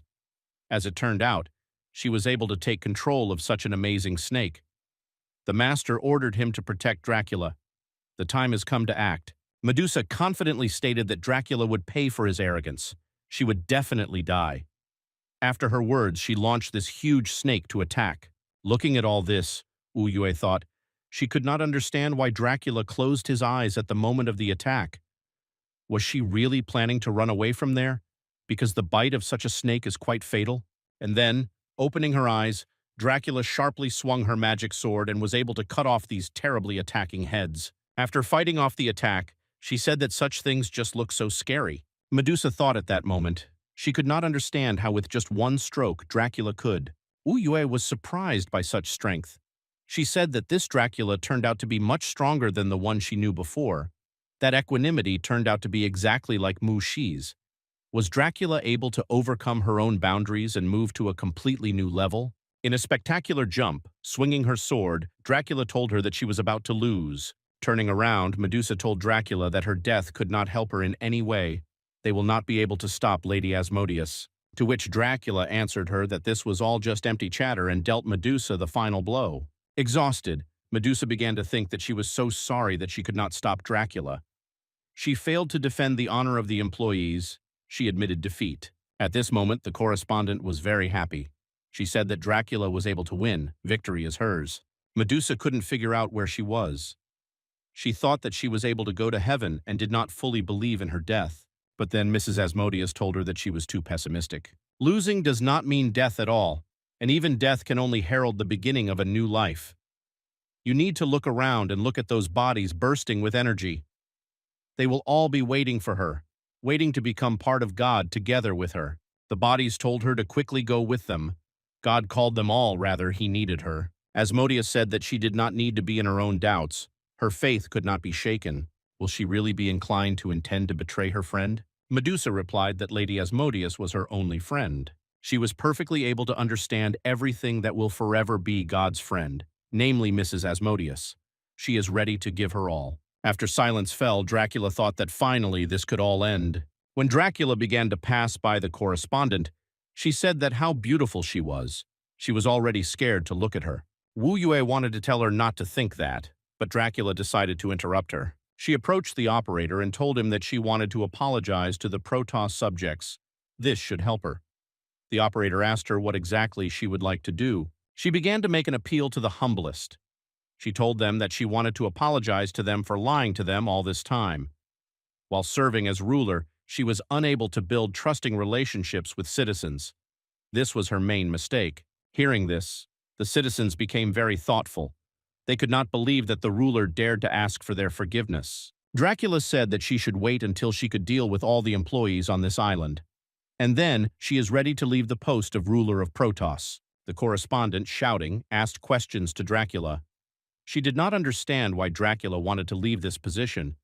Is it really because she is a girl? Under her leadership, Protoss always flourished. Only she was suitable for that place. There was simply no one else besides her. Dracula didn't believe her. She wasn't 100% sure that she really thought so. At this moment, Wu Yue said that Dracula was not the only one like this. The operator supported her words and said that all viewers of the broadcast would also support her. And then, just a huge number of spectators began to chant the name Dracula very loudly. Hearing this, Dracula said that she was not good enough. She didn't even consider herself the strongest in Protoss. Xiao Bai, who appeared there, agreed with her words, saying that the control of Protoss was tied not only to brute force. A sense of responsibility to the city played a big role. In his opinion, she is the one suitable for such a position. Dracula asked why he came here and asked that he seriously thought so. Xiao Bai replied that since his arrival, she has ruled Protoss. She admitted that not all of her deeds were good, but in any case, he was for her. Dracula thought that she had always perceived him as her worst enemy, and he so calmly spoke words of support. She thought it was because of the camera, and he wanted to save her reputation.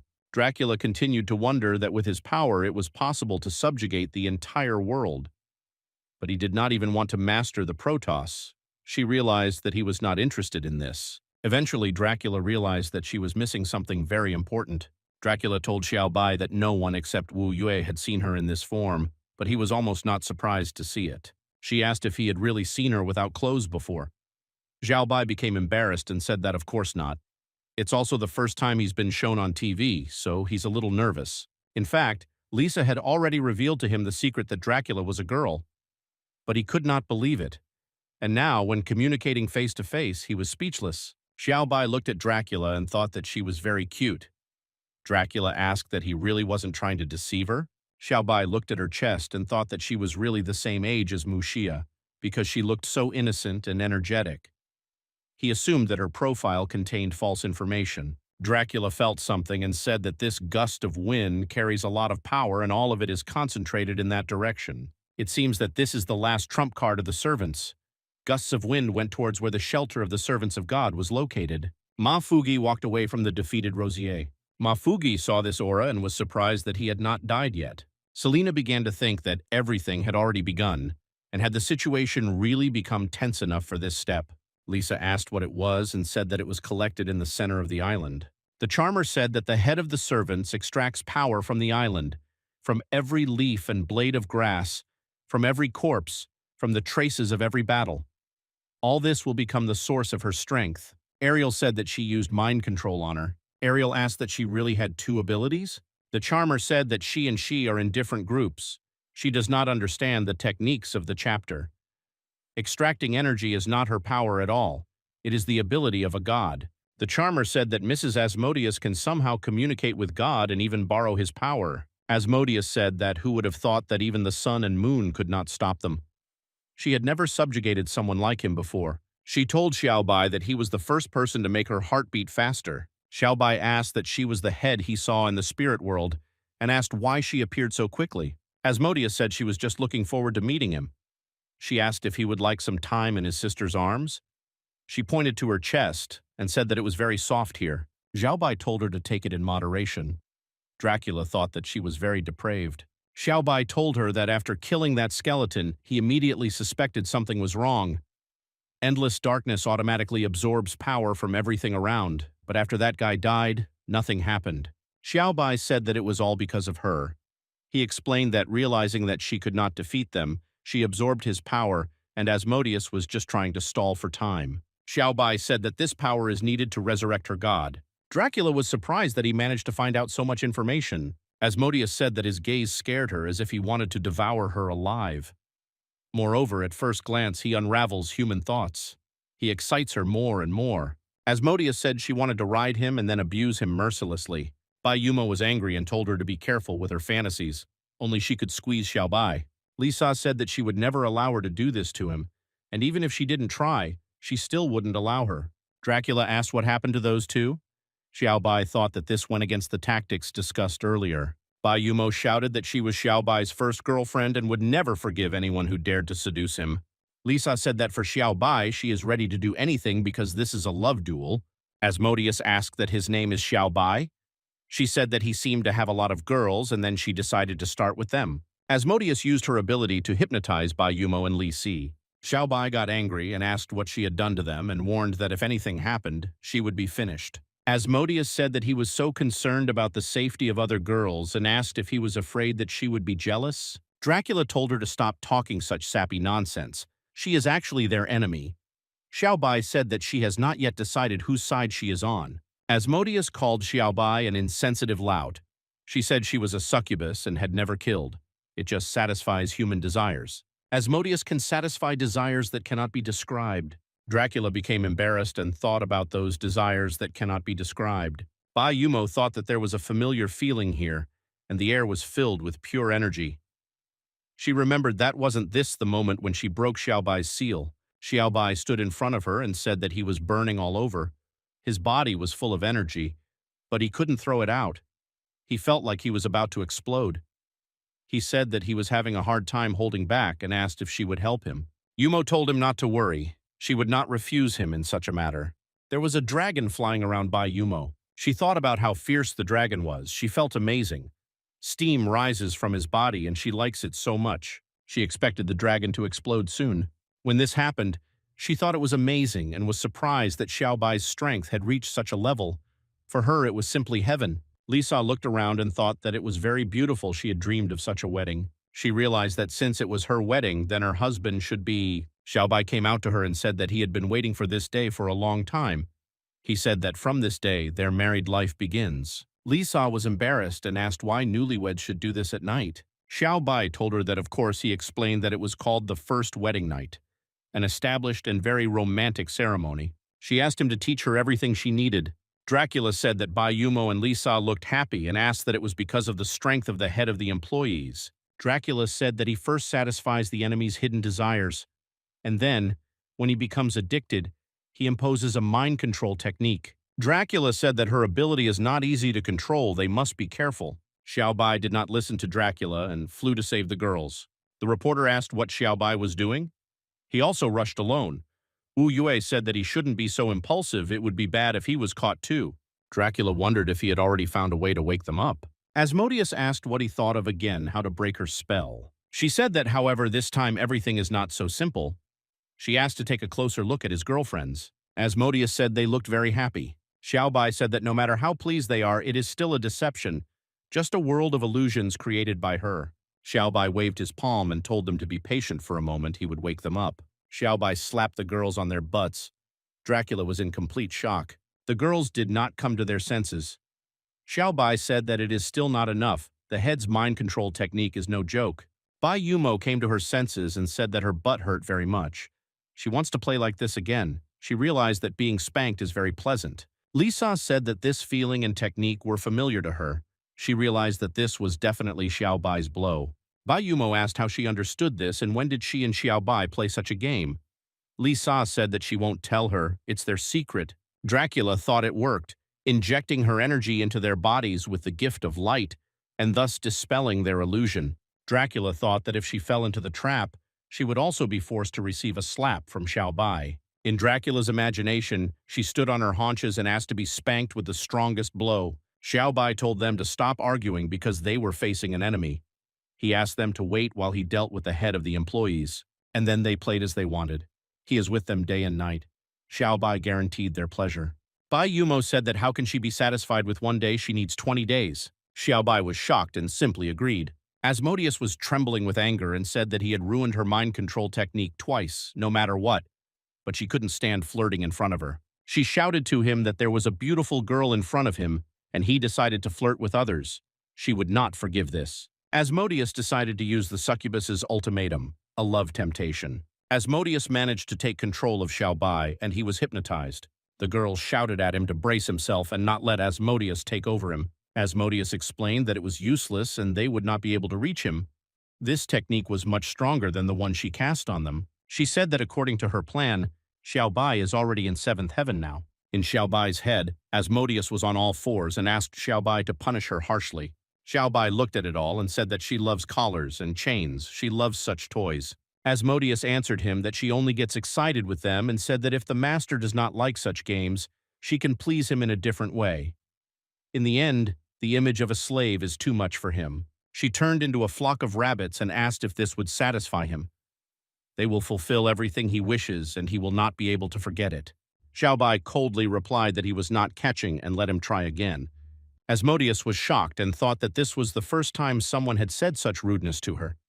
She realized that he had an enormous appetite. She cannot show her anxiety, and she needs to calm down. She is still a succubus. Not a single man on earth can resist her. Asmodeus said that the gentleman, it turns out, is a lover of exotic things. Ordinary techniques do not make his heart flutter. She said that if she wanted to satisfy him, she would have to do her best. Xiaobai ordered this to be done as soon as possible. Asmodeus dressed up as her first love with an innocent classmate. She believed that the gentleman would definitely like this uniform. Xiaobai looked at her with a straight face and said that he didn't like it. She tried to dress up as a slutty widow. Xiaobai said she didn't like it. Asmodeus dressed up as a colleague from the elite, and he also didn't like it. Xiaobai didn't like everything, so that she didn't change clothes. Asmodeus didn't understand why it still wasn't coming out. For some reason, her power doesn't work on him. Xiaobai told her not to blame herself. The problem is not her, because he is already fed up with all her images. Asmodeus thought that he looked so ordinary, and when did he manage to try all her images? Although she didn't practice, she watched a lot of films. They inspired the creation of those techniques. She didn't understand why his heart wasn't beating faster. In her eyes, this guy is simply behaving indecently. Xiaobai was able to dispel the Asmodeus technique. He opened his eyes and saw his girls in front of him. Lisa was happy that he finally woke up and said that they were all so worried about him. Bai Yumo said what else should have been expected from her boyfriend. She knew that everything would be fine with him. Lisa asked what he did to the head of the employees. Bai Yumo said that they were very interested. Bai Yumo looked at Asmodeus and said that she suddenly lost heart and was about to freak out. Asmodeus cried and thought that she was a disgrace. In her own illusion, she could not cope with the man, and it would be better if he killed her.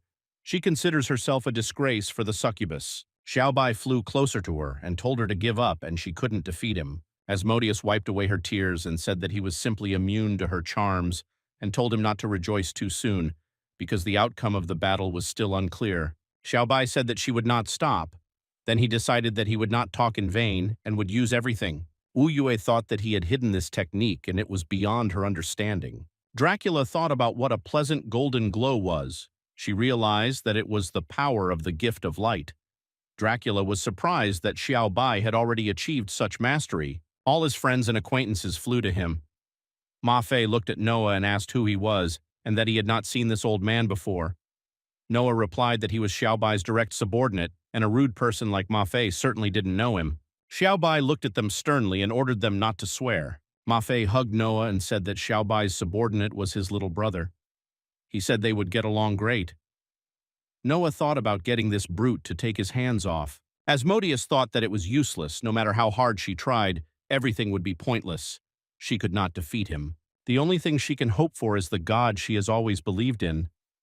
All the collected energy had already been sacrificed to him, but he still did not respond. She believed that she was chosen by God and she had to control everything. She did not understand why, when she met such an opponent, God stopped protecting her. Xiaobai saw that she no longer had the desire to fight, and it was time to end everything. All of Xiaobai's friends decided to attack her together. Asmodeus cried and thought that no one had ever humiliated her like that. She decided that her life was over. She saw a purple glow. She thought it was God. A girl stood in front of her and defended her. Asmodeus thought that she had already seen this ass and these snow-white legs. Linglong covered them with her barrier. Asmodeus asked why she hadn't run away yet and asked that she came here so that they could be buried together. Linglong said that she once said a long time ago that she would help her and would definitely keep her promise because she always keeps her word. Asmodeus cried again and said, "How can you be so cute?" Linglong said that she shouldn't praise her so much because she was embarrassed. Xiaobai's friends attacked Linglong's barrier but were unable to break through it. Ma Fei didn't understand what kind of joke this was. He couldn't even punch his fist. Qin said that this is an amazing technique and even Yao's blade is powerless. Xiaobai said that although it is smaller, it is still the same barrier as last time. Bai Yumo asked what would happen then to open it. Xiaobai said yes, but he would have to summon a demon. Xiaobai said that he has a difficult character, but they have nothing to fear. Asmodeus said that the barrier will not last long. Xiaobai will open it soon. Asmodeus asked that since she was not afraid to come here, does that mean she has a way to get out? Li Lu asked Asmodeus what she still remembered about who she was before becoming an employee. Asmodeus said why she was asking, because now is not the right time. Li Lu remembered how she was tied to a pole and people shouted to burn her. They said that she was at one with the predators and that she was not a person, but a zombie. They believed that if they let her go, she would harm even more people. Li Lu said with all her might that she just wanted to help. People shouted that if she had not brought the predators, so many people in their village would not have died. The elder said that everyone seemed to agree with this, and if there were no objections, he would begin the ritual. He threw the torch. Asmodeus caught the torch and prevented the tree from being set on fire. The elder asked who she was and how dare she violate the ritual. Asmodeus replied that it was strange and wasn't he just asking. She said she was against it. Asmodeus burned the village and completely killed all the inhabitants. Li Lu said that this was the first time she had seen her and asked why she decided to save her. Asmodeus said that she would never leave such a cutie. She explained that no one would want to watch her burn. Li Lu felt embarrassed. This was the first time someone had complimented her. Did she think that zombies could be cute too? Asmodeus said that she helped them get rid of predators, and these ignoramuses, without understanding, decided to burn her. She asked why she wanted to help such animals. Lilu said that she was a zombie. Everyone was afraid of her, and she dreamed that people would accept her like that. She dreamed of making her first living friend. Therefore, as soon as people need something, she makes every effort to make them happy. Asmodeus was surprised and said that she was her first friend then. Lilu was surprised and asked, "What to make friends here?" Asmodeus asked that she wouldn't go and asked what else she needed a certificate. Asmodeus said that from now on they are one with her and no one will harm her again. Lilu said that since they met, she has always protected her, but now she is helpless. Asmodeus told her that this was a dead end and asked what else could be done. Lilu said that there was no dead end yet and asked to be allowed to stand up for her this time. Lilu fell apart. Asmodeus shouted what she was doing and asked to give her a hand as soon as possible. Lilu finally said that she was sacrificing herself to God. Her power might help awaken God. Asmodeus thought that she was a fool and had done such a stupid thing to herself. She did not understand how to awaken a god with such a small amount of energy. Asmodeus believed that such matters should be left to the elders. Asmodeus didn't know if she had enough energy, but this was the only way, and she decided to try. This is her last move. If it doesn't work out, everything will be over for her. She asked God to have mercy and help her. Xiao Bai destroyed the barrier. Asmodeus was surprised that last time he only punched a hole. This time he destroyed the barrier completely. She saw Xiao Bai and thought that this breath threw into chilling horror. She did not understand that he was still the same Xiao Bai. Xiao Bai appeared in front of Asmodeus in Asura mode. Xiao Bai told her that he had to be a little late and apologized for the wait. Dracula was surprised that he could control the demon's full power. She did not understand where the limit of his capabilities was. Lisa thought that Xiao Bai with long hair was no less attractive.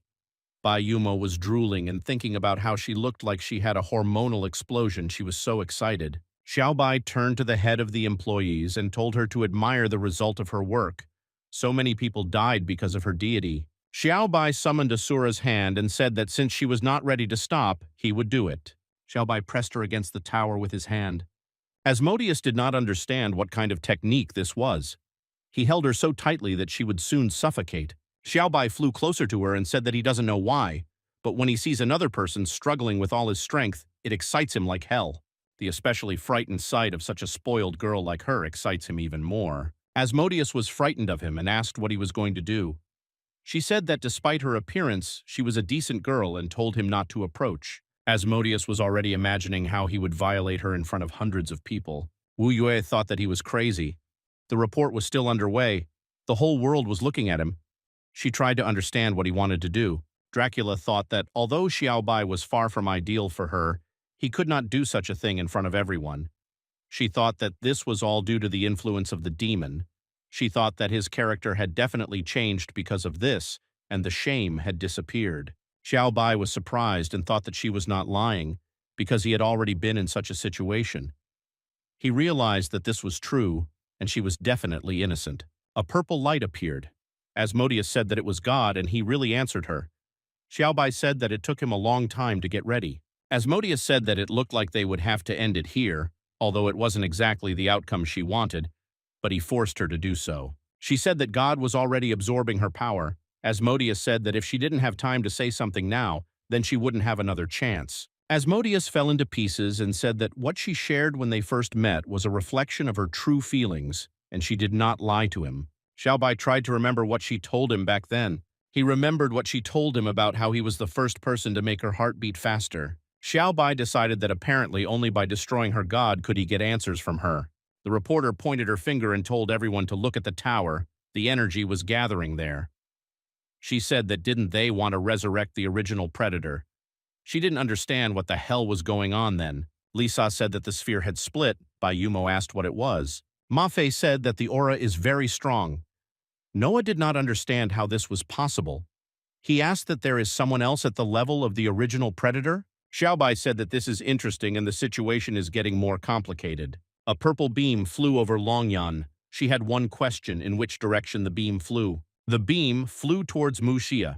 He thought that again some villain was on the loose and he just wanted to relax in retirement. The further you go, the more trouble you get. Another beam flew towards the forest on the abandoned continent. Long Ming saw this and said that a new era begins here, and he is glad that Xiao Bai was able to surpass him. But the worst is yet to come. He must stop this, otherwise everything will end. The city began to rise above sea level, and as a result the ground disappeared from under our feet. The reporter shouted that the original predator was under this island. The original predator turned the island over and everyone began to fall into the water. Noah froze the water so that no one would drown. Everyone was saved and no one was seriously injured. Noah said that civilians need to be evacuated as quickly as possible. In the face of such a creature, no one can guarantee their safety. The reporter was shocked and could not believe that it was against them. The original predator came out of the water, Lin Kun. He asked that a mortal going against the god of cats to God's punishment? Xiaobai told him that he seemed to be confused. Xiaobai explained that he came here only to overthrow God. Xiaobai asked if he was ready to die again. Xiaobai's allies were floating in the air around the original predator, Ling Kun. Ling Kun said that this was the power of the gift of light, and he understood why Xiaobai had the courage to confront him. Ling Kun said that he was still like an ant to an elephant. The primordial predator began to suck out the energy of the light core. Lisa regretted that she had lost her precious gift from Xiaobai. Bai Yumo said that the problem was not only energy. She said that her clothes were too thin. He was even going to suck her in. Dracula asked that it was low to resort to such dirty tricks. She asked that they should fight him naked. Ma Fugui and Ma Fei flew to hit Ling Kun. Ma Fei said to forget about clothes and explained that real men have no secrets from each other. Ma Fei charged the arrogant martial arts soul and struck with an ignorant blow. Ma Fugi charged a powerful blazing flame. They hit Ling Kun at the same time, but it did nothing. Lin Kun called them fools and asked why they were scratching his back. Lin Kun decided to show them his strength and asked if they would have the courage to withstand his attack. Long Kun's attack had almost reached them. From the bright light, Ma Fei covered his eyes with his hand and thought that he had great strength. Ma Fei was glad that Xiaobai managed to absorb. Ma Fugi thought that Lin Kun was stronger than that octopus. Lin Kun guessed what abilities Xiaobai had. Xiaobai asked, "Doesn't he need energy?" Xiaobai said that he would give him enough. Xiaobai hit him with his miraculous power. Xiaobai said in an angry tone to go to the bottom. Lin Kun was surprised that he could not resist the mortal and went under the water. Ma Fugi said that for some reason he was being too dramatic.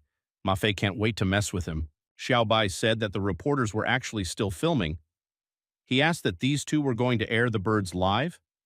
Ma Fugi was scared that he was on the air and was thinking about how he could appear in public now. Ma Fei asked what it meant to ventilate the birds and asked if there was something wrong with him. Lin Kun swam underwater and thought that he could not be mistaken, that kid was using endless darkness.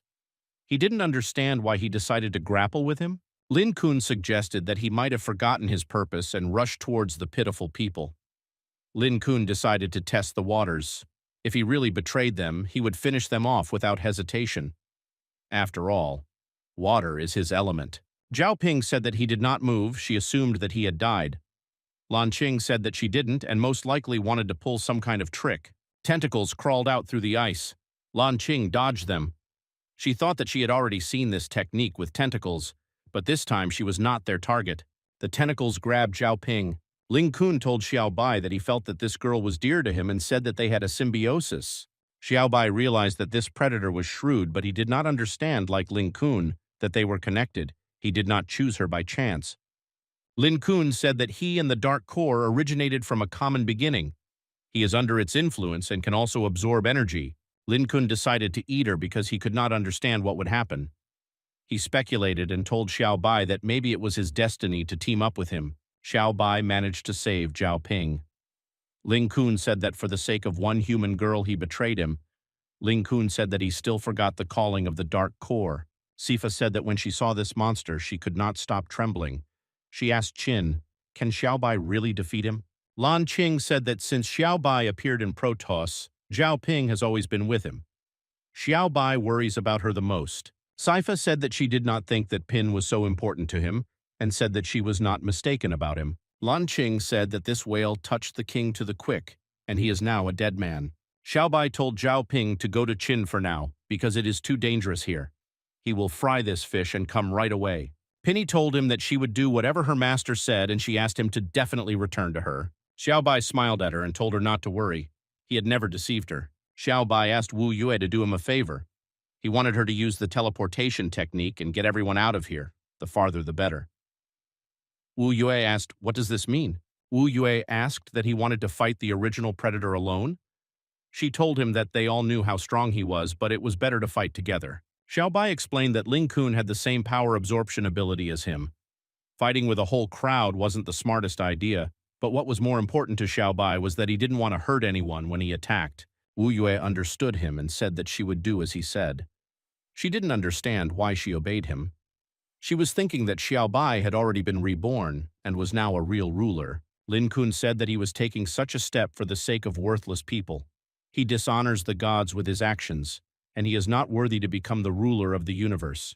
Lin Kun said that on behalf of the 10 primordial predators, he would deprive him of the right to use endless darkness. Xiaobai laughed and said that he did not care how he was related to the endless darkness. Xiaobai did not want to become the master of the universe. All he wants now is to kill Lin Kun. Xiaobai attacked Lin Kun. He thought that he would not have time to hide. A purple ray came out of Xiaobai's third eye. Xiaobai's beam passed through the skin of the original predator. Lin Kun thought that it was only because of his thick skin that he missed. He guessed that his strength had not yet reached its highest point. This would guarantee his victory. Xiaobai told him that he was lucky to be able to dodge his attack. Xiaobai asked that his mouth is as strong as his head. Lin Kun got scared and asked him to stop. Xiaobai attacked Lin Kun's mouth with his beam. Xiaobai saw that there were no energy fragments. He realized that Lin Kun had pretended to be dead. Xiaobai said that he plays dead first to make him lose his guard. Then it quietly attacks from under the water. Xiaobai said that his actions had already been predicted. Lin Kun used his water clone. Xiaobai destroyed the clone with one wave of his hand and realized that it was a false attack. He thought about where he would really attack from then. Xiaobai looked around from where he could attack and saw that Lin Kun was on top. Lin Kun opened his mouth to eat him and said that he had miscalculated and it was he who had foreseen his prediction. Lin Kun said that he was a fool and explained that since he could not eat him, Zhao Ping would eat him, and this was his retribution for betrayal. Lin Kun thought that usually the things he eats are gradually absorbed, and it doesn't take much time for his power to pass to him. The endless darkness will also become Lin Kun's. Xiaobai found himself in its entrails and said that there was a strong stench. Lina said that she felt that his body had just been injured. Xiaobai asked what is damaged by gastric juice. Lina said that she was here to cure him. Lina explained that although she could continue to heal the master's wounds and resist the caustic acid, she could not restore his clothes. Xiaobai said that it doesn't matter about clothes, everyone has already been evacuated and no one will see. 10 minutes later, Xiaobai was almost naked. Xiaobai said that he was right after all, although Lin Kun can, like him, absorb energy from bodies, but nothing can be done with the remaining souls. Xiaobai looked at Asmodeus and Li Lu. He told them that they gave their lives for these gods, and as a result, they ended up here. Even though they have turned into ghosts, they are still forced to suffer. Xiaobai said that this god does not deserve to be believed in. Xiaobai released Asmodeus and said that she had finally woken up. He asked if she was okay. Asmodeus saw Xiaobai naked, fell into shock, and thought that exhibitionists actually exist. Li Lu covered Asmodeus with herself and told him not to come. She said that even if only her soul was here, she would never allow him to treat Asmodeus rudely. Li Lu warned that if Xiaobai took even one step forward, she would incinerate him. Xiaobai asked her that she was so scared that she couldn't open her eyes. But you still try to protect your friends. He told her that he was not mistaken about her. Li Lu told him to get closer or she would fight him. Xiaobai told Li Lu to open her eyes and look carefully.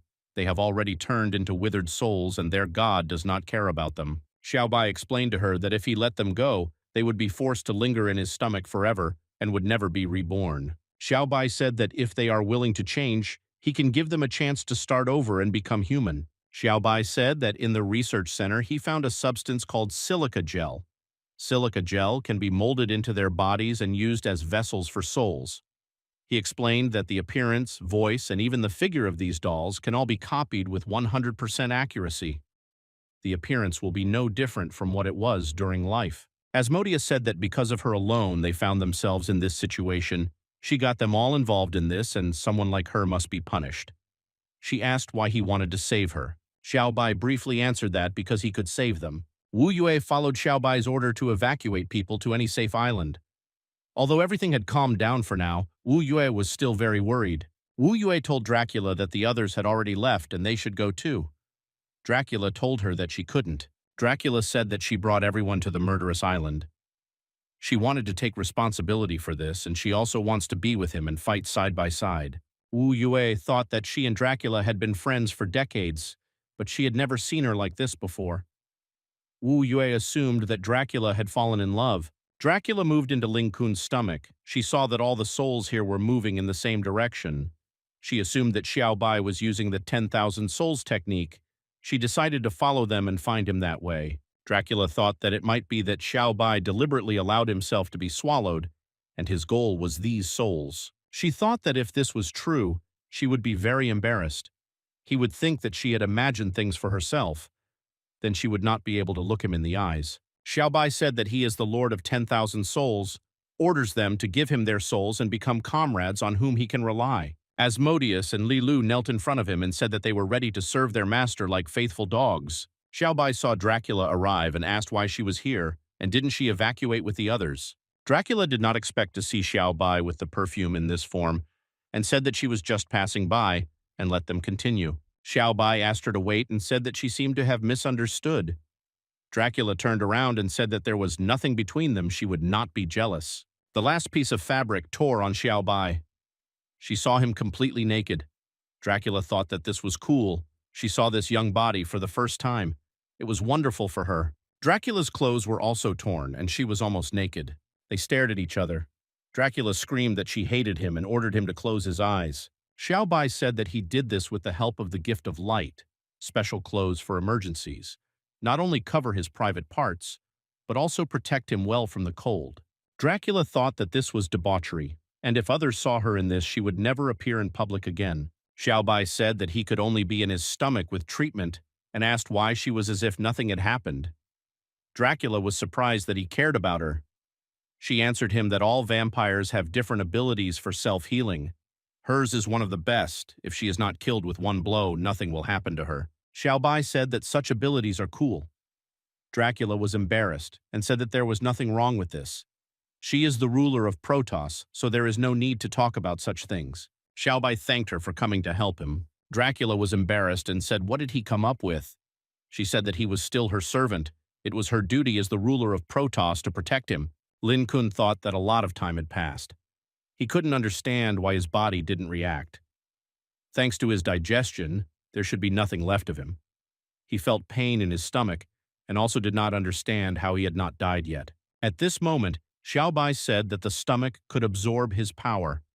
He was afraid that inside the stomach his technique would not give him results, to which Dracula answered him that it would not be so easy for them to get out of there. Xiao Bai told her that this is not a fact. Her sacred weapon can solve everything. Perhaps thanks to it, he will be able to cut that fish. Dracula decided to ask him again. She did not understand whether he was talking about her sacred weapon. Xiao Bai confirmed that it was her sword that was being discussed. He saw her sword. This sword is definitely one of the best in the world. With its help, they can both get out of trouble. To which she immediately told him that she would never give him that sword. This sword contained blood from her chest. If he wants to take it, it will be the same as simply taking her by the breast. She is very embarrassed by this. She cannot give him that sword. After Xiao Bai's gaze, she finally changed her mind. She said that since they were in an emergency situation at the moment, she would make a one-time exception for him. Dracula asked him not to tell anyone about this. After she gave permission to do so, Xiao Bai reached out to her chest and began to pull out her sword. At this moment, as Xiao Bai slowly pulled out her sword, she began to think about how ashamed she was. Drawing out his sword, Xiao Bai told her to calm down. He is ready to take this sword with him to the grave. To which she answered him, okay. He said that it was actually a legendary weapon. It has a smooth, soft texture and conveys an unforgettable sensation. When he squeezes it, his blood inside just boils. At that moment, she was surprised to think that this might not be the first time he had used a sword. He thus released the power of a tremendous degree. She had never seen such people. She thought he was some kind of incredible genius. With a huge jump, Xiao Bai said that this attack was combined with his strength and Dracula's strength. Ling Kun would not be able to resist. He struck him with a sword with a milky film, after which everything around him began to tremble and his blood began to flow into the sea. At that moment, Bai Yumo said that she understood why the island shook so much. It was like an earthquake. And Li Sa, who was standing next to her, added that there was still a strange smell. It was similar to the smell of Xiaobai, but not 100%. Also, Zhao Ping, who was with them, called them. She told them to look up because she could not understand what it was. Looking up, no one could fully believe that the sky was cut into pieces. Dracula was in complete shock. She would never have been able to master the sword at the level at which Xiaobai was able to master it. It seemed to her that Xiaobai and the blade fit together perfectly. All this despite the fact that the blade was made from her blood. Did he really turn out to be more suitable for the role of the owner of the blade? Coming closer to Dracula, he put his arm around her waist and said that she was frozen and they needed to go. At that moment, she thought about how it was that his hand was on her waist and her chest was pressed against him. Xiaobai told her that she blushed a little and her body became very hot. Could it be an internal injury? In an indignant voice, she told him that it was all because of what he did to her. That's why she looked like that. He was also able to have the conscience to pretend that he didn't understand anything. Her profile says that she is married, but this is all just a cover. Dracula also said that despite her age, she had never been so close to anyone. After her words, the half-alive Lin Kun began to shout at them that they were two idiots. How dare they flirt openly under his nose? He considered himself great and was sure that he could kick their ass so that their own mother would not be able to find out. They will definitely pay for everything. Or he declared that he was the ruler of the sea and ocean. No one can defeat Lin Kun in his own water element. After that, he launched the power of the fury of the sea towards them. Su Xiaobai saw this and said that he was just in his death throes. He doesn't understand the difference between their powers. After this, Xiaobai began to epically fill himself with all his power, which he would eventually use to stop that very fury of the sea. He certainly succeeded. At that moment, Lin Kun was completely disappointed. He thought about how this was possible. How was Xiaobai able to stop such a powerful force of the fury of the sea? Xiaobai repeated to him that he really hadn't realized that initially their strengths were completely different. He also added that he should look around, because his end is about to come. Lin Kun wondered what was around him, just some chatter by Xiaobai and his bluff. He also thought that he could not understand where many of these eyes came from. Why did his body suddenly stop moving? Xiaobai said that these Asura eyes can block the opponent from his own movements, but it was on it that he used more advanced technology. At that moment, Dracula thought that these eyes could collect such a huge amount of energy. They could also attack everything around them. This was actually very unthinkable. Xiaobai ordered the demon's power to disappear and directed his enormous power towards Lin Kun. Lin Kun's cries about Xiaobai having to leave him and that he was a complete bastard became the last ones before Lin Kun's final death. Seeing all this, Dracula thought that the wave was very strong. The demon's power technique was amazing to her. No one could resist such an attack. Su Xiaobai was able to solve everything with one blow. Lin Kun could only think that he was sorry to his master. He was unable to complete this assignment. The gift of light was able to influence the endless darkness. They did not quite remember its purpose. Xiaobai told Dracula that this came as a surprise to him. Lin Kun had so much power. Probably all this was due to the fact that he was able to absorb many other lives. He also wondered whether his body could withstand such power. He doubted. His body began to become cloudy. Lin Kun had too much energy. Xiaobai's body is unable to absorb her. He thought that everything was already over. Victory was his. He was infuriated by the fact that Lin Kun's attempt to absorb his energy into his body only caused harm. Dracula began to say his name and told him to rest. He defeated Lin Kun. He needs to look back. Xiaobai did not react at all to her words. She said she didn't know how to help him. It was a wild nightmare for her. She didn't want Xiaobai to die. She was ready to support him in battle.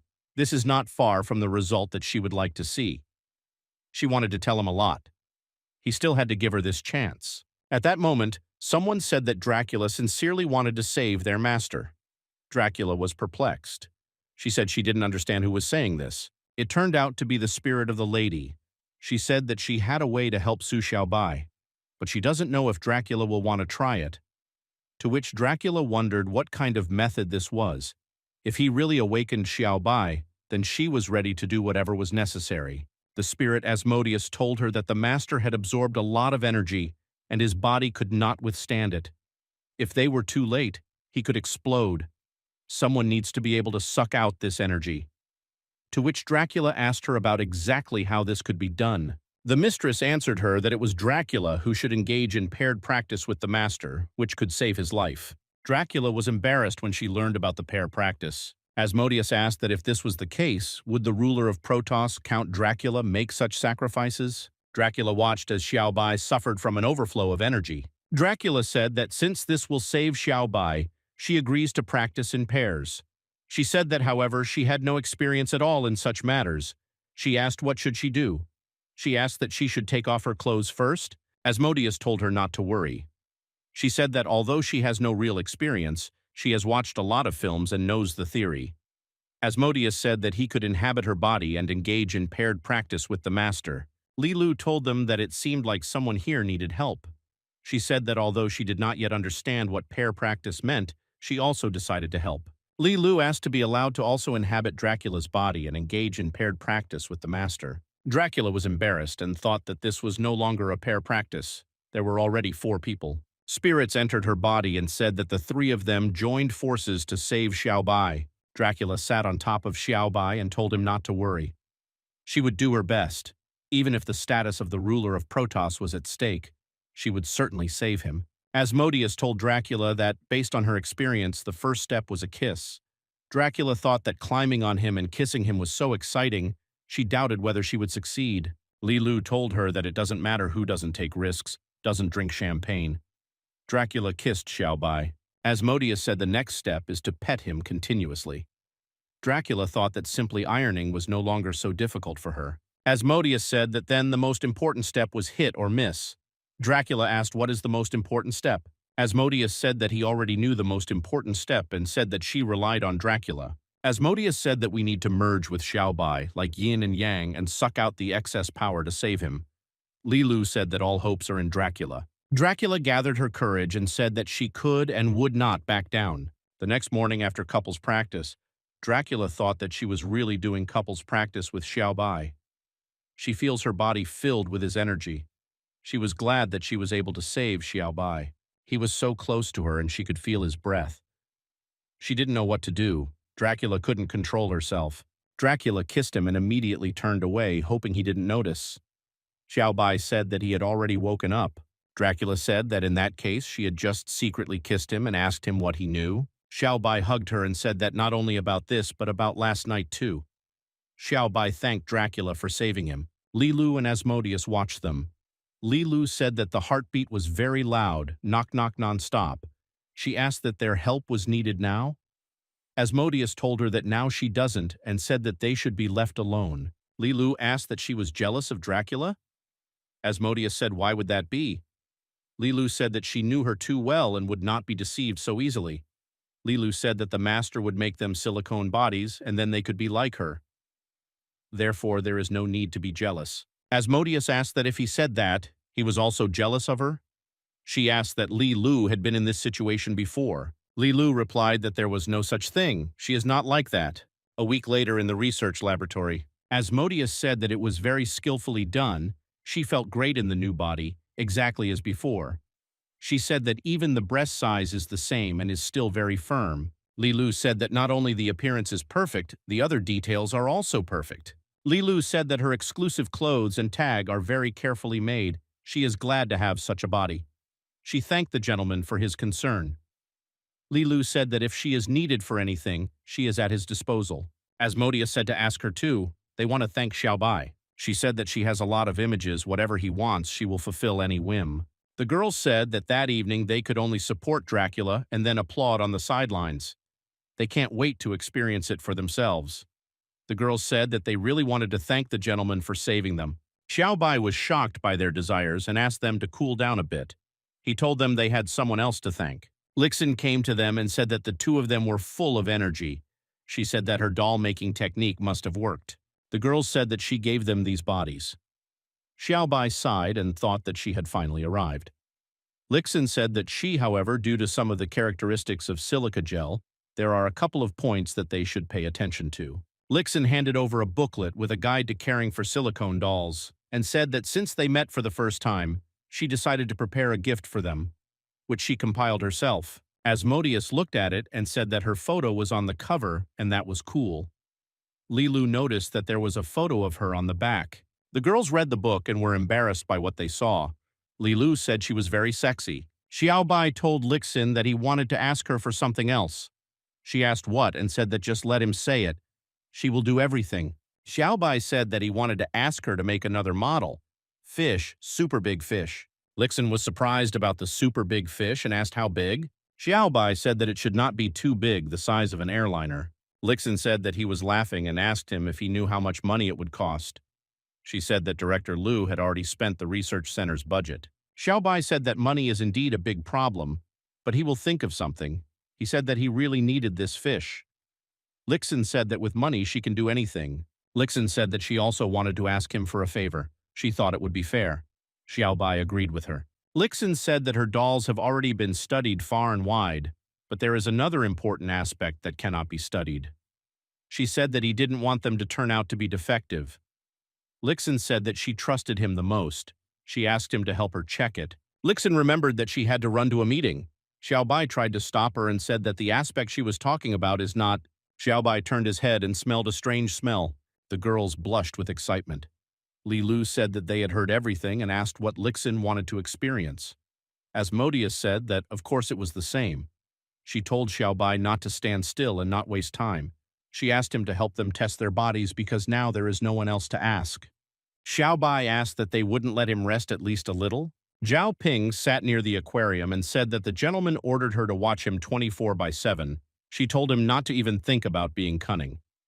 Xiaobai transferred the spirit of the original predator Lin Kun into the toy fish. Ping watched Lin Kun and thought that his soul is connected with Xiaobai's soul, but he still retains his own consciousness, even ignoring his master's orders. This is the first time she has seen such a spirit.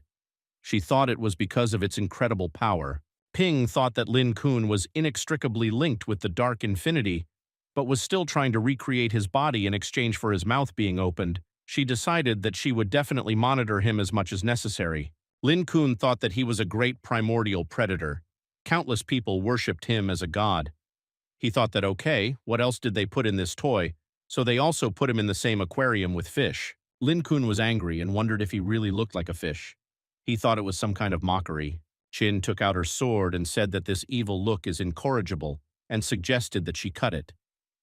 Zhao Ping asked Mrs. Qin not to do this, because Mr. Xiaobai ordered her to keep an eye on him. Qin said that only for the sake of Ping, she decided to leave him alive for now, and warned that if this happens again, she will dismember him. Lin Kun wondered what was wrong with this girl and why she was so impudent. He thought that she had not seen his former appearance, and was that really why she was not afraid of him? Dracula recalled how she and Xiaobai did pairs practice.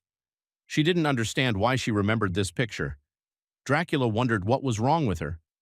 She understood that she did this only to save Xiaobai. Someone knocked on the door and called Dracula. Dracula was a little scared and asked himself, "What is he doing here?" She thought it was Xiaobai, but she wondered why he would look for her in the middle of the night. She thought he was very brave. Wu Yue opened the door and said that it was already so late and she was still awake. Dracula was surprised that Wu Yue came to her. Wu Yue asked that she was not happy with her. Wu Yue told her that since returning from the murderous island, she has not been herself for days on end. Wu Yue asked that nothing happened that evening when Dracula returned to help Xiaobai. Dracula was frightened by her question and said that she was definitely not, and even swore to God that nothing had happened. Wu Yue, seeing Dracula's reaction, became suspicious and thought that something really happened. Wu Yue said that she did not want to pry into Dracula's personal affairs. Yue had a serious conversation with Dracula about how 9 rays of light appeared at the moment of the resurrection of the original predator. She has already sent scouts to track their location. Wu Yue said that some time would pass before they received the information and could analyze it. While the Protoss did not have any problems, Wu Yue offered to replace Dracula for a few days. Wu Yue noticed that Dracula had been feeling uneasy lately and told her to take this chance and take a vacation. Wu Yue told her to take a good rest and put her thoughts in order, because the Protoss couldn't live without her. Dracula shed tears of happiness and blushed. She told Wu Yue that it was so good that she existed. When Wu Yue left, Dracula continued to stand alone on the balcony. Someone called her again. This time, she recognized the voice. Dracula turned to the source of the sound and thought that she still hadn't heard it, and this time it was definitely Xiao Bai. Xiao Bai told her that it was already so late and she was still awake and asked that she was the only one admiring the moon. Dracula became embarrassed and said that lately she couldn't sleep, so she went out to get some air. She asked why he came to her so late. Dracula asked that he wants it again. She said she wasn't that kind of girl. Xiao Bai said no, and she misunderstood. He explained that he was here for this. He just wanted to borrow some money from her. Dracula was surprised and said that she seemed nervous. Dracula was very surprised by what he said and asked again, what did he just say about borrowing money? After Su Xiaobai told her everything, Dracula said that's it. If that's the case, then she can lend him money. Xiaobai thanked her, but Dracula said that although the amount was not small, she asked her to do something for her. Dracula blushed and said that she just had 3 days off, and she said that if he was with her for all 3 days, she would lend him money. Perversion played out in Su Xiaobai's imagination. He asked that she was asking him to sell her body for money. Xiaobai asked her that she wants him to become a call guy. Dracula shuddered from such a question, and she replied that they would not do such things. She explained that they would just walk with her and eat there. She wanted to go on regular dates. She told Xiaobai to take this money as a gift from her, and he is not obligated to do so. Xiaobai was embarrassed and happy that Dracula would go on a date with him. Dracula asked what's wrong with him. She said that it was all because she was older, and why did Xiaobai need such an old woman? Dracula said that despite the fact that she was already a little old, she still wanted to go on dates like young people. It was so strange for her. Xiaobai told her that that was not the point. Dracula told him that if he wants to tell her no, then let him say it directly. She said she would survive the rejection. Dracula looked into Xiaobai's eyes and said that she could not compete with such beauties as Bai Yumo and Li Sui. Xiaobai was embarrassed and blushed because of this. He said that Dracula is very beautiful. Dracula asked what he said was true, and she said that then what she just said about the date. Xiaobai answered her that of course he wants to, and it is a great honor for him. Dracula was very surprised that Xiaobai agreed and asked that he was not deceiving her. Xiaobai smiled at her and told her not to worry. The next morning, Xiaobai left his house. Xiaoping shouted at Xiaobai to have fun.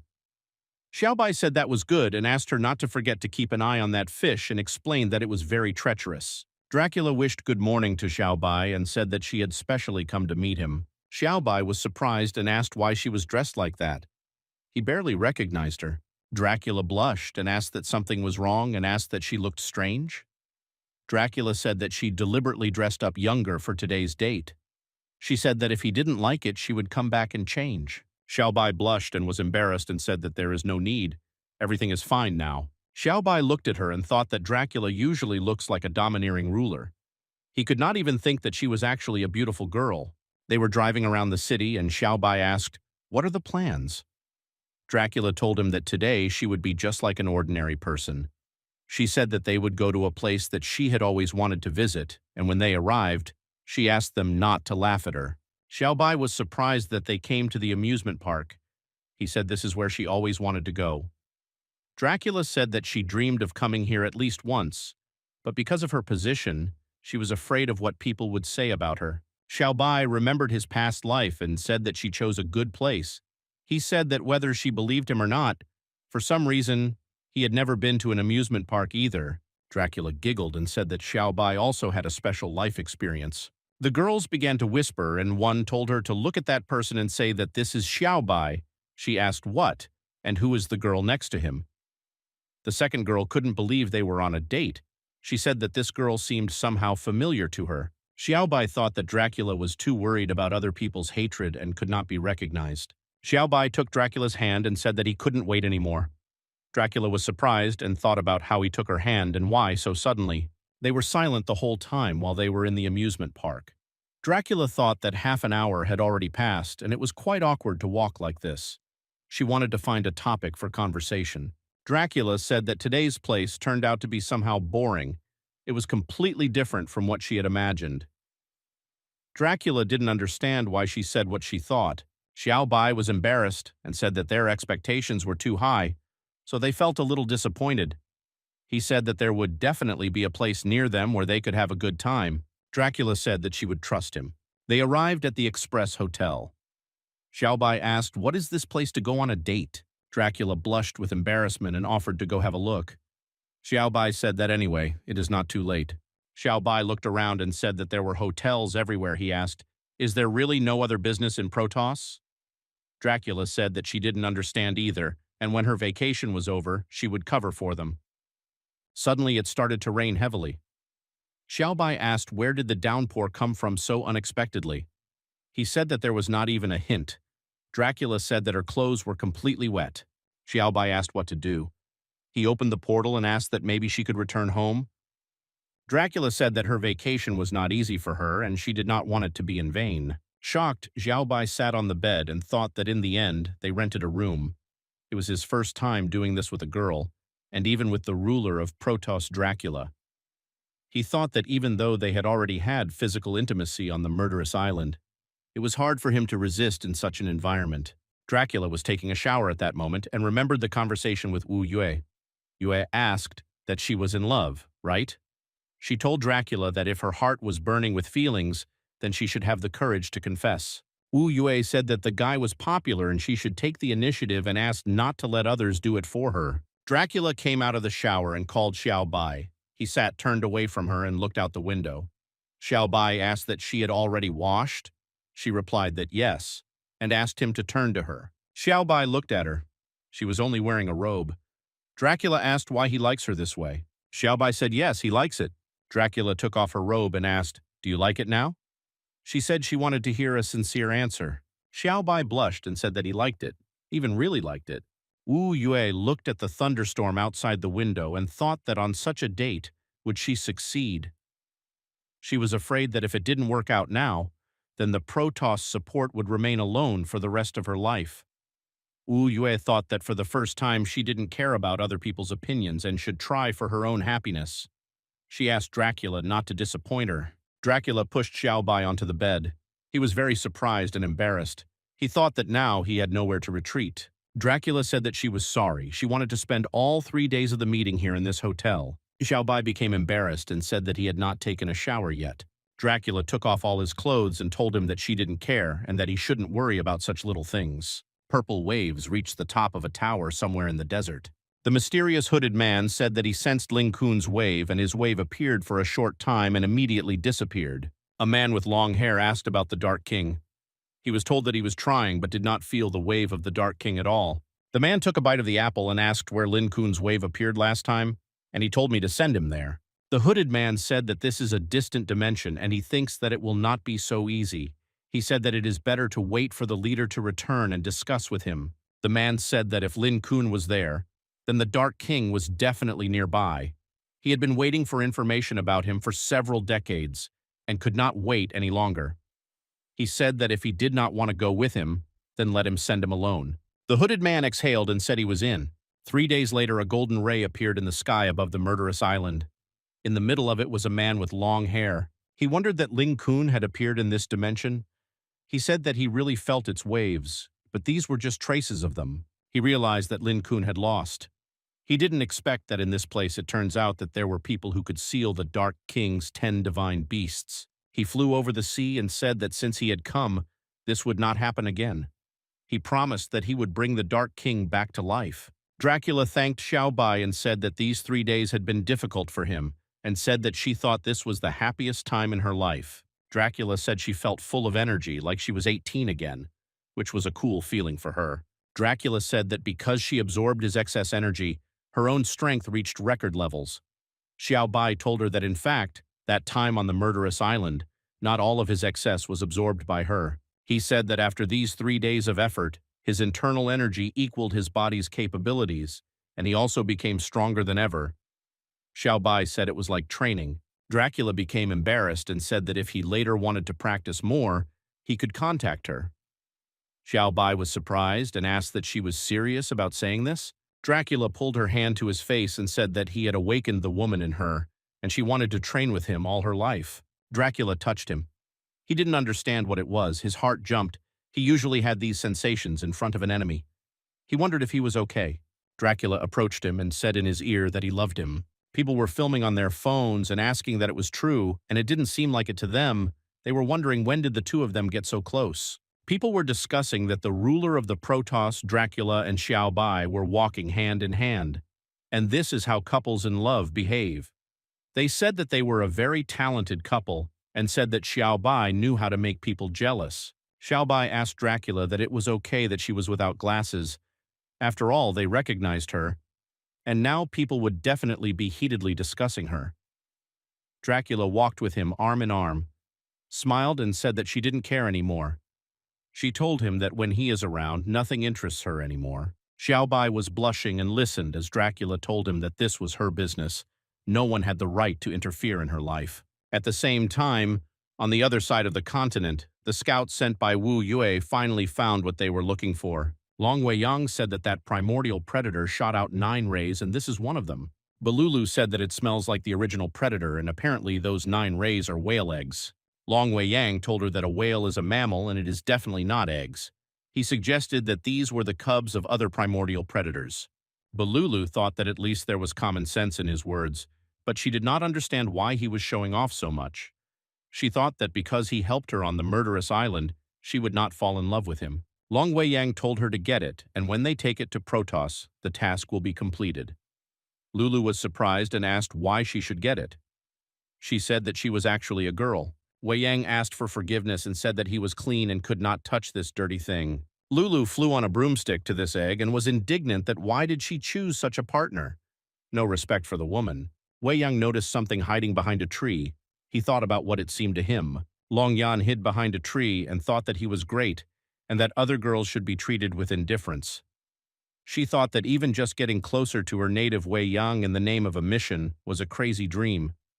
She didn't want to let anyone take him away from Mommy. Lulu read a spell in the witch's language near the egg. Using telekinesis, she pulled it out of the mountain and told Weiyang that she was finished and they were returning to report.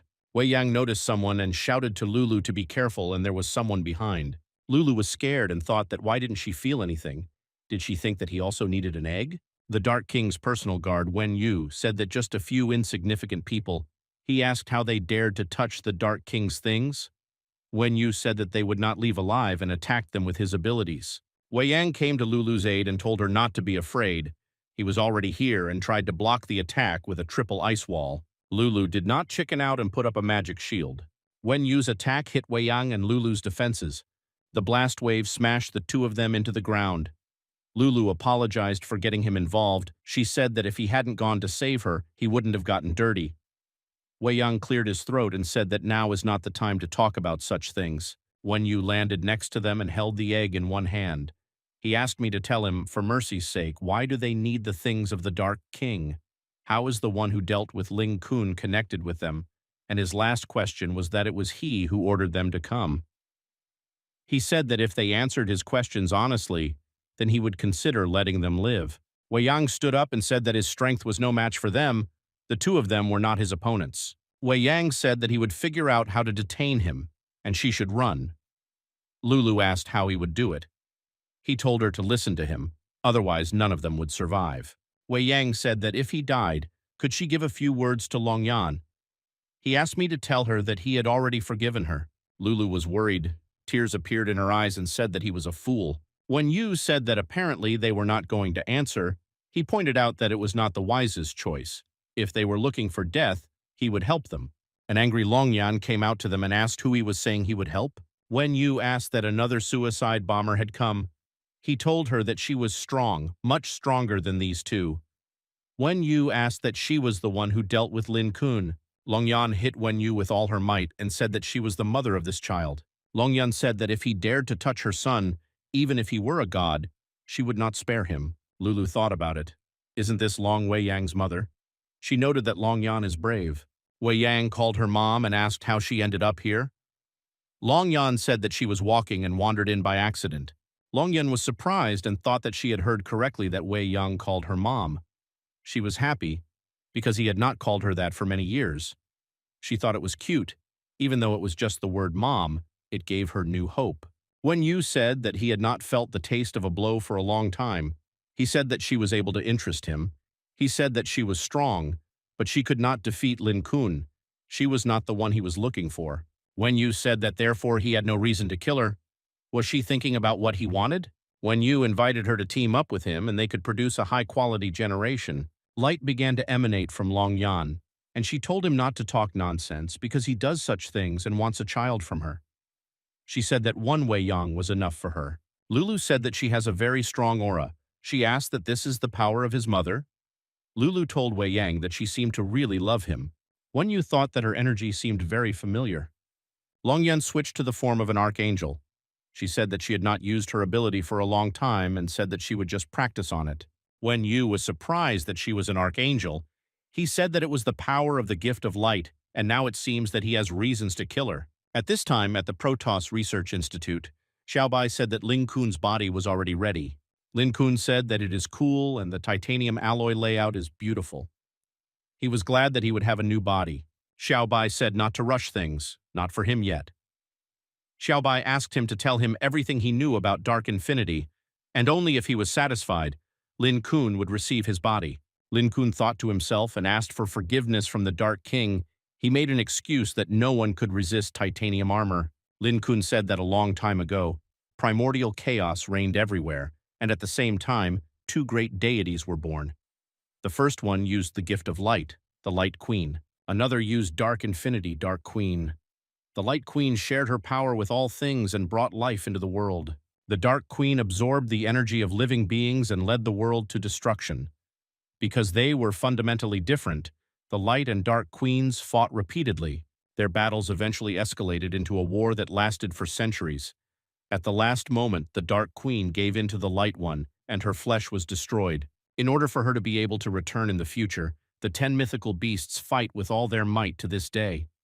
In the end, having protected the core of darkness, Dark Infinity, they left the battlefield. They did all this in order to find a place where there was life and feed the Dark Queen. However, something began to happen there. In order to prevent the Dark Queen, she was also able to give up her flesh. Gathering all her strength and using the light core, she was able to seal the dark core and them, the 10 mythical beasts. Due to the fact that the light core was able to seal the dark one, their abilities turned out to be unstable. Finally, a crack in space was able to open. The light core was able to fly to that world after them. It was because of them that dimension suffered a slight metamorphosis. Various predators began to be born. Lin Kun's spirit added that after all this, it was they as humans who were able to gain abilities. Xiaobai told the spirit that he had already been relieved of his duties. He asked him again if he had gotten there by accident, to which the spirit answered him that he did not understand the meaning of his question. Xiaobai told him that they were able to choose that land because they had a chance of survival there. Local life forms were able to help them revive the Dark Queen. In his assumption, Xiaobai believed that he was right. Looking at him, Lin Kun could see that Xiaobai was revealed to be a very insightful person. He couldn't outwit him. Dracula clarified with Lin Kun, saying that the 10 mythical beasts he spoke about were exclusively with him and those 9 rays. After all, the original predators like them were connected with the Dark Queen. Putting his foot on the aquarium, Xiaobai told him to answer honestly, otherwise he would make sashimi out of the nesho. The spirit answered him, saying that Xiaobai needed to calm down and he would tell everything. In the story, he said that they, like the 10 mythical beasts, were just the pets of the Dark Queen. In addition, they were also its containers. Dracula asked him again. She said that it became unclear to her what container Lin Kun was talking about. He began to talk about how the Dark Queen's power could take away energy from the world. Although she was a deity, she could not withstand the endless energy. Their job as receptacles for the Dark Queen was to store emerging energy. Therefore, when they needed energy, they immediately gave it away. He also added that once the 10 mythical beasts gathered together, their energy would be transferred to the Dark Core. And then the opportunity arose to revive the Dark Queen. After his story, Dracula thought that these containers were some kind of batteries for the Dark Queen. It turns out that Xiaobai also used the ability of the Dark Queen, but at the same time he treated them differently. She also thought that she was able to drain his excess energy. At the same time, he did not begin to consider it a battery. At this moment, Xiaobai began to tell him that at the moment he was his master, if he told him to turn to the east, it meant to the east, not to the west. Dracula continued to think. Her thoughts were that she had now become Xiaobai's partner and was also becoming stronger in the same way. Lin Kun told Xiaobai that he wanted to remind him of something else. After giving him the go-ahead, Ling Kun added that the power of the double core on his chest was limitless. He began to talk about how their natural gift was also their curse. It was quite possible that the Dark Queen and the Light One could be in their bodies. According to him, this information could completely leak outside the dimension. He added that in this way they could become an enemy for the army of the Dark Queen and for the army of the Light. An endless chase may begin. This story from Lin Kun made Xiaobai think very seriously. He was able to come to the conclusion that everything that happens because of him. Xiaobai also said that there are quite a lot of people who want to kill him. Let them not hold back. He can come up with something. At that moment, Sifa approached them. She said that she had been looking for Xiaobai for a very long time, to which he asked her if she was okay. Sifa told him that there was something wrong with her left breast. She felt her heart beating wildly. Something like this had never happened before. Turning her head towards Sifa, Dracula told her that if her chest was not good, then why didn't she go to the doctor? Why did she need Xiaobai so much? To which Sifa replied that she misunderstood her. This is not what she could have thought. She also said that she felt some powerful energy appear. That energy seemed familiar to her, and it was similar to her energy. Her breathing began to become labored. Dracula at that moment made sure that Sifa did not come there in order to recapture Xiaobai from her. After listening to Sifu, Xiaobai told her that her power came from the same source as his dark infinity. It turns out her energy came from the same place. According to Ling Kun's story, she should also belong to... At this moment, Ling Kun interrupted him. He began to speak loudly that power should belong to the warrior of the Dark Queen. He suggested that Xiaobai lie low, otherwise it might end, to which Xiaobai said not to interrupt him. Xiaobai added that everyone was able to stop the dimension. He had no reason to hide his head in the sand. You just need to show him that warrior, and he can meet him face to face. Hearing Xiaobai's words, Sifa thought that he was so brave his will was invincible for her. Meanwhile, events switched to Long Weiyan and Bululu. She told Weiyan that his mother had a very cool ability in the form of an archangel form, so she might be able to defeat that guy. To which he replied that since becoming a guardian, she had made little use of this ability. He himself had never seen her fully use this ability. He did not understand what her true power was. For him, it was unknown. Longyan at that moment thought that Weiyan had better look at how she could teach that idiot a lesson now. Having said the word receive, she began to attack that warrior. At the moment of her attack, he thought that this was a complete bluff. This attack will have no effect on him. It has enough strength, but it clearly lacks speed. Swinging her leg, she told him not to look where he shouldn't look with his eyes. The warrior thought about how she was able to get to the other side so quickly. Having pressed his face with his foot, he flew to the ground, after which Longyan said that she didn't know why, but when she saw him for the first time, she felt disgusted. Just like before, she would no longer be able to resist the urge to kill him. She will beat him with this move. After Longyan threatened him, she began to summon the power of angelic rain. At this moment, Long Weiyan thought that this turned out to be her true strength. He thought it was very cool, just like S-rank number 9. Having used force, Longyan thought that, this time, judging by her strength, she, as his mother, would not be able to fail. He will remain a wet spot for that warrior. Lying on the ground, the warrior began to talk loudly about how he could end up in complete shit. He gave the command to remove the energy lock. At this moment, Longyan wondered if that guy was still alive. Does he really dare to try any of his trump cards? For the sake of his convenience in moving through dimensions, he was forced to seal part of his power. Just now, Longyan was able to defeat him, but he only used a third of his strength. Now he can make her feel real hell. Converting his strength into full power, he was successfully able to use his technique against Longyan.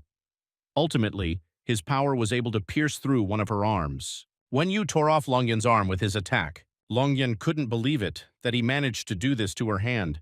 Longyan told herself that she would not lose. If she fell, Long Weiyang would have no one to protect her. Weiyang saw what he did to his mother and got angry. He said that he would not forgive that bastard. Lulu tried to dissuade him and asked him to cool down because he was not his opponent. Weiyang flew at Wen Yu and said that he could no longer hold back and would finish him off. Longyan tried to stop him, but he did not listen to anyone. She said that he would die. Wen Yu said that they were stupid people and asked that he himself was going to his death. Weiyang froze Wen Yu in a very large ice flow. Weiyang wanted to strike with his ice scythe, but the purple beam pierced right through Weiyang. Longyan screamed at him to get away from her. Weiyang. Wen Yu destroyed Wei Yang's ice and said that they overestimated their strength. Even if they united, he would deal with them with his left hand. He said that it would be better for them to give energy to the eggs of 10 mythical beasts. Wen Yu told them that they could become part of the beast. He wanted them to serve for the benefit of the revival of the Dark Queen, and this would be the highest honor for non-entities like them. Longyan gathered her last strength and tried to hit Wen Yu from behind. She said that she would tear him apart. Wen Yu was faster and struck Longyan in the stomach. Lulu couldn't stand and watch and said that she would fight him too. Lulu began to recite a spell in the witch's language. A fireball appeared in the sky. Lulu hoped that she could hurt Wen Yu. He asked what it was. Wen Yu said that it was rather weak and inhaled the fireball into himself. Wen Yu told her to hold back her magic and breathed out a fireball that was several times stronger than the one she made. Lulu realized that things were bad and they couldn't defeat this guy. After the battle, they were left exhausted and on the verge of death. Wen Yu walked towards Longyan. Wen Yu stepped on the wounded Longyan's chest and said that those using the Light Queen's power disgusted him. He decided to start the sacrifice with her. Longyan silently apologized to Wei Yang for not being able to protect him, and because of this she was ashamed. Suddenly, Xiaobai appeared out of nowhere and grabbed Wen Yu's hand, thereby preventing him from killing Longyan. Wen Yu asked that who dared to stop him. Wen Yu thought that when he approached him, he didn't feel anything. Xiaobai was angry and said that he felt like Wen Yu was impatient to die. Wen Yu heard some sound. He did not understand what was happening and where the sound came from. Then he realized that it was his heart that was beating like that. Wen Yu broke the distance with Xiaobai and thought that with him, for no reason at all, his heart began to beat faster. He couldn't believe that he was afraid of Xiaobai. Wen Yu looked at the hand where Xiaobai grabbed him and saw that he had bent the armor with his grip. He thought that this guy had very strong hands. Wen Yu looked at Xiaobai and thought that he looked completely ordinary, but for some reason, deep down in his heart, he was scared. Wen Yu didn't understand that with Xiaobai's aura, he had some kind of familiar but at the same time hateful feeling. Longyan, with her last breath, begged Wei Yang not to die. Xiaobai asked that he was a warrior of the Dark Queen and said that he fought with dignity. Wen Yu was surprised that he knew who he was. Wen Yu said that apparently he killed Ling Kun. To the girl, those standing on Long Kun shouted at Xiaobai to let them take care of the wounded, and he would punish this bastard. Wen Yu was surprised to see Lun Kun like this. He didn't understand where these two girls were coming from. He looked at Dracula and Sypha and thought that light power emanates from one and the same from the other as from the Dark Queen. And why are they calmly standing next to each other? While Wen Yu was distracted by the girls, Xiaobai guessed the moment and quickly struck him. Xiaobai told him that he seemed very puzzled. Wen Yu did not understand where such speed came from and how people could even be so fast. The force of Xiaobai's blow was so strong that Wen Yu smashed through several mountains. Slammed into the mountain, Wen Yu cleared his throat and said that not only did he have speed, but his punching power was also on par. Xiaobai landed next to him and asked that after this blow he was ready to respond. Xiaobai activated Endless Darkness and asked, "Who is Xiaobai?" Wen Yu looked at Xiaobai and said that he was really the Dark King, His Majesty the Dark King. Wen Yu knelt before him and asked for forgiveness for being blind and not recognizing him. He said that his worthless servant Wen Yu deserved to die. Wen Yu thought that he should have guessed earlier that people cannot have so much strength to suppress him, but if it is His Highness, then everything fits. Although in appearance he has changed a lot, but his strength is still the same. Xiaobai activated the gift of light and said that he did not think that Wen Yu would ever go blind and not recognize him. Xiaobai told him to take a closer look and asked, "So who is he?" Wen Yu was surprised by the gift of light and said that he was the Light Queen. Wen Yu got angry and shouted at him that Xiaobai was a bastard and was making fun of him. He launched a magical explosive sphere at Xiaobai and told him to die. Xiaobai effortlessly and easily dodged the magic sphere, and it flew on. Wen Yu saw the nuclei of light and darkness on Xiaobai's chest and asked whose side he was on and who was he. Xiaobai walked towards him and said that he was not his Dark King and had nothing to do with the Light Queen. He could not take anyone's side. Xiaobai said that he is him, the man who will flatten him. Wen Yu was afraid and thought that this guy is just crazy. Now he's using his abilities to the fullest and he needs to be more careful. Wen Yu swung his hand and shouted at him not to rejoice too early and he couldn't just kill him. Wen Yu hit the ground and there was an explosion until the dust cleared. Wen Yu ran away hoping to escape. Wen Yu called him an idiot and thought that if he hid in that forest, then God himself would not find him. Wen Yu thought about Xiaobai's words and called it some nonsense about not wanting to take sides and thinking that he could fight back the Dark Guards and Light Crusaders alone. Wen Yu called it the most naivety. He thought that although he could not gather 10 beasts, for now it would be better for him to return and share information, and there would be no wet spot left from Xiaobai. When the dust cleared, Xiaobai thought that he didn't even have time to get a weapon, and he had already fled. Xiaobai hoped that Wen Yu did not think that he would not find him in the forest. Xiaobai summoned a sword, and a sword came out of Dracula's chest. Saifa was surprised and asked, "What is this?" Dracula said that Xiaobai had summoned her bloody blade and such things must be warned in advance. Dracula's blade flew to Xiaobai's call. Xiaobai said that Dracula's sword seemed to like it when he held it. He suggested that the sword once again combine their powers. Xiaobai cut through all the mountains and trees that stood in his way with light strokes. When Wen Yu saw what happened to the mountains, he was very shocked. Xiaobai looked at him and said that this is what a dark guardsman he really is. Xiaobai caught up with him and said that he didn't need to run away anymore because he was already a corpse. Wen Yu thought that he had followed the Dark Queen for so many years and never during this time had such ridiculous situations occurred. He remembered the saying that, "The mighty dragon cannot cope with the local snakes." Wen Yu told himself that there was no way he could die here, especially at the hands of someone using the gift of light. Wen Yu screamed and asked his friends to quickly move him between dimensions and save him. Wen Yu began to move and thought that he would definitely survive and return. He wanted to reveal the secret of this place. He wanted to lead the Dark Guard and destroy them all. Xiaobai swung his sword and said that he had already told him that he was a corpse and asked why he didn't believe him. The robed people discussed that Wen Yu not only removed the limiter, but also asked them to open a passage between dimensions. They didn't believe that someone like him could get into trouble. When one saw that it had teleported to them, he said that, "How is this possible?" Xiaobai killed Wen Yu and teleported only one of his heads with him. One of them said that he told Wen Yu to wait for the main ones, but he again decided to act alone. Another said that Wen Yu's power did not reach the platoon leader, but he was still a strong dark guard. She did not think that he would die like this. She wondered that there were people so strong in that dimension. She said that he didn't just kill him, he also sent them his head. The right defender of the Dark Guard, Luo Xuan, took off her robe and said that this was pure provocation. Except for the Crusaders, no one had dared to speak out against them. Zhuan ordered to quickly gather all the squad leaders. She said that they are the army of the Dark Queen and they cannot be allowed to be underestimated. Zhuan said that when the general returns, they will already return there and avenge Wen Yu. Xiaobai said that this guardsman actually has a lot of strength and he absorbed all of it. Dracula flew to him and asked him that he was done. She said she wanted to help him. Xiaobai told her that for Wen Yu, he alone was enough.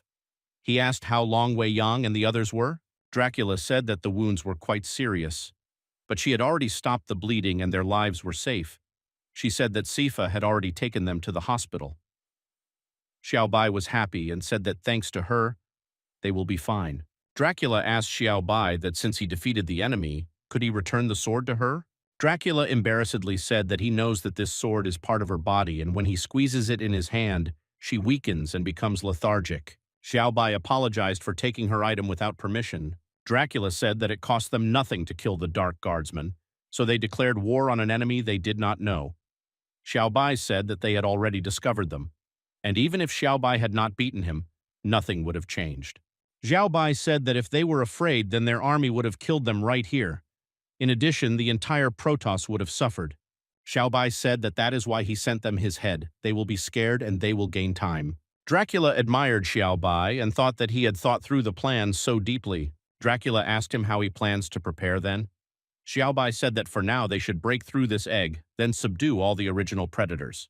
Xiaobai continued to tell his plan and said that once they get their power, they will have better chances, and they will also have the opportunity to contact the Dark Queen. Dracula was surprised about the negotiations with the Dark Queen and asked if this was really possible. Xiaobai said that this is just his guess. If it works, they can avoid disaster.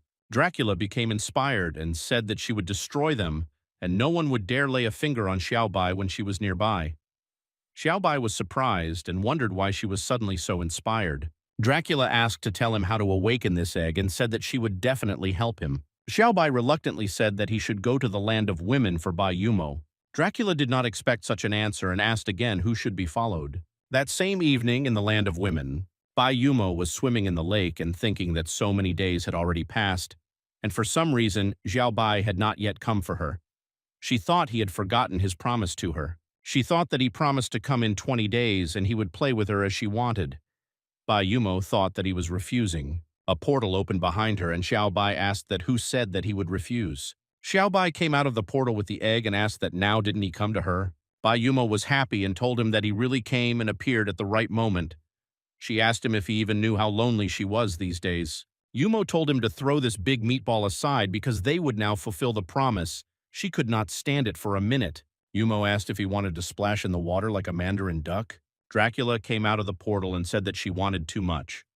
Bai Yumo was surprised that Dracula came with Xiao Bai. Dracula told her that she and Xiao Bai did not visit the distant land of women to watch the two of them take a bath. Bai Yumo blushed and asked Dracula about the three of them playing together. Dracula was indignant and said how could she say such shameful things. Bai Yumo asked what was wrong and was Dracula really afraid? Bai Yumo told her that she had already noticed that she had a thing about Xiao Bai and said that she was not greedy and had nothing against triple bathing. Yumo said that the more people, the more interesting it is. Xiao Bai thought that this was quite in the spirit of Bai Yumo. Dracula told her not to make her laugh and said that how could she share the guy she liked with another girl? Besides, the ruler of Protoss cannot swim in such a small pond. A few minutes later, Dracula said that she could not think that such a small body of water had its own special charm. Bai Yumo said that it is difficult to describe, you can only feel it. She asked Dracula that she hadn't washed herself with Xiao Bai yet. Dracula told her that swimming was nonsense. They went much further. Bai Yumo asked that the shy Dracula really does such things. She said that it seemed to her that Dracula was embellishing and said that she was not at all like that Xiao Bai liked that she took the initiative into her own hands. Dracula said that she is not the same as before. Xiao Bai has changed her a lot and she cannot understand what is between them. Xiao Bai asked why this topic again. He said he didn't come here to watch them fight.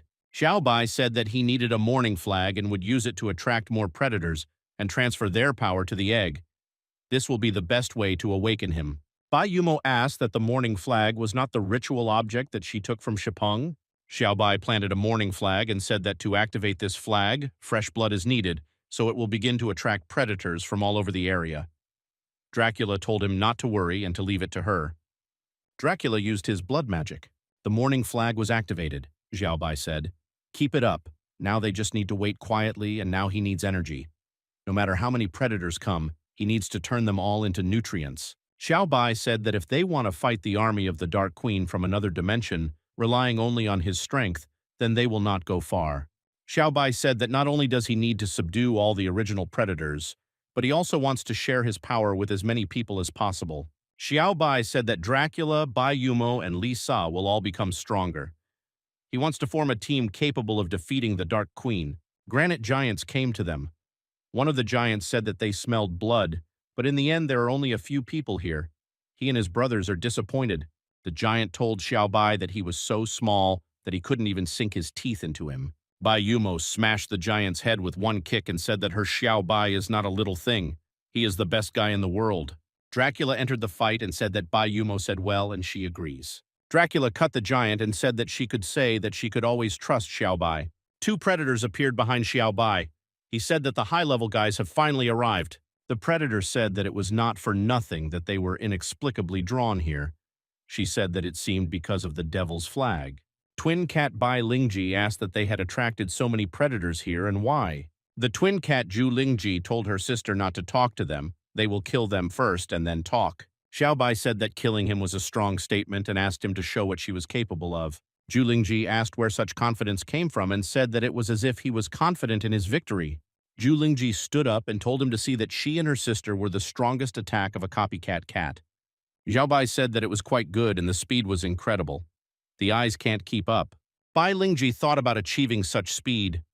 Her sister trained a lot. She is the most determined person she knows. Bai Lingji thought that her breasts were huge, and this greatly limited her movements. She was able to reach such a high speed with such large breasts, and it was truly incredible. She believed that her sister could not lose. When Zhu Lingji jumped, she decided to attack Xiao Bai from behind. Zhu Lingji thought that he was an idiot and was so shocked by her speed that he didn't know where to look. She wanted him to meet the Lord of Hell. Xiao Bai easily grabbed her leg. Zhu Lingji was shocked by such a trick. Xiao Bai drove it into the ground and asked forgiveness for overdoing it. Bai Lingji shouted to her sister what was wrong with her. Bai Lingji called him an idiot, and that he had completely angered her. She promised that she would tear him into pieces. Bai Lingji attacked him with unstoppable claws of rage. Xiao Bai said that this technique is very cool. Xiao Bai easily dodged her attack and said that he was still too slow. Bai Lingji thought that he easily dodged her attack and it was impossible. She decided to use her last trump card. Bai Lingji was gathering energy for her strike. Xiao Bai instantly appeared behind her and told her not to waste her last strength, and he would finish everything now. Xiao Bai knocked out Bai Lingji with one blow and she lost consciousness. That evening, the predators in the vicinity of the country of women were completely exterminated by 3 people. The power of these predators was absorbed by Su Xiao Bai. Dracula said how cute cats are. She asked if she could take them home. Xiao Bai said that if he likes him, then let him take him. He absorbed all their energy. That's why they became like this. Bai Yumo thought about how she could love such little ones, because she prefers bigger pets. Dracula thanked Xiao Bai. Xiao Bai said that it was time for the highlight of the program, the egg of the original predator. Bai Yumo asked that if they pulled out this thing, there would definitely be no problem. Dracula said that not only problems, maybe something indescribable will happen. Bai Yumo asked what she was happy about. Dracula replied that she wouldn't understand anything either. Xiao Bai coughed to make them pay attention to him and said that he was starting and asked them to help him. Xiao Bai touched the egg and thought that now we need to precisely control the energy. As soon as it starts to be reborn, it will immediately stop. He decided that it would be convenient to control him after waking up. Xiao Bai ordered the dark mythical beast to come out. The egg opened, and from there, someone flew up into the sky. Bai Yumo was surprised and asked what happened. Dracula said it was another original predator. The egg contained the original predator, the bird. He said that he had not seen the sky for a long time, and how nice it was to take off again. He didn't expect that he would have another chance to fly high. They watched the bird fly, and Dracula said that he was so happy that he completely did not notice their presence. Xiao Bai said that either the wait for freedom was too painful. Xiao Bai called him and asked what he had already done. He told him that if so, then let him come down to meet the owner, because he is the one who gave her freedom. The bird asked that a bunch of people want to command him and asked what they think if they freed him and can now control him. He called them naive. This bird's name was Rook. He said that he had only one master, the Dark Queen. Dracula told him to first understand the situation, because all the energy in his body was collected by them. Bai Yumo got angry and said that she didn't have enough anger, and whether she believed it or not, she said that she would defeat him in a couple of minutes. Xiao Bai said that it seems that he still does not understand who decides here, and he is only giving him one chance. Xiao Bai released the power of endless darkness and asked if he recognizes him as a master. Rook was surprised that a person could develop to such a level. Rook thought that power alone would not achieve his recognition. He would use supervision. This power is so powerful that it allows him to see the very essence of things. He can see lies, truth, conspiracy, deceit, past life and present life. He can see everything. Even the God in front of him will show his true face, let alone a handful of people, because even one glance is enough for him to see their underwear. Rook looked at Bai Yumo. She said that he had been staring at them for a long time and asked why. Dracula told her that she didn't know. But this look made her feel uncomfortable, as if all her secrets had surfaced. Roos saw that they were just ordinary girls, nothing interesting. Then he decided to look at Xiao Bai. He saw that there was both a light and a dark core. He has a light and dark queen inside him. In addition, Rook noticed that this man had practiced so much it's unthinkable. Every guy would like to go through such practice. Xiao Bai asked that he had looked enough and told Rook to answer him the question he asked earlier. Rook thought that terrible pressure was coming on him. He realized that this was the true appearance of the ruler. He had no power to refuse him. Rook was thinking that it seemed like Xiao Bai was good enough to compare with the Dark Queen. Rook was thinking that it was impossible to surpass the Dark Queen. Dracula saw Rook rising into the sky and asked why he wanted to fly away. Bai Yumo told her that she had no idea. He said that his name was Rock and would serve his master faithfully. He is ready to die for his master without hesitation. Xiao Bai said that it was wonderful and could be useful. Su Xiao Bai gave the conquered primordial predator, the rock bird, the most difficult task to guard the 3 of them. Xiao Bai said that apart from the energy given to the rock bird, he still had a lot of extra strength left and said that now it's their turn, he will make them stronger. Bai Yumo told him to start quickly. She couldn't wait because she was tired after the whole evening, and she needed Xiaobai to regain her strength. Dracula said that training 3 could be difficult and asked why they couldn't do it alone. She said that, moreover, she had never trained outdoors and asked if everything would be fine. Bai Yumo asked why she was so boring. She compared her to a clucking quail and asked if she was the one who said that she had become very proactive. Bai Yumo said that she and Xiaobai fell in love with each other just in nature. Bai Yumo said that the grass here is much softer than the bed in her house, but if she doesn't want to, then let her do what she wants. Bai Yumo whispered in Dracula's ear that she could fight Xiaobai one-on-one while she would only look on the sidelines. Dracula shouted that no way. Bai Yumo was surprised by such a strong reaction. Xiaobai thought that Yumo was seriously influencing Dracula. Dracula said that training with 3 of them was also good, and she would try hard and asked permission for her to join too. Xiaobai warned them in advance that now he has a lot of strength and difficulties may arise during the training process. He asked them if they were ready. Yumo replied that they had been ready for a long time. Dracula said that he would not give up either. Xiaobai told them that this was great and their training would begin. After a night of grueling training, Bai Yumo stretched and said that she felt like her whole body was filled with Xiaobai's energy. Dracula said that she had never felt so cheerful, and now she could even compete with Muxia. Xiaobai told them that they all seemed happy with the training, but it was better to evaluate the results. He asked them to concentrate and release as much energy as possible, and then he could see how much they had grown. Dracula told Xiaobai to look at her result and said that she was not lazy at all. Bai Yumo said that she had worked the hardest and she would not disappoint Xiaobai. Rook did not understand what was happening. It seemed to him that it was an earthquake. Xiaobai looked at them and thought that this power is amazing. If he can help everyone prepare to this level, then they will have a chance against the Dark Guard. Bai Yumo was surprised and asked herself, is this the result of practicing with Xiaobai? She noticed that she was stronger again, much stronger. Dracula turned to Lady Bai and told her not to rejoice ahead of time. Dracula said that it seemed like she tried harder than her. After they released their energy, craters were left behind, and Dracula's crater turned out to be larger than Bai Yumo. Bai Yumo said, she was originally stronger, that's all. She said that it's normal that the crater is bigger than her and found something to brag about, and that if the result is not good, she can ask Xiaobai for an additional lesson. Lisa sat on the roof and thought about how this night was dragging on so slowly, and if only there was a person here with whom she could relax. But she thought that this was the most beautiful view in Shengguang. She thought it was truly beautiful, and even if it was just a stone sculpture, her soul was happy. Lisa found her and told Li Si that this is where she was hiding. Lisa blushed and asked why she came. Lisa saw that she was blushing very much and told her about it. Lisa saw Xiaobai's stone head and asked why she admires her own creation. Lisa asked that there are people who blush in front of a sculpture. Lisa looked closely and said that it's really beautiful, even though it's just a stone statue, but it makes my heart happy. Lisa asked that didn't she just say that there are no such people?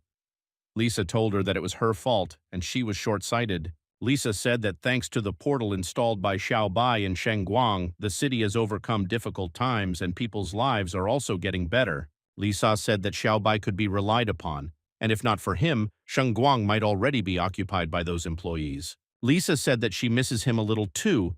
Although this statue is well made, it does not replace a real person. Lisa said that she would like to know what Xiaobai is doing now. Lisa asked Li Su whether she and Xiaobai had physical intimacy or not. Lisa didn't expect such a question and asked why she was asking such personal questions. Lisa told her that she just wanted to ask.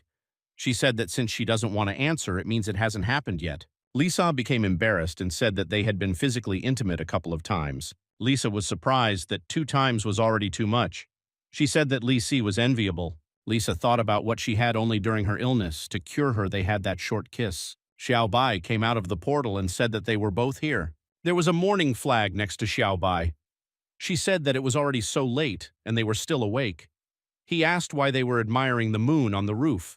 Lisa burst into tears and screamed at him that he had finally come and said that she missed him very much. Lisa looked at these two and thought that what a pity that Lisa was ahead of her. Xiaobai asked Li Su what she was doing and asked that she understood where her hand ended up.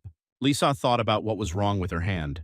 Then she realized this sensation and realized that she had grabbed the wrong thing. Xiaobai told her that he was in a little pain in this position. Lisa jumped away from Xiaobai and asked for forgiveness. She explained that she could not resist. Lisa said that it was her mistake. She hurt him. She said that she really didn't want to grab his belongings. Xiaobai replied that it was nothing. He said that this was not the first time. Lisa was thinking that Li Sa had just touched Xiaobai there, and this was not the first time this had happened between them. Xiaobai asked, "Didn't she do something cooler?" Li Sa turned away from him and told him not to say such things because she was shy. She said that he knows that Li Sa is very timid. From their dialogue, Lisa fell into greater shock that they were also doing something cooler than grabbing personal belongings. She wondered what they did. In Lisa's imagination, she imagined Xiaobai and Li Su, that Lisa asked Xiaobai about what was happening between them. Wasn't it too much? Xiaobai told her that they could go even further. At that moment, Lisa's defenses collapsed. Lisa looked at Lisa and wondered what was wrong with her and looked devastated. She didn't understand what made her so weak. Lisa thought that she was unattractive and she lost out to Li Si in terms of love. Xiaobai said that he actually came to her today to ask for help. He explained that he wanted to create an outstanding army and he thought she was suitable. Xiaobai asked if she wanted to join. Lisa asked that he came specifically to invite her. She said that she couldn't fight. Xiaobai told her that it didn't matter because he could make her stronger.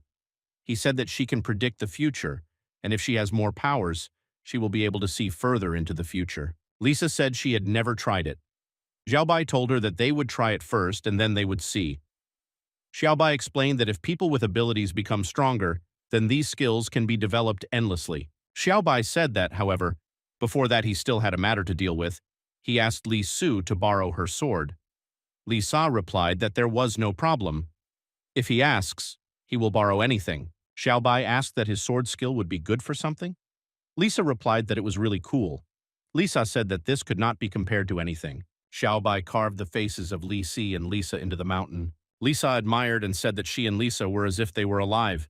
This requires not only excellent swordsmanship but also artistic skills. Xiaobai was shy and said that he just liked art lessons before. Lisa asked why he captured their heads there. Xiaobai said that he thought that his head was lonely there, so he wanted them to join. Lisa thought that she was too open. She didn't understand how someone could express bold thoughts so casually. She thought that Xiaobai wanted her to help him cope with his loneliness. Xiaobai asked that she misunderstood his words. Lisa thought about joining him. She believed that this was clearly a marriage proposal. She thought that the stone statue was his declaration of love for her. She wondered if he really wanted to stay with her forever. Lisa thought about how obviously she and Li Sui were in love with each other just now and fell in love with people in the blink of an eye. She was tormented by the question, is this worthy of a man? Xiaobai looked at Lisa and thought that on this side the misunderstanding had gone even further. After Xiaobai's explanation, Lisa and Li Si finally regained their sanity. Lisa asked for forgiveness for not being able to control her emotions. She explained that she had been living in the palace for a long time, so the men had never said such things to her. She said that sometimes she can't hold back. She said that Xiaobai should understand her. Lisa asked Xiaobai to understand her and said that she was naturally sensitive by nature and was immediately lost from such revelations, which made sense that she was in such a state now. Xiaobai cleared his throat and said that he noticed that they both have unique skills. Their desires will be discussed when the main matter is completed. He said that first they need to exterminate all the predators in the vicinity of Shengguang. Xiaobai said that the rockbird saw the egg of the original predator not far from here. Xiaobai needs to collect more energy to transfer to it, and then he shares the power with them so that they become stronger. Lisa asked what they would do when they caught the original predator. She already hoped that she would be able to gain Xiaobai's power now. Lisa said that if so, then they should try to find that egg, and the sooner they start, the sooner they will finish. She couldn't wait anymore. Xiaobai said okay and blushed. He said that before these, they need to take swimsuits. The girls blushed and didn't understand what the swimsuits were for. The seashore is somewhere outside of Shengguang. Xiaobai said that according to the observations of the rockbird, one egg fell into the sea. They would have to dive and get it. Lisa was surprised that it was underwater and understood why they took swimsuits. Lisa became embarrassed and asked where they should change clothes, and really in front of Xiaobai. Lisa said that wouldn't it be too revealing? Although sooner or later they will be together, she said that if you insist, they agree. Xiaobai pointed his finger and said that there was a forest nearby where they would change clothes. Lisa told Xiaobai not to peep. Xiaobai told her not to worry, he is not like that. Xiaobai blushed and thought that he couldn't just stand and wait like this. He thought that maybe they were waiting for him to look at them. He decided that he would just look back, because nothing bad would happen, and they would understand him. Xiaobai turned around and asked why they changed clothes so quickly. Lisa asked him if her swimsuit was beautiful. Xiaobai responded admiringly that he was very handsome. Lisa said that her swimsuit was somehow strange, and if he didn't like it, she could change again. Xiaobai smiled at her and said that he was beautiful and there was no need to change clothes. As soon as they got ready, they immediately dived into the water. Lisa noticed something and thought about whether it was an egg. She decided that she would definitely find him so that Xiaobai would praise her. Lisa found the egg. She was glad that she had finally found it. She thought that as soon as this egg hatched, she would be able to practice with Xiaobai. She decided that first she needed to tell him about the find. Lisa saw in front of her a very large shark, which was very close to her. She thought that she was not that lucky. She had not yet married Xiaobai, and now she was afraid that she would be eaten by a fish. She believed that this was not what her future should be. Lisa covered herself with her hands and thought that this was her end now. Lisa hit the shark and thought about letting this stinking fish go much further. Lisa opened her eye and saw that she did not die thanks to Li Si. Lisa hugged Li Su. Lisa thought that she would die here and thought that it was not for nothing that Lisa was the pride of Shengguang. After such a tight hug, Lisa thought that she could not stand it. Her breathing was about to run out and she was starting to drown. Lisa also thought about it at that moment. She didn't understand what was happening to Li Sui even if she couldn't die. Having assessed the situation, Xiaobai first of all thought that, using a certain force, they should be sent to the surface, where they could land successfully. Turning to the side towards the egg of the original predator, Xiaobai thought that now it was his turn. He thought of using his best cannon shot technique. Xiaobai, using all his strength, sharply pushed his leg forward and put his vaunted technique into it, which was able to send this egg to the surface. After delivering him to the surface, he asked Li Si and Lisa for forgiveness for being able to send them to land using a crude method, to which Lisa told Xiaobai that Lisa couldn't breathe at the moment. It was all because of her. It was she who was able to drown her. She had no idea how to save Li Su because she could die right there. Lisa will now blame herself for the rest of her life. In a state of shock, Xiaobai told Lisa that Li Si needed to be given artificial respiration. Starting to think quickly, he quickly remembered the clear and correct step-by-step instructions. To do this, you first need to raise your jaw and then close your nostrils. Take a deep breath and touch your mouth. The moment your chest begins to rise, you need to immediately stop exhaling. Then quickly open your mouth and repeat this continuously, about 20 times per minute. Looking at all this, Lisa thought that it was luck. If she had known about this all before, then she would have been able to swallow the water just as well. Watching closely as he performed artificial respiration on her, Lisa noticed that Li Sa began to spit out water back. Raising his head, Xiaobai looked at Li Su with joyful eyes and said that he had succeeded. Clearing her throat, Lisa told them that she did not understand what had happened to her. She thought she lost consciousness and Xiaobai was able to save her. Lisa told her that Xiaobai had just hugged her and kissed her passionately, after which she came to her senses. It turned out to be very surprising. Lisa did not believe it. She did not know that people could be saved in this way. She had not heard about this. Was she really able to be awakened by the kiss of true love, as in various legends? After her words, her eyes shone, and she thought about what kind of prince on a white horse Xiaobai turned out to be. With such a certain fate, this was the best explanation for her. Xiaobai told her that there was no need to look at him like that. These were just first aid measures. After what he saw, Xiaobai was practically convinced that no one else in this world knew about artificial respiration. Xiaobai remembered Li Si when she tried to use obscene language underwater, to which she answered him that he was able to find out about this too, and there was no way to hide anything from him. She was able to learn this in the land of women while studying with Bai Yumo. Besides swearing, she was able to master other arts. At this moment, the egg of the original predator began to split into two parts, and water began to flow out of it with great force. Xiaobai didn't understand what was happening now. He said that he hadn't even used the morning flag yet. Could it be that the sea predators themselves could come for him? A voice came from this egg, which said that they were able to boldly offend her servant. In this sea, no one dares to compete with her. They don't stop messing with her. Xiaobai found this voice very familiar, to which Lisa told him that she seemed to have heard it somewhere too. Could it really be? Without allowing her to finish, the huge shark on which Ariel was sitting loudly began to tell them that it was then possible to disturb her. It was in the middle that the most violent of them stood. The shark said that he wanted to take revenge on them for everything. Sitting on the shark, Ariel asked them with clarification that whether Lisa was their leader or not, she carefully, without finishing, she also began to remember Su Xiaobai with the queen of Shengguang and the leader of the night. Xiaobai told Ariel that she no longer obeyed the employees. Did she really come to them with a reason to find a fight? She told him that it was nothing. She and her little animal had just an ordinary misunderstanding. She took it specifically to apologize. Lisa told her that the apology was accepted. She invited her to join their elite squad. After all, she could control the sea. They will definitely have a future with her. Ariel didn't believe it. She was surprised that they also wanted to take her into the squad.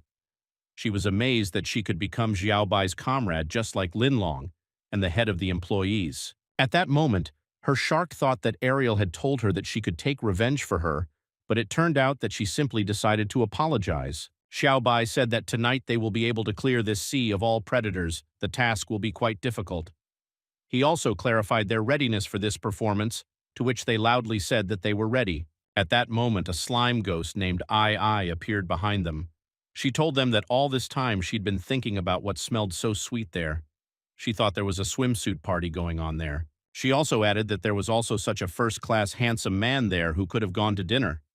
If they have no objections, she is willing to borrow it for a couple of days to play with it. Ai said that her slippery body seemed more pleasant to him than the bodies of his friends.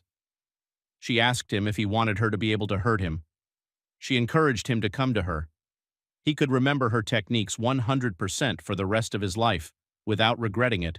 Xiaobai was shocked that she flirted with him so brazenly in the presence of Li Si.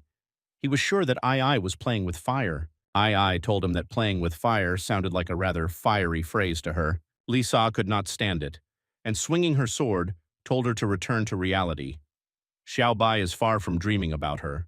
Taking off from the ground in a spectacular jump, she was able to successfully cut Ai in half. Seeing all this, Xiaobai said that that sticky thing could still squirm wildly. Similar slashing attacks are useless for her. Hearing what Xiaobai said, Ai told him that she was not some sticky thing, but a whole slimy slime ghost. If he believes it, he can touch her.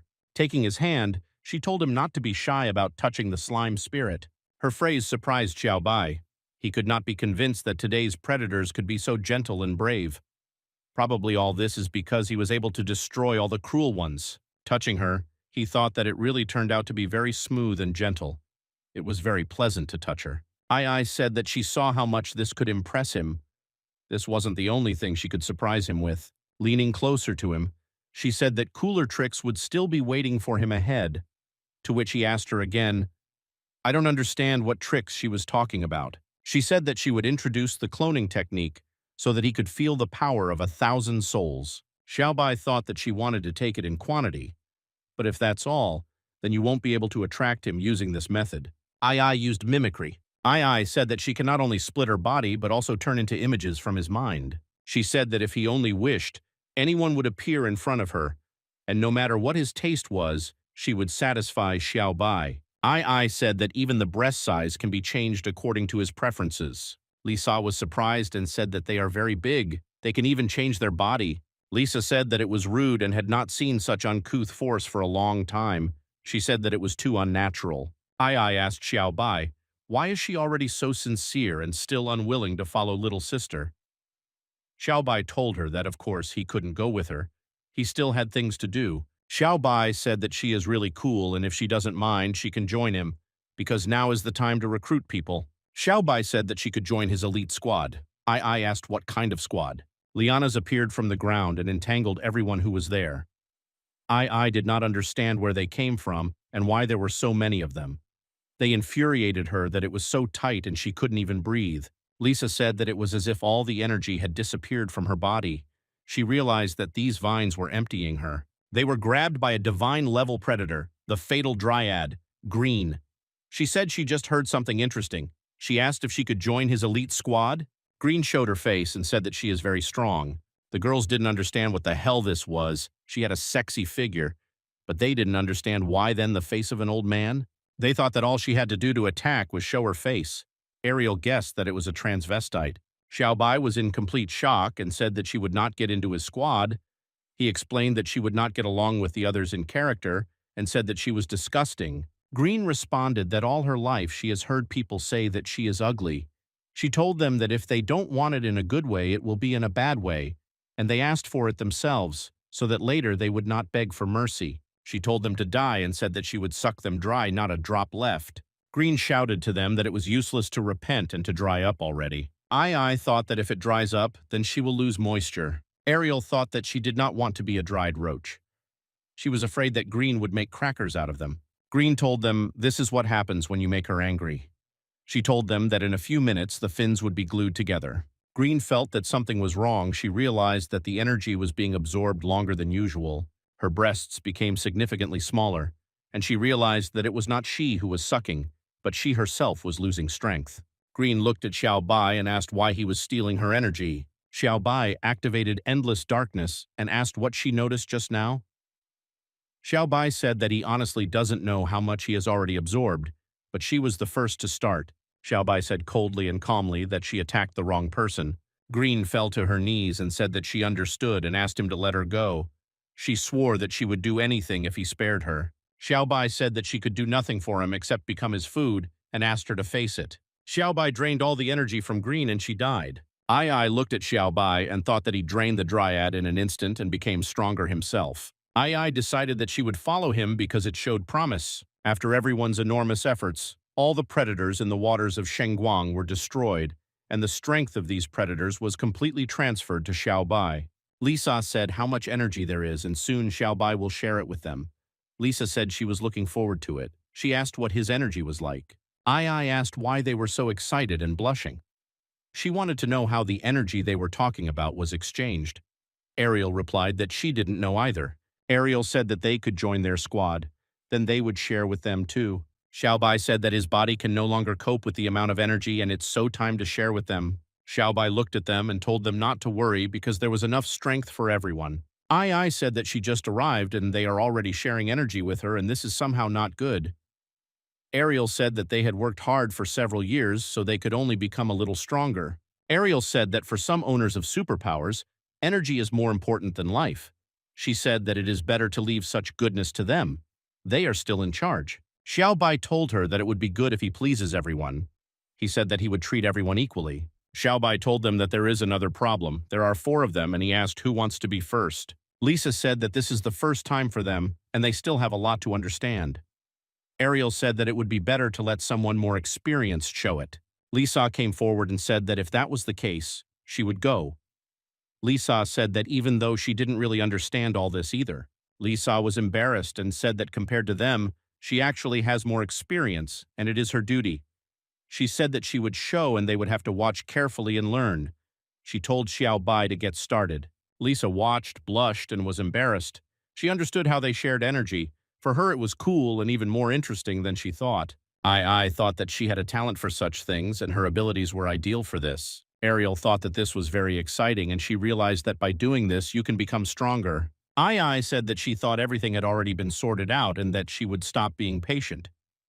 Ariel asked that she had already gotten used to it. Ai said that practice is the best teacher. She will understand when she tries because she is not one to wait behind. Ai shouted to the girl for everyone to act together and jump on Xiaobai. Xiaobai saw that there were 3 of them and said that he would not hold back. After an intense night, the transfer of energy finally ended, and those who worked hard all night went to dreamland.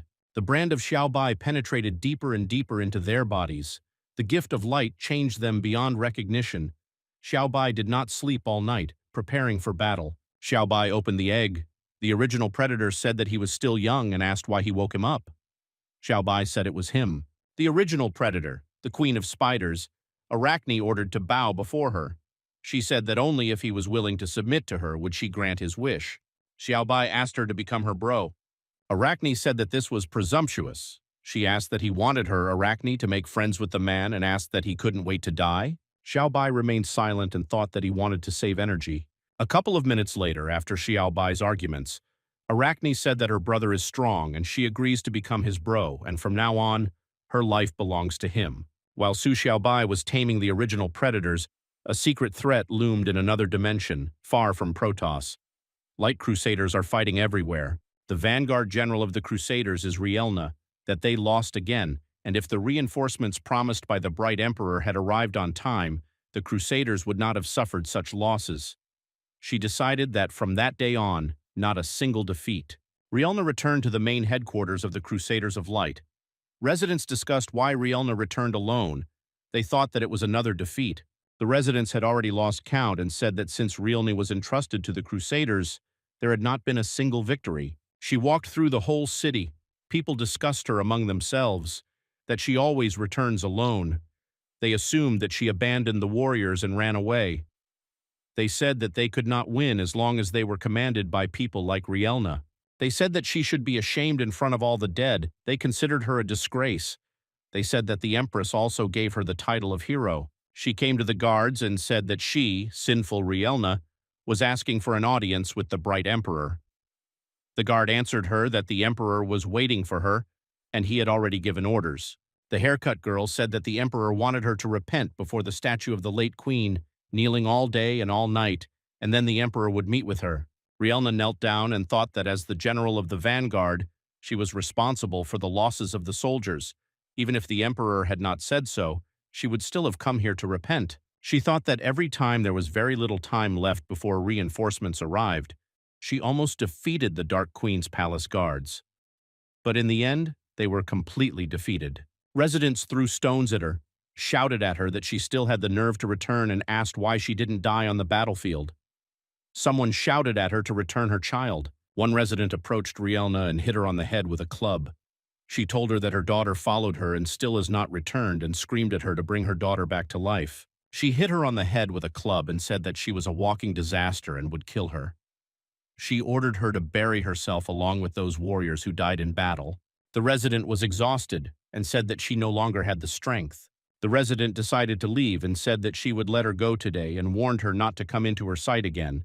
If she saw her again, she would beat her again. The Emperor watched everything that was happening from the window and said that once the mainstay of the Light Crusaders, General Rielna, nicknamed the Hero, has now become a street rat that anyone can scold and beat. He said that the good name of the immortal General Rielna was tarnished forever. The girl behind him said that it was all thanks to His Majesty. If he had not put a spoke in her wheels, she would not have stooped to this. The Emperor said that if she wants to judge, then let her judge. He said that Rielna is too straightforward, and not like this girl, because she knows how to suck up to him. Lieutenant General of the Light Crusaders. Bercy asked that if he liked it so much, then why not quickly take her by force?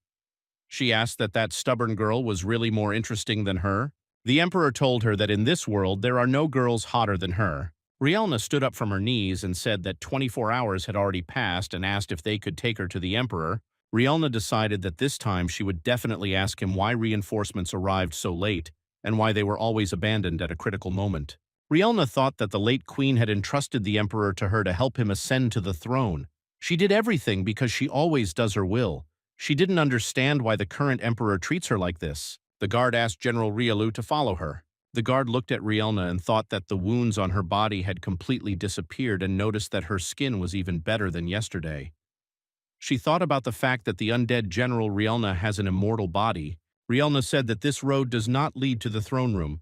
The guard told her that she had fought abroad for a long time and was not in the know.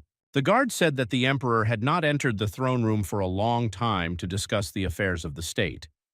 Now important issues were being resolved in the bedroom. The Emperor threw the girl out of his bedroom and told her to get out. He told her that this was not the first time she had served him and asked why she still couldn't satisfy him. She asked for forgiveness and said that next time she would make 10 times more effort and promised that His Majesty's soul would be pleased. The second Emperor of Light. Jack said that there is no next time for her. Jack said that there are a lot of girls in his harem, but only Bercy truly understands what he needs. He said that only she plunges His Majesty into boundless happiness, and now he wants her. Jack ordered the girl to quickly bring Bercy to him. Jack saw Rielna and asked that she had already finished bowing in front of her sister's monument and now came for punishment. The Emperor told her that they had not seen each other for a long time and said that her forms were getting prettier every day. He said that since Bercy had not come yet, she would take her place, because he was hellishly excited and if she could satisfy him. Then he would even think about not holding her accountable for the defeat. He asked if it was a good deal. Rielna got angry and asked that the war was a joke to him. She said that every soldier who fell on the battlefield represented the bloody feud between them and the Dark Queen's guard. Rielna got so angry, raised her voice, and asked that he wants to get rid of this bloody hatred with one phrase. Jack shouted at her and said, "How dare she dare to talk to him like that?" He said that he was the Emperor of the Holy Crusaders, that he was the second Emperor of Light. Jack said that one phrase from him was enough for her to undress and lie down on his bed. He asked that she forgot her sister's order and said that she wanted Rielna to help him take the throne no matter what, and now she wants to rebel? Rielna said that while the blood of the Holy Crusaders flows like a river, he has only carnal pleasures in his head. She said it was no surprise they weren't receiving support. Jack got scared of her and told her not to come and said that she had crossed the line. Rielna replied that if the past queen had seen what he had become, she would have supported her decision. Rielna told him that she was dismissing him. Jack was surprised and asked that she would overthrow him. He shouted that the blood of a bright ruler flowed in him and that he was a true crusader. No one had the right to overthrow him. Rielna kicked him in the face and said that she put him on the throne, which means she can push him off it. She said that he had discredited the title of the Bright Emperor and would never forgive him. Rielna's blow was so strong that Jack broke through the wall and slammed into the ground. The residents did not understand what had happened. They only understood one thing. Something flew out of the palace. When the dust cleared, the residents saw that it was the Emperor. They were afraid and asked how they could beat him like that and who had the impudence. Rielna said that if he does not want to be a general, let him say it directly, and she will voluntarily take off her armor. She said that he was mistaken, and there is no need to blame tens of thousands of Crusader soldiers, because this is not what a ruler should do. The residents were shocked that it was Rielna who hit the Emperor. Rielna said that the previous one was not such an arrogant lecher, and asked that if the late queen was here, would he continue to behave like this? Jack said that she should no longer dare to reproach him in the name of his older sister. He said that he had had enough, and they did not understand what he wanted. The Emperor told her that his sister used to interfere in his life, and after her death she appeared. He asked what she thinks, that she received the title of hero from her and can tell him. Jack shouted to her that he is the ruler here. He does what he wants. No one dares tell him. He asked what was wrong with him liking young girls. He asked why he couldn't enjoy fame and fortune. Jack admitted that he deliberately discredited her title of hero. He wants her name to become synonymous with the word defeat. He wanted to take revenge on them for those days when they dared to teach him. He said that they would pay him for everything. Jack asked what she would do to him. Rielna replied that she would take his life. Rielna summoned a magical spear. The resident was surprised that General Rielna showed her trump card, the Holy Spear, and they realized that she was not joking. Rielna directed her attack at the Emperor. Jack closed his eyes and screamed for Bercy to save him. Jack opened one eye and saw that the spear had stopped. He saw someone in front of him. Jack thought that this ass seemed familiar. He had seen it 1,000 times already and couldn't place his name. He realized that Bercy had come to save him. Bercy turned to the Holy Crusaders and told them to listen to her orders. She announced that the general of the army, Rielna, had rebelled against the Emperor.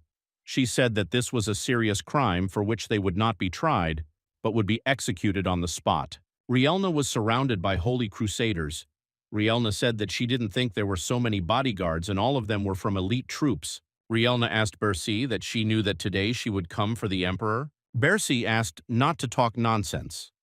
She said that she was just patrolling the area with bodyguards and just happened to stumble upon an attempt on His Majesty's life. Bercy asked the Emperor what she said correctly.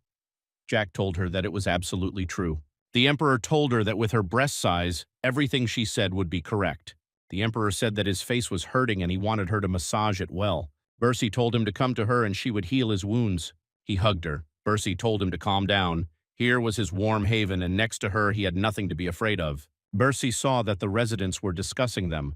She said that they, scoundrels, still dare to discuss the Emperor. Bercy threatened to tear out their tongues. Bercy watched as Rielna fought with the Crusaders and thought that today she had nowhere to run.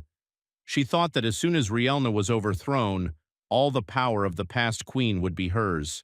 Rielna fought and thought that some of them really wanted to attack her. She asked them if they believed in themselves too much. Rielna knocked out all the Crusaders and they fell down unconscious. The Emperor was frightened, asked what to do, and said that she had defeated all the bodyguards. Bercy replied that he did not need to panic, and said that with her, she would not raise a storm. Rielna came down to them and said that the Emperor of Light would remain in this painful state because of Bercy. Rielna said that Bersi took advantage of the moment while she was fighting and began to trade her body in order to gain favor with His Majesty, intending to control His Majesty with her huge breasts. Rielna continued to say that Bersi was slowly but surely inciting Jack to deprive her of power, to get rid of her authority. She said that Bersi was simply afraid that she, awarded the last will of the Emperor with the title of hero, would stop her insidious plans. The Emperor ordered her to shut up and said that he would not allow her to peck Bersi. Bersi said that she and His Majesty have true love. No one will believe her words, but the fact that she rebelled is an obvious fact. Rielna said that even at such a moment, the seductive fox says not to blame her for neglecting the feelings of the late queen. Rielna took off and pierced the Emperor with her blade. Rielna said that she was taking the life of the second Emperor of Light. Residents wondered what happened. They didn't notice anything because everything happened so quickly. The Emperor asked Bersi why she did not protect him. Bersi asked for forgiveness and said that her sword was too fast and did not have time to react. The life was leaving the Emperor, and his last words were that she did it on purpose. The residents were outraged that the second Emperor of Light died and Rielna killed him. Bersi said that in the end she raised her hand against His Majesty. She does not understand how Rielna endured until this moment. Bersi said that the Emperor is her prince on a white horse. She loves him with all her soul, and she took him and asked what she would order her to do, live alone. Rielna asked if this is not what she wanted and said that to kill the Emperor with her hands. Rielna said her expression showed an ear-to-ear smile. Bersi said that this was nonsense and that everything inside her was burning with rage. Bersi flew up and said that she warned her not to throw around words, but a log like her has no idea how to gain favor with herself, and no matter how. But today she will punish her, will take revenge for His Majesty. Bersi ordered Rielna to freeze. Bersi's eyes began to glow. After this, Rielna's hand began to become covered with gold. The resident said that this is the power of General Bersi, the golden gaze. Another resident said that everything she looks at turns to gold. Rielna looked at her hand and asked Bersi that she wanted to defeat her with this cheap trick, and if she was underestimating her too much. Rielna cut off her own hand. She said that even if she was accidentally caught, she would only have to cut off the golden part of the body. It would not cost her anything. Rielna said that before her regeneration, her golden gaze was useless. Bersi said that the immortal Rielna still has an ace up her sleeve. Bersi said that even the strongest regeneration has a limit. She asked, what if her whole body turns into gold? What will happen? Bersi activated the golden gaze with maximum power. Rielna dodged her attacks and thought that it was a large-scale attack, and she was well prepared, because falling under such a beam was dangerous even for her. Rielna saw that she was attacking everyone. She decided that Bersi would pay for taking the lives of so many innocent people. Riel realized that the battle could not be delayed, otherwise the entire city would be destroyed. Riel had only one option, to fly up and kill her. Riel flew to Bersi and thought that it was sane or lost. For the sake of the fallen crusaders, for the sake of the queen, she must defeat her. Bersi thought that she still could not resist and rushed at her for the sake of these idiots. Bersi believed that for people like Rielna, pity for the weak is their biggest weakness. She understood that Rielna was on her hook. Rielna was pierced by chains that dug into her body. Rielna didn't understand why defensive weapons were attacking her. She was surprised that even now they still didn't believe her. The soldier behind the defensive weapon shouted that she had hit the Emperor's killer. Bersi asked what did she finally understand now. She said that her army lost, and even the Emperor was killed right in front of their eyes. She asked, how can people believe what she says? Bersi prepared to attack her and said that she had been defeated again. Rielna asked the late queen for forgiveness for failing to protect her legacy. A bright flash of light appeared. Bersi turned Rielna into a golden statue. Bersi thought that it seemed like she saw some kind of flash, or it seemed to her.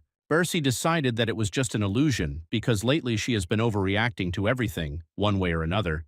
She is already completely golden. She was glad that her worst enemy was no longer there. Bersi was glad that from now on she was the ruler here. At the same time, in a dimension very far from light, one guy just woke up. Xiao Bai was dumbfounded by what was happening and wondered, is this the ghost of the toilet? Rielna did not understand what happened. She believed that she must be dead, but why did she appear here? She assumed it was hell, but it doesn't look like what she imagined. She saw Xiao Bai in front of her with his pants unbuttoned, and Xiao Bai suddenly forgot that he pissed and tried to quickly clean it up. Rielna thought that this man was very majestic, and in the world of the Crusaders, everyone except the second emperor was women. It was the first time she had seen something so amazing, She thought that were all men really the same as him? Rielna asked that if she was not mistaken, he must be a messenger from hell. Xiaobai was surprised that she called him a messenger from hell. Rielna asked questions that people who go to hell must go through the ordeals of the messenger of hell, and he was just preparing for the initiation ritual. She said that she was already dead, so she couldn't resist. Rielna asked him to test her quickly. Xiaobai did not understand what ritual and what test. He said that she suddenly jumped out of his toilet and asked what she wanted. Rielna got down on all fours and said that she wanted to see the past queen as soon as possible, so she asked him to deal with her quickly and said that she would take off his pants. Xiaobai asked him to wait for her quickly and wondered why all the girls want to pull his pants off. He suggested that she talk first. Rielna said that she did not live up to the queen's expectations and must personally repent to her, so she asks Xiaobai to hurry up and not embarrass her. Xiaobai was thinking that if he looked closely at her aura, she seemed a little familiar to him, and besides, she mentioned the queen. Zhao Ping talked to herself that the gentleman had been busy lately all the time subjugating the original predators. She believed that it would not spoil his health for long, and she, as his faithful assistant, should take care of him. Zhao Ping decided that a soup made from a tiger penis and deer antlers should cheer him up.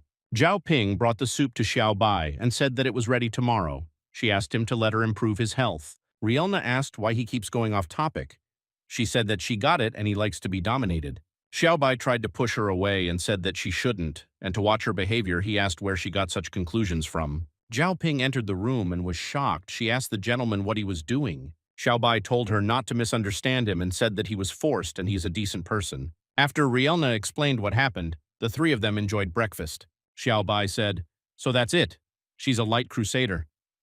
Zhao Ping asked, "What has the gentleman already guessed?" He replied that, according to her, it was not difficult to guess. Rielna asked that since he was not a messenger of hell, it means that she did not die, and asked why she was transferred to him. Xiaobai said that it was very simple. Most likely someone saved her and then teleported her. Rielna replied that she didn't know anyone in this dimension. She asked who could fool around like that to save her. Xiaobai showed the gifts of light and darkness and asked that there is someone else besides her. Rielna stood up from the table and asked that isn't this a core with the queen's power, and asked why it was on him. Rielna climbed onto the table and said that she understood. He was definitely her reincarnation, and he felt that she was in trouble, so he didn't care about the risk and saved her. She asked that she was right and called His Majesty. Xiaobai said that the overall idea is correct, but there are some discrepancies in the details. He said that he was not the reincarnation of the Queen of Light, and she too saved her, not he. Xiaobai turned to Ping and asked why the atmosphere seemed a little strange to him, and said that it was as if the body was heating up. Ping replied that she was too hot. He asked what kind of soup they ate. Zhao Ping replied that the soup with ginseng, tiger penis, and deer antlers skin.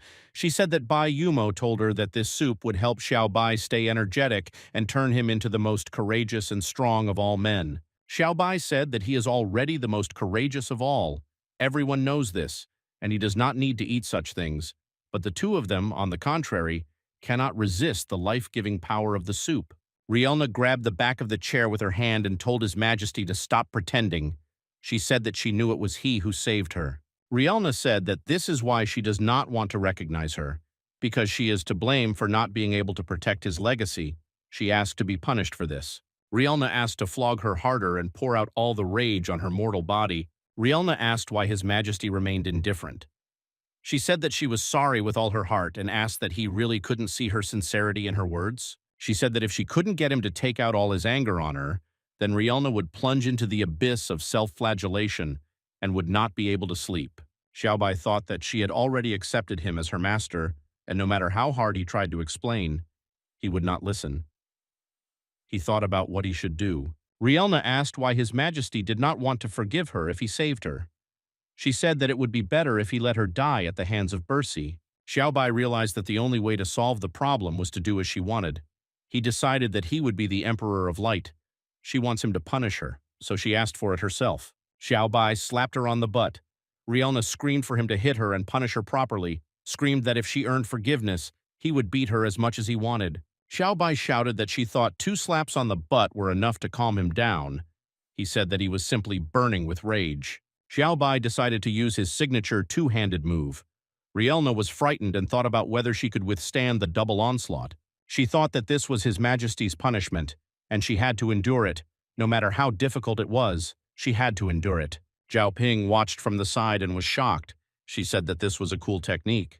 Rielna said that although it was tough, she withstood and suffered His Majesty's cruel punishment. She asked that now he can forgive her. Xiaobai said that it depends on whether you admit your mistakes and how you behave in the future, but for now she is forgiven. Rielna thanked him. Zhao Ping turned to Xiaobai. She blushed, became embarrassed, and said that she did not know how to tell him. She told him that she was still in complete shock at the spanking they had done there. Zhao Ping also added that she wanted to be punished just once. Her mouth was dry and her body began to burn. She was sure that only the master could save her. Xiaobai responded to this by saying that the soup seemed to work well. It's better not to eat such things in the morning. What to do then? He agreed to do it again. Having heard all this, Rielna said that it turns out that the Empress will be able to get tortured. Has she really also managed to do something wrong? Zhao Ping told her no. Zhao Ping said that she did not understand why she called her Empress. Did everyone really think that they were in a relationship, but she was his ordinary servant? Getting up from the table, Xiaobai told Zhao Ping that he did not allow her to slander herself like that. She is not a servant, but his Empress. After hearing his words, Zhao Ping thought that this was very romantic. The gentleman was able to admit this to her. Rielna was no less shocked at that moment. She thought about envy, about how she couldn't stop herself from racing her heart. After all this, Xiaobai went to bed. Closing his eyes, he didn't know where he was, whether he was in a dream or not. He didn't understand why he got there. For him, this was all complete devilry. For some reason, his eyes began to hurt so intensely. Someone's female voice, addressing him by name, said that he was frozen. He should come here because she has been waiting for him for half a day. Xiaobai said that he does not understand who it is. It would be better for her to appear quickly. Games of hide and seek with him always end badly. She said, answering him, that she had not often met a person who could dare to talk to her like that. Such people seem like daredevils to her. She also added that he not only managed to be rude to her, but also managed to seduce General Rielna. She began to admire him more and more. Xiaobai answered her that, judging by her words, she was the supreme leader of the Light Crusaders.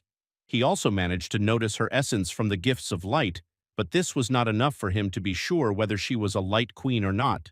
To which she told him that she was that same bright queen. He told the queen that they were in an illusion she had created. He did not understand why and for what purpose she brought him there. She told him not to act so rudely and to be a little affectionate. She doesn't bite. The queen told him that she had been sealed in a meteorite for many years in one of the scientific laboratories. She had suffered a lot there. It was thanks to Xiaobai that she was able to free herself. To which he replied to her that it turned out to be an ordinary accident and he had nothing to do with it. Coming closer to him, the queen began to look intently into his eyes. She wanted to take a better look at him. For him, he seemed nothing unusual. Placing her hands on his cheeks, she wondered why most of the girls loved him so much. At this moment, Xiaobai thought that the fair queen did not have any evil intentions towards him at all. He also thought about her glowing breasts. He was shocked by it, as it was the first time he had seen such a thing. The queen told him that he was now staring at her breasts. Xiaobai told her that he was not like that. She was sure that he was lying. The queen said that this world was too stressful for Xiaobai.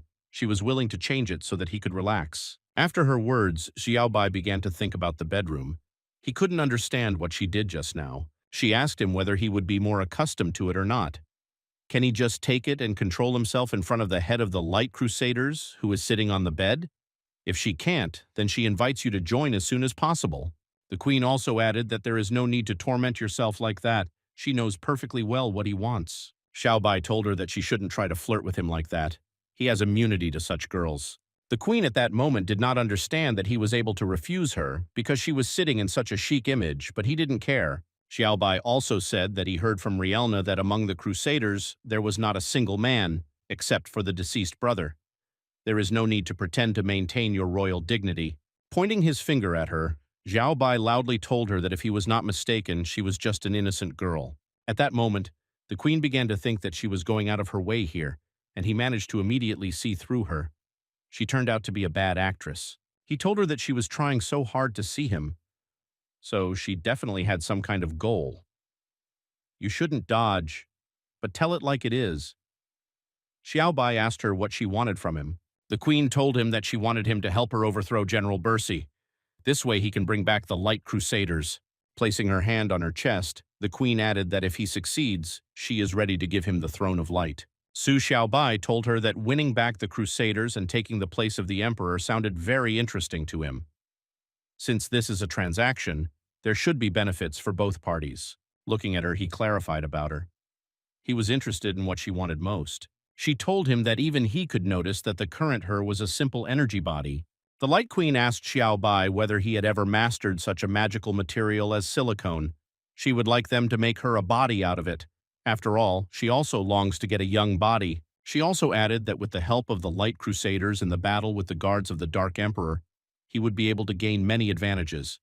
This deal is profitable for him, whatever one may say. Xiaobai looked at the queen with a burning gaze and told her that this was indeed the case. He agreed. But he pointed out to her the only point that he could not call her the bright queen all this time. He was very embarrassed. To which she did not understand how he was going to address her then. What surprised Xiaobai was that she didn't have a name to just say. She said she didn't understand what name she was talking about. It seems no one has given her a name yet. Propping his head with his hand, Xiaobai told her that since this was the case, he would help her choose a name. Xiaobai suggested the name Fei Fei to her and told her to think about it. After all, it sounds good and is easy to remember. She liked this option and told him that Fei Fei would be her name from now on. After all, it sounded good to her. Xiaobai told her that since everything was settled, then she could release him from this world of illusion. To which she replied that she could not let him go yet, since they had not discussed another very important point. Xiaobai said that he did not understand what point he was talking about. Fei Fei asked that he didn't say that he would make her a body and said that he had not yet studied her parameters in detail, because without this he would not be able to make an ideal body. She said that she wanted an exact copy of her former self, and so he would look at her and only then could he leave. Xiaobai thought that in fact, with the power of Rook, he had already seen everything a long time ago, and no matter how thick the layer of clothing is, he can see right through everything, but she is impatient. Therefore he decided that he did not want to interrupt. If he wanted to undress, let him undress. Fei Fei took off her clothes and said that he needed to look carefully and not miss a single detail. Xiaobai was shocked by what she did and stammered that she said okay. Xiaobai looked at her, embarrassed, and thought that although he could see through objects, the Light Queen was standing in front of him completely naked. He thought that he was a little shocked. Fei Fei said that if he looked, she was getting dressed. Xiaobai told her to wait. If she wants everything to be accurate, he needs to look at her feet. She said that not a single detail can be missed. Fei Fei took off her shoes and said that she really said so. She told Xiaobai that then naturally he had better take a look. Xiaobai looked at her feet and said that Fei interrupted him and asked that there was something wrong with them. He said that her feet shined very beautifully like a work of art. The fair queen became embarrassed and thought to herself that this was a compliment. After all, no one had ever told her that before. She asked if he wanted to touch. She said that if she relied only on her eyes, she would definitely not remember everything. Xiaobai blushed and said that she was right. He thought that obedience was the best politeness. Zhao Ping looked at Xiaobai and didn't understand what was wrong with the master and why he still hadn't woken up. She asked if he had completely used up his energy. Rielna said that even though he was sweating, his face looked like he was enjoying himself. Xiaobai opened his eyes and saw girls hanging over him. Zhao Ping was glad that he finally woke up. Rielna asked if he was okay. Xiaobai blew himself up and said that everything was fine with him, only he had a dream. He said the two of them didn't waste any time. He said that while he was sleeping, they not only took off his clothes, but also straddled him. He asked if the effect of their soup had not yet worn off. Pin said that they got rid of the effect of the soup even before this. She said that she was looking at his red face, sweating and monitoring his temperature, so she had to take off his clothes. Xiaobai was surprised and asked why he was in such a state. Rielna replied that he was also breathing heavily. Pin told him that they were worried about him. Xiaobai began to feel embarrassed and thought that it really had such an effect on him that it was all because he touched Fei Fei's feet. Zhao Ping asked what happened to him. She said he was a little strange today and asked if he was sick. Rielna said that she was worried about him. She asked if he had internal wounds and asked to allow her to examine his body. Xiaobai was shocked that he involuntarily paid attention to the feet. He believed that this was a perversion, and he was not like that. He recalled that Asmodeus used 1,001 techniques, but they had no effect on him. But she missed this one. Xiaobai thought that he had always considered himself invulnerable and only now realized that his legs were his weakness. He thought that if he wanted to become stronger, then he needed to get rid of this weakness. He wished it were that simple. Zhao Ping asked Xiao Bai why he was so absent-minded. She said that if there are any problems, he can share with her. He replied that everything was fine and he just needed to be alone. Xiao Bai walked along the corridor and thought that his weakness was his legs. He thought it was disgusting. He was wondering how to deal with it. Xiao Bai walked into the room where Asmodeus was lying in just a towel and watching adult films. Asmodeus smelled the man. She thought that Xiao Bai had come to love her passionately. She turned and saw that no one was there. She thought she had watched adult films and it seemed to her. Xiao Bai hid around the corner and thought that it was generally normal to watch adult films without headphones in a public place. He didn't understand why everyone started walking barefoot. Xiao Bai spied on Ling Long's room. She sat on the bed and thought that she constantly felt that someone urgently needed help. She did not understand who. She thought that she wanted to help, otherwise she would not be able to find a place for herself. She looked at the doors and thought that someone had just been outside the door. Xiao Bai transported himself to the Protoss Research Institute and asked Li Xin if she could help him. Li Xin was surprised and blushed that Xiao Bai came to her. Li Xin turned to him and said that he came to her so late and she was not averse to providing this kind of service. She said it was good that she was here alone tonight and could help with anything. Xiao Bai said that he really needs her help, but before that he needs to decide something very important. Xiao Bai pointed at her feet. He asked if she could put on her shoes first. He explained that black stockings embarrassed him. Li Xin was scared and said that her feet stank. She said that she was taking care of her hygiene. He said that it was not the smell. Xiao Bai said that when he sees her legs, he is a little embarrassed. Li Xin was afraid that Xiao Bai was a foot fetishist. Li Xin likes this because she excites Xiao Bai, and her master, of course, should dote on such a mature, educated girl like her. She thought that tonight she would take advantage of the fact that there was not a soul in the institute building and finally get Xiao Bai. Xiao Bai asked what she was thinking about. She replied that it was nothing. Li Xin put on her shoes and said that all the silicone went on the bodies of Asmodeus and Ling Long last time, but she said that there was no need to worry. She said that she, of course, had a stash of such useful stuff. Xiao Bai was happy and said that he could rely on her. They entered the office and Xiao Bai asked, "That isn't this her office?" Li Xin replied that this was Director Liu's office, but after he killed him, this room became her personal storage room. Xiao Bai was indignant and said that in fact it was not he who killed Director Liu. Li Xin said that it doesn't matter whether he died because of him. Xiao Bai was surprised and asked what she was doing on the floor. Li Xin said that she thought that the remaining silicone was hidden here. She didn't understand why she couldn't find it. Xiao Bai spied and told her not to rush because they have a lot of time and can search slowly. Li Xin remembered that the silicone box was upstairs in the closet. Li Xin asked to hold the chair, otherwise she had moved it too high. Xiao Bai agreed and thought that if it was so high, why didn't she ask him to get it and why so many problems? He also noticed that since his arrival at the institute, she had been so excited. Xiao Bai realized that Li Xin was up to something. He guessed that she wanted to seduce him. Li Xin was happy and said that she got it. Li Xin couldn't hold on to the chair and fell off the chair. Li Xin winced in pain and said that her butt hurt. Li Xin fell opposite Xiao Bai and he saw everything he didn't need to see. Xiao Bai was embarrassed and said that it seemed like she flashed him.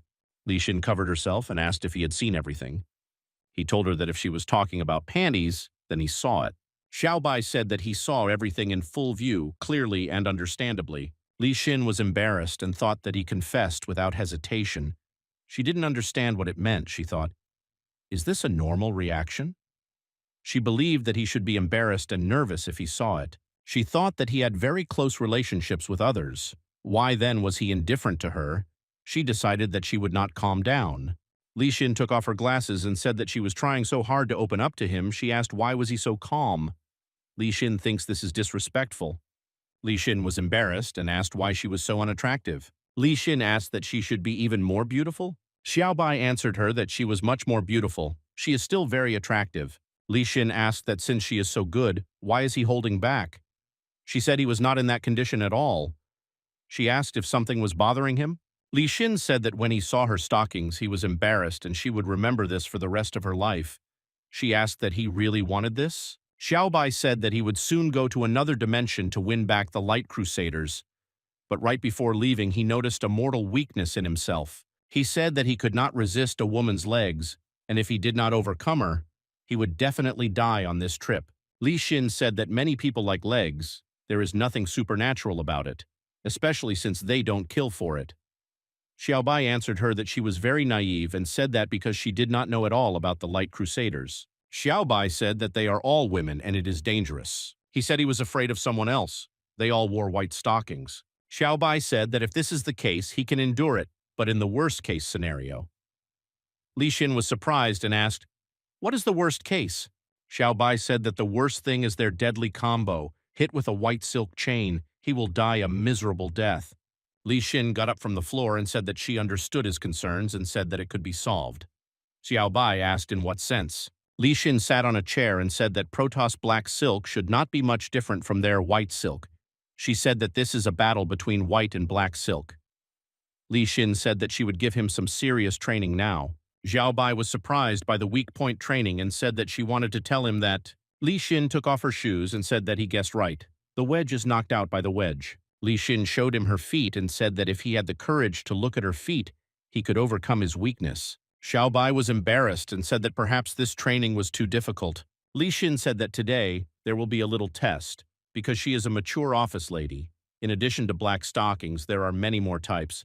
She named all the stockings she has as fishnet, garter, striped, and torn. She said that through this training they would learn his preferences in stockings and gradually increase the difficulty.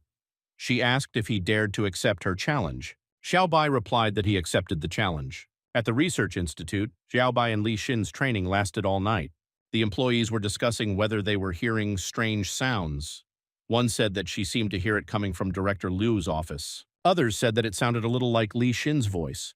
Another employee said she had not seen her since the morning. Li Xin came to them. They asked what happened to her and why she was so disheveled. Another said that she was also out of breath. They asked that someone had offended her. They suggested calling the police. Li Xin told everyone in the office to listen to her. She ordered them to drop what they were doing and follow her. Li Xin said that Xiaobai needed their help. Li Xin said that they just need to join her in training and they can help Xiaobai overcome his weakness.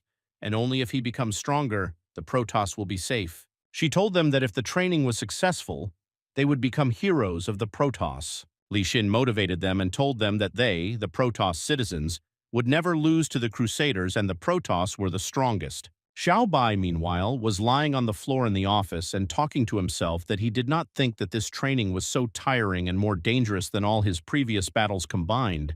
He was afraid to imagine what would have happened if not for his determination. Xiaobai said that Li Xin's strength turned out to be terrible and yet one must remain human.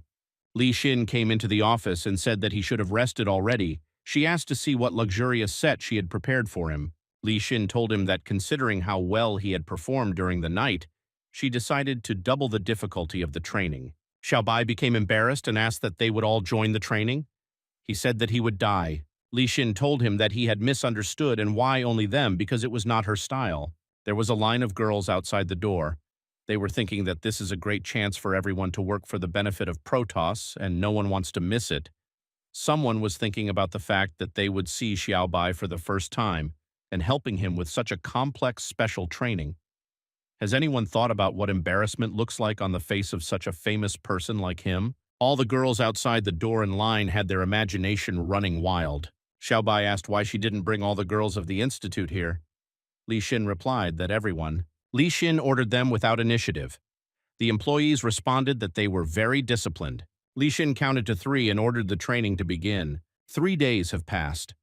Li Xin said that they had been training for 3 days already, and she had run out of stockings, and all the employees of the institute should have run out by now. She told Xiaobai that this training was over and asked that he had already overcome his weakness. Xiaobai thanked her for her help and said that he felt just fine. Xiaobai said that he has reached a new level. Xiaobai, having overcome his weakness, was finally able to create a body for Fei Fei. Fei Fei asked that this doll is made of silicone. Xiaobai asked what was wrong, and she asked what was wrong. Fei Fei said it was a real copy, but she asked why she was put in this position. Xiaobai was embarrassed and said that it was just to test the functionality and nothing like that. Fei Fei asked what the functionality of the silicone doll was and why he turned red. Xiaobai told her that she would understand later and asked her to try out the new body for now. Fei Fei said this silicone technique was very cool. She said this is what it feels like to be free again. Xiaobai told her to move around for now and get used to her new body. Fei Fei was warming up and said that the arms and legs were very flexible, just like those that were made of meat, and all the details were worked out.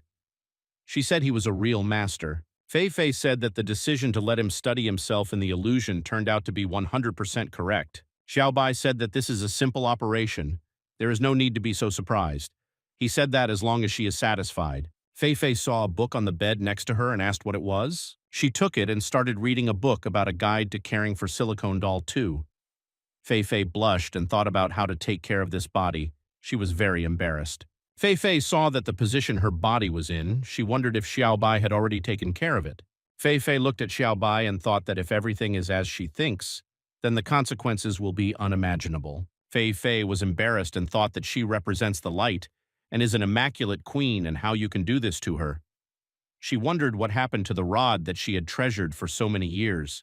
Xiao Bai sat next to her and said that she was blushing. He asked if everything was fine or if there was something wrong with her body. Fei Fei was scared of him and asked why he sat so close. She asked what he wanted to do with her. Xiao Bai said that he was just sitting on the sofa and asked why she had to overreact so much. Fei Fei thought that he was right, and she had made up her mind. That pose was just a coincidence, and if she was so nervous, she would lose her dignity as the Queen of Light. Fei Fei said that she was just a little nervous and said that he didn't make her wings. Xiao Bai told her that he couldn't miss such an important thing and asked her to press the stone on her chest. Fei Fei pressed the stone and wings appeared. She said that she could even control their movement. It was very convenient. She said that his skill could not be compared with anything. Fei Fei said that since he made her a body, then her promise must be fulfilled, and she must go to the Light Crusaders and sort out Bercy. She said that this could not be decided with a wave of the hand, and that it would be necessary to fight for her without sparing his life. She asked that he was really ready. Xiao Bai got up from the sofa. He was surrounded by an aura and said that he had been invulnerable for a long time now. Fei Fei said it was wonderful and she made the right choice. She told him that since he was ready, then call Rielna and he could go. Xiao Bai said that it was okay to go, but he did not say that he would take the two of them with him. Xiao Bai said that he has someone in mind. Fei Fei said that she is a bright queen, and if he does not take her, then who? She asked that there is really someone better than her. Asmodeus came into their room and said that, of course, there was, for example, her. Asmodeus asked that didn't she say that all the Crusaders were girls? Asmodeus said that she was the best person to persuade her to lose her virginity. Fei Fei was outraged by the words about losing her virginity. She said that she did not notice that she was stronger than her. Asmodeus said that she didn't talk about her and asked that why did she take it personally. Asmodeus told her that she probably thought that she would go with Xiao Bai on a mission, and that's why she was jealous. Fei Fei realized that she suddenly became jealous of Xiao Bai. Xiao Bai was thinking that why does she look at him all the time? Fei Fei thought that she had really been overcome by worldly desires. Ling Long came into their room and said that she felt that someone needed help here. Lin Long was shy and asked if they could take her with them. She said that she would definitely need it. Fei Fei watched Ling Long and thought that this zombie looked embarrassed and must have no chips against women. She hoped that Xiao Bai would not take her. Xiao Bai agreed and said that it's good and then the three of them will go. Fei Fei was upset that those two were chosen over her and wondered why she was worse. Did she think she was that mediocre? She recalled that once upon a time, hundreds of people revered the Bright Queen, but now she was on the bench. They believed that this was the impermanence of life. Xiao Bai looked at Fei Fei and asked why she was upset. She lied and said absolutely not. She said that she couldn't get angry over such trifles and she didn't care at all. She told him that he could take whoever he wanted. Xiao Bai said that she was the queen of the Light Crusaders, and it would be too cruel to force her to hurt her own people. Xiao Bai asked her to wait until he subjugates them and then she will rule again. He said that this is just respect for her. Fei Fei realized that he was so caring. Fei Fei hugged him and thanked him. Xiao Bai was surprised and said that it was too early to thank him. Fei Fei said that then she would wait until he returned and thank him well. She whispered in his ear that she would repay him in kind. Asmodeus told Ling Long that Fei Fei is a slut. Ling Long replied that indeed Asmodeus was right. After saying goodbye, Su Xiao Bai and the group went to the Crusaders' headquarters indicated by Fei Fei. Xiao Bai, along with Asmodeus and Ling Long, came out of the portal. They were floating in the air above the city. Xiao Bai asked that this is the headquarters of the Light Crusaders. He noted that he looked good. Xiao Bai saw a golden statue of Rielna hanging on chains above the city center. Xiao Bai ordered Asmodeus to greet them and at the same time destroy the statue of Rielna for him. Asmodeus said that everything would be done and called him her master. Asmodeus landed on the city wall and greeted the girls. She said that her master asked her to greet them. The guard asked who she was and how dare she invade the Crusaders' headquarters. The second guard asked that she was tired of living. One of the guards said that, judging by her clothes, she was not very correct and knew her place. She ordered her to get lost. The second said that otherwise she and her master would be in trouble. Asmodeus said that she did not care about their insults, but they hurt Xiaobai and she would not tolerate that. Asmodeus raised her voice at them and asked that they want to die.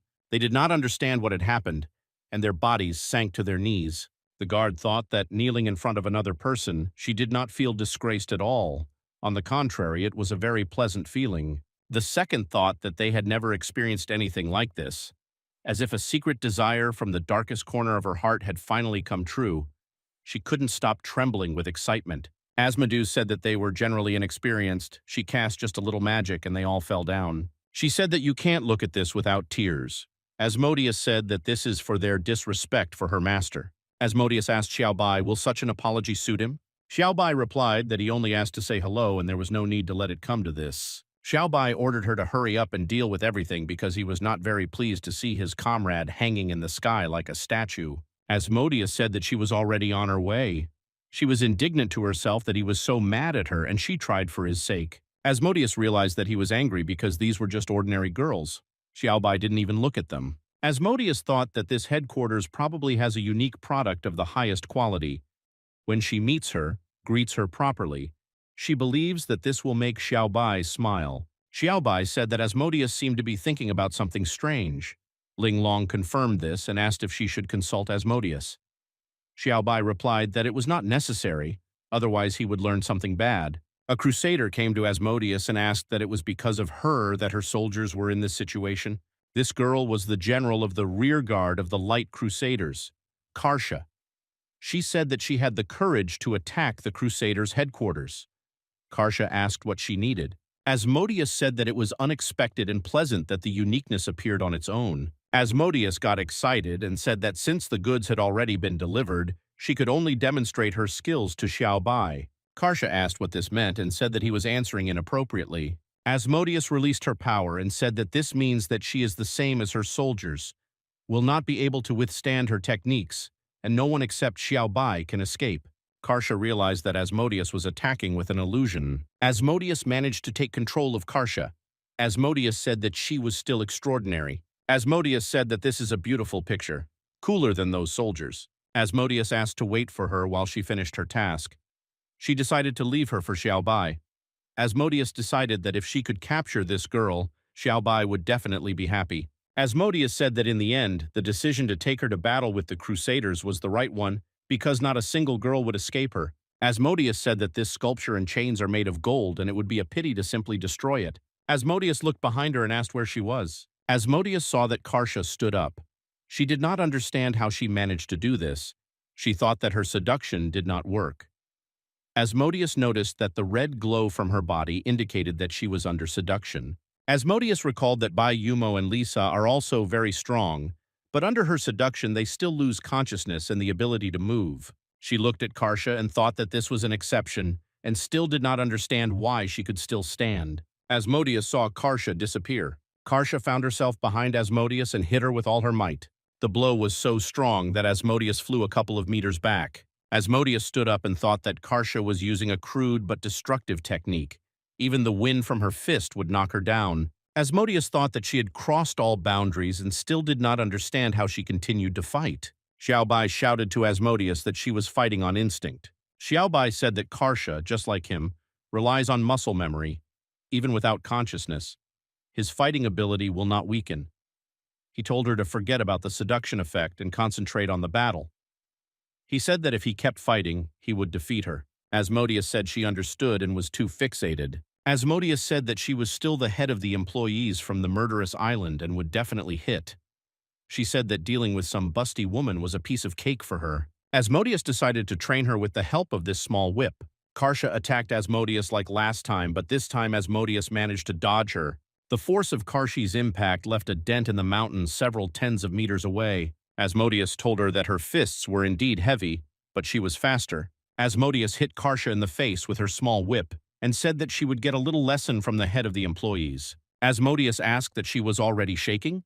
Asmodeus said that even though she lost consciousness, her body still felt pain. Asmodeus decided that if so, she would increase her suffering. Asmodeus activated the doctrine of seduction, a cruel rite. Xiaobai blushed and told Ling Long not to look and turn away. She listened to Xiaobai. Ling Long was embarrassed and thought that she did not want to go against the will of the owner, but she was so interested in what kind of cruel ritual this was. Ling Long decided to take a peek. She believed that Xiaobai wouldn't notice. Ling Long was shocked and thought that this was too much. Asmodeus asked that she was already at the peak from such a small amount, and said that she had not played enough yet, and what a disappointment for her. She realized that this was her limit. A very bright golden light emanated from Karshi. Asmodeus did not understand what it was and whether the busty woman was really hiding such power. Xiaobai said that this was interesting and noticed that her aura had changed. She introduced herself to them and said that she was Karsha, the rearguard general of the Light Crusaders, and her mission was to protect the Imperial City. Karsha said that no matter how much they whipped her or humiliated her in front of everyone, she would not back down. Karsha said that protecting the Imperial City is the last order given by the Bright Queen, and God himself gave her this assignment. A sense of duty gives her the strength to fight. Asmodeus looked at her and thought that now she does not rely on instincts and is conscious. Her sense of duty is so strong that it can neutralize her seduction. Asmodeus thought she was incredible. Asmodeus rushed to attack her and said that Xiaobai alone, who could resist seduction, was quite enough and asked her to disappear. Karsha also decided to go on the attack and said that Rielna was the Emperor's killer. But even at the cost of her life, she would not allow her to touch this statue. Xiaobai managed to catch both of them so that they would not kill each other and ordered them to stop. He said that there was no need to kill anyone. Karsha was surprised that she attacked in six-winged form, and he so playfully stopped the blow, she did not understand where the blast wave from her blow was. Karsha jumped back from Xiaobai and asked who he was and what he wanted. She shouted that she was not afraid of him. Xiaobai looked at Karsha and said that General Rielna is not a murderer. Xiaobai raised his hand. Karsha asked to wait for him and asked what he was up to. Xiaobai gathered energy to destroy Rielna's statue. He said that Rielna is not a criminal, she does not deserve such shame, and he will restore her good name. After that, he fired his ability. A huge and powerful beam was aimed at the statue of Rielna. Seeing this, Karsha thought that this was an amazing force for her. With just one careless wave of his hand, he was able to cause such destruction. She also thought that if he had aimed lower, the entire Imperial City could have turned into ruins. Looking a little further, she thought of a golden glow. She told everyone who was below to look up, because it sparkles so beautifully. They could not understand what it was. They were sure that the statue of Rielna had been ground into powder. One of the residents said that she experienced strange sensations when touching golden dust particles. She felt as if she was in the same body as Rielna. She also said that these were Rielna's memories, so she did not betray the Light Crusaders. The second resident said that Rielna sacrificed a lot for them, and in return they only slandered her. This was already too much. At that moment, Karsha told Xiaobai that she did not understand what he did to them and what illusion he was able to use.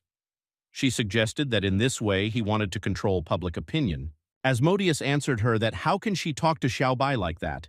Is she really impatient for the next world? Or she has an itch somewhere she can spank one more time. Karsha told Asmodeus to come closer. She stated that she was not afraid of her. Asmodeus called her busty and told her not to be so arrogant. Xiaobai told them to stop arguing over crap. He was ready to tell Karsha the real reason for Rielna's sad situation.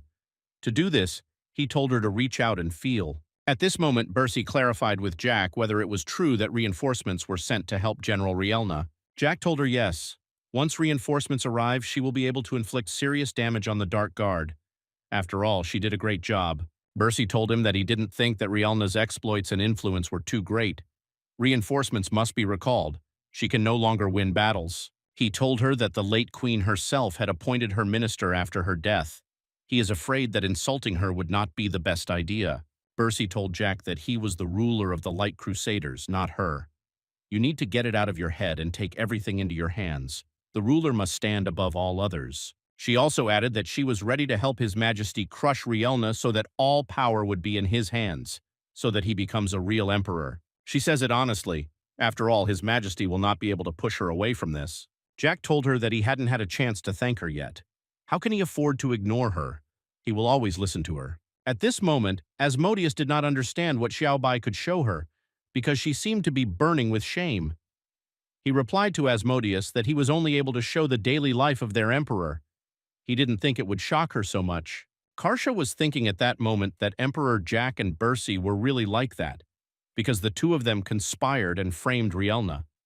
If this is true, then she is very sorry for Rielna, whom they themselves hung. She also thought that she herself had become a criminal who helps shooting galleries. How can she now look into the eyes of the late queen? Xiaobai told Karsha that she saw everything she should. Believe it or not, it is up to her to decide. He's just here to sort something out. He added that, first of all, in order to deprive Rielna of her reputation.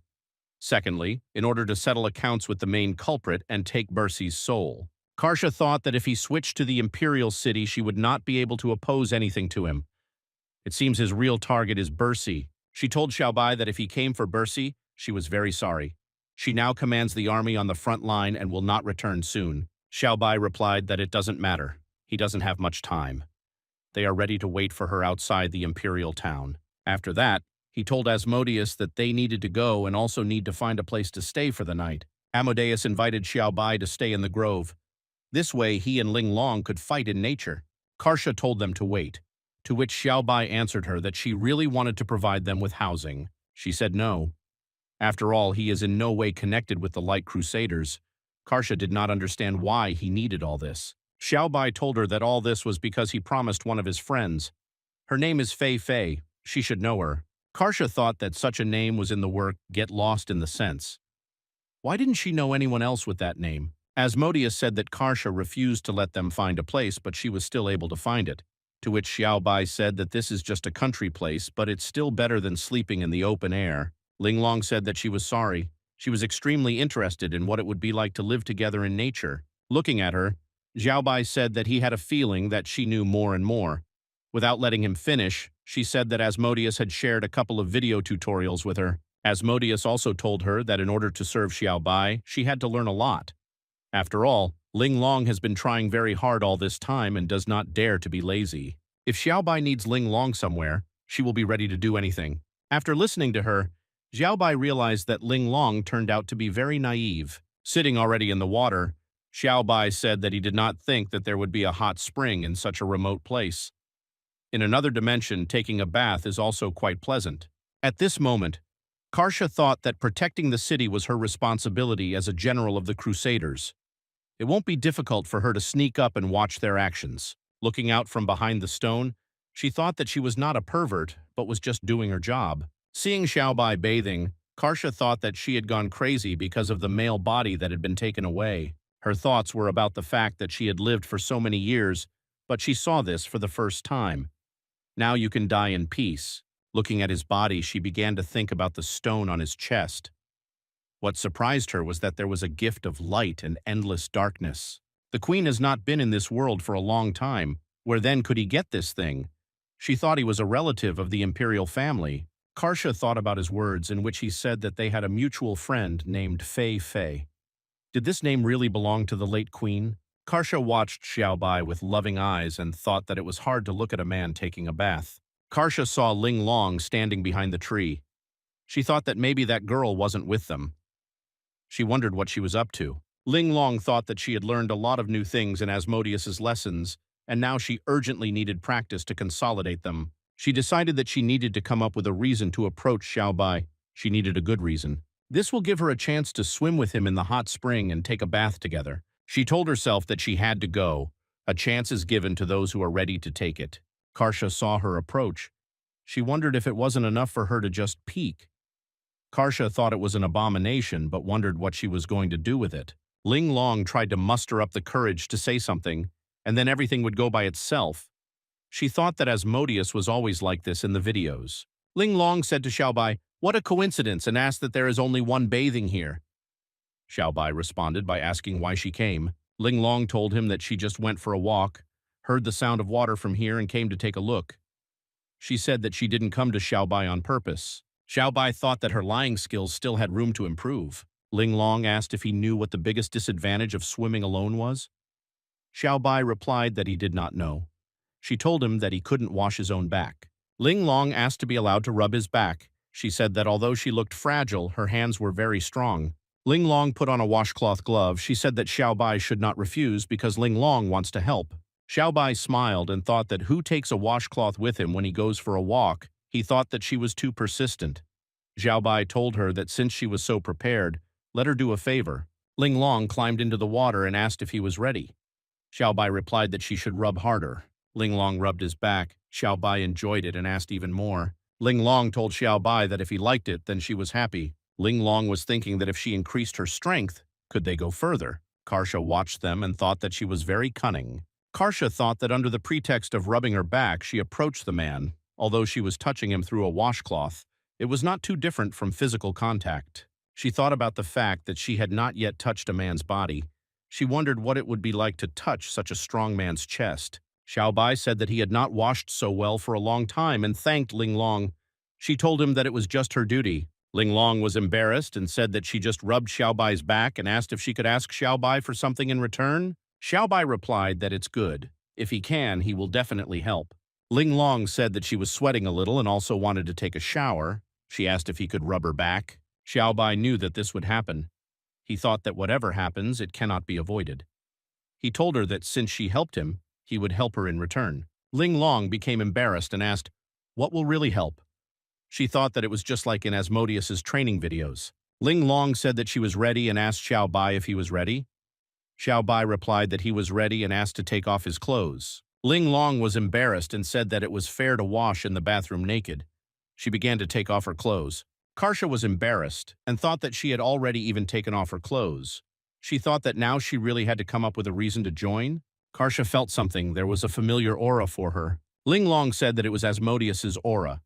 Xiao Bai was thinking that everyone had come and could now play mahjong, but he just wanted to wash himself in peace. Asmodeus said that his room was empty, so she went to look. They are here. Asmodeus told them that in the darkness of the night, among the flowers and under the moon, the two of them took a bath behind her back. Asmodeus said that she is a succubus and she might be jealous. Xiao Bai told her not to be angry. He wanted to go see her right after the shower.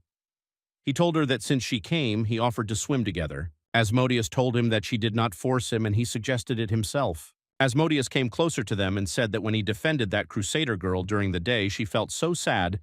She told him that he should apologize to her. Xiao Bai agreed and asked how she wants him to apologize. She told him to rub it too. Xiao Bai asked, "What's so simple?" He said he would rub them both. Asmodeus said he didn't seem to understand. Xiao Bai asked that she didn't want him to rub the two of them. Lin Long said that it is more fun together. Asmodeus told them that she had nothing against showering together. She did not like that he only wanted to rub her back. She said that this would not heal her wounded soul. She said that she wanted Xiao Bai to rub every part of her body so that she could calm down. Xiao Bai asked what to rub the two of them completely. He said it was her style. Ling Long was surprised and thought that she too. Xiao Bai said that it doesn't matter how many people are rubbed. If they want it so much, then only together. He said his hands were strong. Asmodeus said that this is exactly what she wants. She likes it rough and the harder the better. Ling Long was surprised and embarrassed. She thought that what was to be expected from Asmodeus. She persuaded Xiao Bai with a few words, and she realized that she still had to grow and grow. Asmodeus told him to rub. She was ready. Ling Long said that she couldn't wait any longer. Xiao Bai told them that he would proceed then. Karsha appeared and shouted at them to remove their hands. She would not allow them to do this. The girls turned around. Asmodeus was indignant. Ling Long said that that half-dead girl ruined all their fun. Karsha told them how they were not ashamed to do such things in the territory of the Crusaders. She could not just stand and watch. She told them that only if they didn't take her with them. Asmodeus said she quickly blushed. Ling Long agreed with her. Asmodeus said that 100% yesterday's spanking had an effect on her. She saw this scene, and a hidden fire ignited in the depths of her heart. Karsha went down to them and said that if he refused, she would take their house and they would sleep in the open air and cook food. Xiao Bai asked that she was blackmailing him. Karsha said that she will not back down no matter how, but today she will get to him. She asked if he understood. Xiao Bai said that since she is blackmailing him with housing, it puts him in a difficult situation. Xiao Bai asked the girls what they thought. Asmodeus said that together, of course, otherwise we would have to live in the open air. Ling Long said that since she needed help, they would help. Xiao Bai told her that she heard everything. Karsha was surprised that he answered without hesitation. She thought that they did not consider her a stranger. but did not know what now. She is shocked that she will actually join them. Karsha thought that her mind was telling her that this was wrong, but she still lay obediently waiting for the man to wash her. Xiaobai began to rub it. Karsha thought that this matte, grainy texture was simply beautiful. She understood what it was like to have your back rubbed. Xiaobai said that he would continue with all his might, and his hands were strong. He said to be patient. Asmodeus thought that Xiaobai's wide palm in a hard glove was rubbing her back, and it was so pleasant. Linglong felt it. It was so unusual for her. She felt so warm and comfortable. His power penetrated every inch of her skin. Karsha thought that he was too rude. She was slightly hurt, but still pleasant, and felt as if her body and soul had been cleansed. The night passed. Xiaobai watched the girl as they slept. Xiaobai grabbed his head and thought about what he had done after taking a shower last night. Asmodeus said that after rubbing, she felt so good. Her skin became so soft. She asked Linglong how she was feeling. Linglong replied that she was better than everyone and would never do this. Asmodeus said that it was truly unforgettable, but she always felt like something was missing. Asmodeus turned to Karsha and said that she had surprised her so many times during the day, and it must have affected her so much, and asked that she probably didn't see everything. Karsha said that maybe she is exaggerating it, but she really enjoys taking a bath. But everything is fine if she can continue. Asmodeus said that in this case he would give her more energy. She told her to accept it as a gift in honor of their meeting. Asmodeus said it was her strongest charm, the succubus bliss party. Xiaobai ordered Asmodeus to stop quickly. Karsha didn't understand what was happening to her. She felt it just like during the day, but the sensations were much stronger. Linglong thought that her body was a little disobedient. It gets hotter, and incredible images continue to pop up in her head. Asmodeus shouted to them and suggested they do it together. Show Xiaobai what they are capable of. The girls told Xiaobai that it was time for a counterattack. Xiaobai was thinking that Asmodeus is really a succubus. She won't stop until he gets tired. Xiaobai saw that Karsha stood up. He asked that she woke up and did she sleep well at night.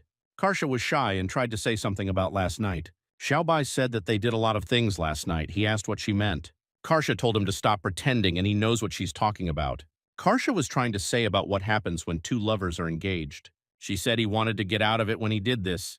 She heard that only couples can do this, and he should take responsibility for it. Xiaobai said that it seemed like she didn't understand. He explained that it was she who forced him, so she would have to take responsibility.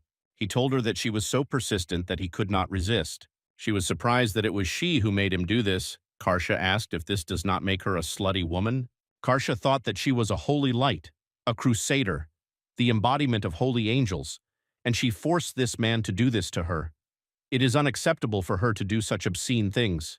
Karsha stood up and thought that she must take responsibility to correct her mistake. Karsha asked if he could go away for a while. Xiaobai asked why. She said she wanted to talk in private.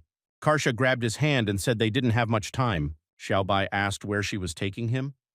He said that Asmodeus and Linglong were still sleeping. Karsha asked him not to ask so many questions and to go because he will know soon. Karsha said it was a great place off the beaten track and suggested we go there. Xiaobai asked what the hell and what are they doing here? She replied that she wanted to correct the mistake from the previous night. Karsha sat on a stone and said that last time she forced him, but now she will let him do it himself, and after that they are even. She told him not to be shy, and she promises he won't resist. Xiaobai said that it means she wants to be even with him, but it's not that easy. Karsha asked why he says that. She blushed and asked why she was so ugly and said that she was so sincere with him. Karsha asked that he wasn't even a little interested in her. Xiaobai said that she thinks too much and she is very beautiful. He asked, how can anyone not like her body? Xiaobai explained that he simply did not want to force anyone. Xiaobai said that if she wants to improve, she will never forget him. He wants her to remember him all her life. She said she didn't care and kissed him. Xiaobai was surprised and said that this is different from what she said and asked, how can everything be changed? Karsha said that she was under the spell last night and now she wants to experience it all again. Linglong woke up and asked where Xiaobai and that woman went. She hoped he was out of danger. She said she had to go help. Asmodeus told Linglong not to be nervous because no one could harm Xiaobai and that everyone needs to be alone sometimes. Asmodeus asked not to disturb him, just to be here and wait for good news. Karsha lay there and said that there was a fog in her head. He doesn't want anything. She asked what was wrong with her and if she was sick. She didn't understand why there was a feeling of emptiness. Xiaobai said that this is called the time of the sage. Karsha didn't know what it was and asked to tell me. Xiaobai explained that it is the feeling of emptiness that the brain creates after something. At this time, the person will feel relaxed physically and mentally, not wanting anything. The mind reaches a state of selflessness like that of a sage. Karsha said that this is amazing and asked that how does he know all this? Xiaobai replied that with practice, understanding will come. She said she could find out more with him. Karsha asked if she can do this. Does that mean she matches him? She asked us to go back to where we started. Karsha said that it is just like a dream. She is very happy with him. And as long as she touches his skin, she feels happiness with all her heart. Xiaobai thought about her words that she felt happy when she touched his body. He thought that now is the same as when he met Rielna. Karsha said that she is not trying to lie to get closer. She said that if he didn't believe it, she could prove it to him.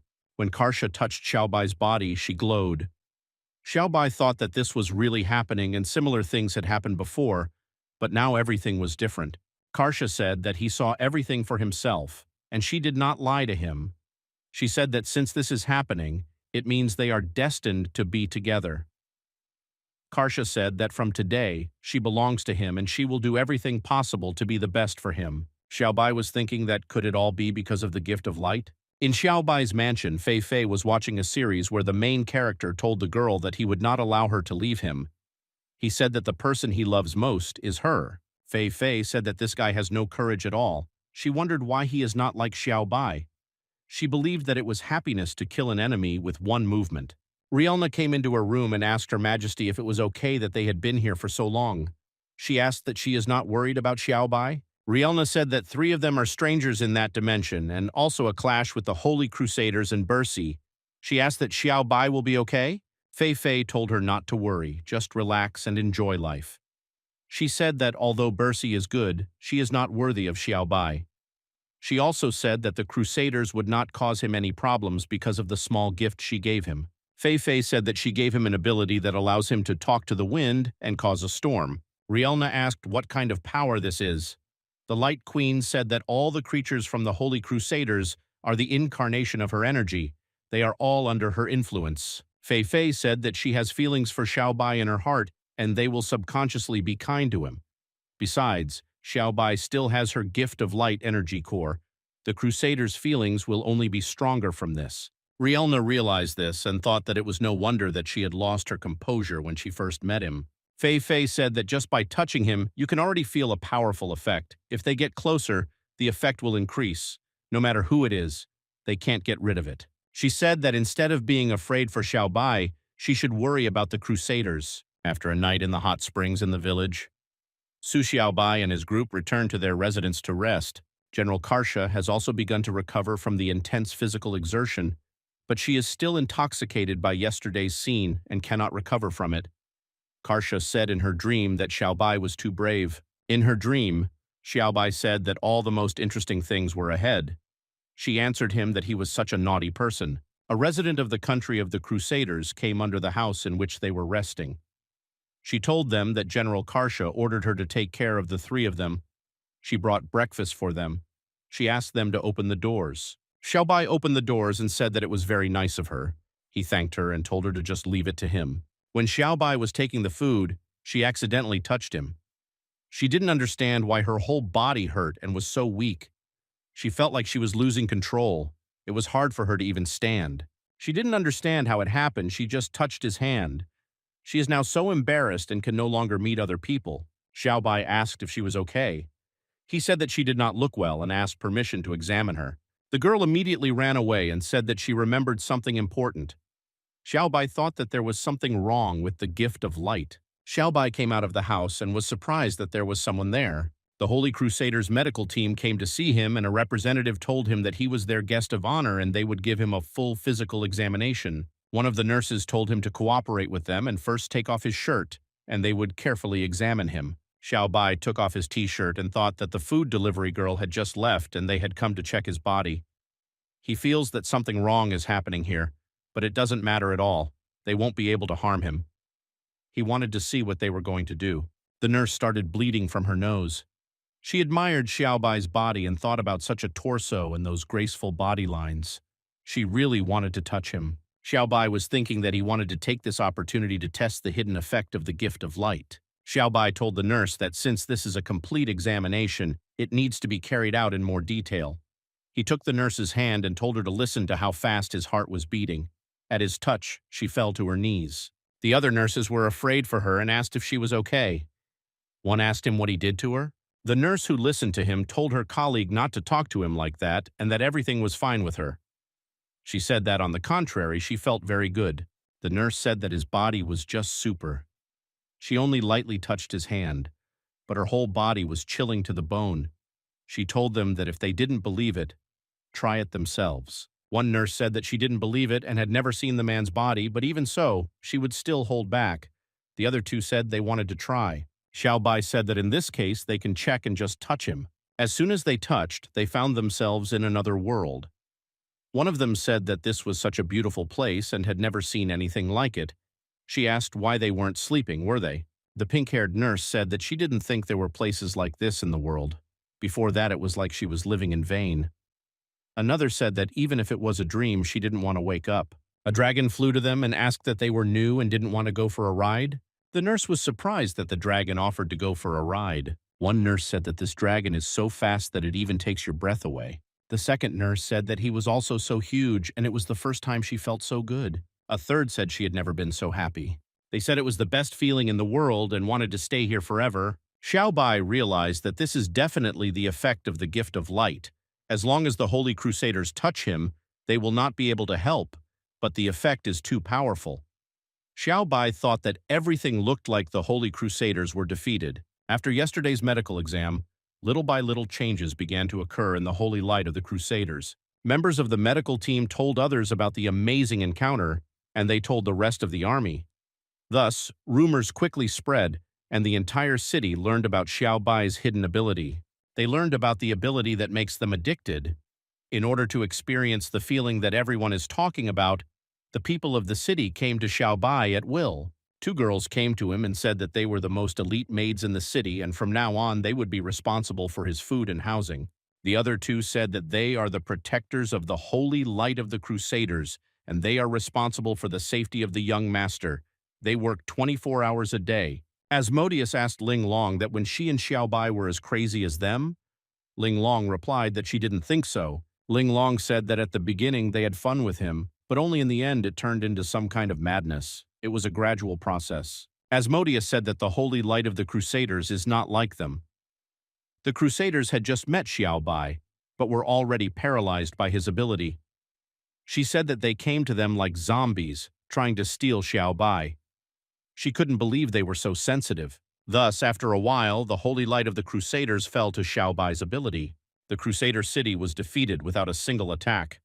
But General Bercy, who was far from them, knew nothing about this. A soldier from the Bercy army reported to her that the ambassador of the Imperial Dark Guard had arrived. She told her to let him in. Ichikichi, the eldest of the Imperial Dark Guard, came to her.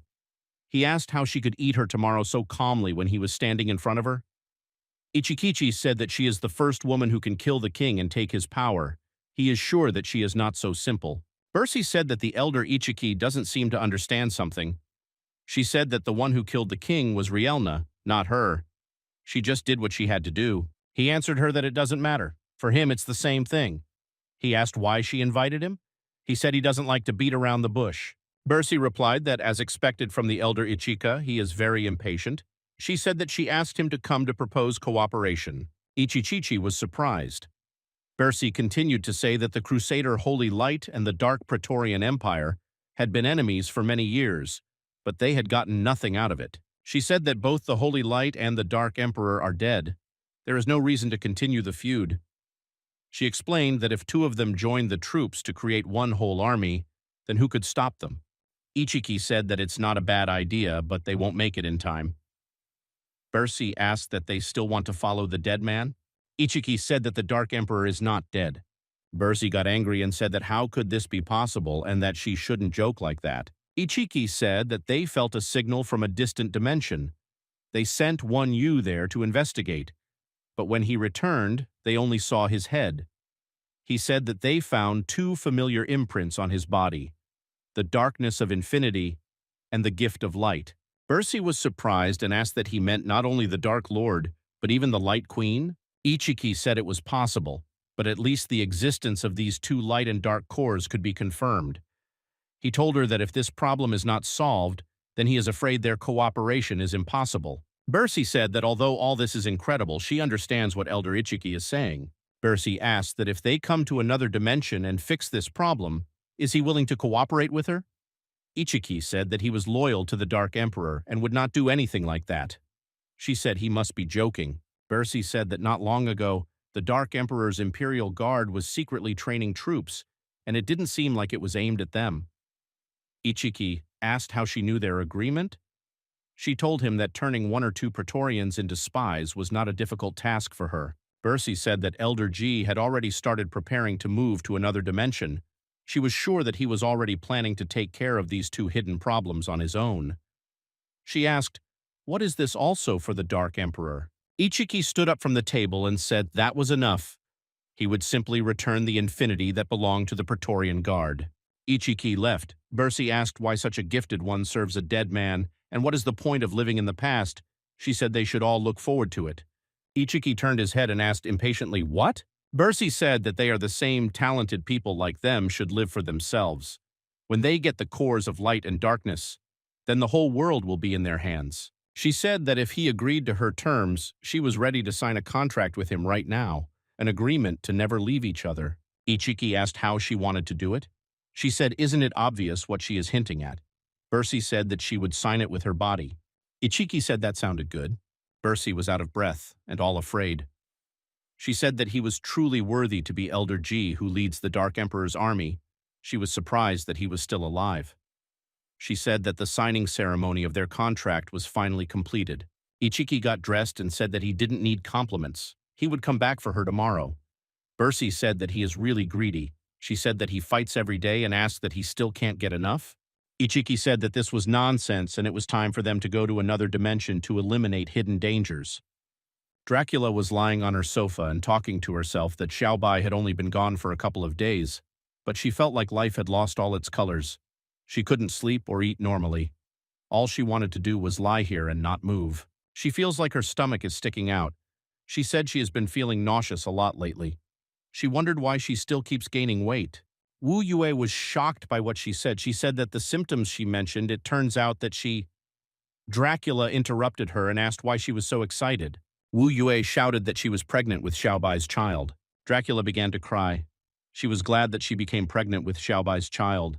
She thought that she and Xiaobai finally had a love child. She imagined that when Xiaobai returned to Protoss, they would have a big wedding, and then they will go to the beach together for a romantic honeymoon, and then they will all live their comfortable and happy lives together. Dracula was happy and said that she couldn't even think of anything more joyful. She said that she would have many, many children from Xiaobai. Wu Yue thought that Dracula, the Lord of Protoss, is an uncompromising love brain. Suddenly they began to shake. Wu Yue asked, "What is this earthquake?"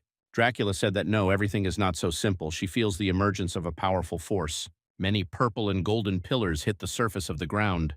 They included crusaders and warriors of the Dark Emperor. Ichiki said that they are finally here.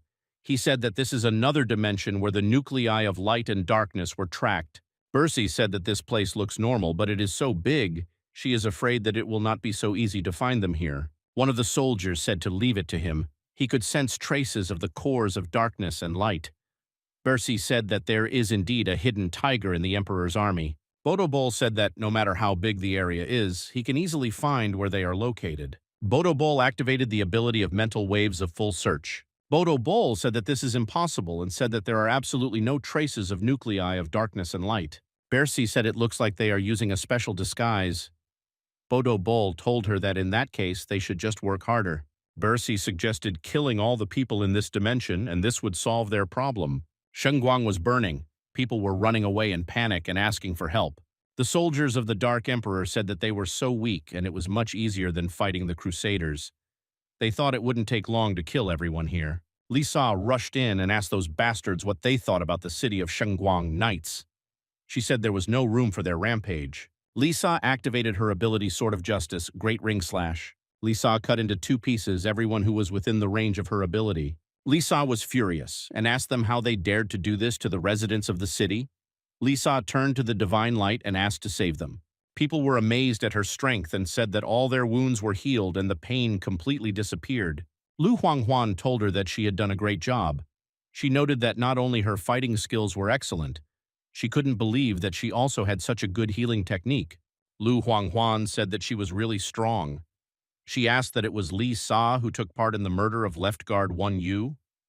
Li Sa replied that she did not understand what she was talking about. Li Sa asked that she was the leader of these guys and said not to expect any mercy. Lu Huanghuan said that it looks like she won't be able to talk properly and will have to use force to force Li Su to talk. Du Yichang asked who they were and why they attacked them. The Alpha Centauri Holy Crusader said she was seeking 2 stones, the gift of light and endless darkness. She asked if she knew where they were. Du Yuecheng remembered that Xiaobai had this. She realized that her target was Xiaobai. Alpha Centauri said that judging by her face, she knew something about it. Du Yuecheng replied that she did not know. Alpha Centauri said that on the orders of General Bercy, she could destroy everything here without leaving a stone unturned. Alpha Centauri instantly appeared behind Du Yuecheng.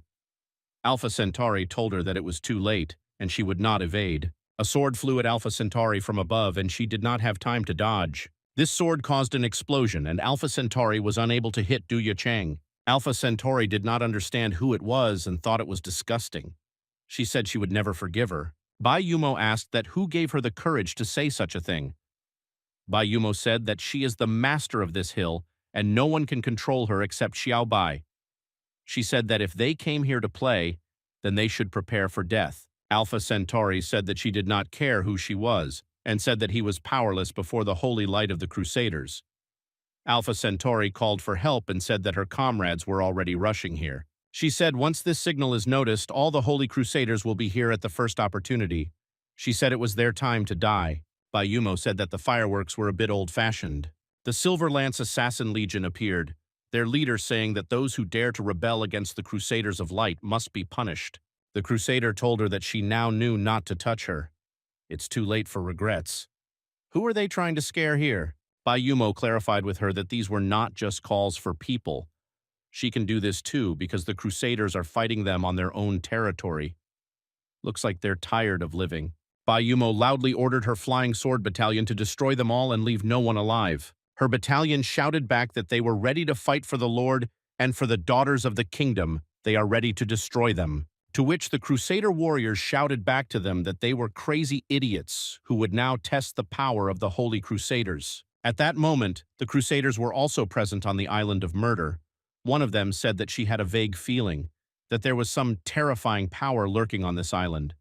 She told her warriors not to dare to underestimate the enemy and to do their best. Seeing them, Tanyu said that a group of some strong people was arriving. Noah confirmed this and said that, apparently, they came for the master. He also said that they could not allow him to threaten their master's life. We need to kill them here. Let's get rid of them for the sake of their owner. Tianyu said that she thought that all their opponents were women. It would be easy. She is ready to take care of them herself without help.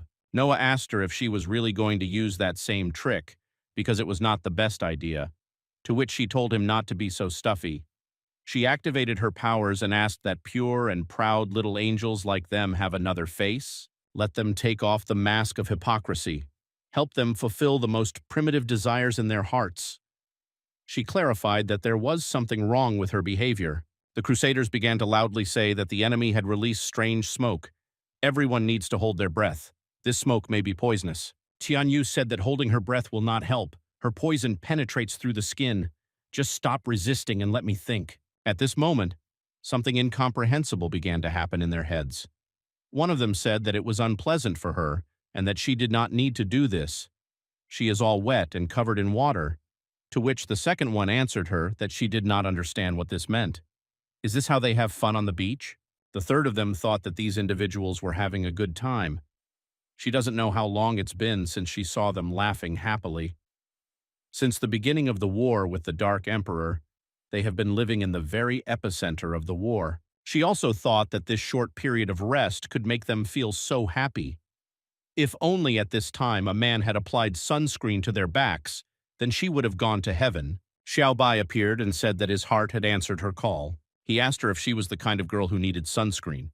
He will be very gentle. Does she want to try? At that moment, she thought that her dream had come true. She thought it was the legendary Elysium. Standing on alert, the Crusader said she wanted it too, with every inch of her body covered in sunscreen. Only then can she enjoy it fully. Seeing what was happening to the Crusaders, Ariel said that this was a terrible force. Many enemies lost their ability to fight in an instant. To which the seductress Fox said that this power is so dangerous that they should stay away from it. Looking at Noah, Tanyayu said that in order to get rid of the poison, she must find a man. She clarified with him that he would not stray from the path of righteousness when he did this. To which he answered her that he was already old and powerless, but at the same time he was faithful to his master and would not betray him. At this moment, Crusader Bones said that they thought they could defeat the Holy Crusaders with these dirty methods. This is incredible stupidity. She said that a prayer to the gods at the behest of the holy light. O great God, give her strength. She also added that the path of righteousness should be shown to these lost beings. She turned to the holy God and said that she would destroy all the dirt of the world. At this moment, one of the Crusaders said that where is the guy who just gave her sunscreen? Why did he disappear? After all, he had not yet had time to smear it on the front. The second of the Crusaders clarified what kind of feeling this is. It was wonderful. At that moment, the third of the Crusaders said that it was so good she had never experienced anything like this. No need for any pity. Seeing all this, Bone loudly said that this silver spear of the exterminating legion must be stopped. These are just illusions created by their enemy. She also told them that they had forgotten the purpose of their visit. They are here to avenge the death of their great emperor. Turning to one of the Crusaders, Bone asked that she was not ashamed to look like that. Bone told Bercy that she did not understand why they should join forces with the Dark Emperor's Guard, because they were the sworn enemies of the Crusaders. To which Bercy answered her that she must tell her the truth about the death of the great emperor. To stop the Dark Emperor, he entered another dimension. She added that after him, a person in another dimension desired their power. So he brutally killed them and stole the Dark and Light cores. Bercy said that the enemy is a friend, and they must join forces with the Protherians. Only then will they have a chance against people from other worlds who have 2 cores. Bone said that, but without letting her finish, Bercy said that there was nothing, but we must not forget that Bone was raised by the Light Emperor. Now that he died, she doesn't want to avenge his death, does she? She now doubts whether she deserves the Emperor's mercy. Bone told her that she was very sorry. She shouldn't be like this. She's very ashamed. This time she will fight for her life to repay the late Emperor's kindness. Tianyu began to scream loudly that she could not understand where Bone came from and how she was able to dispel her poison. Tianyu hasn't seen enough little angels who can't stop. Noah said that there is no need to take it so lightly. A magic book is not so easy to handle.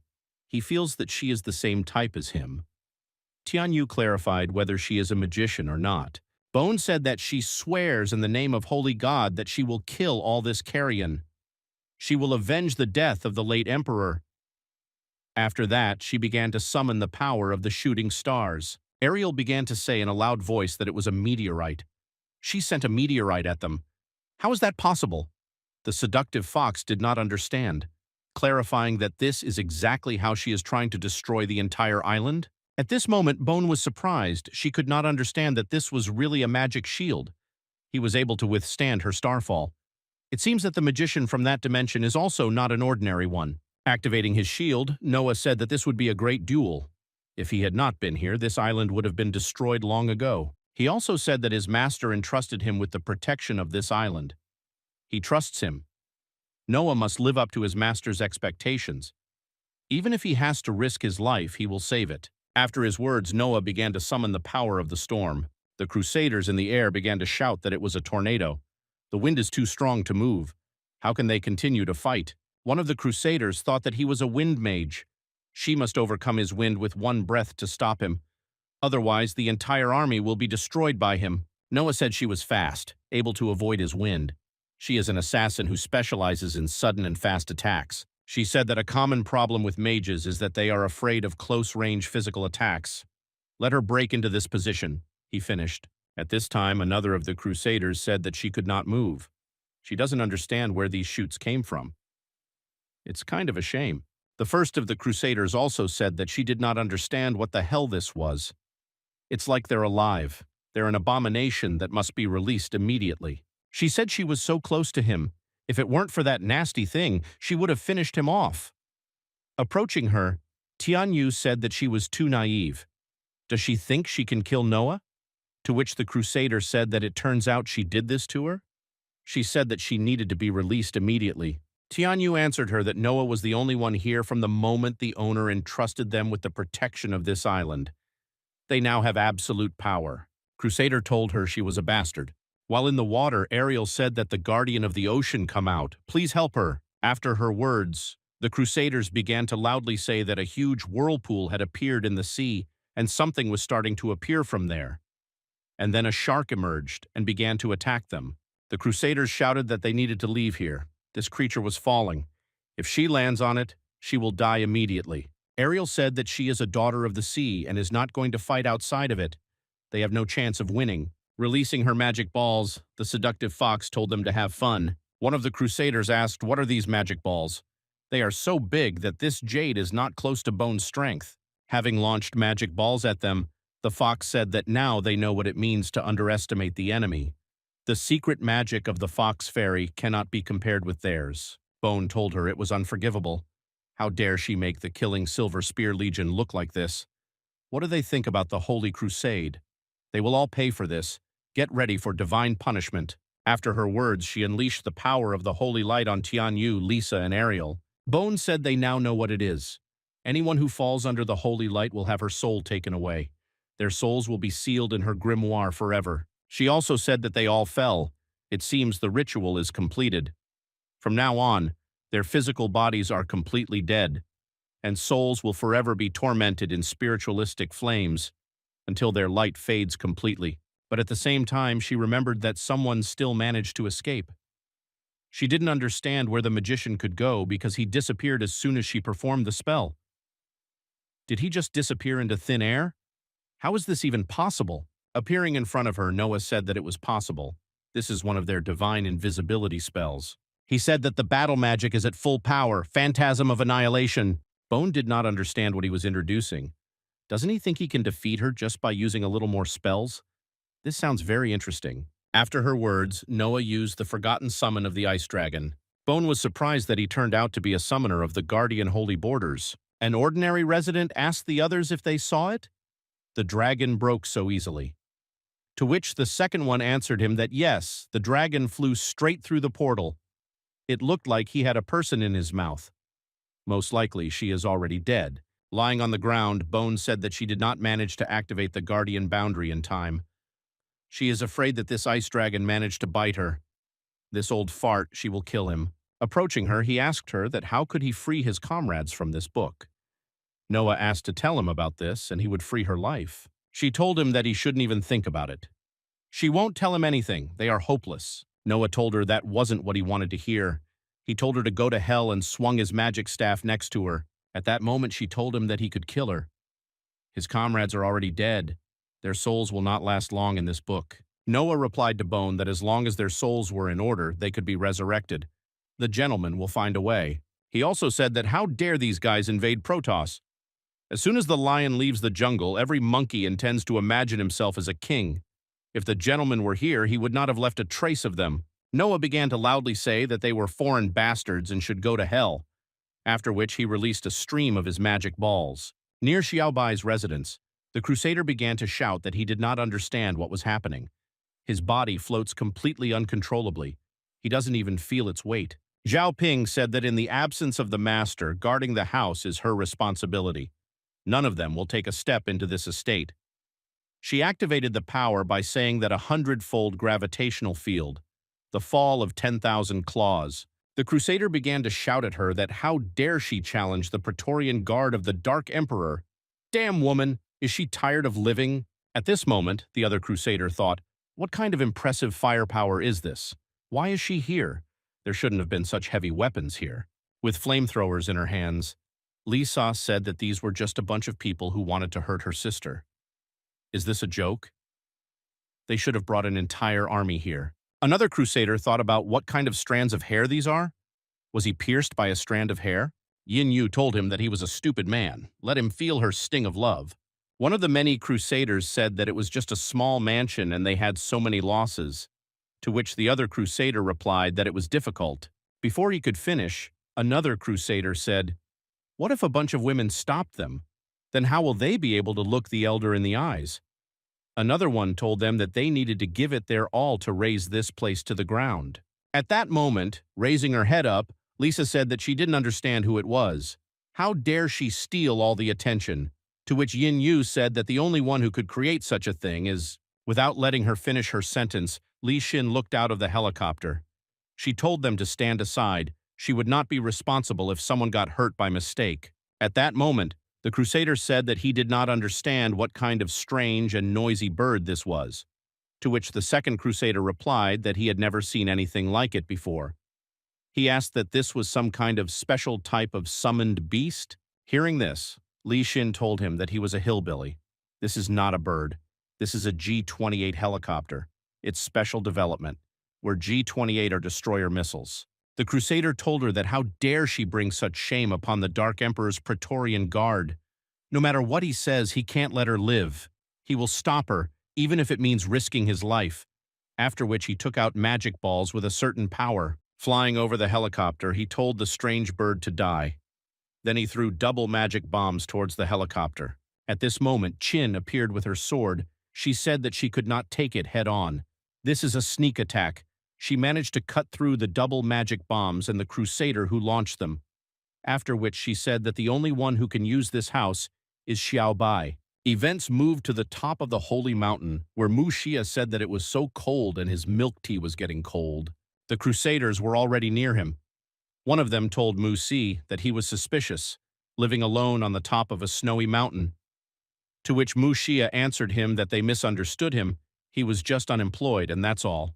The Crusader apologized and asked him whether he lived here himself, or was he protecting something special.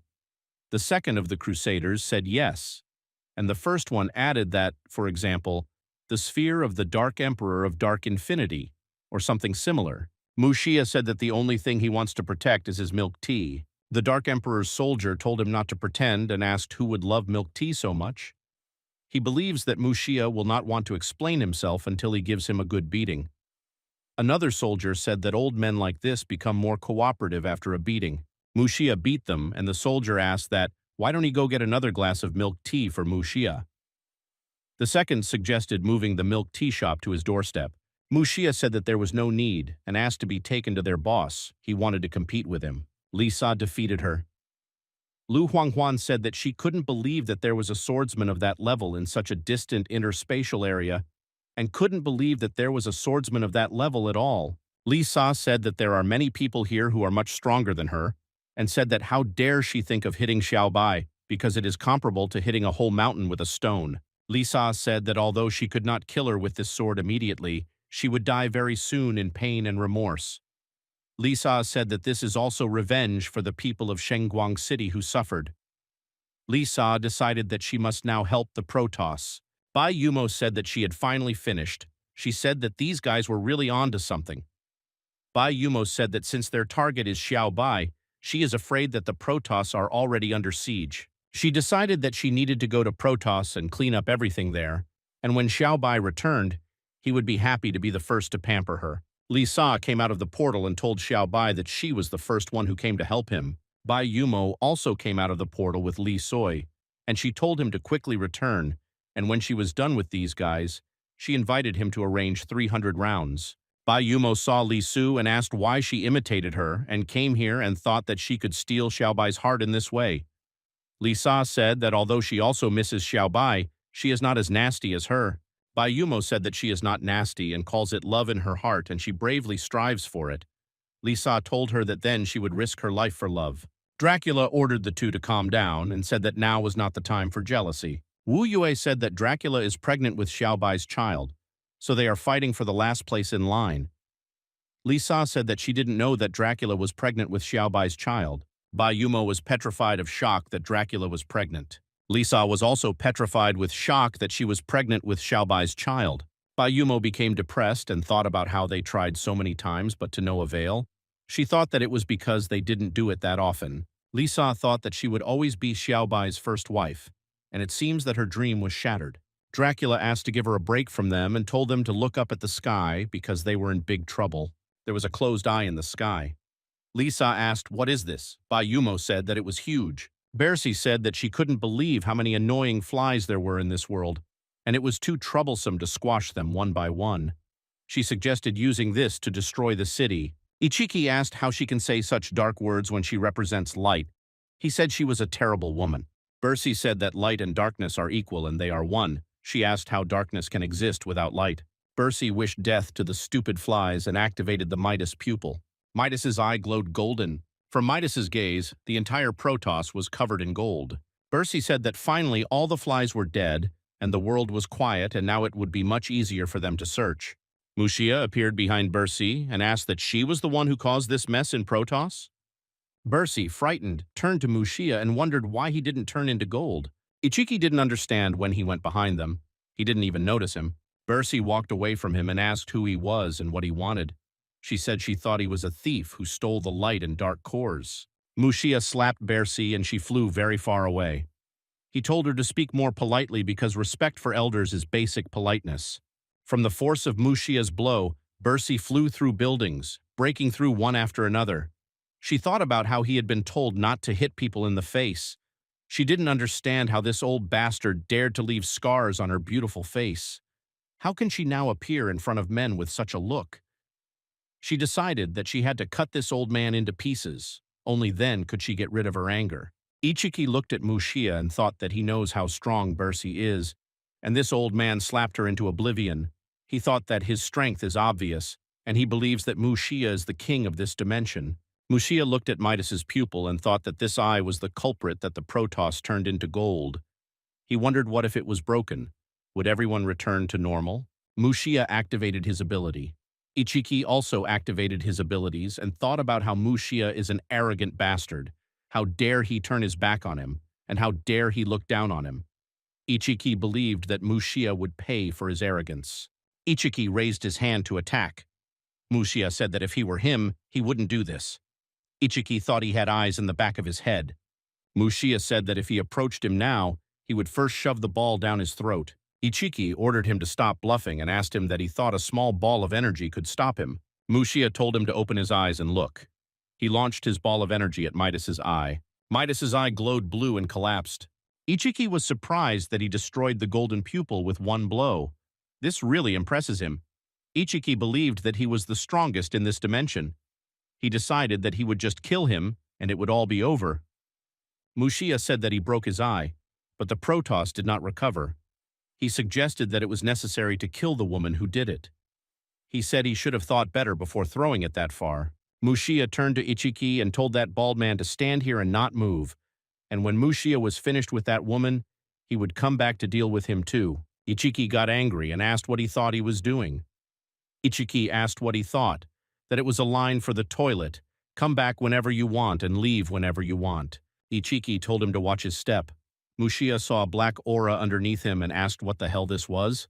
Ichiki used dark summoning magic and summoned the forsaken evil god. Ichiki summoned the dark god of evil, Daconis.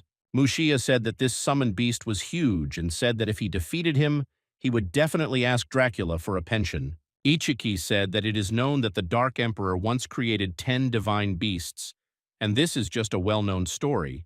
In fact, the Dark Emperor's divine beasts were 11. Ichiki said that one of them was too powerful and too difficult to control, so the Dark Emperor called him a failure. Ichiki shouted that the Dark God of Evil is Daconis, the most powerful beast.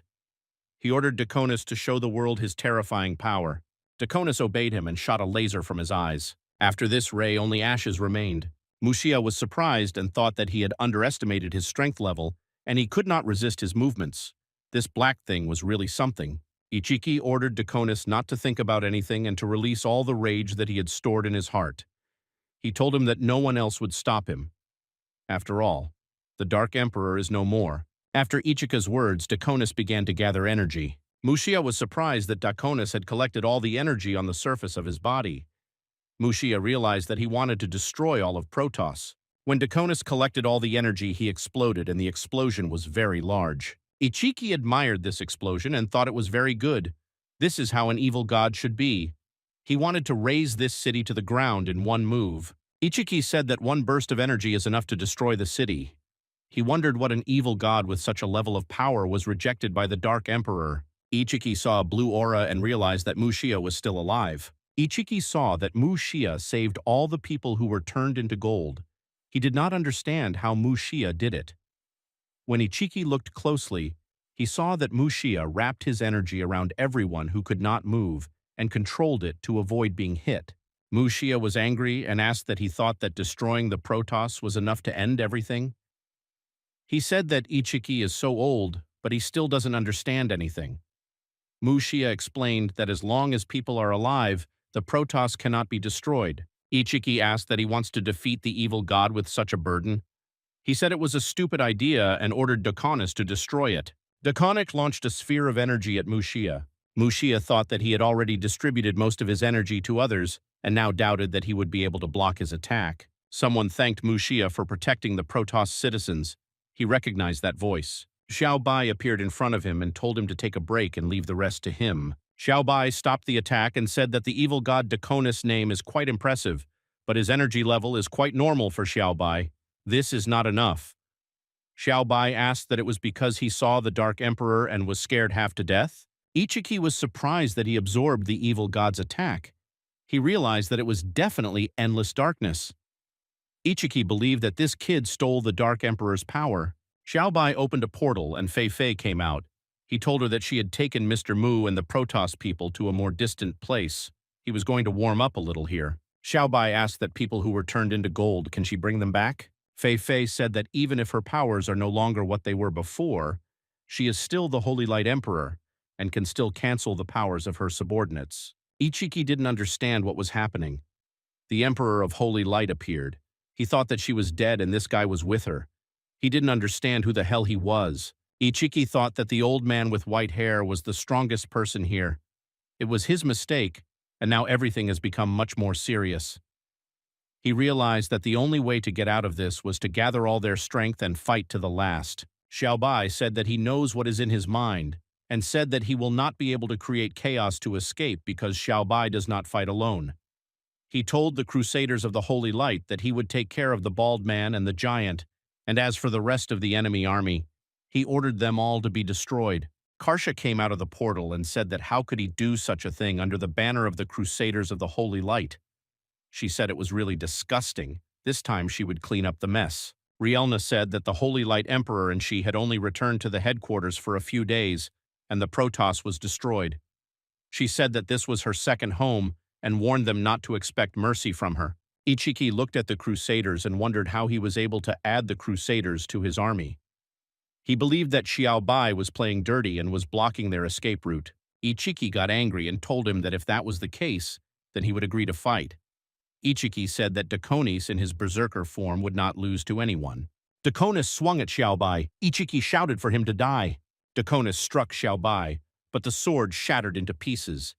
Xiao Bai said that the quality of this magic sword was terrible, and decided to show them his great treasure. Xiao Bai decided to show the form of Ashura, the descent of the ghostly god. Ichiki didn't understand how he could have such powerful energy. It even made the air tremble. Mu Xia looked at Xiao Bai in surprise and thought that Xiao Bai could really control spirits and gods.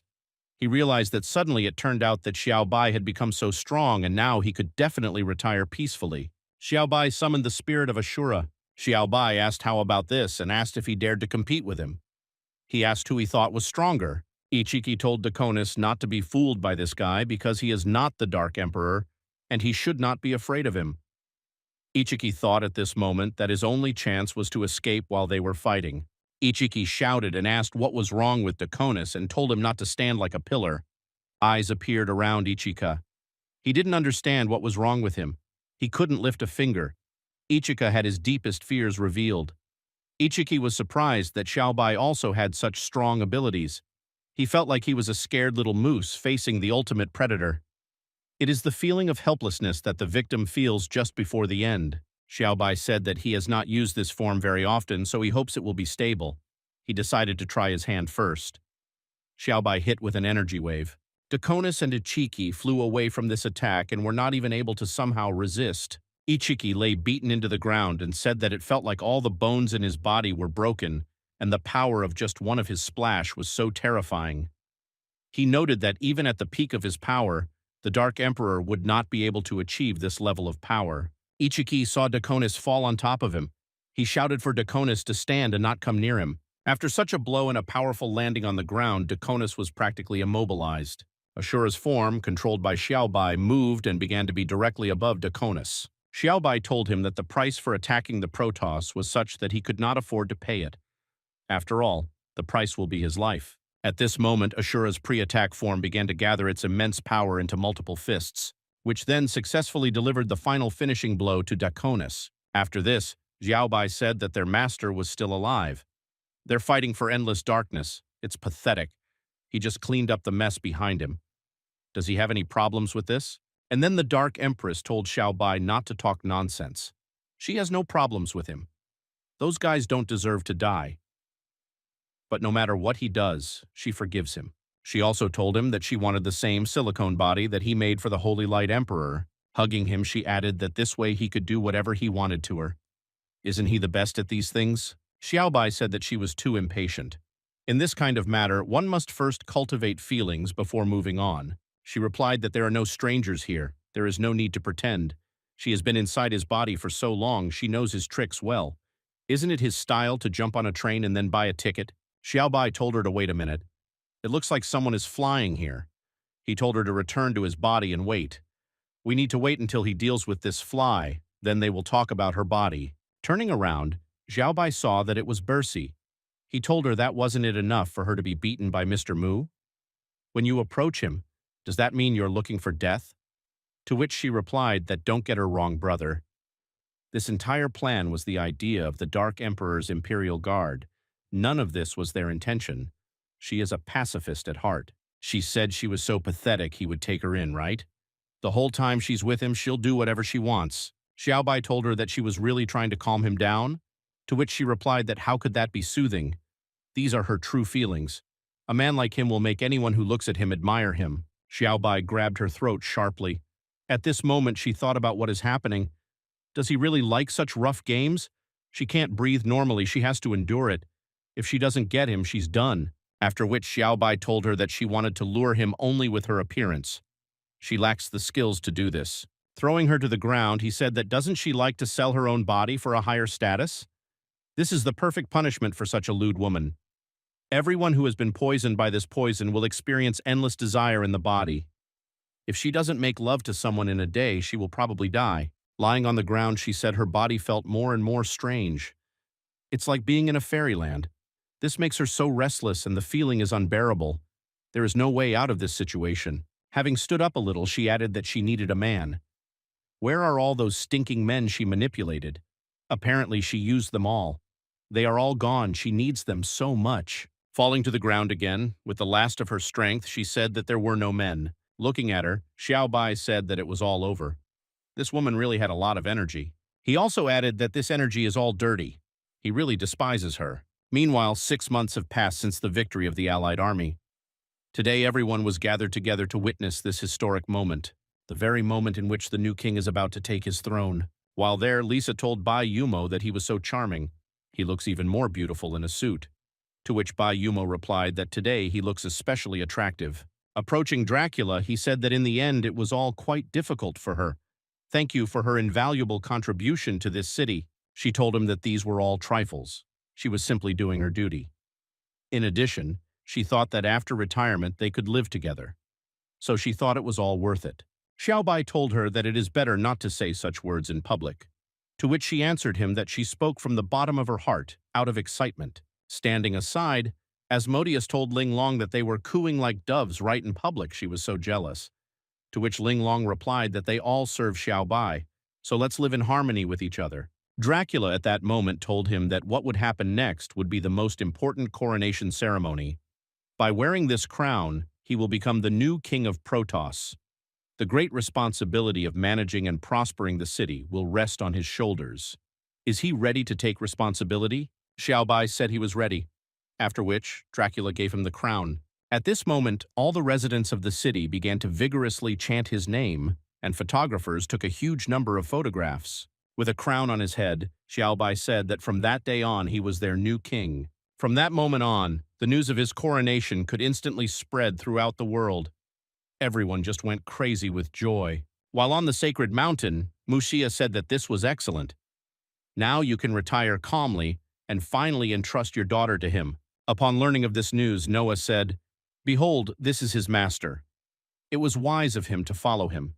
That way it wouldn't take much time for him to realize his dream of ruling the whole world. The news reached Lisa. She said that he was her man. He deserves all these achievements. Next, it's time for them to get married to build a strong alliance between their two countries. After the coronation, Xiaobai said that it was much more convenient to wear his own clothes. Despite the title of king, you should continue to train.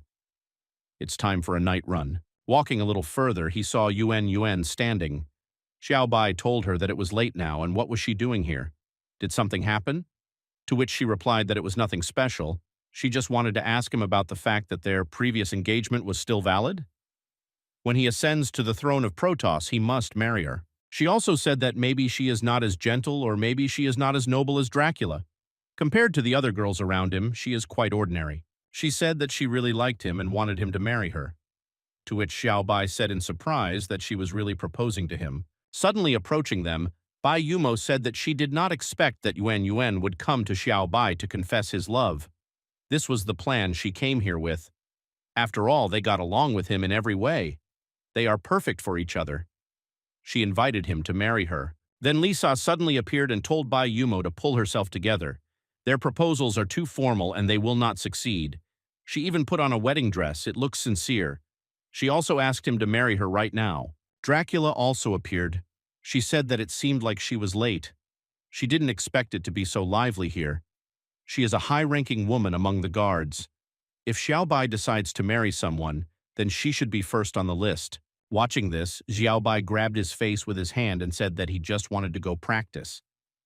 He didn't understand how they came to this again. After which Zhao Ping appeared here. She said that her heart belonged to the master for a long time. She also asked him to marry her. Xiaobai told them to stop. He knows what they want. Since they all want to marry him, he will marry them all. He wants them all.